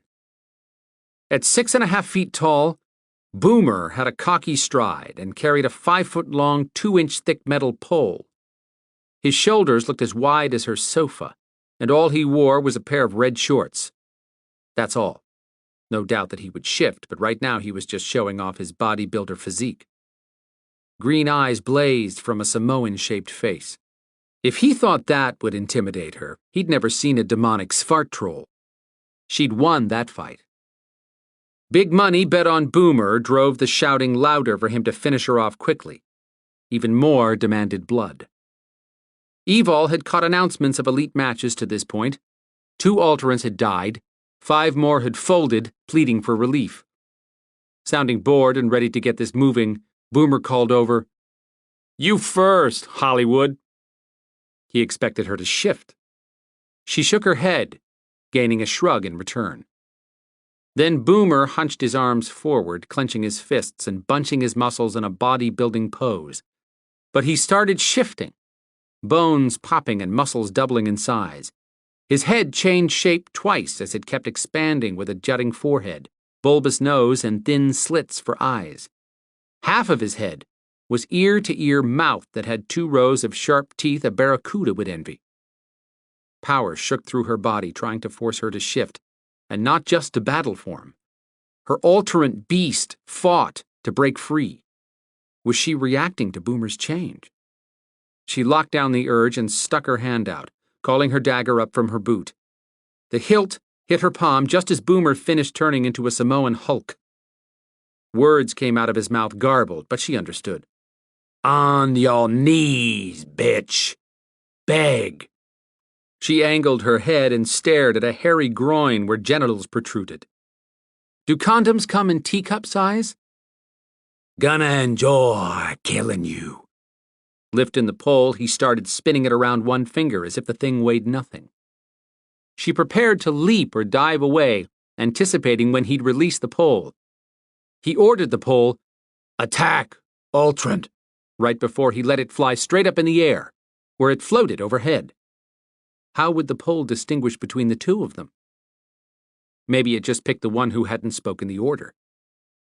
Watching Boomer and the pole divided her attention, until the weapon zeroed in on her and flew straight for its target. She dodged back and forth, leaping and spinning to get away from the thing tracking her with the diligence of a heat-seeking missile. Slashing a side-handed swat of kinetic energy at it, she knocked the pole off course, thinking she'd sent the pole to the ground. Boomer yelled and barreled at her, forcing Evol to jump in the same direction she'd knocked the pole, just as the pole bounced off the warded wall of the dome. It flew back, catching her ankle in passing and snapping a bone. She crashed to the ground. A broken bone in this match meant death. Boomer veered off, going after his pole. She called up her warrior form and struggled to her feet, shaking with pain. That's when she saw Horace Kiefer, and he wasn't trying to hide his presence. Something lifted her off her feet. Boomer was using his kinetics on her. She shoved a blast of energy back at him, but it glanced off his much more powerful alterant beast energy. Then he gripped her with his kinetics and slammed her down to the ground. She hit on her side and felt a bone fracture in her left arm. When she looked past Boomer, she saw Storm moving through the crowd, getting closer to the dome. He knew what Cole had done to Imogenia. Reality hit Evol between the eyes. With Horace here, what did she have to lose at this point? Sen had probably sent him, which raised a ton of questions Evol had no time to consider. Bottom line, she was screwed no matter what she did. Matcha had given her autonomy. In Evol's thinking, shifting would be in the best interests of the Beladors if Matcha wanted the Alterants kept out of Maeve hands. Evol couldn't do that unless she survived. Heading toward her, Boomer swung his pole back and forth with a major league cut to his swing. She launched a blast of kinetic energy at Boomer to buy herself a moment. Her beast wanted out so badly that all she had to do was relinquish control. The alterant change burst through her body, ripping her clothes. Her boots burst with the expansion of her feet, and her dagger fell away, but she could call it to her when she needed it. Her head doubled in size and her face stretched, jaw aching as it grew wider for a double row of jagged teeth. Bones popped and muscles exploded into a massive body just as hideous as Boomer's, though not quite as big. She sent healing energy first to her arm, then her ankle, and used kinetic strength to lurch to her feet. Boomer bumped back from the kinetic wall and stopped, his green gaze assessing this new change. Her arm improved immediately, but the complex bone structure of her ankle would take longer to mend. Hobbling to her left, she let Boomer think she still couldn't move. When he spun up the pole and sent it at her again, instead of evading, she stuck her hand out and caught it. The thing struggled against her hold. Sentient. She started toward Boomer, gripping the pole with two hands. This thing definitely broke Alterant beast bones. Boomer made a move toward her and fell over his own feet. She stole a quick glance to the stands and found that Storm had stopped at ground level. She hated changing into a beast in front of him, but his eyes were filled with admiration and something wonderful she'd like to call love. Having just seen Boomer stumble, Storm lifted his shoulders and mouthed, "Lana." If that girl survived this event, Evol would help Quinn deliver her to Viper headquarters because she was safe nowhere else. Boomer lunged up and attacked before Evol reached him. Fists the size of small boulders swung at her face and chest. She ducked, but he caught her in the ribs, cracking several. Gasping for air, she whipped the pole across his leg. Bone gave way as he went down on a knee. She hit his shoulder, crushing more bones, then whipped an uppercut that shattered his jaw. Jumping back and forth as she attacked, Evol landed off to one side after her last hit. Adrenaline had overshadowed her mending ankle, which chose now to give way, but she managed to stay upright, if leaning a bit. She'd rather not kill Boomer, since she needed to recruit as many Alterants as she could. If she could convince them the Maeve offer for immortality was a trick. Winning this battle without killing him would go a long way toward talking him into leaving with her. Boomer twisted his neck and shoulders, bones cracking and popping back into place. He regenerated faster than anything else she'd ever seen. Talk about a smug look on a beast face. He stood up and held his hand out, trying to lift her with kinetics again. She pushed a hand up, using her energy to hold herself down, then swung the pole with her free hand. Time to gamble. She forced her jaws to work and gave the pole an order loud enough to be heard. "Break Alterant." Swinging across, shoulder high, she smacked Boomer's neck. A loud crack sounded from his spine. Boomer's head lolled to the side. He fell backward, arms and legs limp when he hit the ground. At the same time, the kinetic power pushing at her subsided. She walked over, using the pole to prod at his body. Broken neck.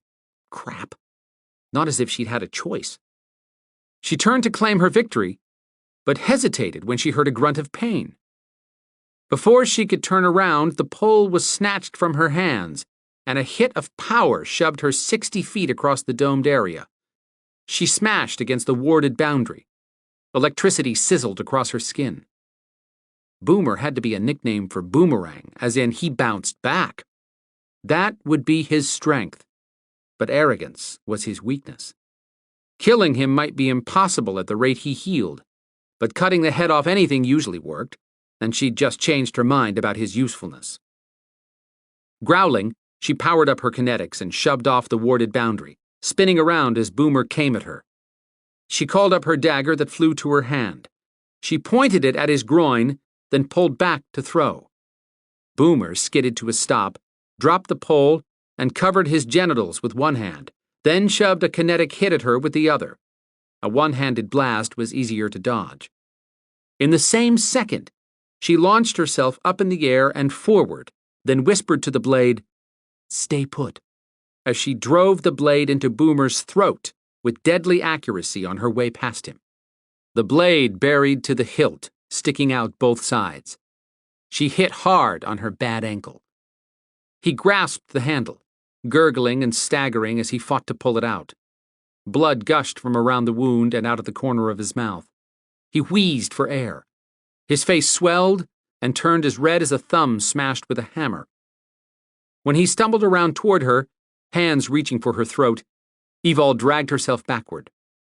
Boomer went to his knees, then fell on his side, making gurgling noises. His eyes closed. He shifted into his human form. She snatched her dagger out and straightened up to shouts, jeers, and cheers. Because she'd won, or because she stood with her back to them, buck naked. A guard walked out with 2 robes. He handed one to her, then dropped the other robe on Boomer, and left. She pulled on the thick burgundy robe and turned around to find Storm with his arms crossed, waiting, as they'd agreed. He would give her time to talk to the other Alterans. She'd told him she'd touch the emerald on her chest if anything odd happened, and she needed to let him know she was fine. For a man who had shown limitless patience with her, she could tell just by looking at him that he practically vibrated with the need to come inside the dome. She touched the emerald. His eyes moved, following her action. Then the stone warmed against her skin, sending a soothing balm through her. He smiled and winked. Had he really pushed his magic through this stone? Dame Lynn declared, "Moonlight Warrior wins her elite round and the option to negotiate with the Maeve. A deal has been struck for the loser, Boomer. All fighting will cease in Battle Theater 1. Searching the stands, Evol's gaze landed on Tristan and Kazira. And Petrina, Tristan's sister, was there. Evol met Tristan's gaze. He nodded slightly, and Kazira scowled, her gaze locked on Boomer. Evol poked the big Alteran with the tip of her boot, pushing him onto his back. Boomer's eyes opened. He coughed and rolled to his knees, clutching his neck that was already healing. Hate glared at her. Definitely not a recruit, but neither had she wanted him traded to the Maeve. The fight is over. More glare, not so mouthy after losing. She called upon her beast power and forced her ankle to finish healing. She could feel it mending more quickly now that she'd burned the rest of the venom from her body, or because Storm had sent her a dose of healing through the emerald. Dame Lynn announced, "All surviving Alterans not already claimed by the Maeve are directed to Battle Theater 1 to wait as the Maeve representative completes negotiations for trades." That gave Evol no chance to speak with Storm first. She waved a hand, telling him she'd be over in a minute to talk. He nodded, though clearly not happy to wait. Now would be her only chance to find out if Tristan was really on the Maeve team or not. Chapter 28. Alterans filed into Evol's battle dome from both Gate 1 and Gate 2. Adding Tristan and his sister to the other Alterans, Evol would have 8 to convince to leave, 9 if Boomer could be swayed. Alterans eyed each other with wariness, all ready to attack at the first provocation. Silence fell across the dome as if someone had sucked the air from the room. Evol walked over to where Storm stood on the other side of the warded dome. "Can you hear me?" Reading her lips, Storm shook his head. She could use this soundproofing to her advantage. Lifting a finger to ask for a minute, she walked back to the others mingling around and keeping their distance from each other. Since Tristan had been in captivity for the past week, he shouldn't have the infection going around in Atlanta. Evol reached out to him telepathically. The call echoed back at her as if someone had backhanded it. She couldn't waste what little time she had before Kazira appeared. She walked into the middle of the alterance and started her pitch. The Maeve offer is a trick. Several turned to her. Boomer coughed again. He might heal quickly, but his throat had to still be raw. You got a better offer than immortality? Not exactly. Then shut up! She'd have to fight Boomer again, but with words this time, not her weapon of choice. Sorry I had to stab you, but I was trying to not kill you. You couldn't kill me. Wrong. If I hadn't pulled out my dagger, it would have stayed until you bled out. But let's talk about options. The Maeve will use you to do their dirty work. Once that's done, you'll be of no use to them. Boomer came back with, What's a little dirty work if we're immortal? There's a catch to that offer. Has to be. She looked around, gratified to find everyone listening. Bernie had moved close. Evol had heard about Imogenia getting caught. If Bernie was here, Cole had traded him to the Maeve, and Bernie had a girlfriend.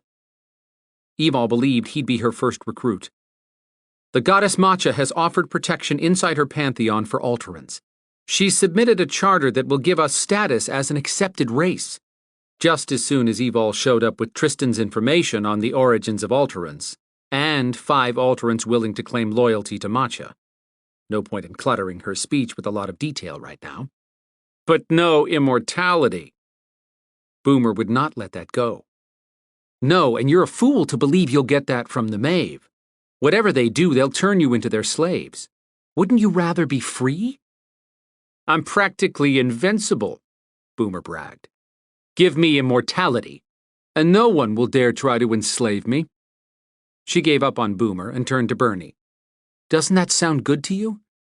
Bernie had his arms wrapped around his chest, shoulders hunched. But we've been traded to the Maeve. Black Satin piped up. He's right. I haven't seen an Alterant sponsor who isn't a dark witch, mage, or wizard. They're all cutting deals to hand us over for Noira magic right now. You're sure? Evol asked. Black Satin's head bobbed up and down. Heard them. Evol had another card to play, but it was a gamble. If you will testify at a tribunal meeting that you were traded for Noira magic, and... Evol looked around the room. If the rest of you will agree to go with me, I have a way to get us out of here safely regardless of any deal. She doubted she had enough of the potion for all of them, but Evol would risk contacting Zader. If he'd answer a telepathic call, she could depend on him to send in Beladors to bust the other Alterans out of here. Bernie asked, Will someone help me get my girlfriend away from Imogenia? Evol told him, If you leave with me, I'll personally help you. As more Alterans asked similar questions, Evol gave more assurances, telling them all they'd have the full force of the Beladors to support them if they joined Matcha's pantheon. Why should we believe you? Boomer asked. The Maeve passed a test to prove they weren't lying. Energy sparked, and Tristan appeared in the battle dome, which meant he had use of his teleporting ability inside here. He ordered the room, Everyone, line up between the gates. The others immediately shuffled into a wobbly line. Evol crossed over to Tristan and kept her voice soft. I've been trying to find a way into Tower Maeve to help you, your sister, and your 2 Rias friends escape. This was the only way I could... Get in line, Evol. Listen to me, Tristan. One of the Alterans has evidence of the Noira magic deals. I can call in the Beladors if you'll help me get these Alterans out. If you're worried about your sister being safe, I have a potion that will turn her invisible. Storm's here, and he's keeping it for me. We'll go after your 2 friends, too. Tristan let her finish. The only place I can go from here is Tower Maeve. Get in line. Have you really swapped sides? He caught her by the throat and lifted her. She grabbed his arm, squeezing to break bone. Clenching his teeth, he brought her to his face and whispered, I'm compelled, damn it. I can't do anything to help you or any other Alterant. Kazira will be here soon. If I show you any leeway, she'll kill me and my sister. She only brought Patrina here to dangle her life in front of me if I show any sign of not being under her power. Evol caught on quickly that he was covering their chance to talk by manhandling her, but Storm would be livid. Tristan's grip loosened, but he kept a deadly glare pasted on his face. She struggled against his hold to make their confrontation look believable and whispered, "I don't want to leave here without you and your sister." "You're not leaving, and neither will any of the others. Gazira won't allow it. You want to help us? Come to Tower Maeve." "I can't. Viper and the Beladors will think I've gone rogue." "Sen's waiting outside for you." "What?" Tristan murmured. "Gazira's coming," and shoved Evol away. "Get in line. Now." She got up, dusted her pants, and stepped over to the end of the line, next to Boomer. Storm watched it all from outside the dome. Evol gave a small shake of her head, telling him not to try anything. His jaw was set with determination that worried her about just what he might do. Purple haze swirled, spinning a moment, then ending with Gazira, priestess of the Maeve, in skin-tight black pants and a snug top. "Congratulations on surviving your fights, and to those of you who won your elite matches in the Achilles Beast Championship," Gazira continued. "Negotiations have been completed. You now belong to the Maeve." "I don't have a sponsor, so I speak for myself," Evol said. "I don't believe you can make good on your offer." Gazira turned on her. "Oh, then why did you enter the Beast Championship?" Evol had been expecting that. "To tell these Alterants that they have another option." "If they didn't belong to me, that might be true," Gazira countered, then addressed everyone. "But why would any of you turn down the opportunity we've offered that would allow you to protect yourself and those you care about?" Rumblings of approval rolled through the group. Boomer leaned over and told Evol, "I'll be a free man as soon as I become immortal. And when I do, you're the first one I'm going to kill. The next one's going to be your pretty healer." Then he shouted at Gazira, "Take me first." Several more made noises of agreement. Even Bernie wouldn't meet Evol's gaze. This was a dismal failure. Evol told Gazira, "They may not know better, but I do." "You mean you'd rather leave and have your healer face Cole to answer for helping during your match with Sanspur?" Evol looked at Storm, then back at Gazira. "He didn't. He'll have to prove it, because a wizard by the name of Grendel claims you were helped and that he can prove it." Evol wouldn't give up Lana. Neither could she let Storm face Cole. With no comeback from Evol, Gazira kept selling her program to the entire group. "You are all offered a chance to become warriors who can defeat death, but I do not want any who are not willing to prove themselves worthy. Step forward if you wish to join us in Tower Maeve, where as warriors, you will be treated well and trained fully. If you do not step forward, you become the property of Cole de Alamante." Gazira's gaze landed on Evol when she added, "And, as I understand it, Viper has a contingency of agents waiting to apprehend any Alteran caught leaving here." This was the reason Sen had been so accommodating when she'd asked for the warded SUV. Just a piece of cheese for his trap, because he'd assumed she would come for the chance at immortality. It wouldn't matter that she'd come for the right reasons. She was still going to be facing a tribunal if he took her in. Evol watched every Alterant in the dome take a step forward. All but her. None of this bunch would give up the opportunity Gazira outlined. Leaving this Beast Championship after being seen by plenty of people who would sell Evol out in a minute would end with her facing the tribunal. Matcha would not come to her defense once she found out no Alterants returned with Evol. If Evol refused Gazira, Storm would be at Cole's mercy. If she accepted the Maeve offer, she'd have to walk away from the Beladors and Storm forever. Chapter 29. Evol's eyes met Storm's. He hadn't moved from watching the Battle Dome activity, but he couldn't hear what was going on either. Her heart hadn't beaten this hard when she was fighting Boomer. She lifted a finger and touched the emerald, mouthing the words, "My choice." Then she stepped forward to complete the line of Alterants accepting Gazira's Maeve deal. Storm's mouth dropped open.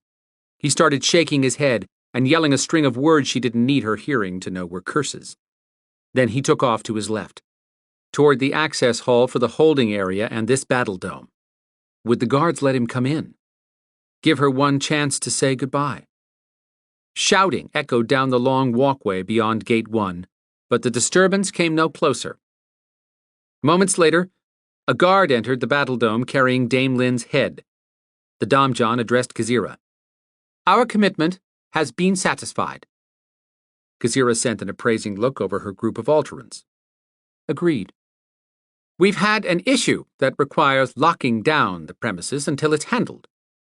In that case, we shall vacate the premises immediately." What had happened for Cole to lock down the event site? The room lost shape in the next instant, swirling with a blur of colors, and the air whistled around her. Evol's stomach went into spin cycle. That was the last she saw of the Achilles Beast Championship. Maybe the last time she'd see Storm. And Lana. She trusted him to take care of Lana and get the girl home safely. Someone clutched Evol's legs. If it was Bernie, he'd be sorry as soon as they landed. She wouldn't make it far without throwing up. When the spinning ended, Evol stumbled to her right and ran into a wall. Her stomach wasn't happy, but no volcanic eruption so far. She blinked at the dark room, dizzy and straining to see where she'd landed. Even in pitch black, she had sharp night vision. Gradually, very low light filled the room. Evol removed her glasses. She'd been dumped in a bedroom with a tall, king-size bed covered in a gold, black, and ruby-colored comforter with piles of pillows to match. Cushy contemporary sofa and chair in gold against one wall, with a Tiffany-style lamp on a glass table where the furniture met at a right angle. Strange mix of old and new. Kazira appeared. Evol shoved the sunglasses back in place and crossed her arms. She leaned against the wall to appear at ease, but in truth it was to keep from losing her balance. "Where am I?" "Tower Maeve. Wasn't that your goal in entering the Beast Games?"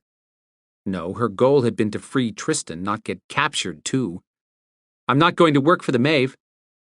"Your stay here will be short, and it can be pleasant if you so choose. It can also be painfully unpleasant." "So you play good cop, bad cop all by yourself?" Evol taunted. "Careful. You're not the only one who will suffer if you fail to comply." What was she talking about? Evol had no one. She'd vanished in front of Storm without a word, and the Beladors would disown her immediately. Evol shrugged as if she didn't care about anyone. "What else can you do to Tristan? He's already a zombie slave." The best way she could help Tristan, and maybe herself, was by pretending she believed she'd drunk the Kool-Aid. "I wasn't talking about Tristan." Kazira floated across the room and spoke very softly, as if they were conspiring on something. "You may think your friend shows bad judgment to associate with a Maeve, but I would challenge that he shows far worse judgment by trusting you with his family. I suggest you rest and eat. You'll need your strength for the next 48 hours once we start tomorrow." "Who are you talking about?"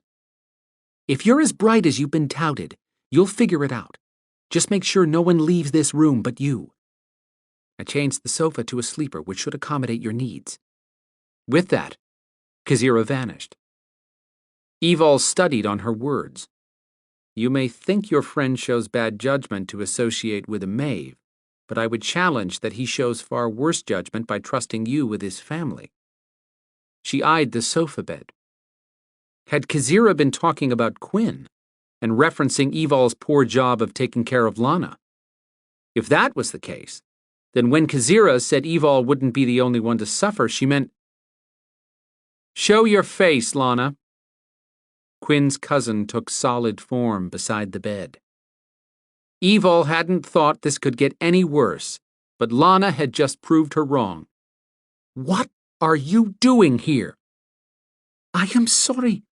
Grendel saw me again. I got away before he could touch me, but—" Her eyes shifted down with guilt. "All you had to do was stay put and leave with Storm." "I could not go to Storm," Lana said meekly, raising pitiful eyes to her. Evol felt a chill ride across her skin at the fear in Lana's voice. "What happened?" "I wait near holding area for you, and Storm came running up. Then guards surround Storm." "Why?" "Grendel said Storm snuck spy inside beast fights. That storm was reason Viper waited outside.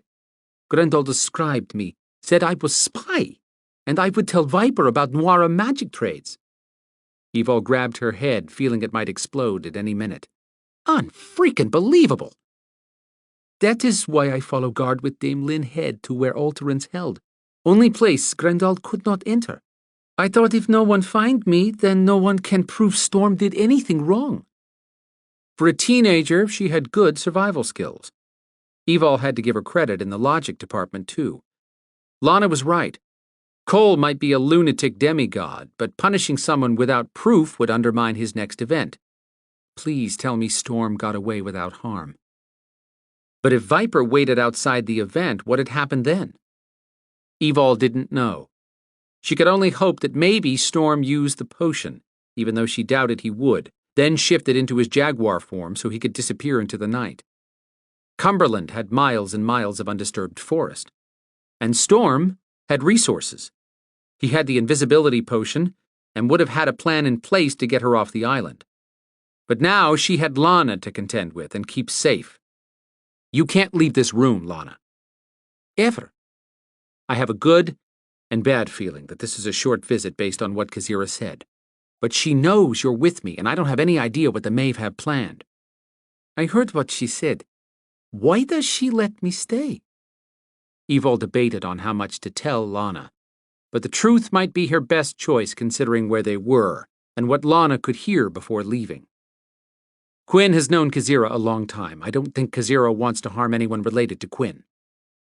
Lana frowned, thinking hard, then glared at Evol. You would accuse my cousin of befriending the enemy? I'm not accusing Quinn of anything, but he does know her. You can ask him about it when you see him again, but please don't repeat that to anyone here or back home. Evol hoped that she and Lana would see Quinn sooner rather than later. In the meantime, don't make this any more difficult than it already is. If they come back for me, cloak yourself until I'm gone and do not leave this room, no matter what. I understand. Yeah, well, that whole I understand won't work. Quinn believes you're good for your word, so I want you to say you will not leave this room unless I tell you. Some teens might pout, but not Lana.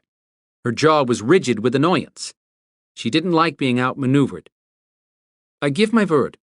I will not leave this room unless you tell me. Thank you. But you will lose our best chance for information if you do not use me. I can stay cloaked for half hour now, and I am working on other abilities. For a fleeting moment, Evol considered allowing Lana to move around invisible for intel, but she just as quickly dismissed the idea as stupid. Do your practicing in here and keep it quiet when you do. You should help me. Do I look like a magic trainer? I doubt any of your tricks can help us here. We're in Maeve Central, the hub of dark magic like nothing you've ever seen. Even Grendel couldn't get us out of here. That is because Grendel cannot do something that I can. Evol walked over and dropped to the sofa, sinking deep in the soft cushions. Her body had healed, but she was beat. On a drawn-out sigh, she asked, What are you practicing that a powerful wizard can't do? Teleporting. Chapter 30. Lana's claim of teleporting had sounded much more promising last night. When Evol heard a thunk, then ouch for the 15th time, she rolled over on her back on the king-size bed and pushed up on her elbows. Lana stood next to the door to a bathroom just as large as this bedroom suite. She rubbed her shoulder. Evol admired Lana's determination, but she doubted the girl's body would survive this training. You're going to be black and blue when Quinn sees you again. He doesn't need another reason to kill me besides letting you end up in Tower Maeve. I am not thinking something right, but this would be easier outside in open area. I don't think they have an outside like at home. This is another realm. I heard that Queen Flavin can't leave the tower because of some curse. If the Tower Maeve realm included land like Traor does, we'd probably be able to see it through the windows. We'd have windows. Lana got that not-ready-to-quit look on her face and vanished, reappearing in the middle of the room. Evol clapped. There you go. That is simple. the girl muttered. We need to travel much farther to escape. I must go from one room to another before I can go distances. She walked to the corner farthest from the bathroom and vanished again, then thunked the same door. Evol winced when Lana appeared, rubbing her head this time. Take a break, okay? And don't try to go anywhere outside these 2 rooms. I gave my word. Didn't mean to insult you. Just don't want you teleporting into Flavin. Evol? A brusque male voice called from outside the room. Lana dove into the bathroom, pulling the door almost closed and flipping off the lights. Surprised to get any notice before someone popped into her new holding cell, Evol answered in her surly, I haven't had coffee yet voice. What? The Queen wants to see you. Get dressed. Why? Nudity bother her? Not that Evol was leaving here without clothes on. No, because I'm opening this door in 60 seconds. The chuckle at the end of that belonged to Tristan, who would call her bluff. Crap. Evol scrambled out of bed in nothing but her panties. Kazira must have supplied the clothes that Evol and Lana had found in a wardrobe, in both their sizes. When Evol couldn't locate a bra, she yanked on a gray t-shirt and jeans and was zipping up her boots when Tristan opened the door. Evol shoved back a mass of hair that had yet to see a brush, and stood. Tristan, on the other hand, looked as if he'd just showered before putting on a long-sleeved powder blue knit top and black jeans. Dressed for success at Maeve Inc. He stepped inside, closing the door, then gave her a decidedly male once-over. Where was her dagger when she needed it? Kazira had relieved her of it during teleporting last night. Look at me like that before I've had coffee and I'll hand you your gonads in a jar. Damn, you're evil in the morning. You have no idea.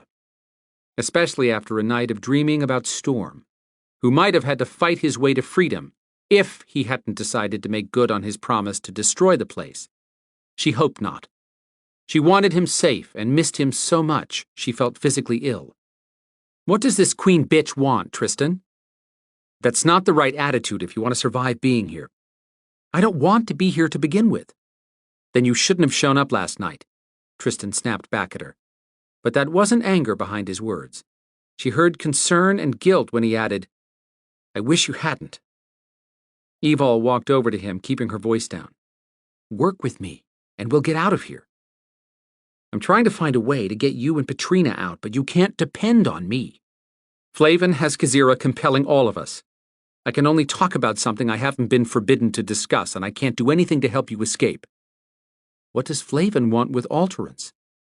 To kill Brina and take over Treor. How? He opened his mouth, then closed it, shaking his head. Evol growled. How is that helping me? You don't understand. I can't physically say the words. Just like when I was in the ABC last night. I couldn't have walked out of there if I'd had an armed escort. Being compelled by the Maeve is absolute, but only with regard to what you are specifically compelled to do. So remember that. Drawing back, Evol said, You think they're going to compel me? I know she is. Don't fight it. Every time you do, they realize they need to narrow down their orders to you.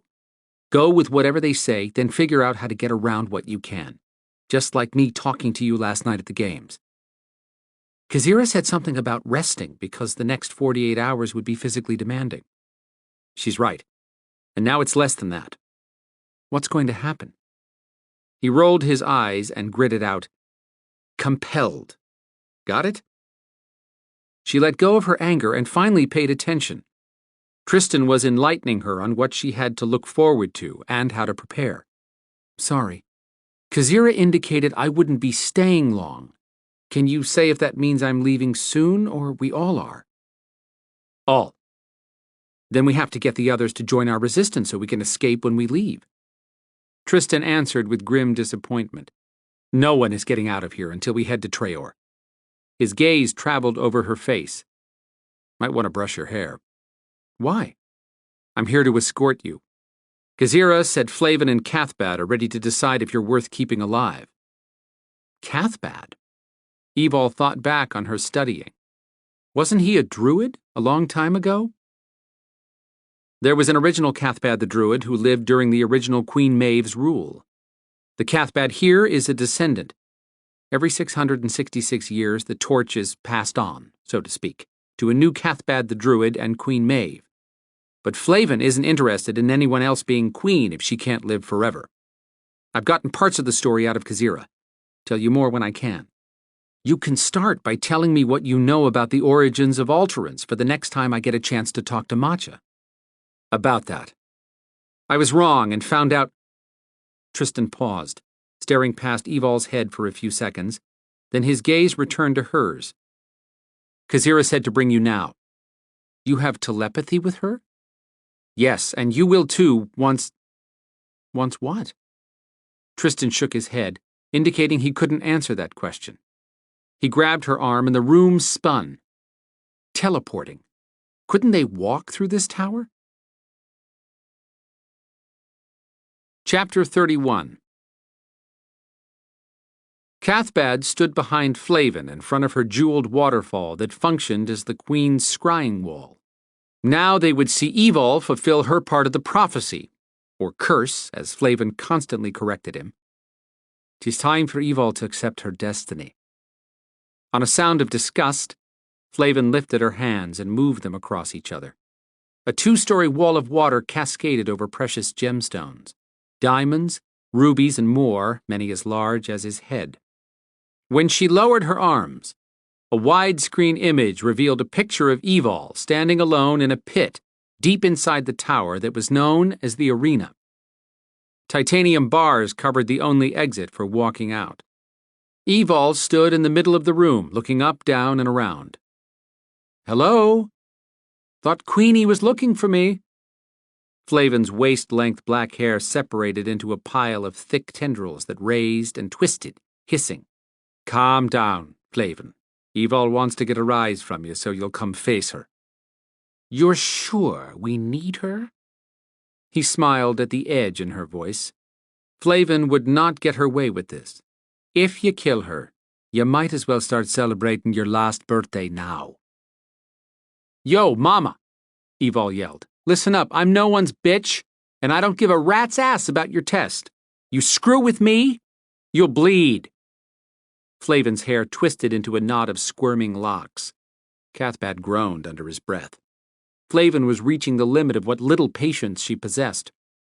He'd best be keeping her busy. Cathbad told Flavin, "Conjure the image of Tristan's sister, the way I told you, so that Evol can no see her, but anyone else can." A battered image of Petrina appeared on the floor not a foot from Evol. Blood pooled around the body from multiple stabs.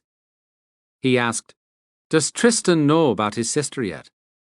"He's being told as we speak." "You're sure Evol can't communicate telepathically with Tristan?" "No, until she's linked to Kazira. 'Tis why I said to wait until all the Alterans become Gryphons, for Kazira to bond with the new ones." "Are you sure Evol will evolve into a Gryphon if she kills another Gryphon?" "Yes, Flavin. If she's so important, maybe we should have her kill a wyvern like Tristan did." "No, I have not told you wrong yet. I had Tristan kill a wyvern just to show you how this works. But Evol is far more powerful. We can no make a mistake now. Give Evol the sword. Bloody the end of the blade and open the gate. 'Tis time she embraces her destiny." In the next moment, Evol held a beautiful Maeve sword that dripped fresh blood. She lifted the sword, studying it.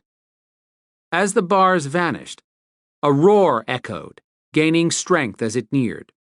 Heavy feet pounded toward the arena, then Evol's opponent rushed into the room. Now in Gryphon form, Tristan took one look at his sister's body that Evol couldn't see, and howled in pain, wings stretching wide. Green eyes glowed with wrath from his eagle-shaped head. Translucent scales covered skin the color of a thundercloud. Wings stretched away from his lion-shaped body when he reared up. Evol backed away a step, lifting the 4-foot-long sword with surprising ease in her human form. She called out, "You get your kicks watching people die, Flavin? Because that's what's going to happen to your pretty pet." Tristan opened his jaws and released a cry of agony, then shot a stream of fire at Evol. She jumped backward, kinetic power allowing her to flip in the air before she landed on her feet. Her face and the front of her arms had been singed red from the blast. She freed a hand from the sword and swung a hit of kinetic power at the Gryphon, which only rocked the 2-ton creature back a step. He lunged at her. She jumped high in the air. Swinging her sword as she twisted, she sliced into a wing. That sent the Gryphon off balance. He hit as hard as a duck with bad landing gear. Cathbad could see why Evol was touted as not being one to squander an opening in a fight. She spun and leaped on the Gryphon's back, then shoved her sword down between his shoulder blades, straight to his heart. He arched up and bucked her once, but finally flopped on the floor. She pulled out the blade and stepped off the dead beast. Turning in a circle, she yelled, "Get your rocks off watching some poor thing get killed for no reason? You disgust me." Flavin snarled at Cathbad. "She didn't evolve."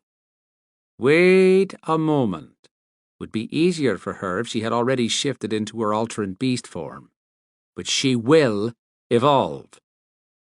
Evol's arm shook so hard that she dropped the sword.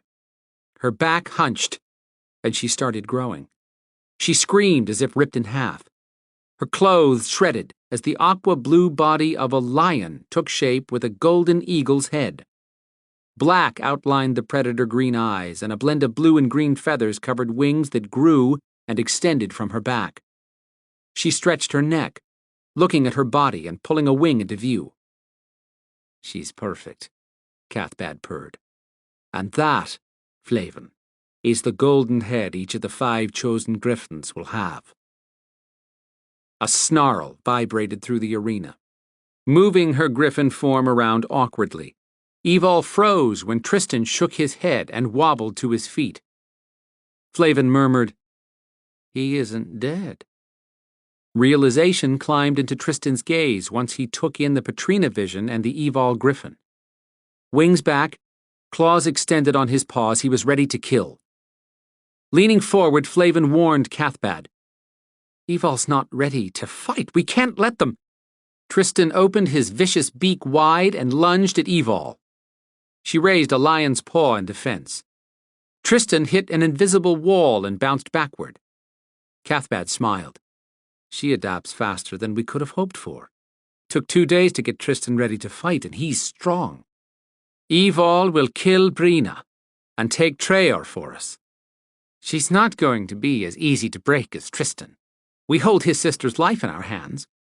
We do no need to break Evol, only compel her." Chapter 32. Zader stood on the walkway leading up to the castle entrance on Traor Island, ready to break the doors down. He was tempted to dive through that warding and test it. Anything to get to Brina. She couldn't be serious about marrying that guard. Was Matcha pressuring Brina to do this? How could Matcha do this while knowing Brina had been his since they were teens?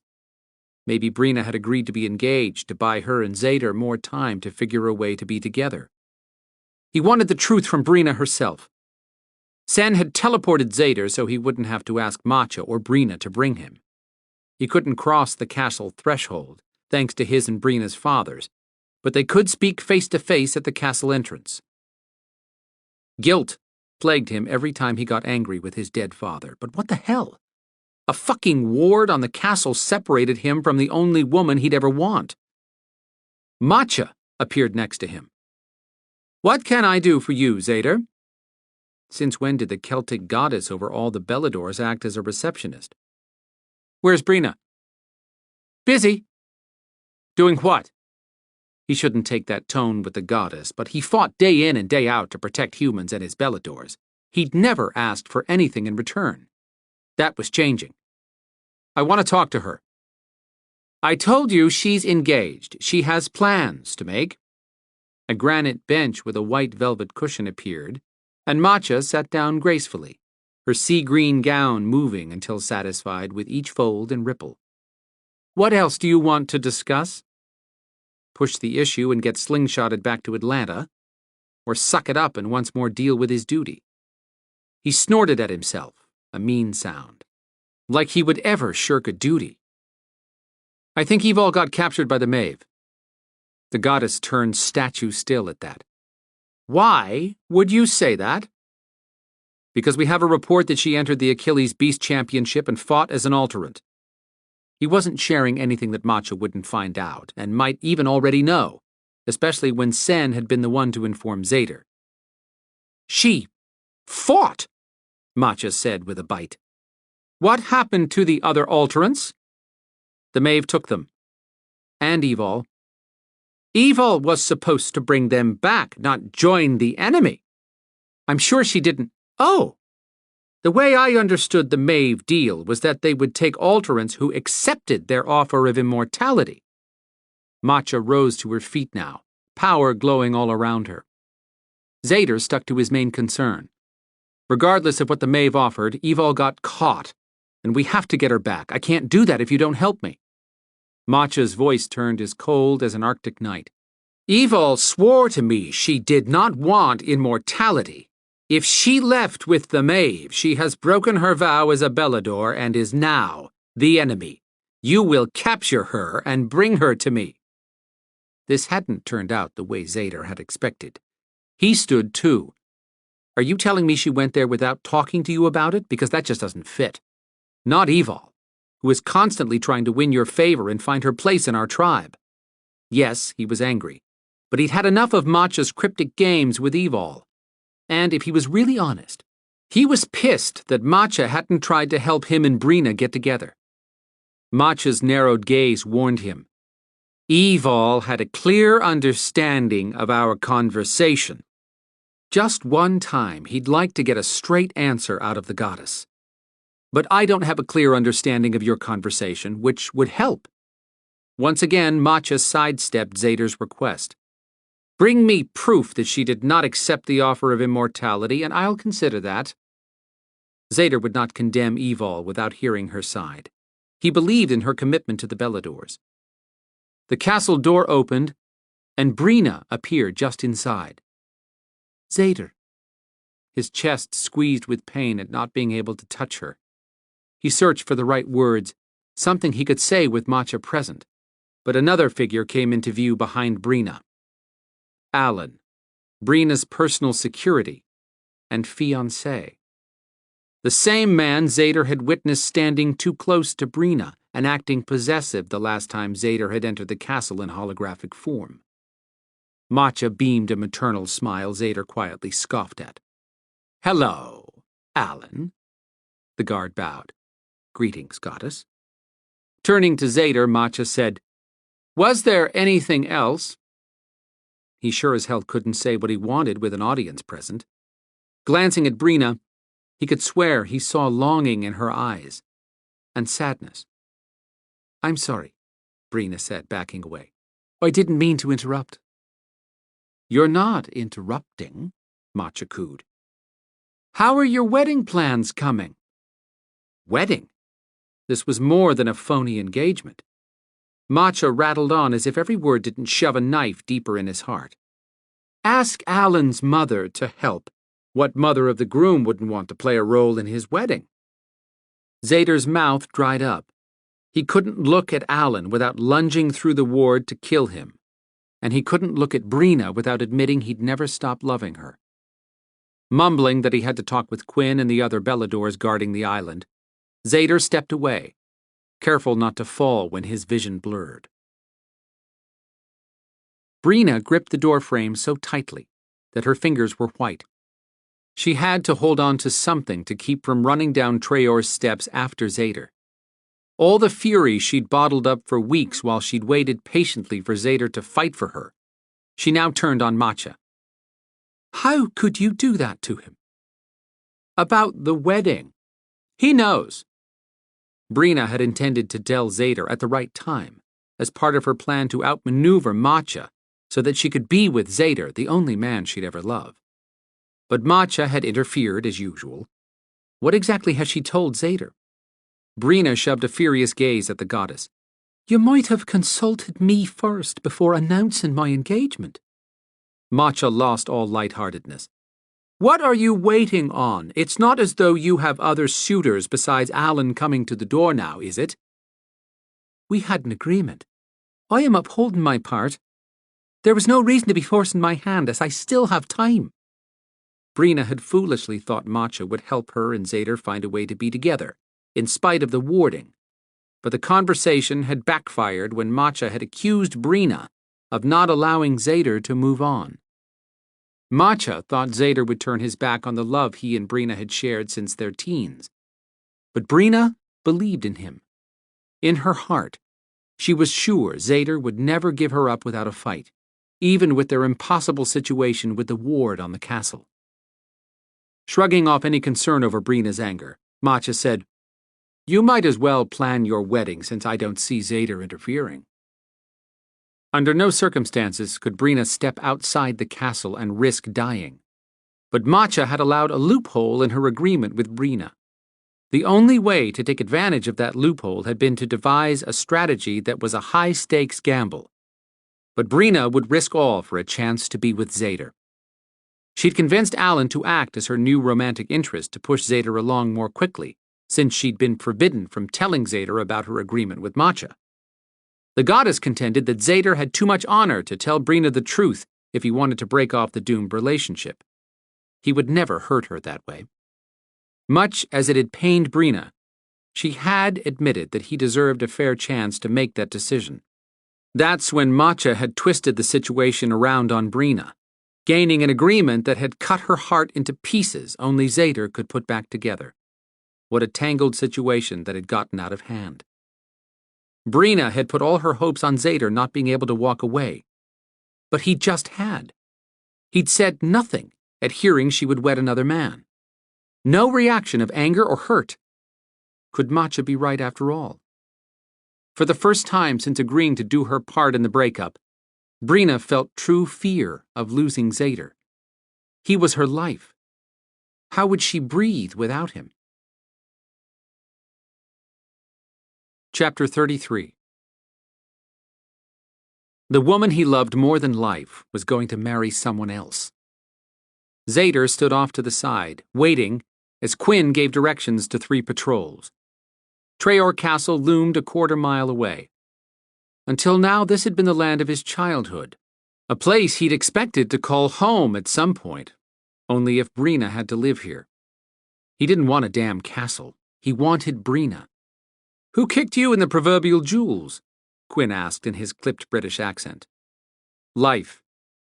Rather than answer the curiosity in his friend's question, Zader moved on to yet another problem. He was ruining everyone's day. Evol's missing. What happened to her? Zader caught Quinn up on the Beast Championship. Matcha's ready to declare Evol the enemy, but I know she didn't willfully join the Mave. Quinn was quiet, staring off at the horizon. The man who defined style on casual days looked out of place in a long-sleeved dark green pullover and jungle camouflage pants.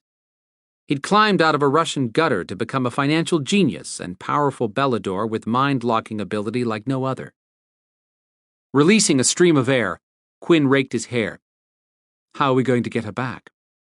I don't know, but there's another problem. Lana. What's the brat done now? Destroyed Evol's apartment. Before Zader could reply, Quinn lifted a hand. Tell Evol to put her in Viper lockdown. I told Lana I would put her there if she caused any more problems. She'll be safe until I can get to her. I don't know what she did, but she's missing. Quinn's face warped into that of a dangerous warrior. Bloody hell. That wizard has her. What wizard? When Quinn told him about Grendel, Zader speculated, Grendel may not have her. Evol took Lana and Phoenix to her friend Nicole's to watch while Evol was gone. Does Nicole know where Evol is? No, Nicole contacted me when she couldn't find Lana. She thinks Lana cloaked herself and slipped out with Evol. Sounds like the brat, Quinn ground out. So Lana is either hiding somewhere or with Evol, Quinn finished. Zader nodded. Storm was with Evol at the Beast Championship. What did he tell you? Nothing yet, haven't been able to find him. Taking a last look at the castle, Zader said, I know you're worried about Lana, but I need you here. I'll hunt for her and Evol, and let you know what I find out. The urge to leave and go hunt for his teenage cousin was written all over Quinn's face. But he was a warrior, and Belador first. Plus, He shared a bond with Evol and Zader, and he knew he could trust Zader to do as much as Quinn could. I'll stay. Zader squeezed Quinn's shoulder, thanking him for his trust. I'll turn loose everything I have at my disposal to find them. But he had to do so quietly. If Matcha realized he would not declare Evol the enemy, she'd remove him as Meister and send in someone who would do her bidding.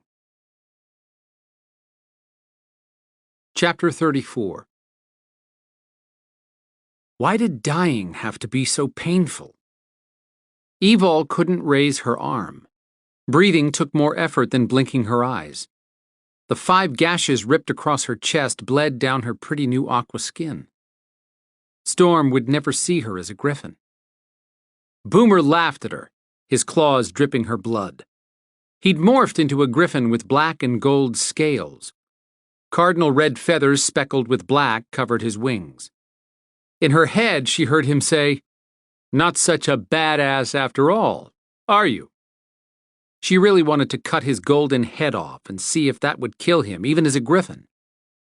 He wouldn't have won this battle if not for the 2 swords he'd been given, and his elastic body that healed itself so quickly. Kazira flashed into the arena, hands on her hips and scowl in place. "Get up, we don't have time for you to waste." Evol added Kazira's head to her death list. "Oh, come on," Kazira complained. "Heal, and get moving." After watching others like Tristan die and then regain life, Evol thought she'd be ready for this transformation when she heard it would only make her stronger. Kazira leaned down. "Heal, or I'll let Boomer finish you off." Boomer made a happy growling sound. Evol decided right then to live, if for no other reason than to kick his miserable hide. Drawing on her beast energy, she sent it rushing through her to the 5 wounds on her chest, her broken hind leg, and the ripped wing. She'd never healed that fast, even in alterant beast form. One flap of her wings and she reached her feet, towering over Kazira. Evol asked, "How many more times do I have to die?" Kazira answered her telepathically this time. "That's it for now. You can only die 3 times and come back to life. After that, you won't survive another mortal wound. We want you to go through this once, just to be stronger." 3 times? That's it? That's limited immortality. Kazira admitted, "I know, it's just a temporary regeneration of life." "That would mean you lied at the Beast Games." Kazira glanced over at Boomer, who waited with arms crossed. Evol assumed his non-reaction meant he couldn't hear her conversation with Kazira. "How'd you get past the lie detector at the Beast Championship?" "The Maeve never claimed to offer immortality. Like any second-hand information, things are embellished or modified once they become hearsay. We told Cole the Maeve would offer the Alterants a chance to become warriors who could conquer death. And at this moment you have conquered death, fulfilling our offer, but only for 2 more times." Kazira swept around to face Boomer. "You're done here." Boomer hung his head, clearly disappointed not to kill something else. "We've got 2 more to turn into Gryphons." With a wave of her hand, Kazira brought Bernie on scene. He took one look at both Evol and Boomer, then passed out. Evol told Kazira, "Let me stay and coach him. He has a big beast form. He can't communicate with you telepathically until he takes Gryphon form, and I bond him to the group." Evol hadn't been in human form since she'd battled Tristan, and she wondered how hard it would be to change back. Tristan had done so once he'd calmed down enough to realize he'd been tricked into believing Evol had murdered his sister. Reaching inside herself, Evol called the change, and with a few painful twists and snaps, she shrank into her human body. Naked. A bulge started developing under Boomer's lower feathers. Evol snapped at Kazira. "Clothes!" Gray sweatpants and a matching jersey top covered Evol in the next instant. Her face felt just as naked without sunglasses, but she hadn't really needed them since shifting into a Gryphon. Did that mean she could go out in daylight and watch a sunrise or a sunset? Yearning to do that with Storm hit her hard. She clutched her stomach and forced her mind back on track. With a look up at Boomer, who still sported a rod under those feathers, she warned, Don't give me a reason to test my new strength. Kizira rounded on Evol and Boomer. Listen up, you two. None of the Gryphons are to be killed more than one time. Break that rule and you'll face Flavin. Trust me, you don't want to annoy the Queen. Boomer spread his wings and made a half bow in reply. Kizira ordered him, "Go train until I come for you." She made a sweeping gesture with her hand, and Boomer disappeared. Then she told Evol, "Coach Bernie later. Tristan's waiting to brief you." On what? The room around Evol disappeared and another location took shape. This one had wood paneling, a thick Persian rug, and a polished wood desk with a sleek office chair that Tristan sat in. He stood up. "Looks like you survived the hardest test." "I don't want to go through that again anytime soon." She hadn't decided how she felt about being a Gryphon, other than enjoying a more attractive beast form than she had as only an alterant. "Have you died more than once?" "No, the Maeve are adamant about one time per Gryphon." "Why?" "They have future plans for us and don't want to use up our other 2 get-out-of-death-free cards right now." He walked around the end of the desk and leaned back against the front. Evol took one of the 2 cushioned chairs facing him. "You're supposed to be briefing me. What about?" "Attacking Traor." "I won't do it." "Yes, you will. You haven't been compelled yet. Once you are, you'll cut off your own arm if they tell you to." Evol scoffed at him. "Would you kill your sister if they told you?" "I did. That's how she went through her first power change." That shocked Evol. "Did you know you were fighting Petrina? Or did they trick you like they tricked you into believing I'd killed her?" His eyes hooded with shame. "Yes, I knew I was attacking Petrina. That was the point. To let me know just how much power they have over me." Her heart broke for Tristan. He'd gone through battles and horrors to protect Petrina. "I will fight them if they compel me." "I know you want to, but fighting isn't the way around compulsion." Evol glanced at the walls and ceiling, then back at Tristan. "Aren't you worried about them hearing you?" "I figured out the strange ward Kizira placed around this space. The walls actually glow when anyone approaches, or if Flavin tries to watch us through her scrying wall. Once Kizira bonded me to her, I could see the same changes in the room that she saw when someone wanted to eavesdrop or visit. She allows me to visit with my sister here, even though we're supposed to be kept apart." What a considerate hostess.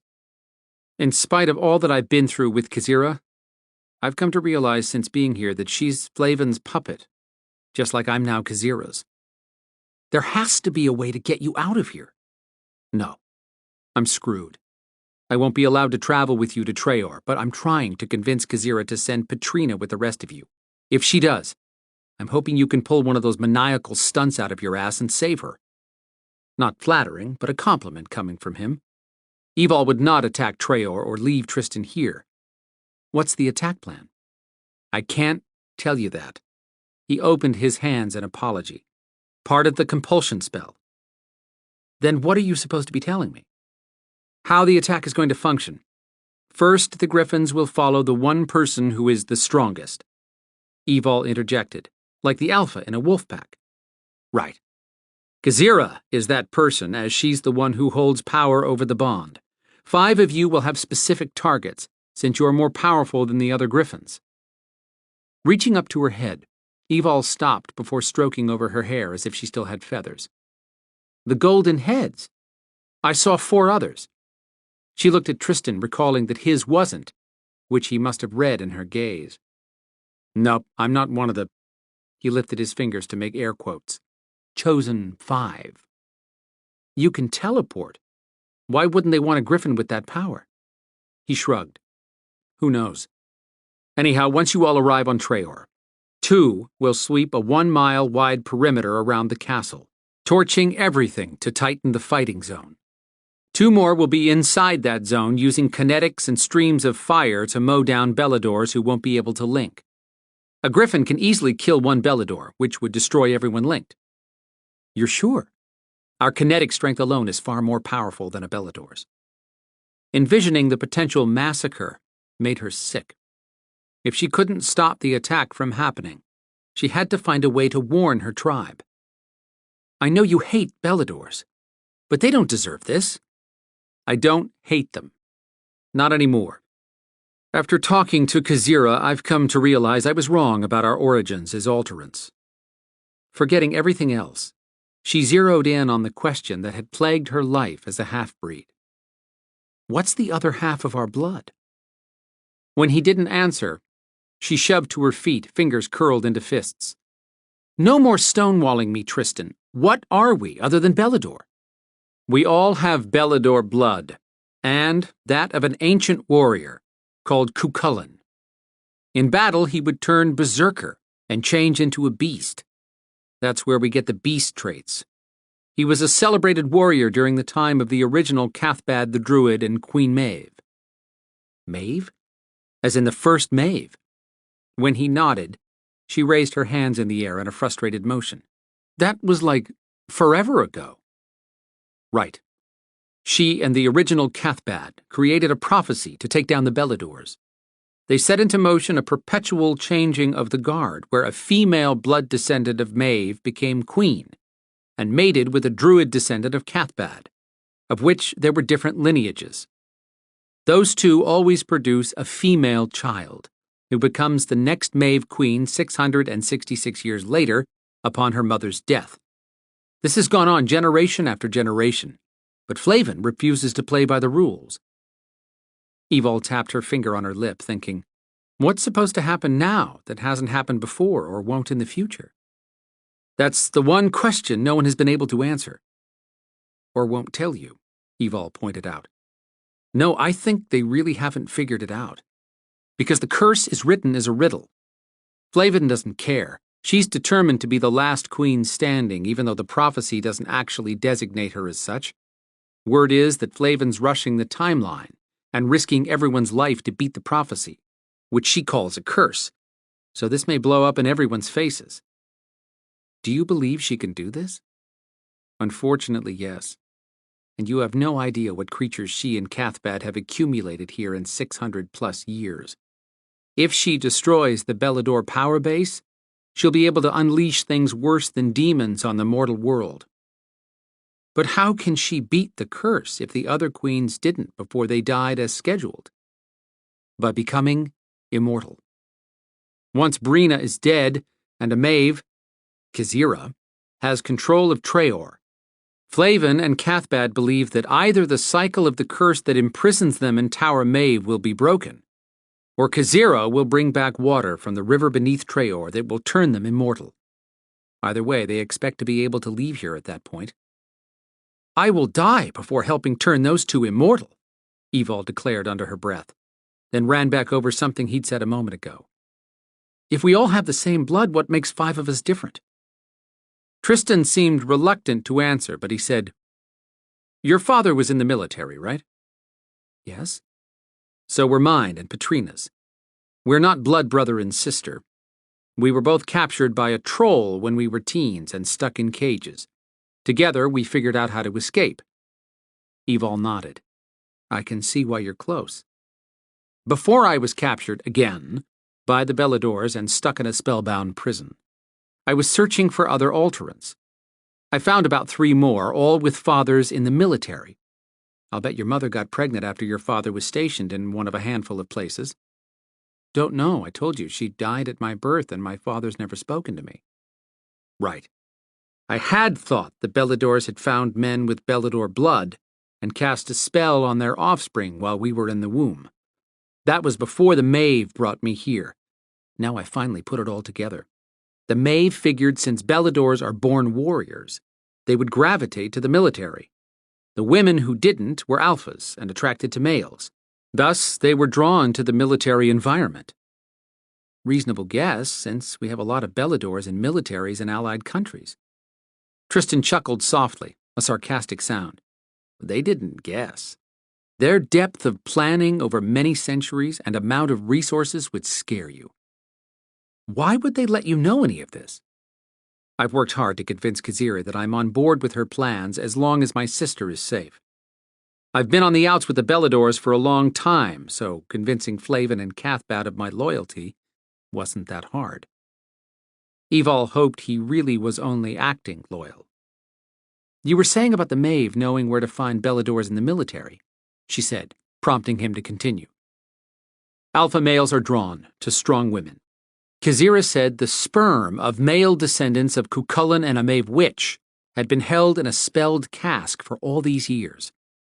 30 years ago, a druid with Maeve warlock blood traveled to fertility clinics located near military locations where Beladors were known to reside. As a Celtic druid, he could identify Belador descendants, even those who were not warriors. Let me guess. This happened around the time we were conceived. Right. She waved him on.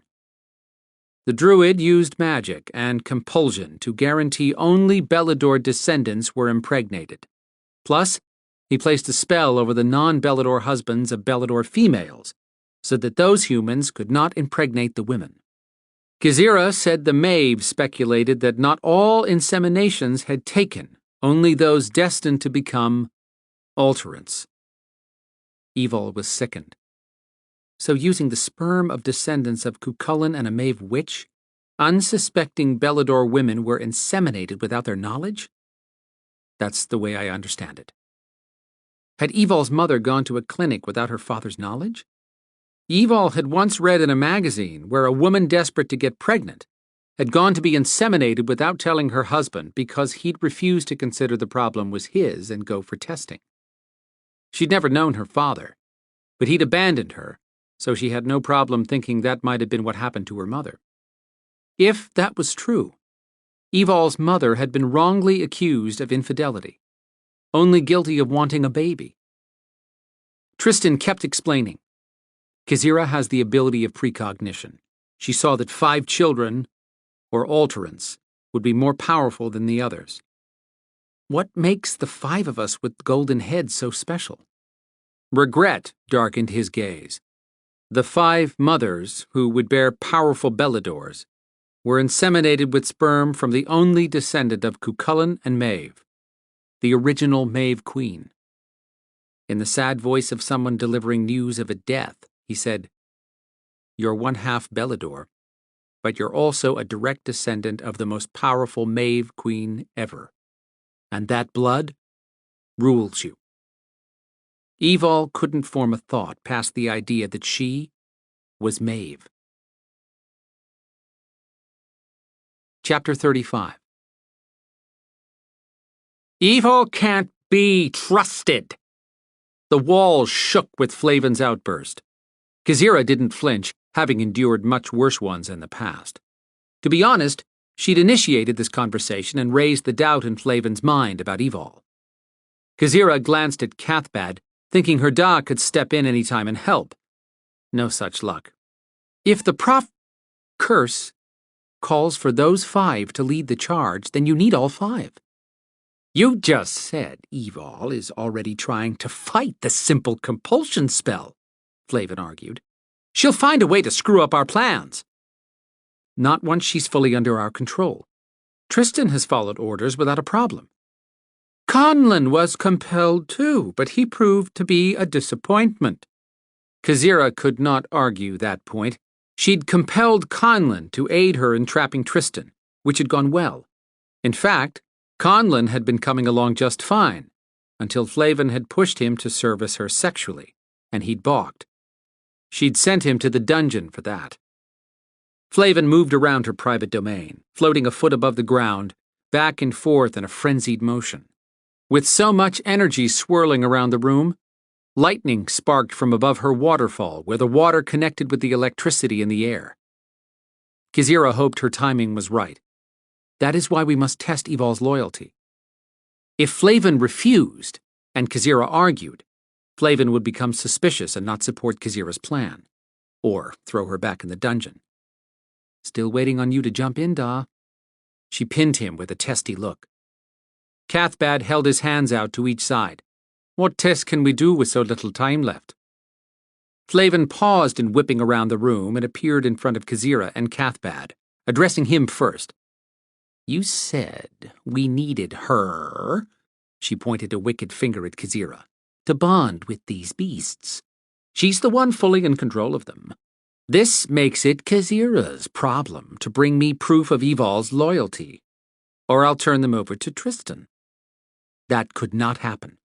Thankfully, Kazira's unbound hair hid the sweat that trickled down the back of her neck. She hadn't told Cathbad her plan and wouldn't. He'd probably send her to the dungeon himself if he knew what she was going to attempt. Flavin shifted the full force of her gaze to Kazira, who decided now was the time to gain Flavin's confidence. I will bring you proof, and I will lead the Gryphons, who will deliver the victory you expect. Then what are you doing still standing here? Glad to leave, Kazira vanished from Flavin's sight and teleported to the small chamber where she'd sent Evol to meet with Tristan. Tristan merely blinked at her arrival, but Evol turned a glare bursting with hatred toward her. Kazira asked Tristan, "What's going on?" I just informed Evol of her dual heritage. How is that pertinent to the attack? The sooner Evol realizes whose team she's playing for, the sooner she'll get with the game plan. Kazira gave him a silent kudo for possibly helping her cause. She told Evol, "Queen Flavin has requested proof of your loyalty." Evol snickered. Tell her not to hold her breath, unless she can die of suffocation. Then by all means, go for it. Leave us, Tristan. He vacated the space immediately. When Evol turned to Kazira, the Belador warrior sent the Maeve priestess a glare that dared anyone to push her another inch right now. Kazira might sympathize with her if she had the time to spend on ridiculous emotions. Evol hadn't spent her entire life being ground under a Maeve thumb. As for your DNA, none of us gets a choice in whose genes we carry. Telling me I'm part Maeve will not make me one. True, but saying that to Flavin is not wise. Tell that bitch to shut up. Evol paused. That works. I meant you. We're running out of time too quickly to waste it on your smart mouth. You know where you came from, deal with it and get over it. You seem to think I actually care about your schedule. You will, Kazira assured her. Right. Tristan told me how once you turn me into a Maeve zombie slave and compel me, I'll dance on your puppet strings. Go for it. But know that I'm taking everyone down with me if you try to make me kill Beladors. Jaw tight, Kazira muttered, Your stubborn attitude may kill more than the Maeve. Evol pulled back at that, confused. Kazira kept an eye on the walls that would lighten in color when anyone touched this space with magic, be it teleporting in or Flavin snooping with her scrying wall. Crossing the area between her and Evol, Kazira ignored the aggression building around Evol. Have you not realized that some of the times you and the Beladors have defeated your enemy, you had a bit of luck on your side? Enemy? Would that be the Maeve? Evol asked, as if speaking to an imbecile. What qualities did Quinn see in this woman that made him care about her? Kazira held her temper. She had no time for angry rants and could not risk Flavin's tossing her into the dungeon again. A man once wanted to ask me questions I could not answer due to my being compelled, so he created a game of words. Watching Evol for a reaction, Kazira lost hope in her lack of immediate enthusiasm. Did Evol not realize she was being offered a chance to do what Kazira could not? Save Quinn. How had Matcha not killed this one yet? Evol dialed back her urge to retaliate against all things Maeve, and considered what Kazira was saying. The priestess hadn't outed Lana, and had answered Evol's questions, even allowing her to talk to Tristan in this warded room. What was Kazira trying to tell her now? How to get around a compulsion spell to gain information? Was that how Quinn had dug up information during the Svart troll attacks on Atlanta last week? Evol had suspected Quinn's intel had come from Kazira. Now it made sense. She didn't want to feel anything akin to respect for Kazira, but the woman had to face worse than being sent to a dungeon if Flavin ever found out that Kazira was aiding her enemy. So you're saying you'll be straight with me? Kazira's eyes brightened with hope. Take care to ask the right questions. Okay. I understand. No asking direct questions you're compelled against answering. Evol chewed lightly on her thumb, thinking, then dropped her hand. She didn't know yet how she would get word to the Beladors, but she needed a better time frame than what was left of this 48-hour window. Probably a day at the most in the mortal world. Evol started with, when would be an optimum time for someone to start a war? Kazira shook her head. Crap. How can a Belador survive an attack on Treor? Huffing out a breath in irritation, Kazira shook her head again. Maybe she shouldn't have used the name Treor. What would prevent Gryphons from reaching a mystical island? Kazira grabbed her head. You are terrible at games. Maybe because I don't play games. You freaking tell me what I need to know. I can't tell you what I'm compelled to keep secret. Evol growled and leaned toward her, out of patience. Then tell me something you're not compelled to hide, blast it. Tension fired through the room until Kazira gasped. Wait. That's it. She gripped her hands together, excited. You gave me an idea. First, we have to come up with a way to prove your loyalty to Flavin. Back to that, huh? Evol said, disgusted. You have the patience of a gnat. Answers to your questions will do you no good if you remain here in Tower Maeve. The light bulb practically electrocuted Evol's brain when it dawned on her that she had a chance to go back to Atlanta. A chance to get word to the Beladors and see Storm. She'd figure out how to play chess if that ended in a ticket home. Hey, I'm in. Give me another chance. What do I have to do to prove my loyalty to Flavin?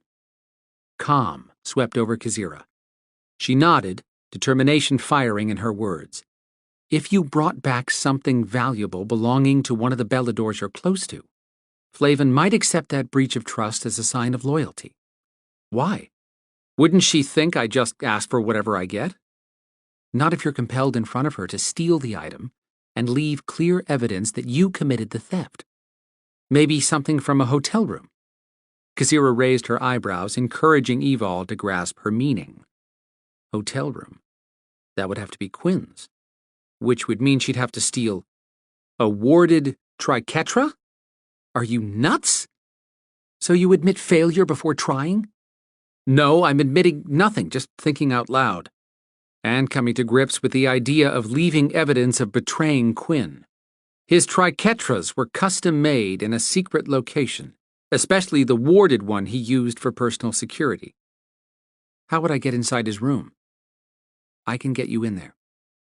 Evol walked off a moment, arms hugged around herself as she tried to hold off a chill that had nothing to do with temperature. It was one thing to be thought a traitor, and another to be proven one. She hoped he'd give her a chance to explain if she survived, if the Beladors didn't kill her in the attack on Treor. What was she thinking? Everything would change after this battle. Regardless of whether the Maeve won or lost, how could Evol ever go home if the Gryphons attacked Treor? Anyone with a brain would quickly figure out the Maeve had turned Alterans into Gryphons. That meant she couldn't waste this one chance to return to Atlanta. She had to explain to Storm so he wouldn't hate her. Worse, he'd be hurt. She couldn't live the rest of her life with that on her conscience. I'll go. I'll bring back the triquetra, and I'll convince Flavin I'm on her team. About time. Speaking of that, I'm not going unless you give me some extra time there. How long? 6 hours. I can't give you that much. The attack is... Kazira grabbed her throat and coughed, struggled to breathe. So that's what happened when you tried to go against being compelled. Oops. Icicles should be hanging off Kazira's chilling glare. She rubbed her throat. I can give you 4 hours. That would have to suffice. But Evol now had a time frame for the attack. She had to get going. Okay. Now what idea did I give you a minute ago? You said to tell you something I wasn't forbidden to say. First, understand that you will be compelled to not speak to anyone about your time here or the attack. You'll be compelled to tell no one about Alterans changing into Gryphons, or that you have evolved into one. You just saw what happened when I almost made that mistake. I need to know what I can say. Kazira pinched the bridge of her nose, then lowered her hand. Pay attention and curb your sarcasm. I will not compel you to share your deepest wishes. What did that mean? What deepest wishes? Kazira's shoulders eased with relief. For example, I will not compel you to tell someone not aligned with the coalition that it would make you happy if your two closest friends were to spend the next 12 hours watching over Atlanta instead of traveling to faraway places. Evol sorted through Kazira's cryptic suggestions and realized the Maeve priestess wanted her to warn Quinn and Zader away from Traor. You think I would intentionally undermine Belador defenses? Kazira lost her fleeting look of hope and snarled. Can't you figure out the simplest puzzle? Do you even care about anything besides how this affects you? Calming herself, she pleaded, Think, Evol. This is a game where we both stand to lose people we care about. That backed Evol up a step mentally. She replayed their conversation. This was about protecting Quinn more than anything. You really care about him, Kazira said quickly, her eyes glancing around as if in fear. Thought this place was secure. It is, but I never risk his name. Evol couldn't pin down how she felt about seeing this side of Kazira. What's the deal between you two? I don't wish to discuss this further, especially if you aren't going to do your part. Oh, I'll play the game now that I understand how to manipulate the words. Not that I'm hearing. Looking away, Kazira whispered with desperation. He has no one to protect him. A guilty weight had pressed on Evol's chest for weeks about Quinn. If Flavin did not know about Quinn, then it seemed logical that Kazira could solve an internal conflict Evol was tired of wrestling with. Tell me something.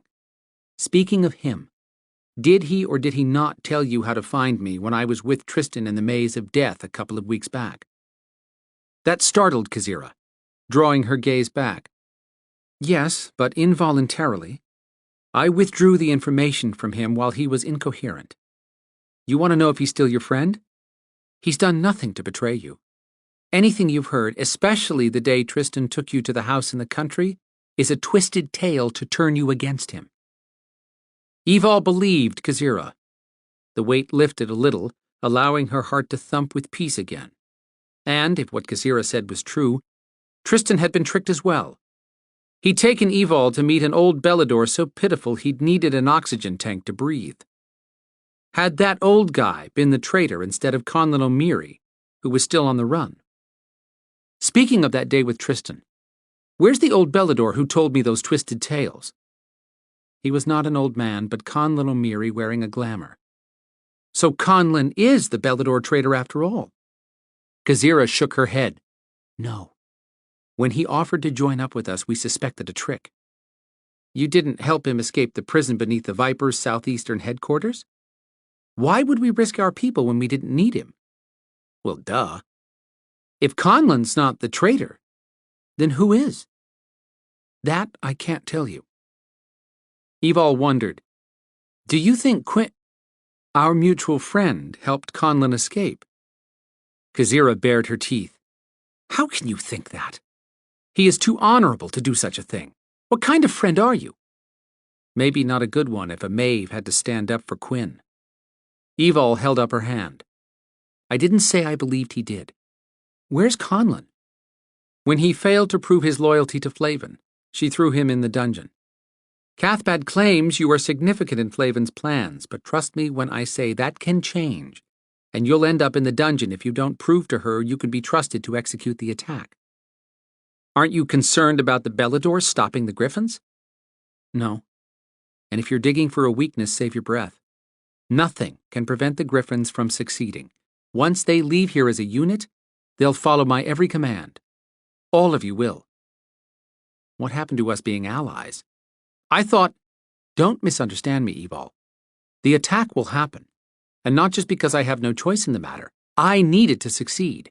It's up to you to protect those you love just as it is up to me to do the same. That killed the tiny warm and fuzzy feeling Evol had been suffering. But changing her tune now would alert Kazira that Evol had made a mistake in seeing Kazira as an ally. I want my 4 hours to start in Atlanta, but I need a few minutes in my room alone before I leave. No, you don't. Lana is content to practice her teleporting. Just send her back with me. No. I'd be a fool to let you walk out of here with nothing to lose. Lana is insurance that you will steal the triquetra. Deliver the message and return in 4 hours. I'll give you 2 minutes with Lana, then it's up to you to convince Flavin you are under my control. Kazira lifted her hands. Chapter 36. Evol deserved an Academy Award for acting subservient in front of Flavin to prove that Kazira's compulsion spell had Evol under control. The minute the Queen agreed to the trust test, Kazira teleported Evol to the mortal world. When the spinning ended, Quinn's luxurious hotel suite in downtown Atlanta came into focus. Evol didn't fall down or throw up. Maybe teleporting was like being seasick. If you did it often enough, you got used to the vertigo. She glanced over to catch Kazira looking longingly at Quinn's bedroom. You know Matcha will toast him if she ever finds out about you two. Kazira stiffened and turned around. Your 4 hours are ticking. Good point. With one tiny window of time, Evol was not wasting it here. His triquetra's not on the door. Guess he only needs it to keep out uninvited Maeve. He hides it on top of the cabinet next to the door, something only someone close to him would know. Kazira tossed right back with smug arrogance. Crossing the room, Evol reached up and felt a piece of flat metal that sizzled with energy. She was almost disappointed that Kazira had been right. Evol couldn't pick it up, just as Lana had explained, until she said a Gaelic phrase. Then the flat blade came to her hand. Good thing we checked with Lana, Evol pointed out, reminding Kazira she hadn't known everything. She pulled the triangular-shaped Belador throwing blade down and reached again to find the leather case for carrying it sitting on top of the cabinet. Tucking the blade in the case and both in her jacket pocket, Evol turned to Kazira. Where do you want to meet? When it's time, I'll find you wherever you are, now that you're bonded to me. Right now, Evol had to find Storm, and she needed Kazira's help if she wanted to get rolling. Heat warming her chest drew her eyes down to where the emerald glowed. The gem hadn't changed at all in Maeveland. Would Storm know she was back? All she wanted was to finish here and go to him. She wouldn't have this opportunity if not for Kazira. It galled her to thank the priestess for anything, but Kazira had given Evol a new set of clothes and her custom sunglasses, even though the light didn't bother her now. Evol hadn't shared that new ability with anyone yet, which was why Kazira had brought her here while it was still dark out. Monday night. Would the invasion happen tomorrow? That was the impression Evol had gotten from Kazira's short word game. Evol felt every second tick against her. I appreciate the clothes. Think you could conjure me up a motorcycle downstairs? Teleporting would be more efficient. For Storm, Evol would teleport across the world. I like the way you're thinking. Remember, Evol, that being compelled is not a joke. You might harm someone you're with just as much as yourself. She'd gotten that part loud and clear when Flavin had said one misspoken word would take the life of those Evol loved. Watching Kazira almost choke had made her a believer. Kazira reminded her, make sure you face the security camera when you leave, and hold up the triquetra so Quinn will know what happened to his warded blade. As soon as you do that, I'll teleport you. Evol gave the priestess a thumbs up. Got it. Kazira disappeared in a swoosh of colors, and Evol exited through the door to the hallway. She found the camera and made sure she faced it and pulled the triquetra out of its sleeve long enough to be filmed. In the next 2 steps, she walked onto a sidewalk in Storm's neighborhood. Nerves hit her all at once. Would Storm forgive her?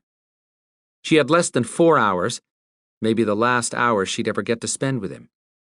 She touched her hair that fell past her shoulders. Kazira could have sent her here in warm-ups with dirty hair, but Evol was freshly showered and outfitted in clean jeans, an aqua-knit sweater, boots, sans the fighting blades, and a short leather jacket. When she reached the walkway to his front door, fear gripped her chest. What if he wasn't here? Or if he just shut the door in her face? As much as needing him to warn the Beladors, she craved his touch, to feel him one more time. Swallowing past her thick throat, she pushed herself down the walk, up the steps, and onto the porch. When she reached out to knock, the door flew open, and Storm stood there. Tension vibrated the air until she couldn't breathe. All the things she'd thought about saying fled her mind. "I'm sorry." She lunged forward and he caught her. Powerful arms pulled her to safety, crushing her to him. Her heart started beating again. His mouth crushed hers. His hands were everywhere, as if unsure she were really here. She reached up and shoved her arms around his neck, holding on with everything she had, holding tight to everything she'd ever wanted. Cupping her bottom, he lifted her up and spun her around. She hooked her legs around his waist. The door slammed shut.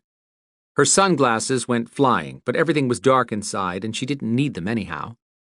He backed her against the cold wood surface of the door. His hot body stoked the furnace building within her.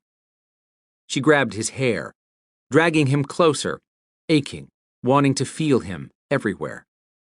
His tongue plunged into her mouth, tangling with hers. She could kiss him for days without stopping. Her heart beat as loud as war drums in her ears. Long fingers swept under her sweater, unclipped the front clasp on her bra, and, oh dear goddess. His thumb brushed over her nipples that were tight and hurting for his touch. She arched up against him, feeling the long, hard ridge pulsing inside his jeans. He growled and nipped at her neck, panting with labored breaths. "Can't believe you're here. I can't believe you're stopping." A savage emotion lit his eyes. She rubbed up against him and kissed his neck, then his ear, not sure if that was the right move. He growled, a sound that came out closer to jaguar than man. She eased back and lifted her gaze to his, making one thing clear. This is me, not the armband. He pulled her to him in a shuddering hug and kissed her hair, his voice raw when he whispered, "I thought you were dead. Or worse. There were many things worse than death in the supernatural world." "I know." She ran her lips over his eyes and cheeks, then his mouth, sharing her hunger and giving him all the feelings she'd held back too long. The feelings she'd been too scared to share. She was tired of being a coward with Storm. He wrapped his arms around her and turned, moving through the house to his bedroom, where it was darker than midnight. She didn't care where he went as long as he took her with him. His mouth touched hers again, and she drifted into a fantasy world of nothing but Storm's touch. Firm lips kissed her, then caressed her cheek and her neck. Her jacket came off with a sweep. The man had the hands of a magician. She felt herself falling back, cradled in his arms. He followed her down, nuzzling her neck as he lowered her to his huge bed. When he covered all of her with his body, he slowed his kisses to tender touches all over her face and neck, his mouth burning a path. He slowed the tempo in spite of breathing harder than Evol could ever recall. His fingers brushed her hair, then inched down over her chest. He moved with ruthless control, holding back instead of unleashing that powerful body. She should have been terrified by the hot desire staring down at her, but she wasn't, and trembled with her own need. Reaching up, she clamped her hands on each side of his face, forcing his gaze to hers. Storm still couldn't believe he held Evol. He was out of his mind with joy over having her in his arms, knowing she was alive and safe. He was the danger right now, wanting to feel himself inside her. Sex terrified Evol, and he was acting wilder than his jaguar. Had he rushed her? "I'm scaring you." "No, you're not." "I'll slow down. Or stop." For her, he'd take all the time she needed, even if it killed him, and stopping might. "No, you won't." He searched her face and saw that she meant what she said. "Tell me what you want, sweetheart." The tip of her pink tongue made a swipe along her lips. "You. Only you." She had no idea what those words did to him. How deeply she touched him in a place no one else ever had. "I'm all yours, and you're mine." Bold possession gleamed in her eyes. "Touch me. Make me yours." "Oh yeah, I'll touch you everywhere, but we'll take it easy. Don't baby me in this, Storm. I'm fine. I've got my beast under control."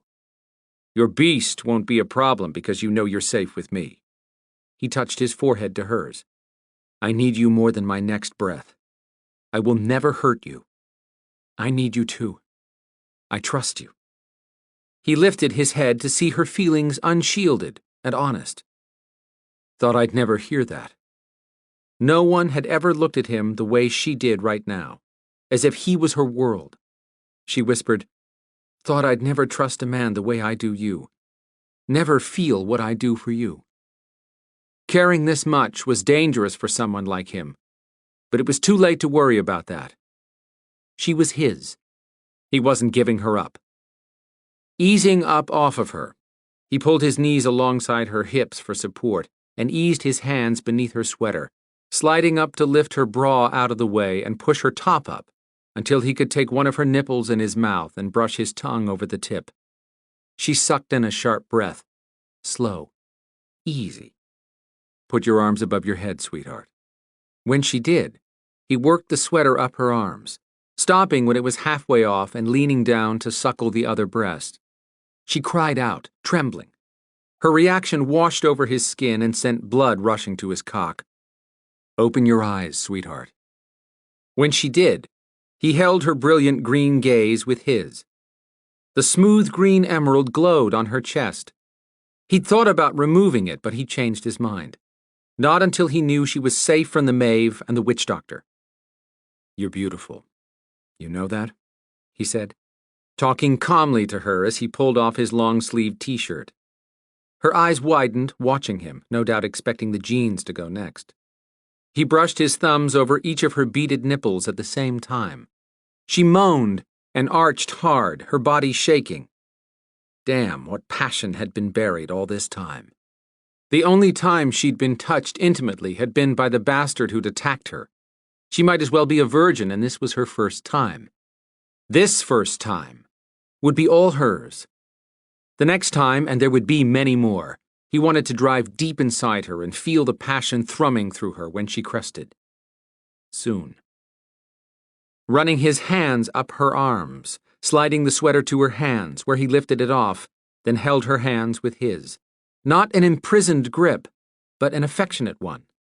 He kissed her slowly, taking his time to drive her to the point of begging. He wanted her so overwhelmed she could think only about what she needed. Only then could he take his jeans off. Smoothing his fingers down her arms, he started kissing at her neck, then her shoulders. He moved to her breasts, using his tongue to tease her nipple until she trembled. While he had her focused on that, he unzipped her jeans and eased them down, kissing his way to her belly button, then sitting back on his knees and moving until he pulled her jeans off. She wore a thin pair of black and red lace panties.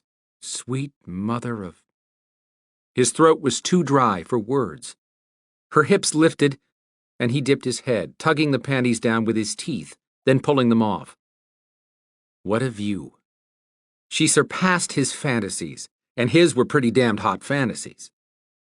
Running his hands along the insides of her thighs, he inched up until he touched her heat.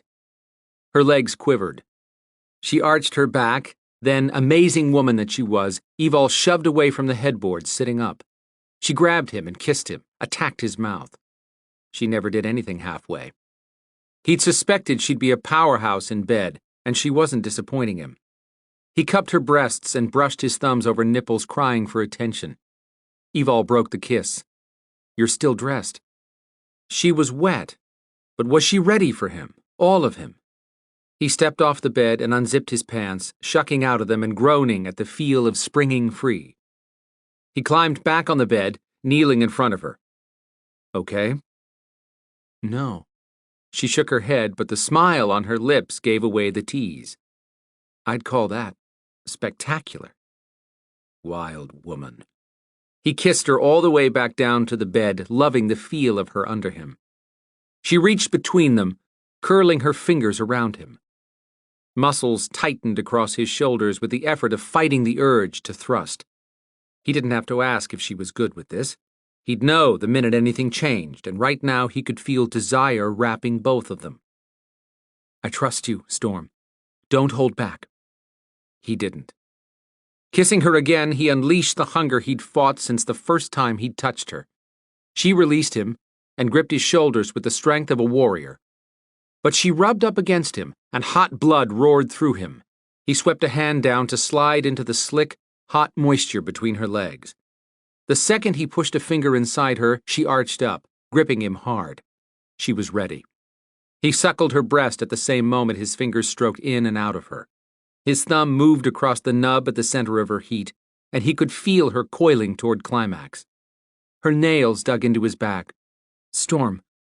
Yes, I—" He stroked her again and grazed his teeth over her nipple. At the moment he pushed her over the edge, he lifted up to watch her first orgasm. Green eyes glowed with passion. She arched up against his hand and shrieked, chest heaving. "Oh, my." She couldn't speak. When her shudders slowed, he wrapped her up and rolled over with her draped over him. He ran his hand up and down her back, calming her. She rubbed against him, not calming him in the least. He gritted his teeth. "Careful, sweetheart. Been a while for me."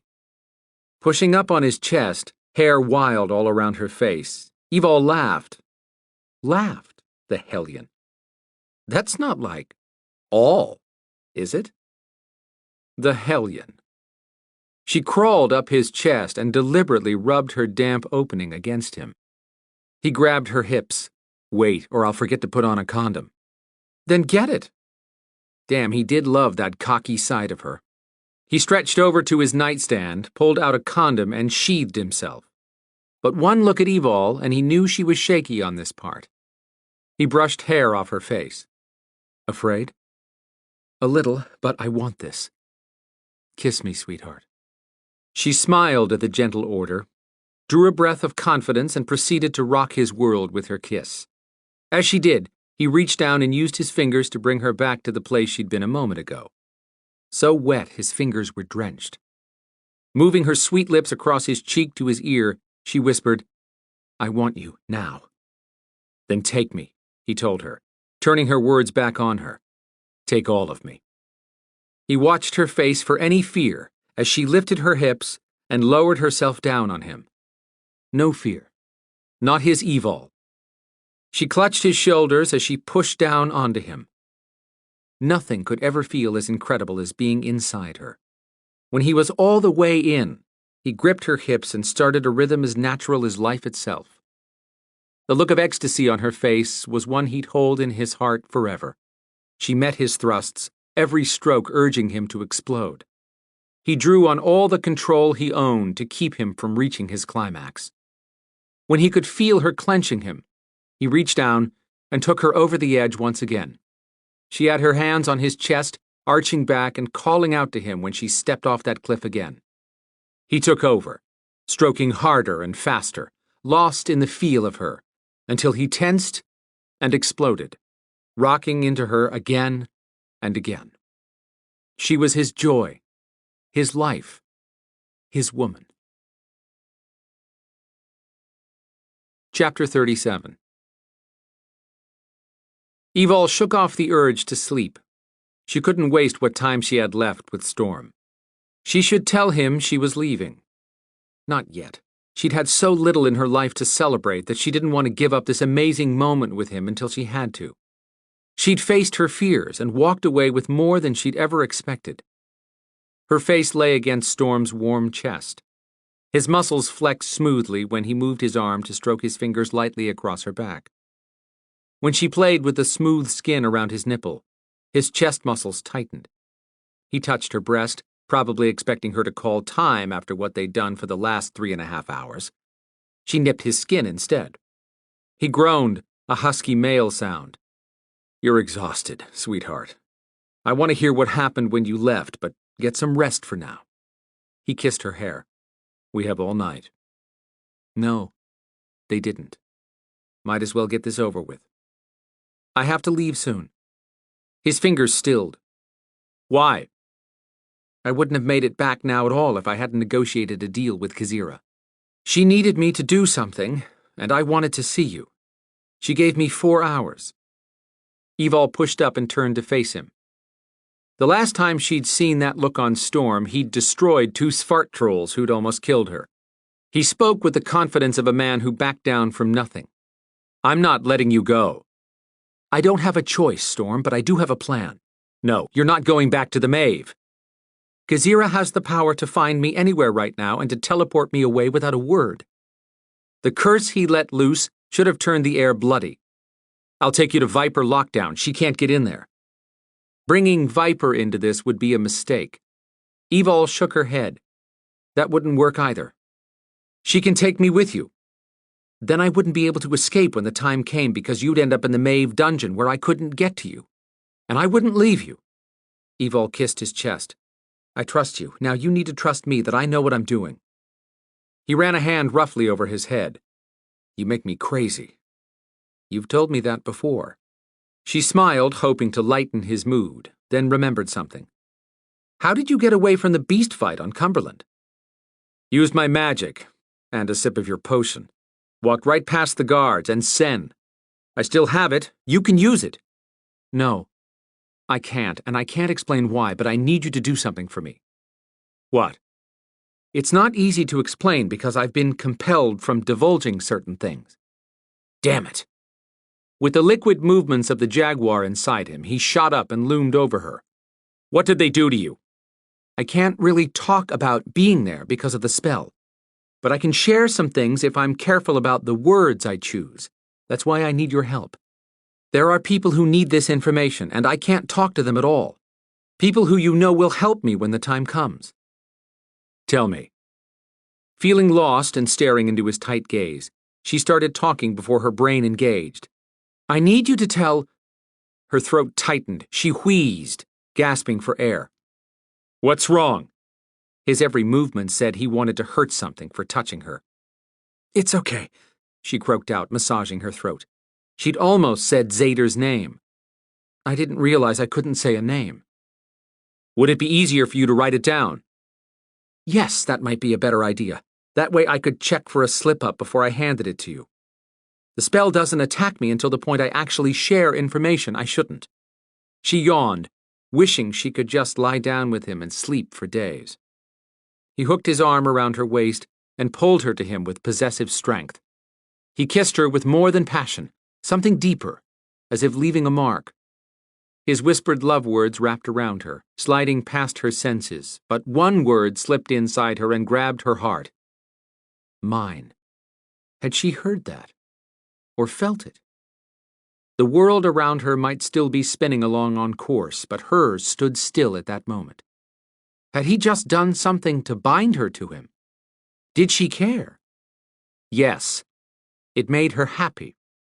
She gripped his biceps, holding on to the one person who had been her anchor since the day she'd met him. His fingers touched her breasts, barely grazing the sensitive skin, then leaving too soon. After hours of making love, she shouldn't be up for another bout, but when his fingers slipped between her legs, she was on fire all over again. Guess she wasn't as tired as she'd thought. But time was disappearing for her. Storm, I want... He lifted his eyes to hers, then cupped her face in his hands. What? Say the word and it's yours. You are all I want. Instead, she said, time, which is something neither of us can control. She stretched and squinted at the glowing clock on his nightstand. With 20 minutes left, she didn't want to have Gazira appear in the middle of them tangled up again. And Evol wanted a chance to say goodbye this time, to tell Storm she would do everything in her power to return. He asked, How long? Sometimes she could swear he read minds. 20 minutes. I want a quick shower. A sigh filled with regret spilled out. Then he sat up, pulling her with him. As comfortable naked as he was wearing the sleek cloak of a jaguar, he got out of bed and turned around, picking her up.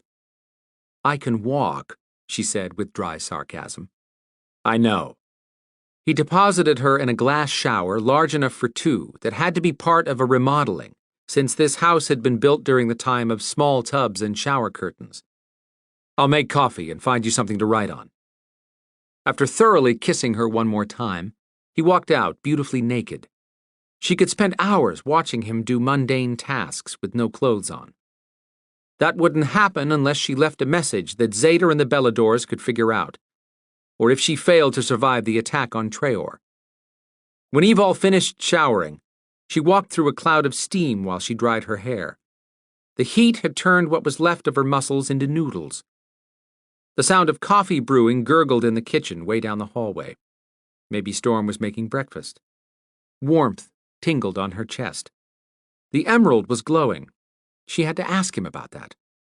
She tightened the towel wrapped around her breasts and started to head to the kitchen until she saw a pen and paper on the bed. She should write the note now. The minute she got within 2 steps of Storm, she'd forget anything except touching him.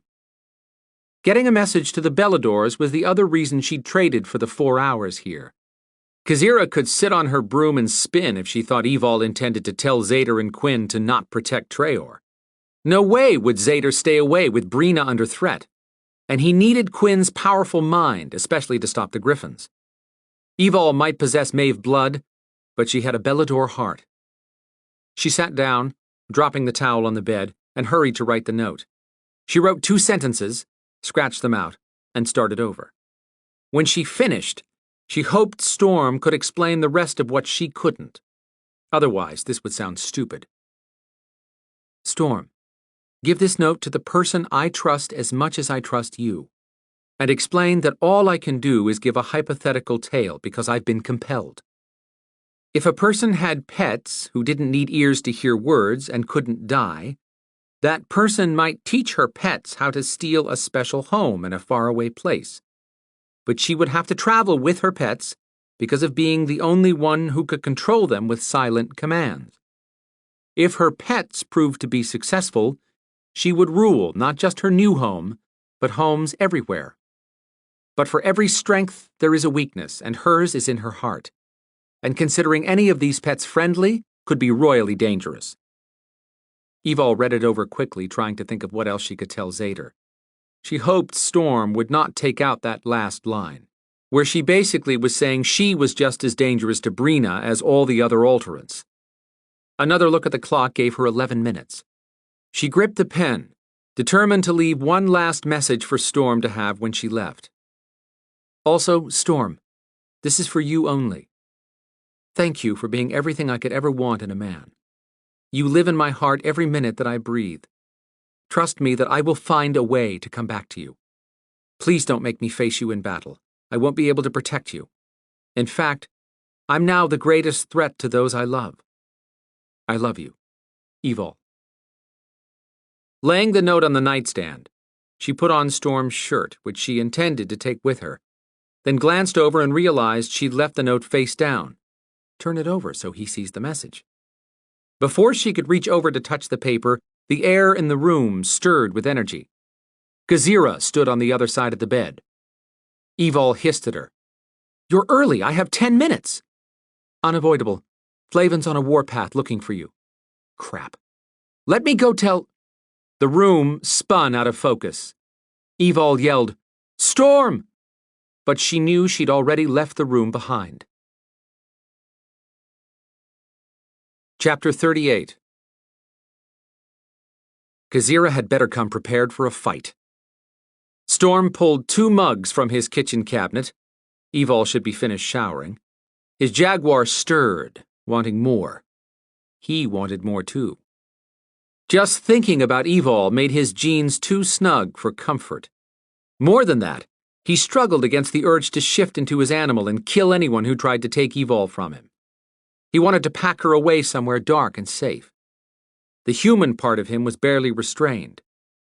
He tried to convince himself it was nothing more than the protectiveness he'd felt since first meeting her. But that was a lie. All he had to do was breathe her scent, and she became a part of him. Mine. He'd mated with her. It had happened fast, an unconscious action that came of the innate knowledge that he'd met the only woman for him. That didn't excuse his lack of control. She should have been given a choice, should have been told that he had no soul. It was done, and he died to protect her, but he still should have told her before he made love to her. And he'd planned to, until he'd opened the door to find her standing there. Every thought had fled his mind except touching her. But he still had to get his soul back, and his father's, which he would do just as soon as he killed the witch doctor. Not wanting to give up even a couple of minutes with Evol, Storm turned away from the counter with intentions of heading back to his shower in case she hadn't finished. A rush of smoky licorice engulfed his senses.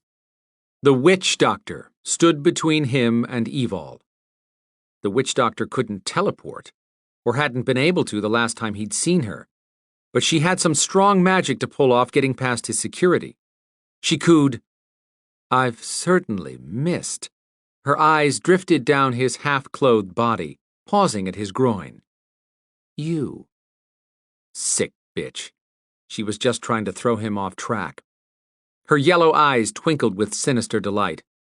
As if in answer to his unspoken questions, she boasted, "My powers have gotten stronger since we last met. Yes? Do you like how fast I can move and mask my scent? But I actually gained access because you were too distracted when you first came home to notice a herd of elephants crashing through here." She'd been here since he'd arrived an hour before Evol had shown up. She'd hidden her presence and sent from him. But she hadn't tried to take control of him. She still feared him, and should. Just when he thought he couldn't feel any more contempt for this female vermin, Nadina surprised him. He might as well think of her name if she'd found him and breached his security. This wasn't the time to fight with her, but he was ready, and hoped Evol stayed in the shower. His fingers curled, wanting to choke the life out of her, just not yet. Not until he reclaimed all he'd lost. "Give me back my soul, and my father's. I'll let you leave alive." "I'm up for a trade when you're ready." "No trades. You owe me 2 souls you stole." "You won't even trade for Evol?" Power rushed through him, driving his jaguar to break free. Storm drew fast breaths, fighting the change because she was trying to push him to shift. Anything Nadina wanted, he didn't. If she touched Evol, he'd make Nadina's death slow and excruciating. "You can't have Evol, and she would destroy you anyhow." "Don't put your money on the wrong one so quickly. I'm not the same witch doctor you knew back in South America." "Egotistical reality challenge sociopath, I don't see any change." She smiled with confidence, so much that a ripple of concern ran up Storm's back when she bragged, "Oh, I've changed quite a bit now that I'm aligned with Wanwa." Wanwa? That explained her new and improved powers. Storm hid his shock with a scoff. Only a fool would make a pact with him. "Fool?" Her eyes narrowed in warning. "Careful how you speak of someone favored by the ruler of all demons and Mitnall," she said, referencing the land of the dead. "Of demons in South America, not here," Storm countered. "Speaking of Mitnall, why aren't you there now?" "I'm not one of his demons." "Pity you missed your calling." "I'd love to chat, but not right now. I'm pressed for time. This is your one warning. Come to me soon, Storm, and willingly, or I'll take what you most desire. Evol." Kai's words echoed in his brain. His guardian spirit had warned him that if he did not kill Nadina, she would take what Storm most desired. He'd thought Kai meant his soul, but he now knew it was Evol. He was ready to fight, but not when Evol believed she would disappear soon. "You can die trying to take her." "You don't even know she's gone, do you?" "Liar." "Am I?" It hadn't been 20 minutes, so Evol still had time. But Nadina had spoken the truth. Storm started toward his bedroom, and Nadina swirled into a blur, moving out of his way. She claimed not to be the same witch doctor he'd known before, but she was wise enough to realize she didn't know how he'd changed either. He raced into the bathroom, then back to the bedroom, yelling, "Evol!" "She's gone." Nadina appeared in the doorway and sniffed. "Smells like Maeve in here." He ignored the burned citrus odor. He looked around for Evol's note and saw a blank piece of paper on the nightstand. Nadina taunted, "You don't know the best of all of this, If Evol does find her way free of the Maeve and you have not come voluntarily to me, I will call her to me instead. How do you figure that? Remember the Volante bone? His scalp tingled with warning. What about it? Did you think that ended up on Evol's arm by accident? No. She's not wearing it anymore. I know, that was all part of my brilliant plan. Just like Imogenia, I can call Evol to me any time and anywhere. I cast a spell on the bone that created a leash between me and those who wore it next. His mouth dried out. Storm's fingers curled into claws with his impending change. Nadina took a step back. I can see you're still not ready to discuss this. Guess I'll have to take her if you won't come to me voluntarily. Fury crashed over him so fast that he started shifting, his hands changing shape into paws. Sharp claws curled. Fur covered his shoulders and chest where hair never grew due to his ancestry. But he wouldn't be able to talk and deal with Nadina in animal form, so he tightened down on his control and forced his animal to retreat. She moved in a blur, disappearing. He rushed into the kitchen where she'd stopped near his closed front door. Not teleporting. Speed from black magic because he never lost her scent. She smiled with predatory happiness. Just a tiny demonstration to spare us any posturing. My timing isn't by accident. I know you mated. You have until she returns. The door opened on its own, and Nadina strolled out. When Kai had searched Storm's future, she'd warned Storm that he would lose Evol before he won her. The time had come to end this. He snatched open a drawer, grabbed out a pen and paper, and scribbled a note he hoped Evol would find when she came back. Sweetheart, I've gone to deal with the witch doctor and end this so we can be together. Then I'm coming for you no matter where you are. Storm. He rushed out, hot on Nadina's trail. He could follow her as long as she didn't teleport. Once he found her, they'd both find out just who had become the most powerful since they last fought.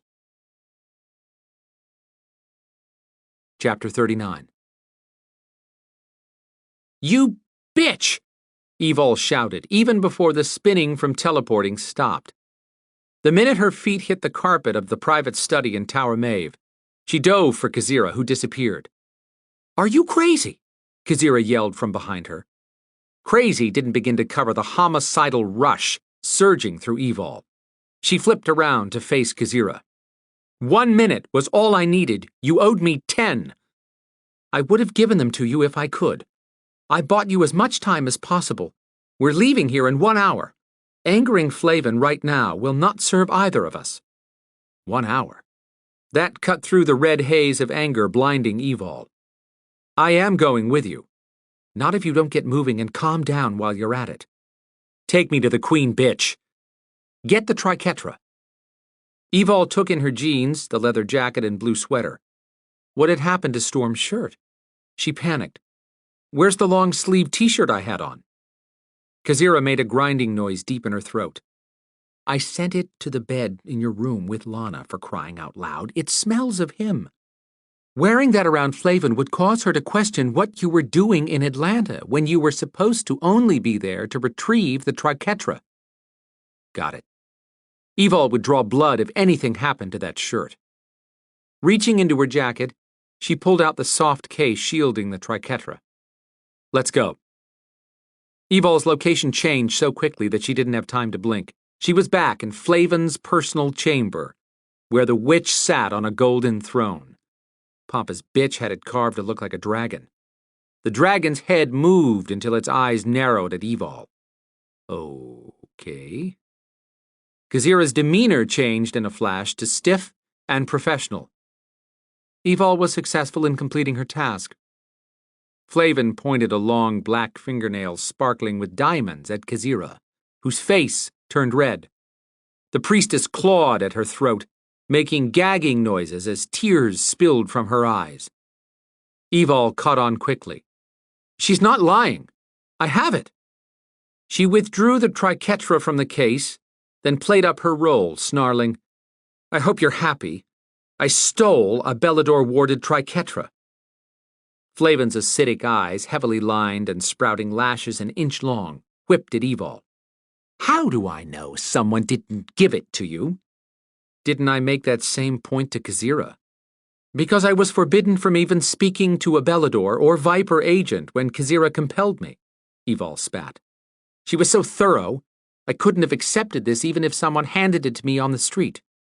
And this belongs to Vladimir Quinn of the Beladors, who was one of my best friends."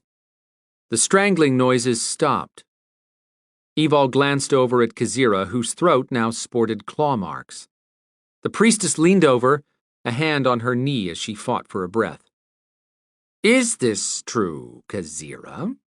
Flavin asked. Standing upright again and coughing first, Kazira nodded. "Yes, and the hotel security tapes will show Evol leaving his room with the triquetra in her hand."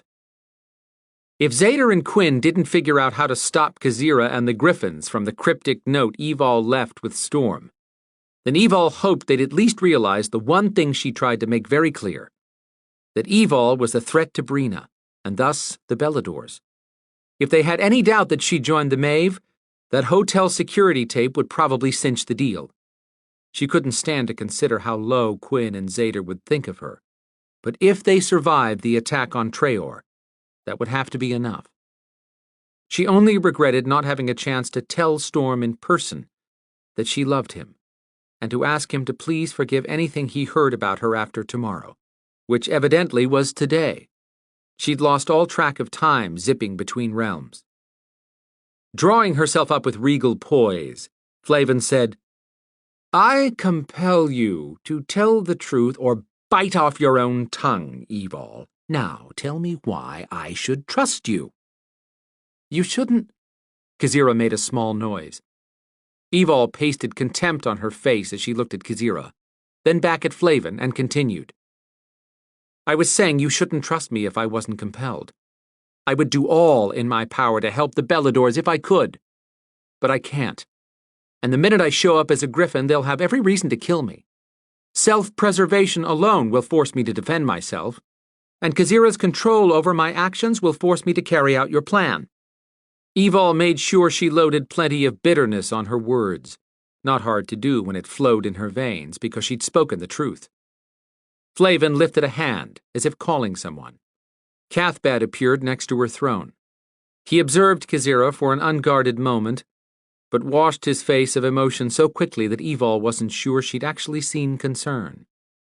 Addressing Cathbad, Flavin said, "As you can see, they're back.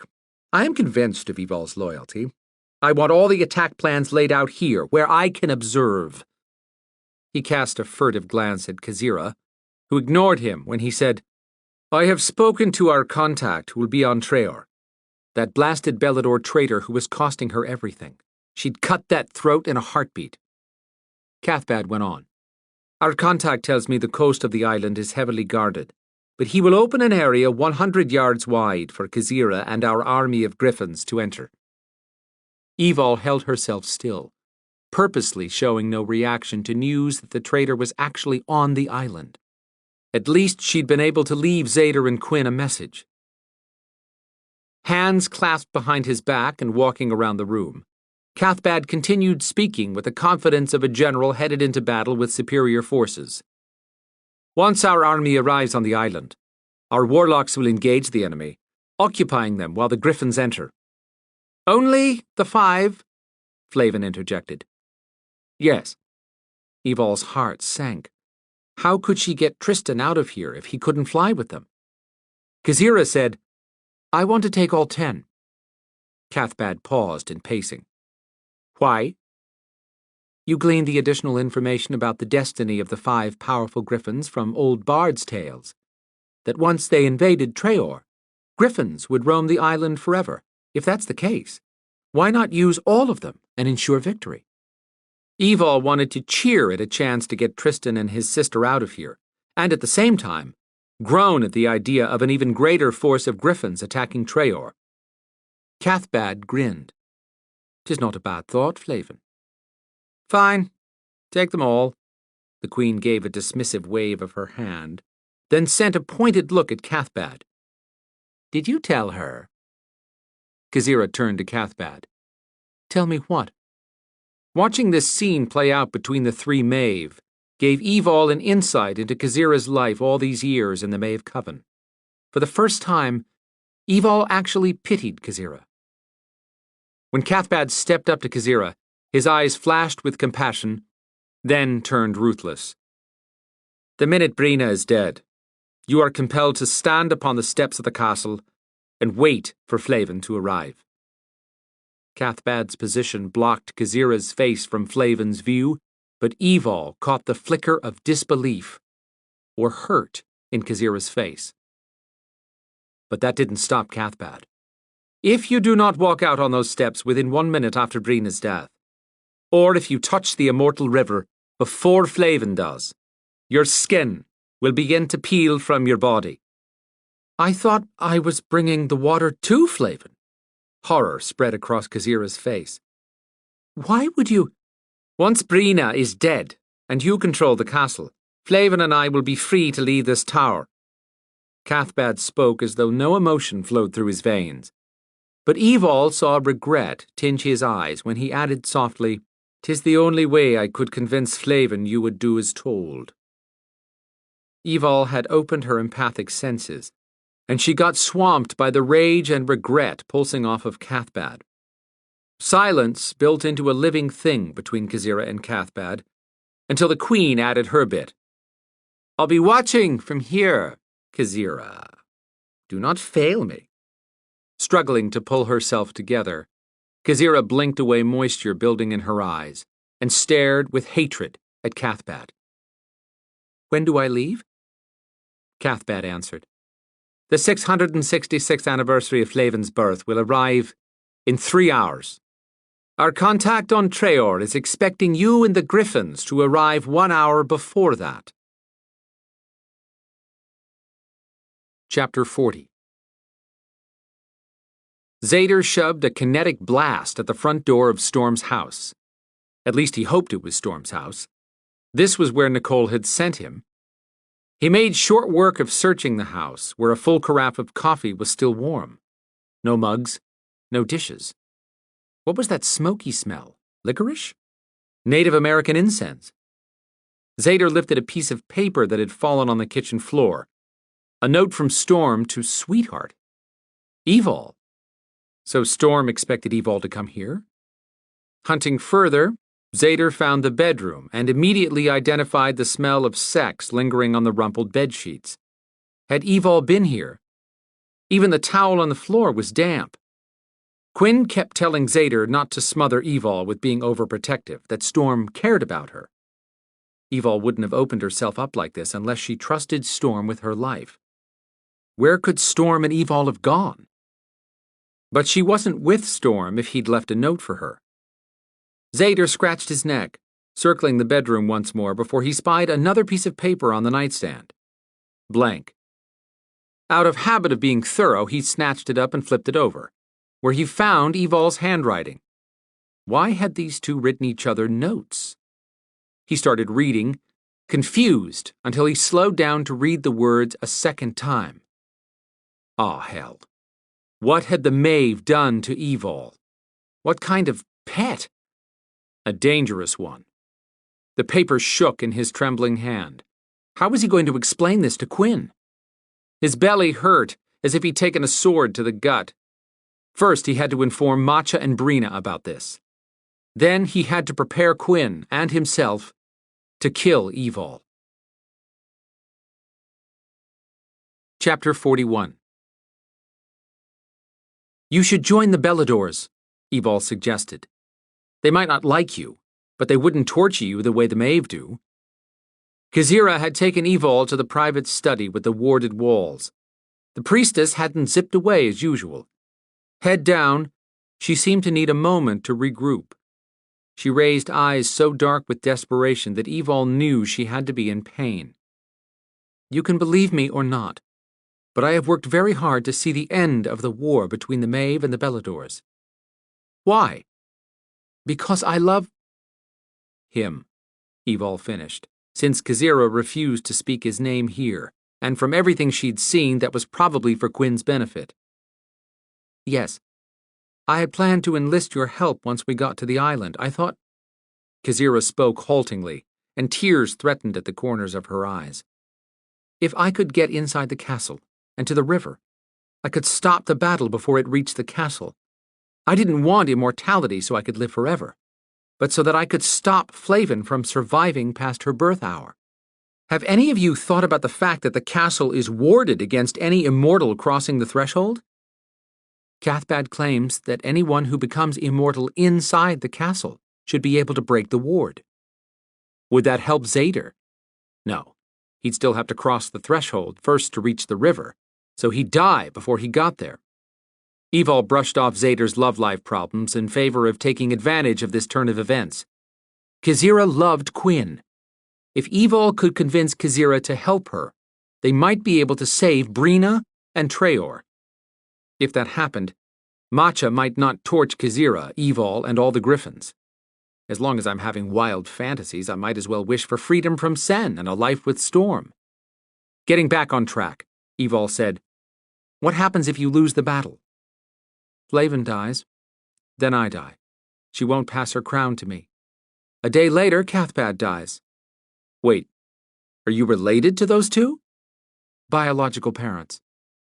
And I thought I had it bad. Before now, Kazira's dying would have been on the top of Evol's wish list. But now that she knew where Kazira stood, Evol couldn't throw her out with the rest of the Maeve.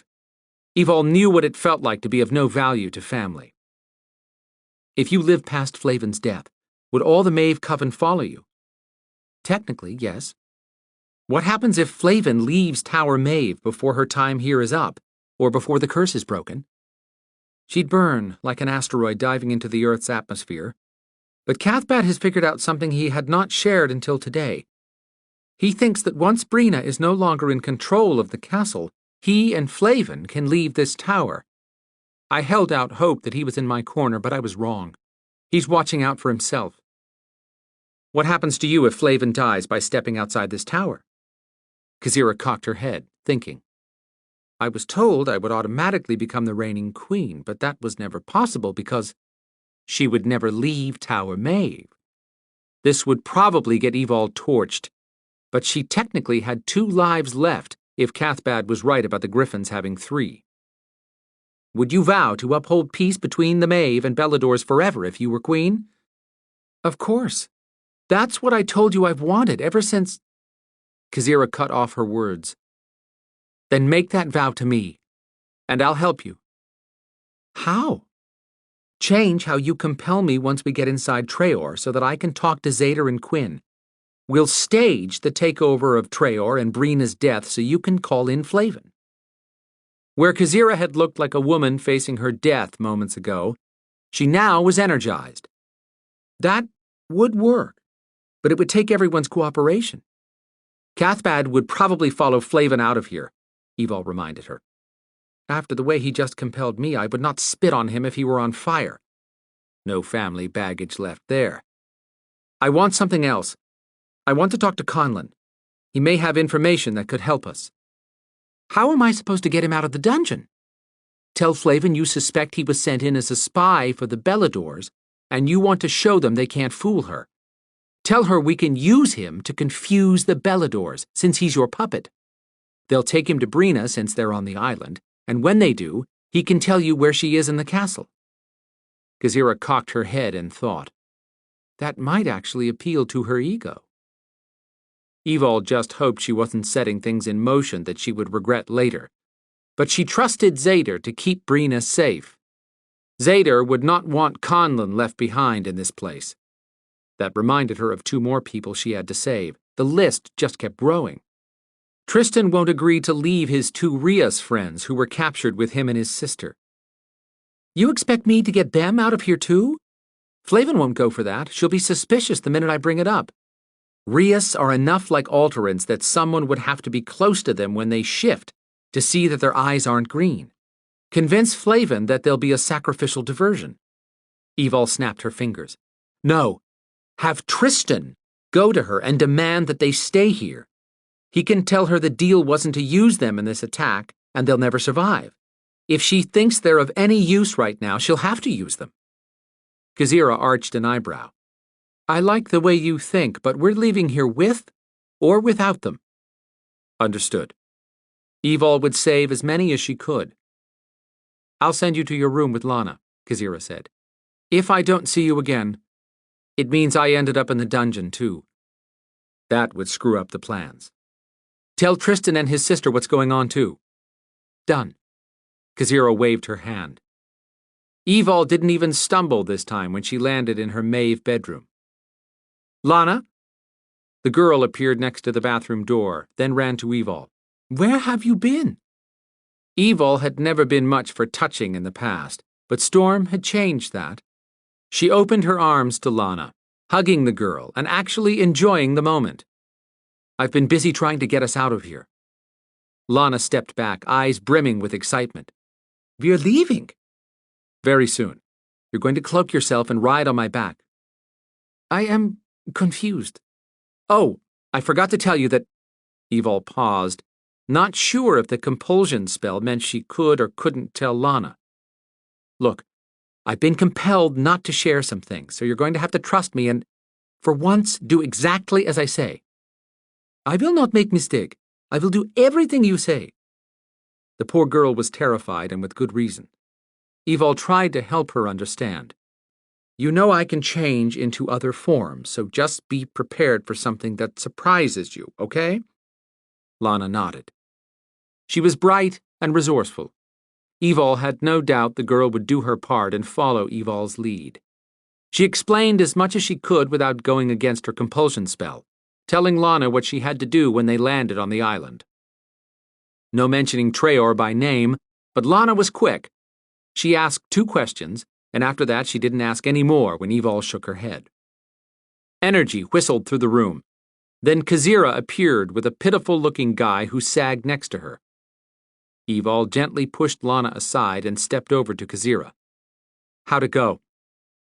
Flavin is addressing her witches and warlocks about the attack, so I found Cathbad instead and told him he owed me.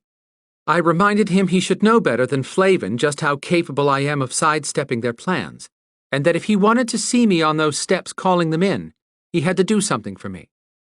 Nice. I've got to get with Tristan next. Kazira wrinkled her nose at Conlon. Also, even with Flavin busy, it may not be safe to talk here where she can drop in. Lana spoke up. I can shield their words, but you must compel Evol to allow a teenage girl to listen. Kazira appeared impressed and gave a shrug. Fine. Be ready when I come back. She compelled Evol, but Evol held up her hand to stall Kazira's exit.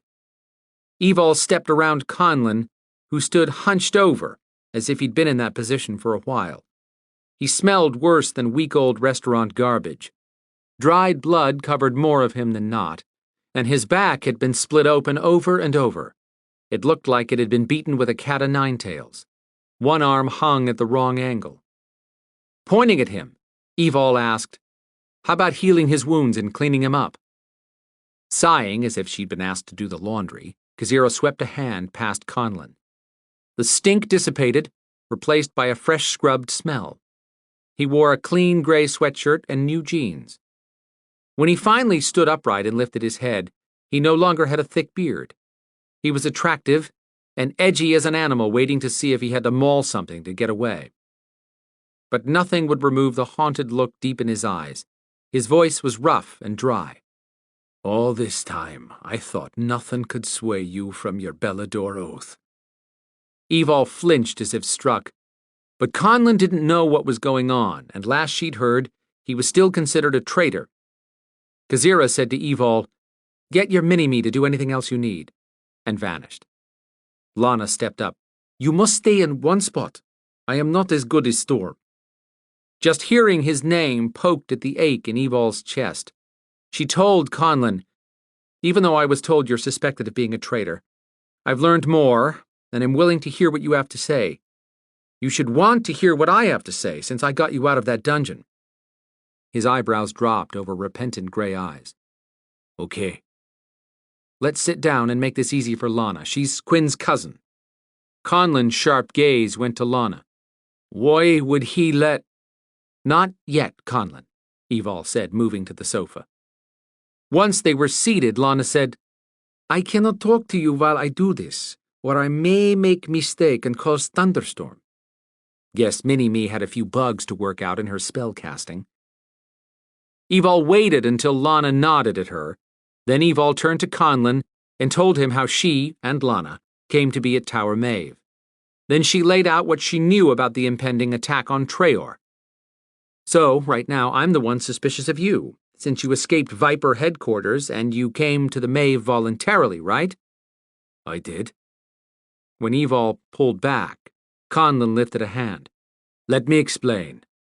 Quinn did see the vision of me offering to join the Maeve in the part of my mind that projects the future. But that isn't always reliable, because the future can be changed. But it didn't change. That was intentional. Evol didn't want to believe it of Quinn, but someone had freed Conlon from Viper lockdown, and Quinn had refused to accept that Conlon was a traitor. But Kazira didn't believe Quinn had committed that crime. Evol didn't either. Who helped you escape? Conlon said nothing for several seconds. He finally drew a long breath and, on the exhale, said, Guess it won't matter if we don't save Traor. Zader got me out. Zader? Stunned, didn't quite cover what she was feeling. Try nauseous, disappointed, and hurt. But should she believe this about Zader any more than about Quinn? Why? He knew I'd never get out until someone delivered the traitor to Matcha. But we'd had no breaks on finding the traitor for several weeks. He told me he'd free me if I was willing to take on a secret duty, because if I didn't, he thought I'd be safer staying in Viper lockdown. He wanted me to use what we learned from my vision to infiltrate the Maeve. Why hadn't Zader told her? Did Quinn know? No one knew but the two of us. Zader wouldn't put anyone else at risk, especially you or Quinn. Poor Zader had shouldered this on his own, with no support from her and Quinn. Have you found out who the traitor is? No. But I do know he has a scar of 2 X's entwined with a snake. It's high on his right forearm. I heard Flavin marked him, so there would be no doubt who her people should trust. Conlon scratched his short hair.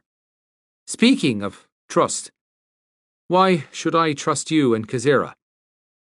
Because we have a plan to save Traor, and if it doesn't happen, the Maeve will hold the power to turn the world into their playground. Are you in? Or not? Chapter 42. Not looking forward to what he had to tell Quinn, Zader waited as Quinn separated from the last division of warriors heading out to fill in spots along the coast of Traor. Any word on Evol or Lana? Quinn's shoulders dipped with the weight of worry. Sort of. Zader explained about finding the notes in Storm's house, then showed Evol's to Quinn.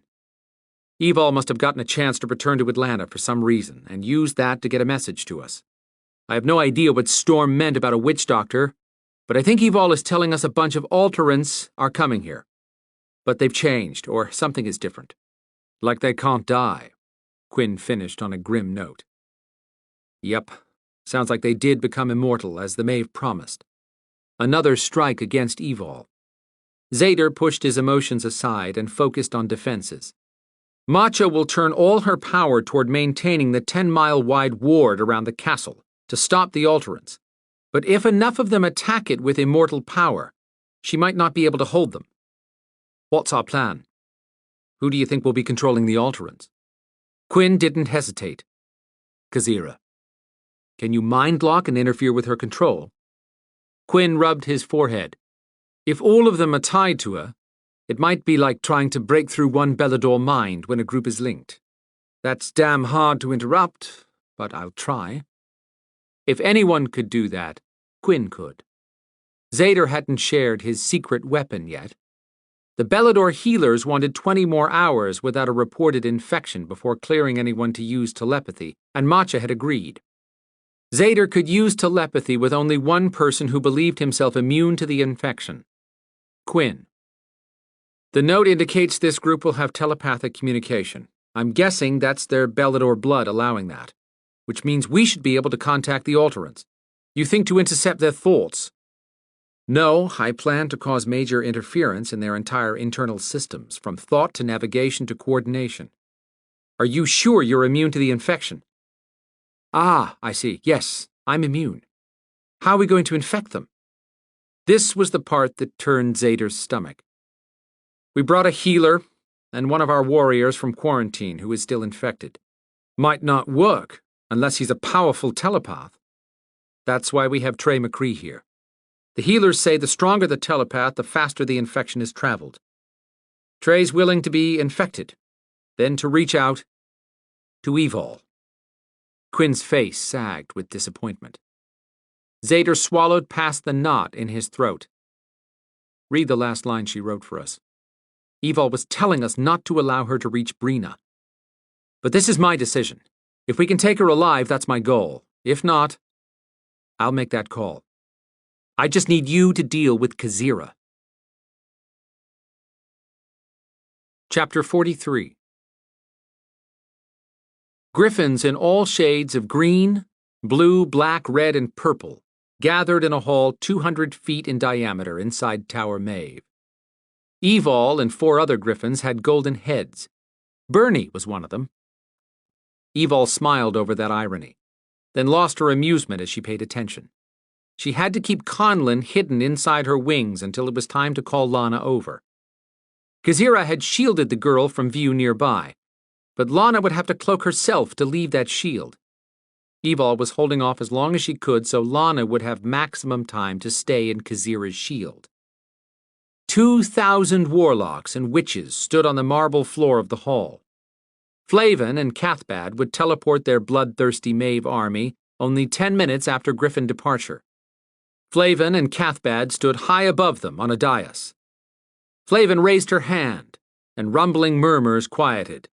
This is the day we take back the island that has been in the hands of the enemy for too long. After today, the Maeve will rule Treor and the mortal world. Every one of you who returns from this victory will be given a section of the world to call your own. Deafening cheers roared. Make me proud. Floating 10 feet above the marble, Kazira approached the Gryphons at eye level and well below the Queen of Tower Maeve. Kazira spoke to them as a unit. You all know your roles. I will be in telepathic communication once we are airborne, and the entire time we're in Treor. You are compelled to follow my every command. Boomer and 2 other golden heads snarled, ready to go. Evol thought about rolling her eyes. She spoke to Conlon telepathically. I'm lifting the tip of my wing at Lana. Then she'll come over to cloak you so you can both get on my back. A minute later, she felt the weight of Lana and Conlon. Lana tugged on Evol's feathers. Make her stop that, Conlon. I've got her. Evol stretched her neck to see if everyone was in place. As agreed, Kazira stepped onto Tristan's back, placing her feet between his 2 Rias friends, who sat there in human form, shivering. Tristan said he'd told them to appear afraid, but that looked like real terror on their faces. Tristan had been outfitted with a gold and red harness with a leash that Kazira lifted as she stood on his back. She could teleport the entire group, but the Gryphons needed a chance to fly as a unit before entering enemy airspace. Kazira gave the signal to go airborne.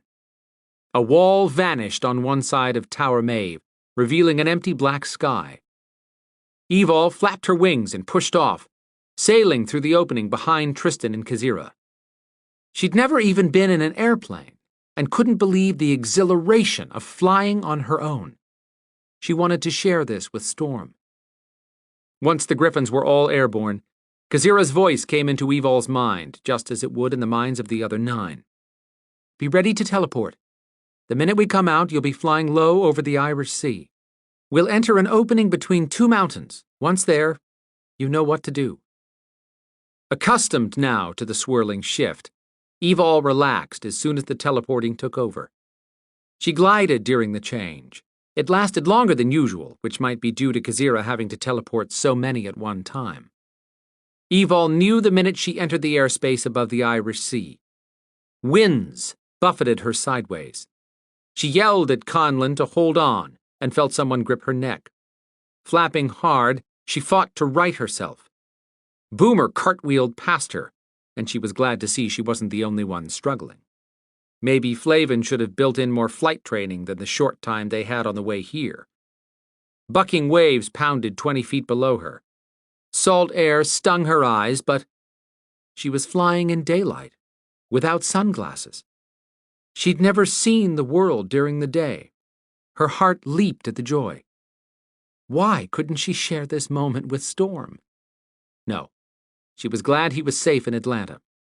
Zader would never bring an outsider to Traor purposely, especially now. A mountain range with an obvious break between two of the peaks came into view. Kazira stood with her soft-booted feet slightly apart, holding the leash in one hand and directing with the other. She called to the Gryphons. "Enter through there, then divide up and start the attack." As soon as Evol sailed through the dip in the mountains, the air calmed to Traor's normally peaceful state. She looked around hoping to see the traitor, but with this spot in the security breached, he was probably heading to the castle to be there when Kazira arrived. Boomer led a group of Gryphons to start burning a band of ground between the sea and the castle, separating the defenses. Another bunch broke off, heading toward strategic points where warlocks and witches would be teleported in. Evol warned Conlon, "Get ready to bank left." The hold on her neck tightened just before she leaned left and soared over mountains, then valleys, wondering if a jet fighter pilot felt this way. As soon as she located a spot inside the area that had been designated as the burn perimeter, Evol landed a mile from the castle in the only opening she could find amid the trees. Conlon and Lana jumped off. He yelled, "I'll get Lana to the castle and keep her safe." Lana added, "And I will sneak him inside." Evol answered Conlon silently. "Thank you. Tell Lana I'm really proud of her and to please be careful. And tell Quinn I'm sorry she ended up at Tower Maeve." "Will do." With a quick couple of flaps, Evol lifted off. She hadn't gone far when she heard Trey come into her mind. "Evol, where are you?" He sounded tired. Could she tell him, or would the compulsion spell kick in? "I don't think I can tell you, but if you look up, you'll see me. I'm Aqua, with a golden head." "What? Are you a dragon?" "A griffin." She laughed. Then her eyes blurred, and vertigo sent her spinning. Her stomach turned into a washing machine with rusted gears. She lost altitude, waffling as she headed straight down. Her wings moved, but not in unison. She started flipping over and over, trees, sky, mountains, sky, a blur of green and brown. She curled into herself and prepared to crash. Kazira yelled, "Boomer needs help! He's on the ground, and they're killing him!" Chapter 44. Quinn listened to the radio reports coming through to the mic in his ear. He couldn't believe what he was hearing about dragons. And then Trey's voice came into Quinn's mind, overriding everything. "I reached Evol and passed on the infection. I powered up the telepathy. She's a griffin. Golden head. Flying overhead, but sick now. Falling. I'll pass that on. Go to the healer before you lose consciousness." When Trey withdrew, Quinn picked up a radio call that a female witch was riding a griffin. Kazira. He put the radio away and closed his mind to everything except calling out, "Kazira, where are you?" "Quinn, you shouldn't be here.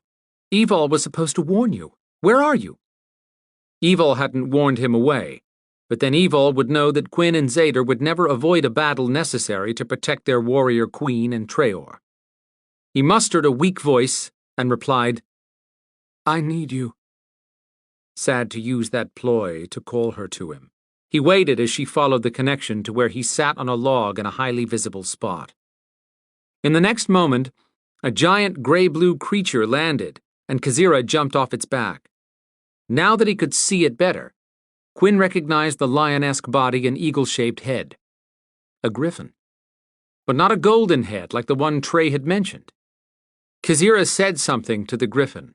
Then the creature dipped its head and took to the air again. She hurried over, but stopped 15 feet from Quinn, suspicion in her frown. "You don't look hurt. What's wrong?" "I'm sorry."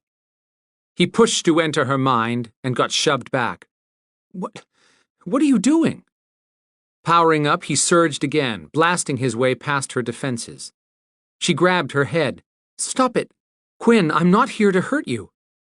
He was relentless, reaching deeper, banging into the other voices booming in her mind, probably the Griffin's. She started screaming in her head. At that moment, a massive golden-headed griffin barreled down at him from the sky. Quinn twisted around and threw his hands up, forcing a kinetic blast at the griffin. The beast stuttered in flight as if buffeted by the wind, then rolled away and kept coming. Quinn watched in shock as the griffin landed in a skid, jaws open, roaring. Using his kinetics had weakened Quinn's hold on Kazira. The griffin's forward momentum threw the beast at Quinn, who couldn't release Kazira in order to use his mind lock on the griffin. She vanished and reappeared in front of Quinn as a massive claw swiped at him. It ripped her middle open. Quinn released her mind, shouting, as he dove into the griffin's mind, then funneled his kinetics inside to explode the beast's head. The headless beast flopped backward, its wings quivering. A whimpering sound wrenched Quinn's eyes to Kazira. "No. No!" He dropped and lifted her into his arms. The claw had gouged a wide canal from beneath her breasts to above her hips. He begged, "Heal yourself, Kazira." Blood ran from her lips. "I can't. Flavin took that away right before she sent me here. I need to tell you." Quinn cried, tears streaming down his face. "Please, don't die." He'd never said the words that fisted his heart, but they poured out now with panic that he was losing her. "I love you. I love you too, Quinn. I tried. For peace." He bawled, pleading with every god in the universe to save her. She moved her hand to his wrist. "The bracelet I made of your hair. Don't lose it." "I want you, not a bloody bracelet. I'm so sorry. I should have believed." "Quinn, please, listen." She jerked and coughed. "Anything, my love." He covered the gaping hole, trying to hold on to her life force. When her lips moved again, he leaned his ear to her face. "Don't let the Maeve get her." "What do you mean? Evil?" Her eyes started to roll back. He clutched her to his chest, pleading, "Please, don't leave me." She clenched with pain and said, "Promise me." "Anything." He brushed his lips over hers, savoring the feel. "Find Fedra. Keep her safe." "Who's Fedra?" "Our daughter." She gasped, and the light went out of her. Quinn's howl of pain shook the trees and ground. Chapter 45. Still tucked into a falling ball, Evol hit trees. Limbs snapped. Sharp edges stabbed and scraped her body. She bounced down a hillside, finally landing at the bottom where she sprawled, her wings open. Every bone felt broken or cracked. Vertigo still swamped her. Bile raced up her throat. This had to be the infection. Trey had intentionally infected her. Didn't Zader understand her message? Evol had really thought that between Zader and Quinn they'd realize all they had to do was have Quinn take control of Kazira's mind. Pain throbbed, cutting off everything but her desire to stop the hurt. She reached inside herself and drew upon her beast. Healing energy flooded through her. Bones shifted, mending. Nerves around raw places and deep wounds stopped screaming. Her vision cleared. She sucked in one deep breath after another, feeling amazingly better in just seconds, with no infection. With a grunt, she folded her wings and rolled over, pushing to rise on her hind legs. Stretching, She tested her wings. Wow, that was fast. But where was the buzz of energy? That connection to Kazira? Evol called to her. Kazira, are you okay? No answer. She didn't want to risk calling any other Gryphon in case they'd been infected. Trey was so powerful that he could push into any mind receptive to telepathy. Evol stopped, hit by a bad feeling. What if something had happened to Kazira? She didn't want to consider that, but if Kazira wasn't answering, she was no longer in control of the Gryphons. Leading the group would fall to the next most powerful Gryphon. Boomer had died twice, the second time only moments ago when Kazira had called out that he was down and being attacked. A niggle of suspicion climbed Evol's neck. Would Boomer intentionally go through his third death to reach his highest level of power? Of course he would. Where was he? With a push, Evol took to the air, flying high enough that she couldn't be attacked from the ground. Below her, a string of Gryphons spaced out like quarter marks on a clock were burning the outer circle as instructed. There had to be 5,000 Beladors defending the island, but with the other 9 Gryphons backed up by 2,000 warlocks and witches, the Maeve would gain the upper hand. Flying faster, Evol searched closer to the castle. She found the Gryphon she searched for. Hard to miss Boomer's size. He fought off Beladors attacking him, but he was staggering. She watched as he fell. While facing an enemy that would certainly kill at least one warrior, Beladors wouldn't link and risk ending all lives bound together by that link. Even if Boomer was infected, he should be able to fight off that small group. Unless he was trying to die a third time on purpose. But Kazira wouldn't allow that if he was still under her control. He knew the Maeve goal was to bring Flavin to the river. With Boomer no longer under anyone's control, he'd go for that river himself. That's why he was willing to use up his third death and revival. Everything was falling apart. Kazira had sworn she'd compelled Tristan to find a place to hide Petrina and stay there with his sister until Evol called to him. She hoped he hadn't figured out that he was no longer under Kazira's orders and tried to leave on his own.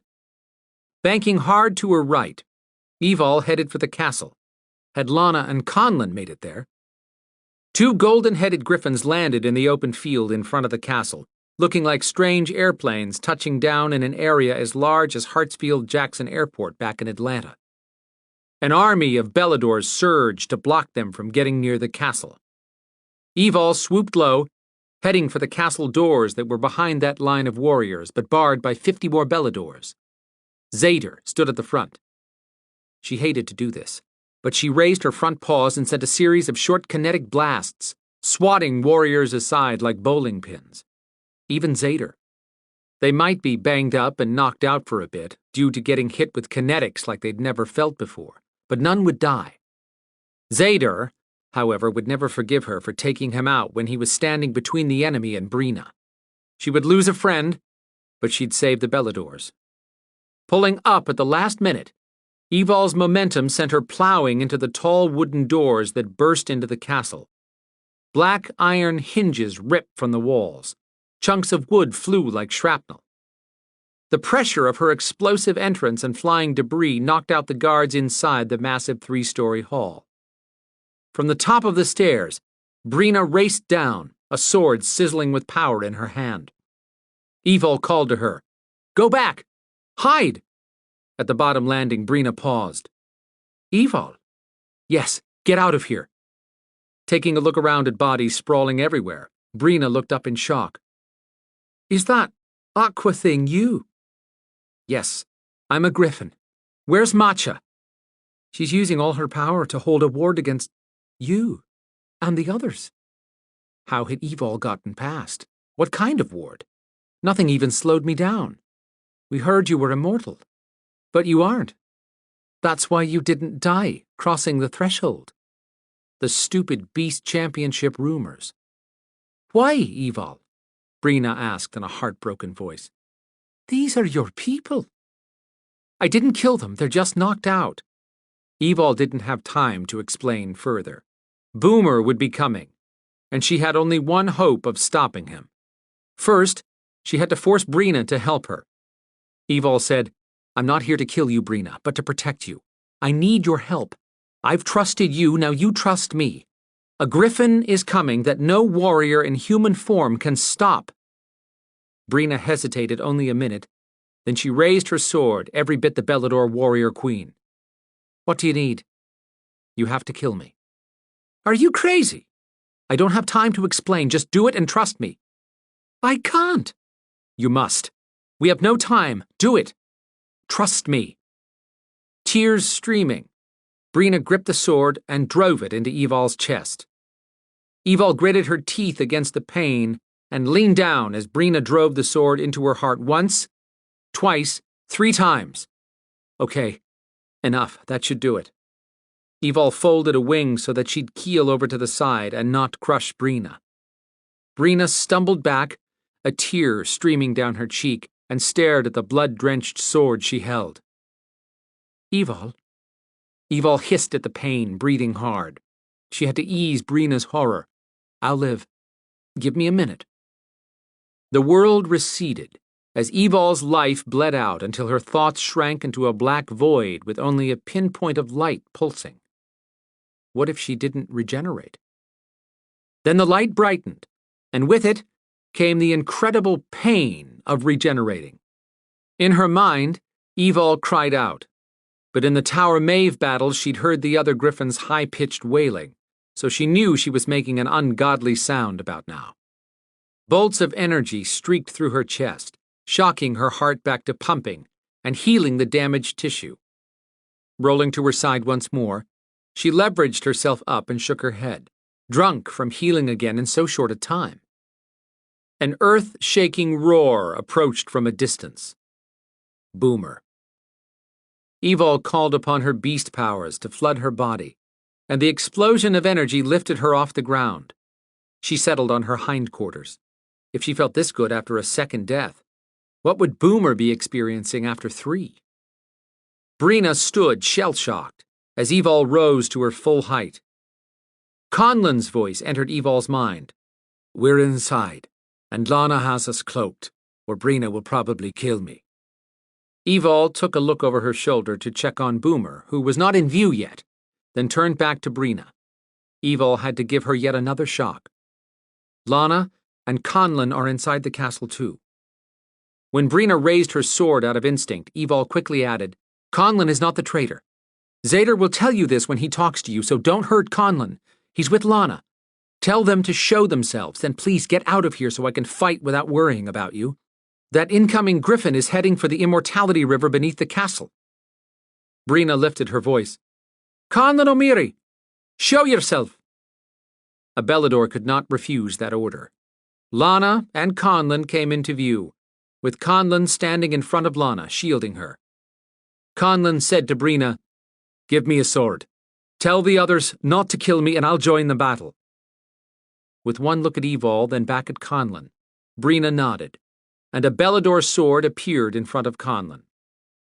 Eval told Conlan and Brina, Move these knocked-out warriors out of here or they might burn to death with 2 Gryphons battling. Brina and Conlan used their kinetics, stacking the 10 warriors and moving them up the stairs, where Horace Kiefer came hurrying down with a sword in hand. Eval lost all patience and yelled telepathically, Get everyone out of here now! Conlan, you go out and protect the warriors I had to knock out. Do not engage any Gryphon. Brina, will you please do something with Lana and Horace? Conlan grabbed the sword and dashed out the door. Brina shot her a glare, but the Belador warrior queen understood that staying would jeopardize Eval's chance to survive, as well as her own. And Brina was the sole living Traor descendant. She had to remain alive to protect the Belador power base. The sound of flapping wings approached as Brina herded Horace and Lana out of the room. Eval stepped around to face Boomer. He slid into the room, his green eyes as bright as 2 electric balls. His jaws opened, and he spewed a torrent of fire at Eval, who blocked with a kinetic blast that sent flames licking the walls. She pushed forward on her hind legs, forcing the surge of fire back at Boomer, who realized he'd torch himself if he didn't close his mouth. When his jaws snapped shut, Eval dropped her protective shield and lunged at Boomer. Her jaws opened wide to clamp his throat. He swung a paw at her before she reached him, sinking his claws into her throat. They went down in a snarling twist of gouging beaks, wings beating, and claws ripping open bloody gashes. Chapter 46. Lana would not leave Evol. She turned to go back and help. Someone grabbed her shirt, yanking back. "No, you don't." She twisted to face Brina. "You do not understand." For a pretty woman, Brina could make a fierce face. "You're not understanding. Much as I'm wanting to fight beside Evol, we all have duties. Mine is to protect the Belador power. Yours is to do as I say. And Horace's is to protect our backs." Digging in her heels when Brina started pulling on her again, Lana said, "Boomer is more powerful than Evol. He will kill her. Take it from me. She'll come back." "No, only 3 times."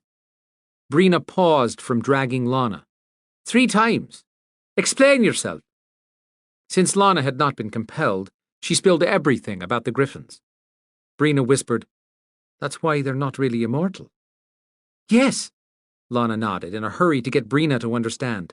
"Boomer has died twice. He gets stronger each time." "Evol said he was trying to reach our river of immortality." Lana felt the blood leave her face. "That means he has died 3 times. Evol cannot stop him." "She just died a second time. I killed her." Yanking away, Lana shouted, "You killed her! Do you not know what she has gone through for her Beladors?" Brina scowled at her. "Do not push me right now. Evol wanted me to do it so she would be stronger." Horace had been watching their backs with his sword raised, though Lana thought the old man would fall over in a strong breeze. He swung around, ordering, "Get moving if you don't want Evol's effort to be wasted."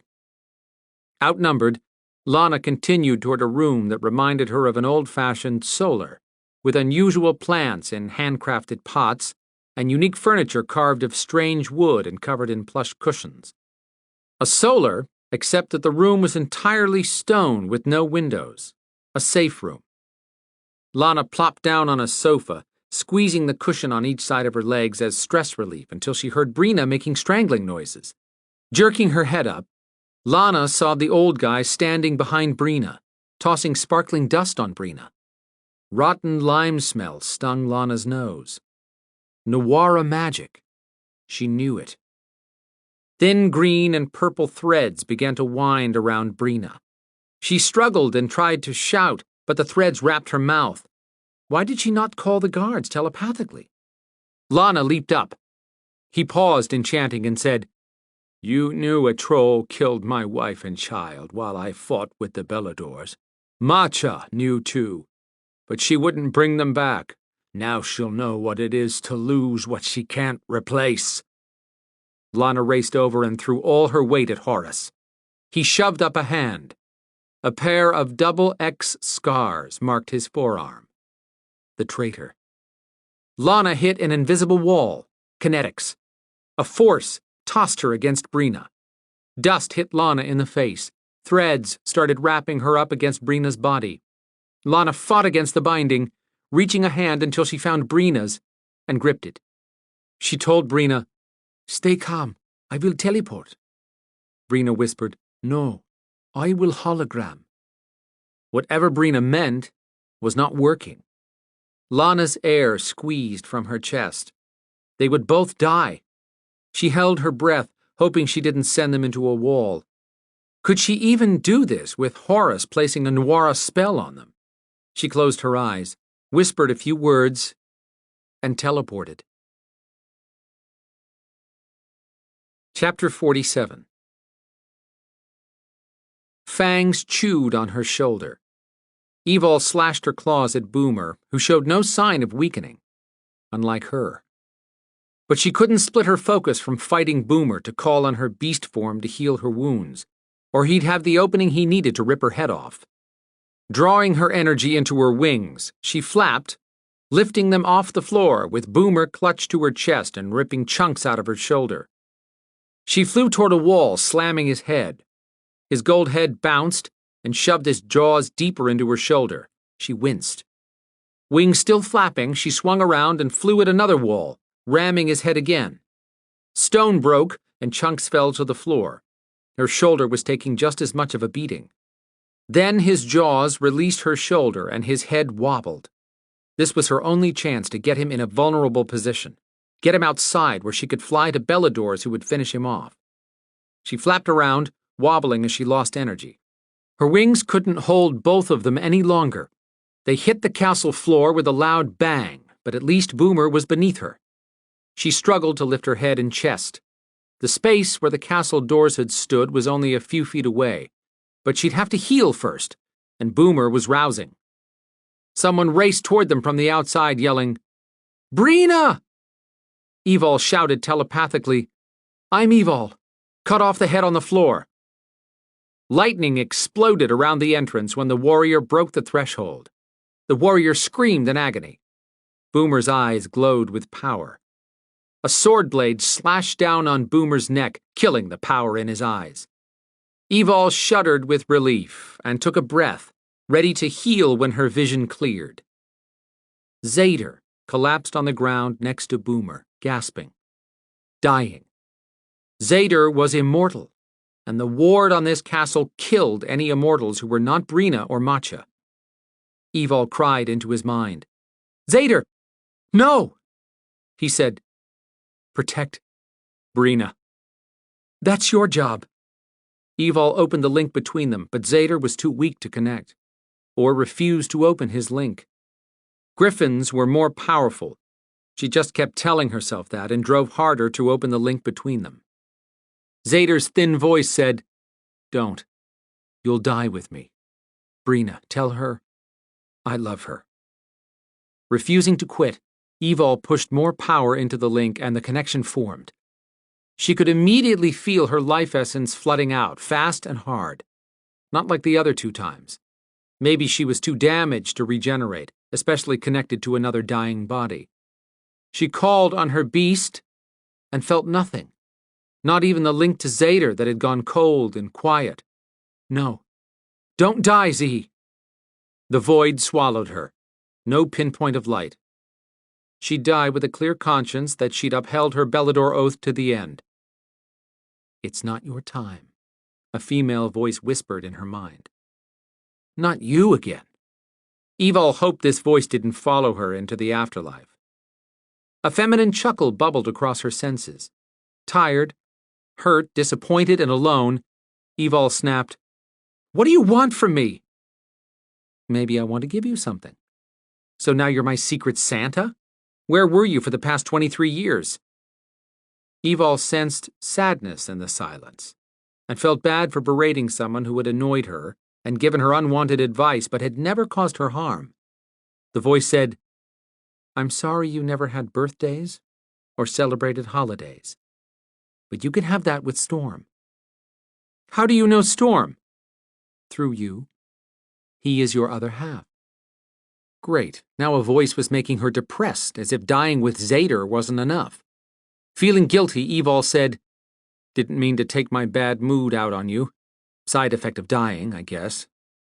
The chuckle was back. "You must return to the living."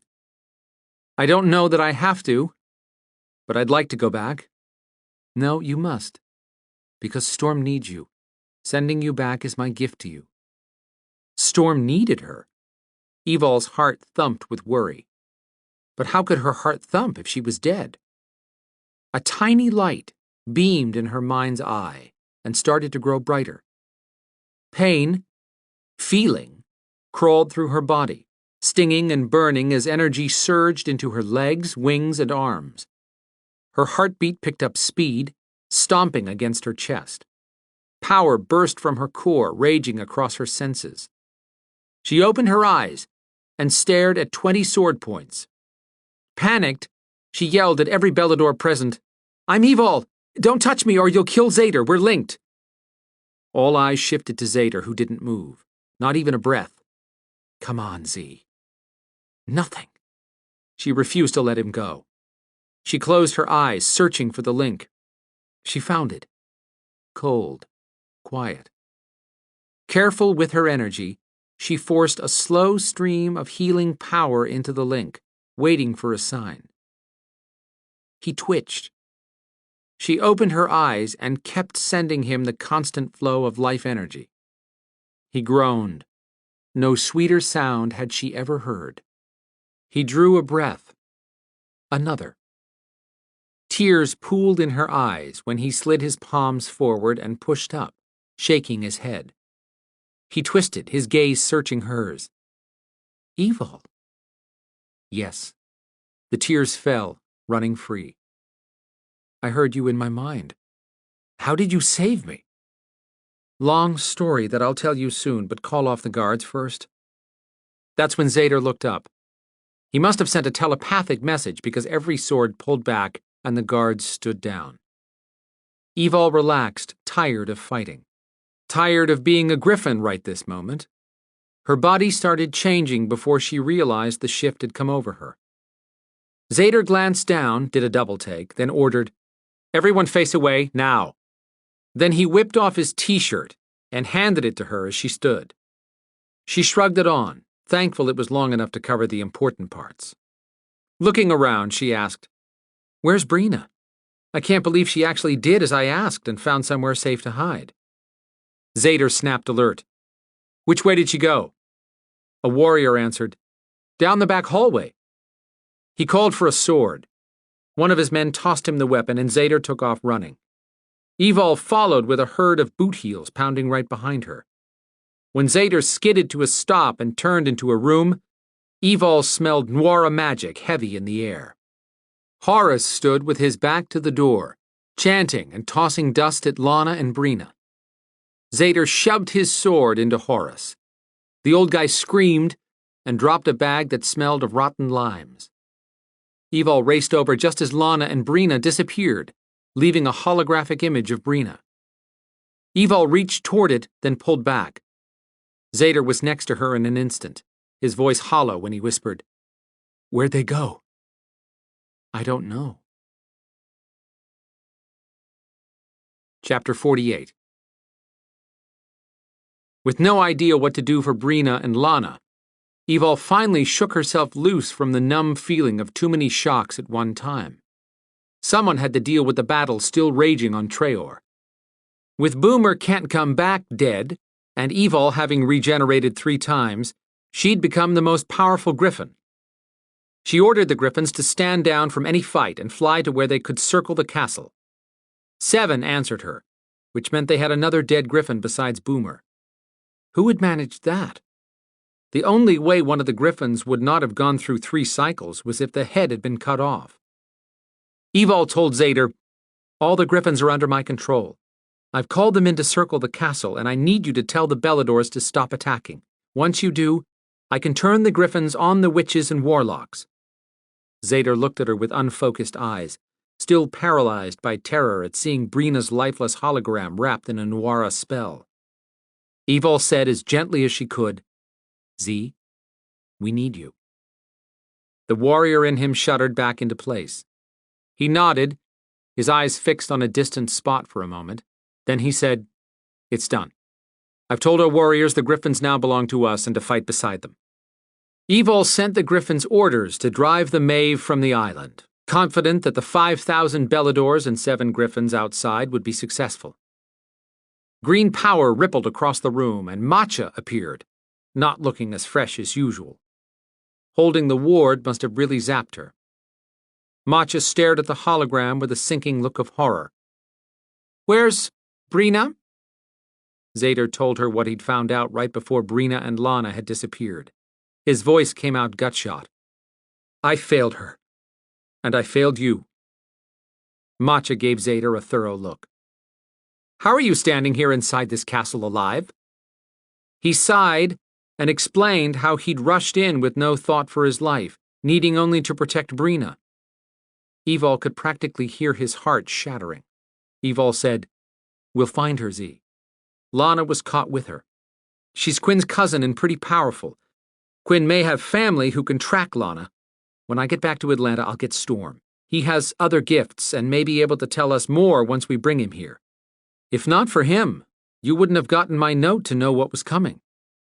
He didn't give us the note, Zader said. What do you mean? How'd you get it if he didn't? I went looking for you. Zader cut his eyes over at Matcha to find her glaring at him. You made me Meister because you trust me to watch over all the Beladors and to know who I can trust and who I can't. I have never doubted Evol. And you shouldn't either, especially when she's the reason you still hold Treor. We don't have Brina. That's not Evol's fault, and she'll help us find her. Evol still wanted to know about the note. What about Storm?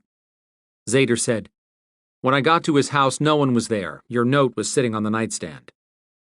Was it a whole piece of paper or... All of it. The part you wrote to Storm was still attached. Where was he? She hadn't intended for that to come out panicked, but some emotions couldn't be controlled. I found a note he left you in the kitchen. The room smelled like licorice incense. Zader pulled it out of his pocket and handed it to her. You know what the note means? Evol nodded, eyes blurring. Why had Storm gone after the witch doctor without waiting for her? She wasn't sure she could restart her heart any more today, but it was pounding in the danger zone. Had the witch doctor tricked Storm? Chapter 49. Cathbad stared in horror at the scrying wall, then turned on Flavin. How could you send our daughter out there with no way to heal herself? Flavin's lips trembled. She failed. They all failed. You whore. You killed your own child and now you'll die. Trembling, she turned to Cathbad, voice jumping. Fix this. You know the curse. Make it... Do something. Die, you miserable waste of life. Flavin railed at him. This is all your fault. She tried to strike him with her black fingernail, but she staggered back. All at once, her body began warping and shriveling, then spinning until she turned into a human tornado of sparkling purple dust. Cathbad stepped back, not too sure about this. He thought the old witch would just dry up and poof away like the others before her. When the dust settled, Flavin was definitely gone. But another woman, a far more beautiful creature, stood in her place. Hair as black as sin fell around her shoulders, and eyes as green as a new leaf studied what should have been Flavin's body. She seemed as surprised as Cathbad was to see her slender arms and fine shape in a purple gown fit for a queen. Cathbad scratched his head. That had not happened in recorded history. I do not understand. The gorgeous female laughed, a full throaty sound. But that's because the prophecy has been fulfilled. I have returned. Who are you? Maeve, the first and only true Maeve Queen. How can you be here? The prophecy. She nodded, her eyes twinkling with mirth. Said birth before death and death before birth. The Alterants were born, then died. Then were reborn as Gryphons. Cathbad still battled to understand. But the immortal queen? That would be me. How? She sighed. You don't have time for all of this, so I shall be quick. The female Gryphon had to evolve by rising a third time, which she must have, because she fulfilled the prophecy and brought me back to life. Cathbad processed everything at blinding speed. Now he understood what he had not seen coming. The curse had not been about gaining immortality for the reigning queen. It had been about reincarnating the original one. But wrapping his head around that meant, if 'tis so, then... His body twisted and warped, going through the same gyrations. He yelled, but his voice sucked away with his life. I told you that you didn't have much time. Maeve waved at him, laughing over the prophecy actually coming true. She had certainly hoped so when she and her greedy partner had come up with this plan. When the druid's form stopped spinning, a breathtaking man with searing brown eyes gave her an admiring once-over. Hello, Maeve. Good to see you again, Cathbad. It's been too long. She grinned at her own joke. Can you believe that fool managed to figure it all out but never realized the whole point was for the two of us to be reincarnated? Returning her grin with a dazzling one, the original Cathbad the Druid said, Now we'll show this world what a real queen and powerful druid can do. Chapter 50. Evol couldn't take another heartbreak, or so she thought, until she walked outside to find Quinn, carrying Kazira's body toward the castle. Behind him, Gryphons were coming in to land across the open field. The warlocks and witches had been driven out of Treor. Evol called to Tristan telepathically. I'll meet with you before I leave, but I need you to keep the Gryphons back where you are until I can come and talk to them. I'll do that, Tristan answered, as long as Matcha doesn't try to screw with us. Technically, the Gryphons had to follow Evol's orders regardless, but she understood Tristan's concerns. Matcha isn't going to bother you because she needs you right now. How do you see that? Brina is missing, but her hologram is still inside the castle, which is affecting the Beladors. She'd finally gotten Zader to walk away from Brina's hologram that hovered in the solar like a grand effigy. He had a sick, kicked-in-the-nuts look, but Zader still commanded a force of Belador warriors whose powers were now in question. Do the warriors have any powers? Tristan asked.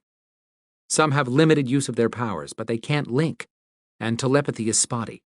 Not having a Treor descendant physically in the castle doesn't seem to be affecting our Gryphon powers. Tristan chuckled, but not in a nice way. Evol ignored it. The Gryphons will become a new security force. What? Will you work with me for once, Tristan? I got you out of Tower Maeve with your sister and your two Rios buddies. Alive, I might add. After a grumbling noise, Tristan said, Matcha better feed us well. Evol smiled. She will. Just bunch up everyone and I'll come see you after I talk to her. Quinn reached Evol. His legs moved as if he trudged through quicksand, eyes swollen and red. His mouth sagged. Evol walked down the steps to meet him. I'm sorry, Quinn. We had a plan that was going to save Brina and Treor, plus get Kazira out of the Maeve. Tears trickled down his face. She did a better job of protecting me than I did of protecting her. There was nothing Evol could say that would make anything he was feeling go away. She swallowed, and it hurt. She couldn't bring herself to tell him that Lana was missing. Not yet. Zader stepped down beside her, silent and staring at Quinn before he finally said, I'll convince Matcha to let you take her body back to Barry. Quinn nodded his thanks.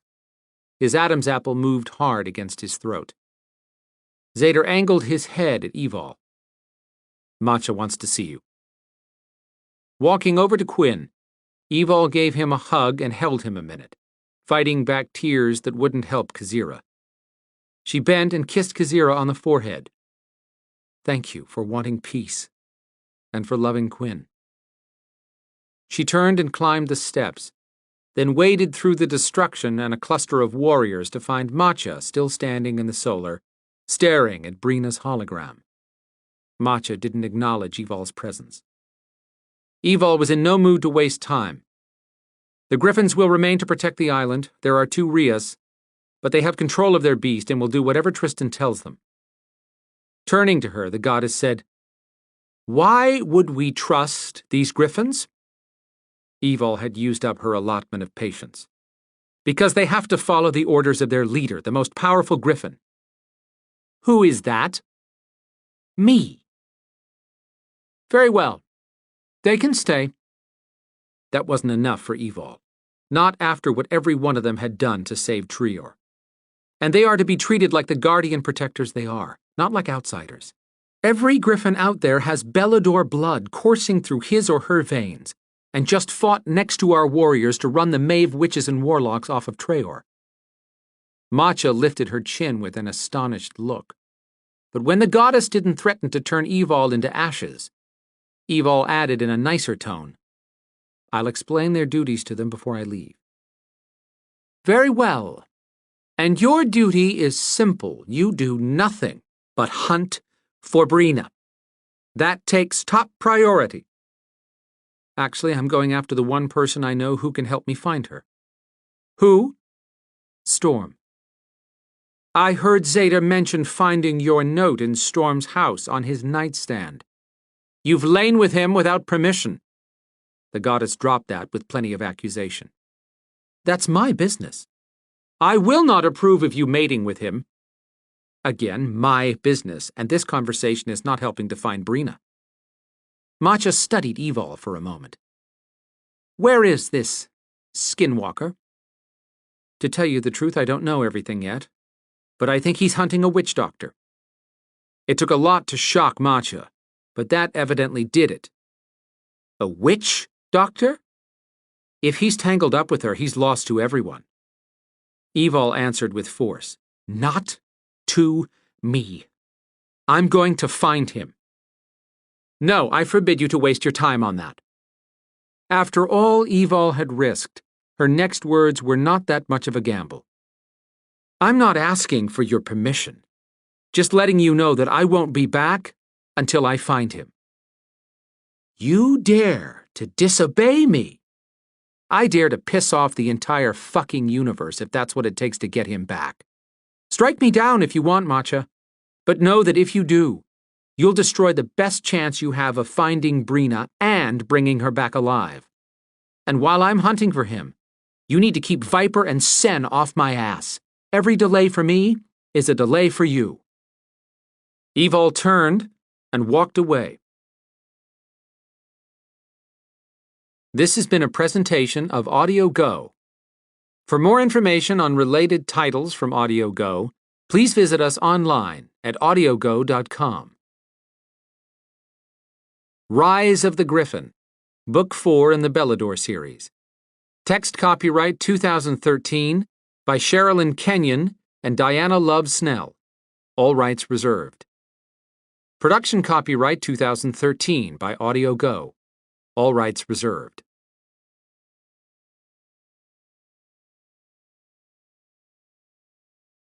Audible hopes you have enjoyed this program.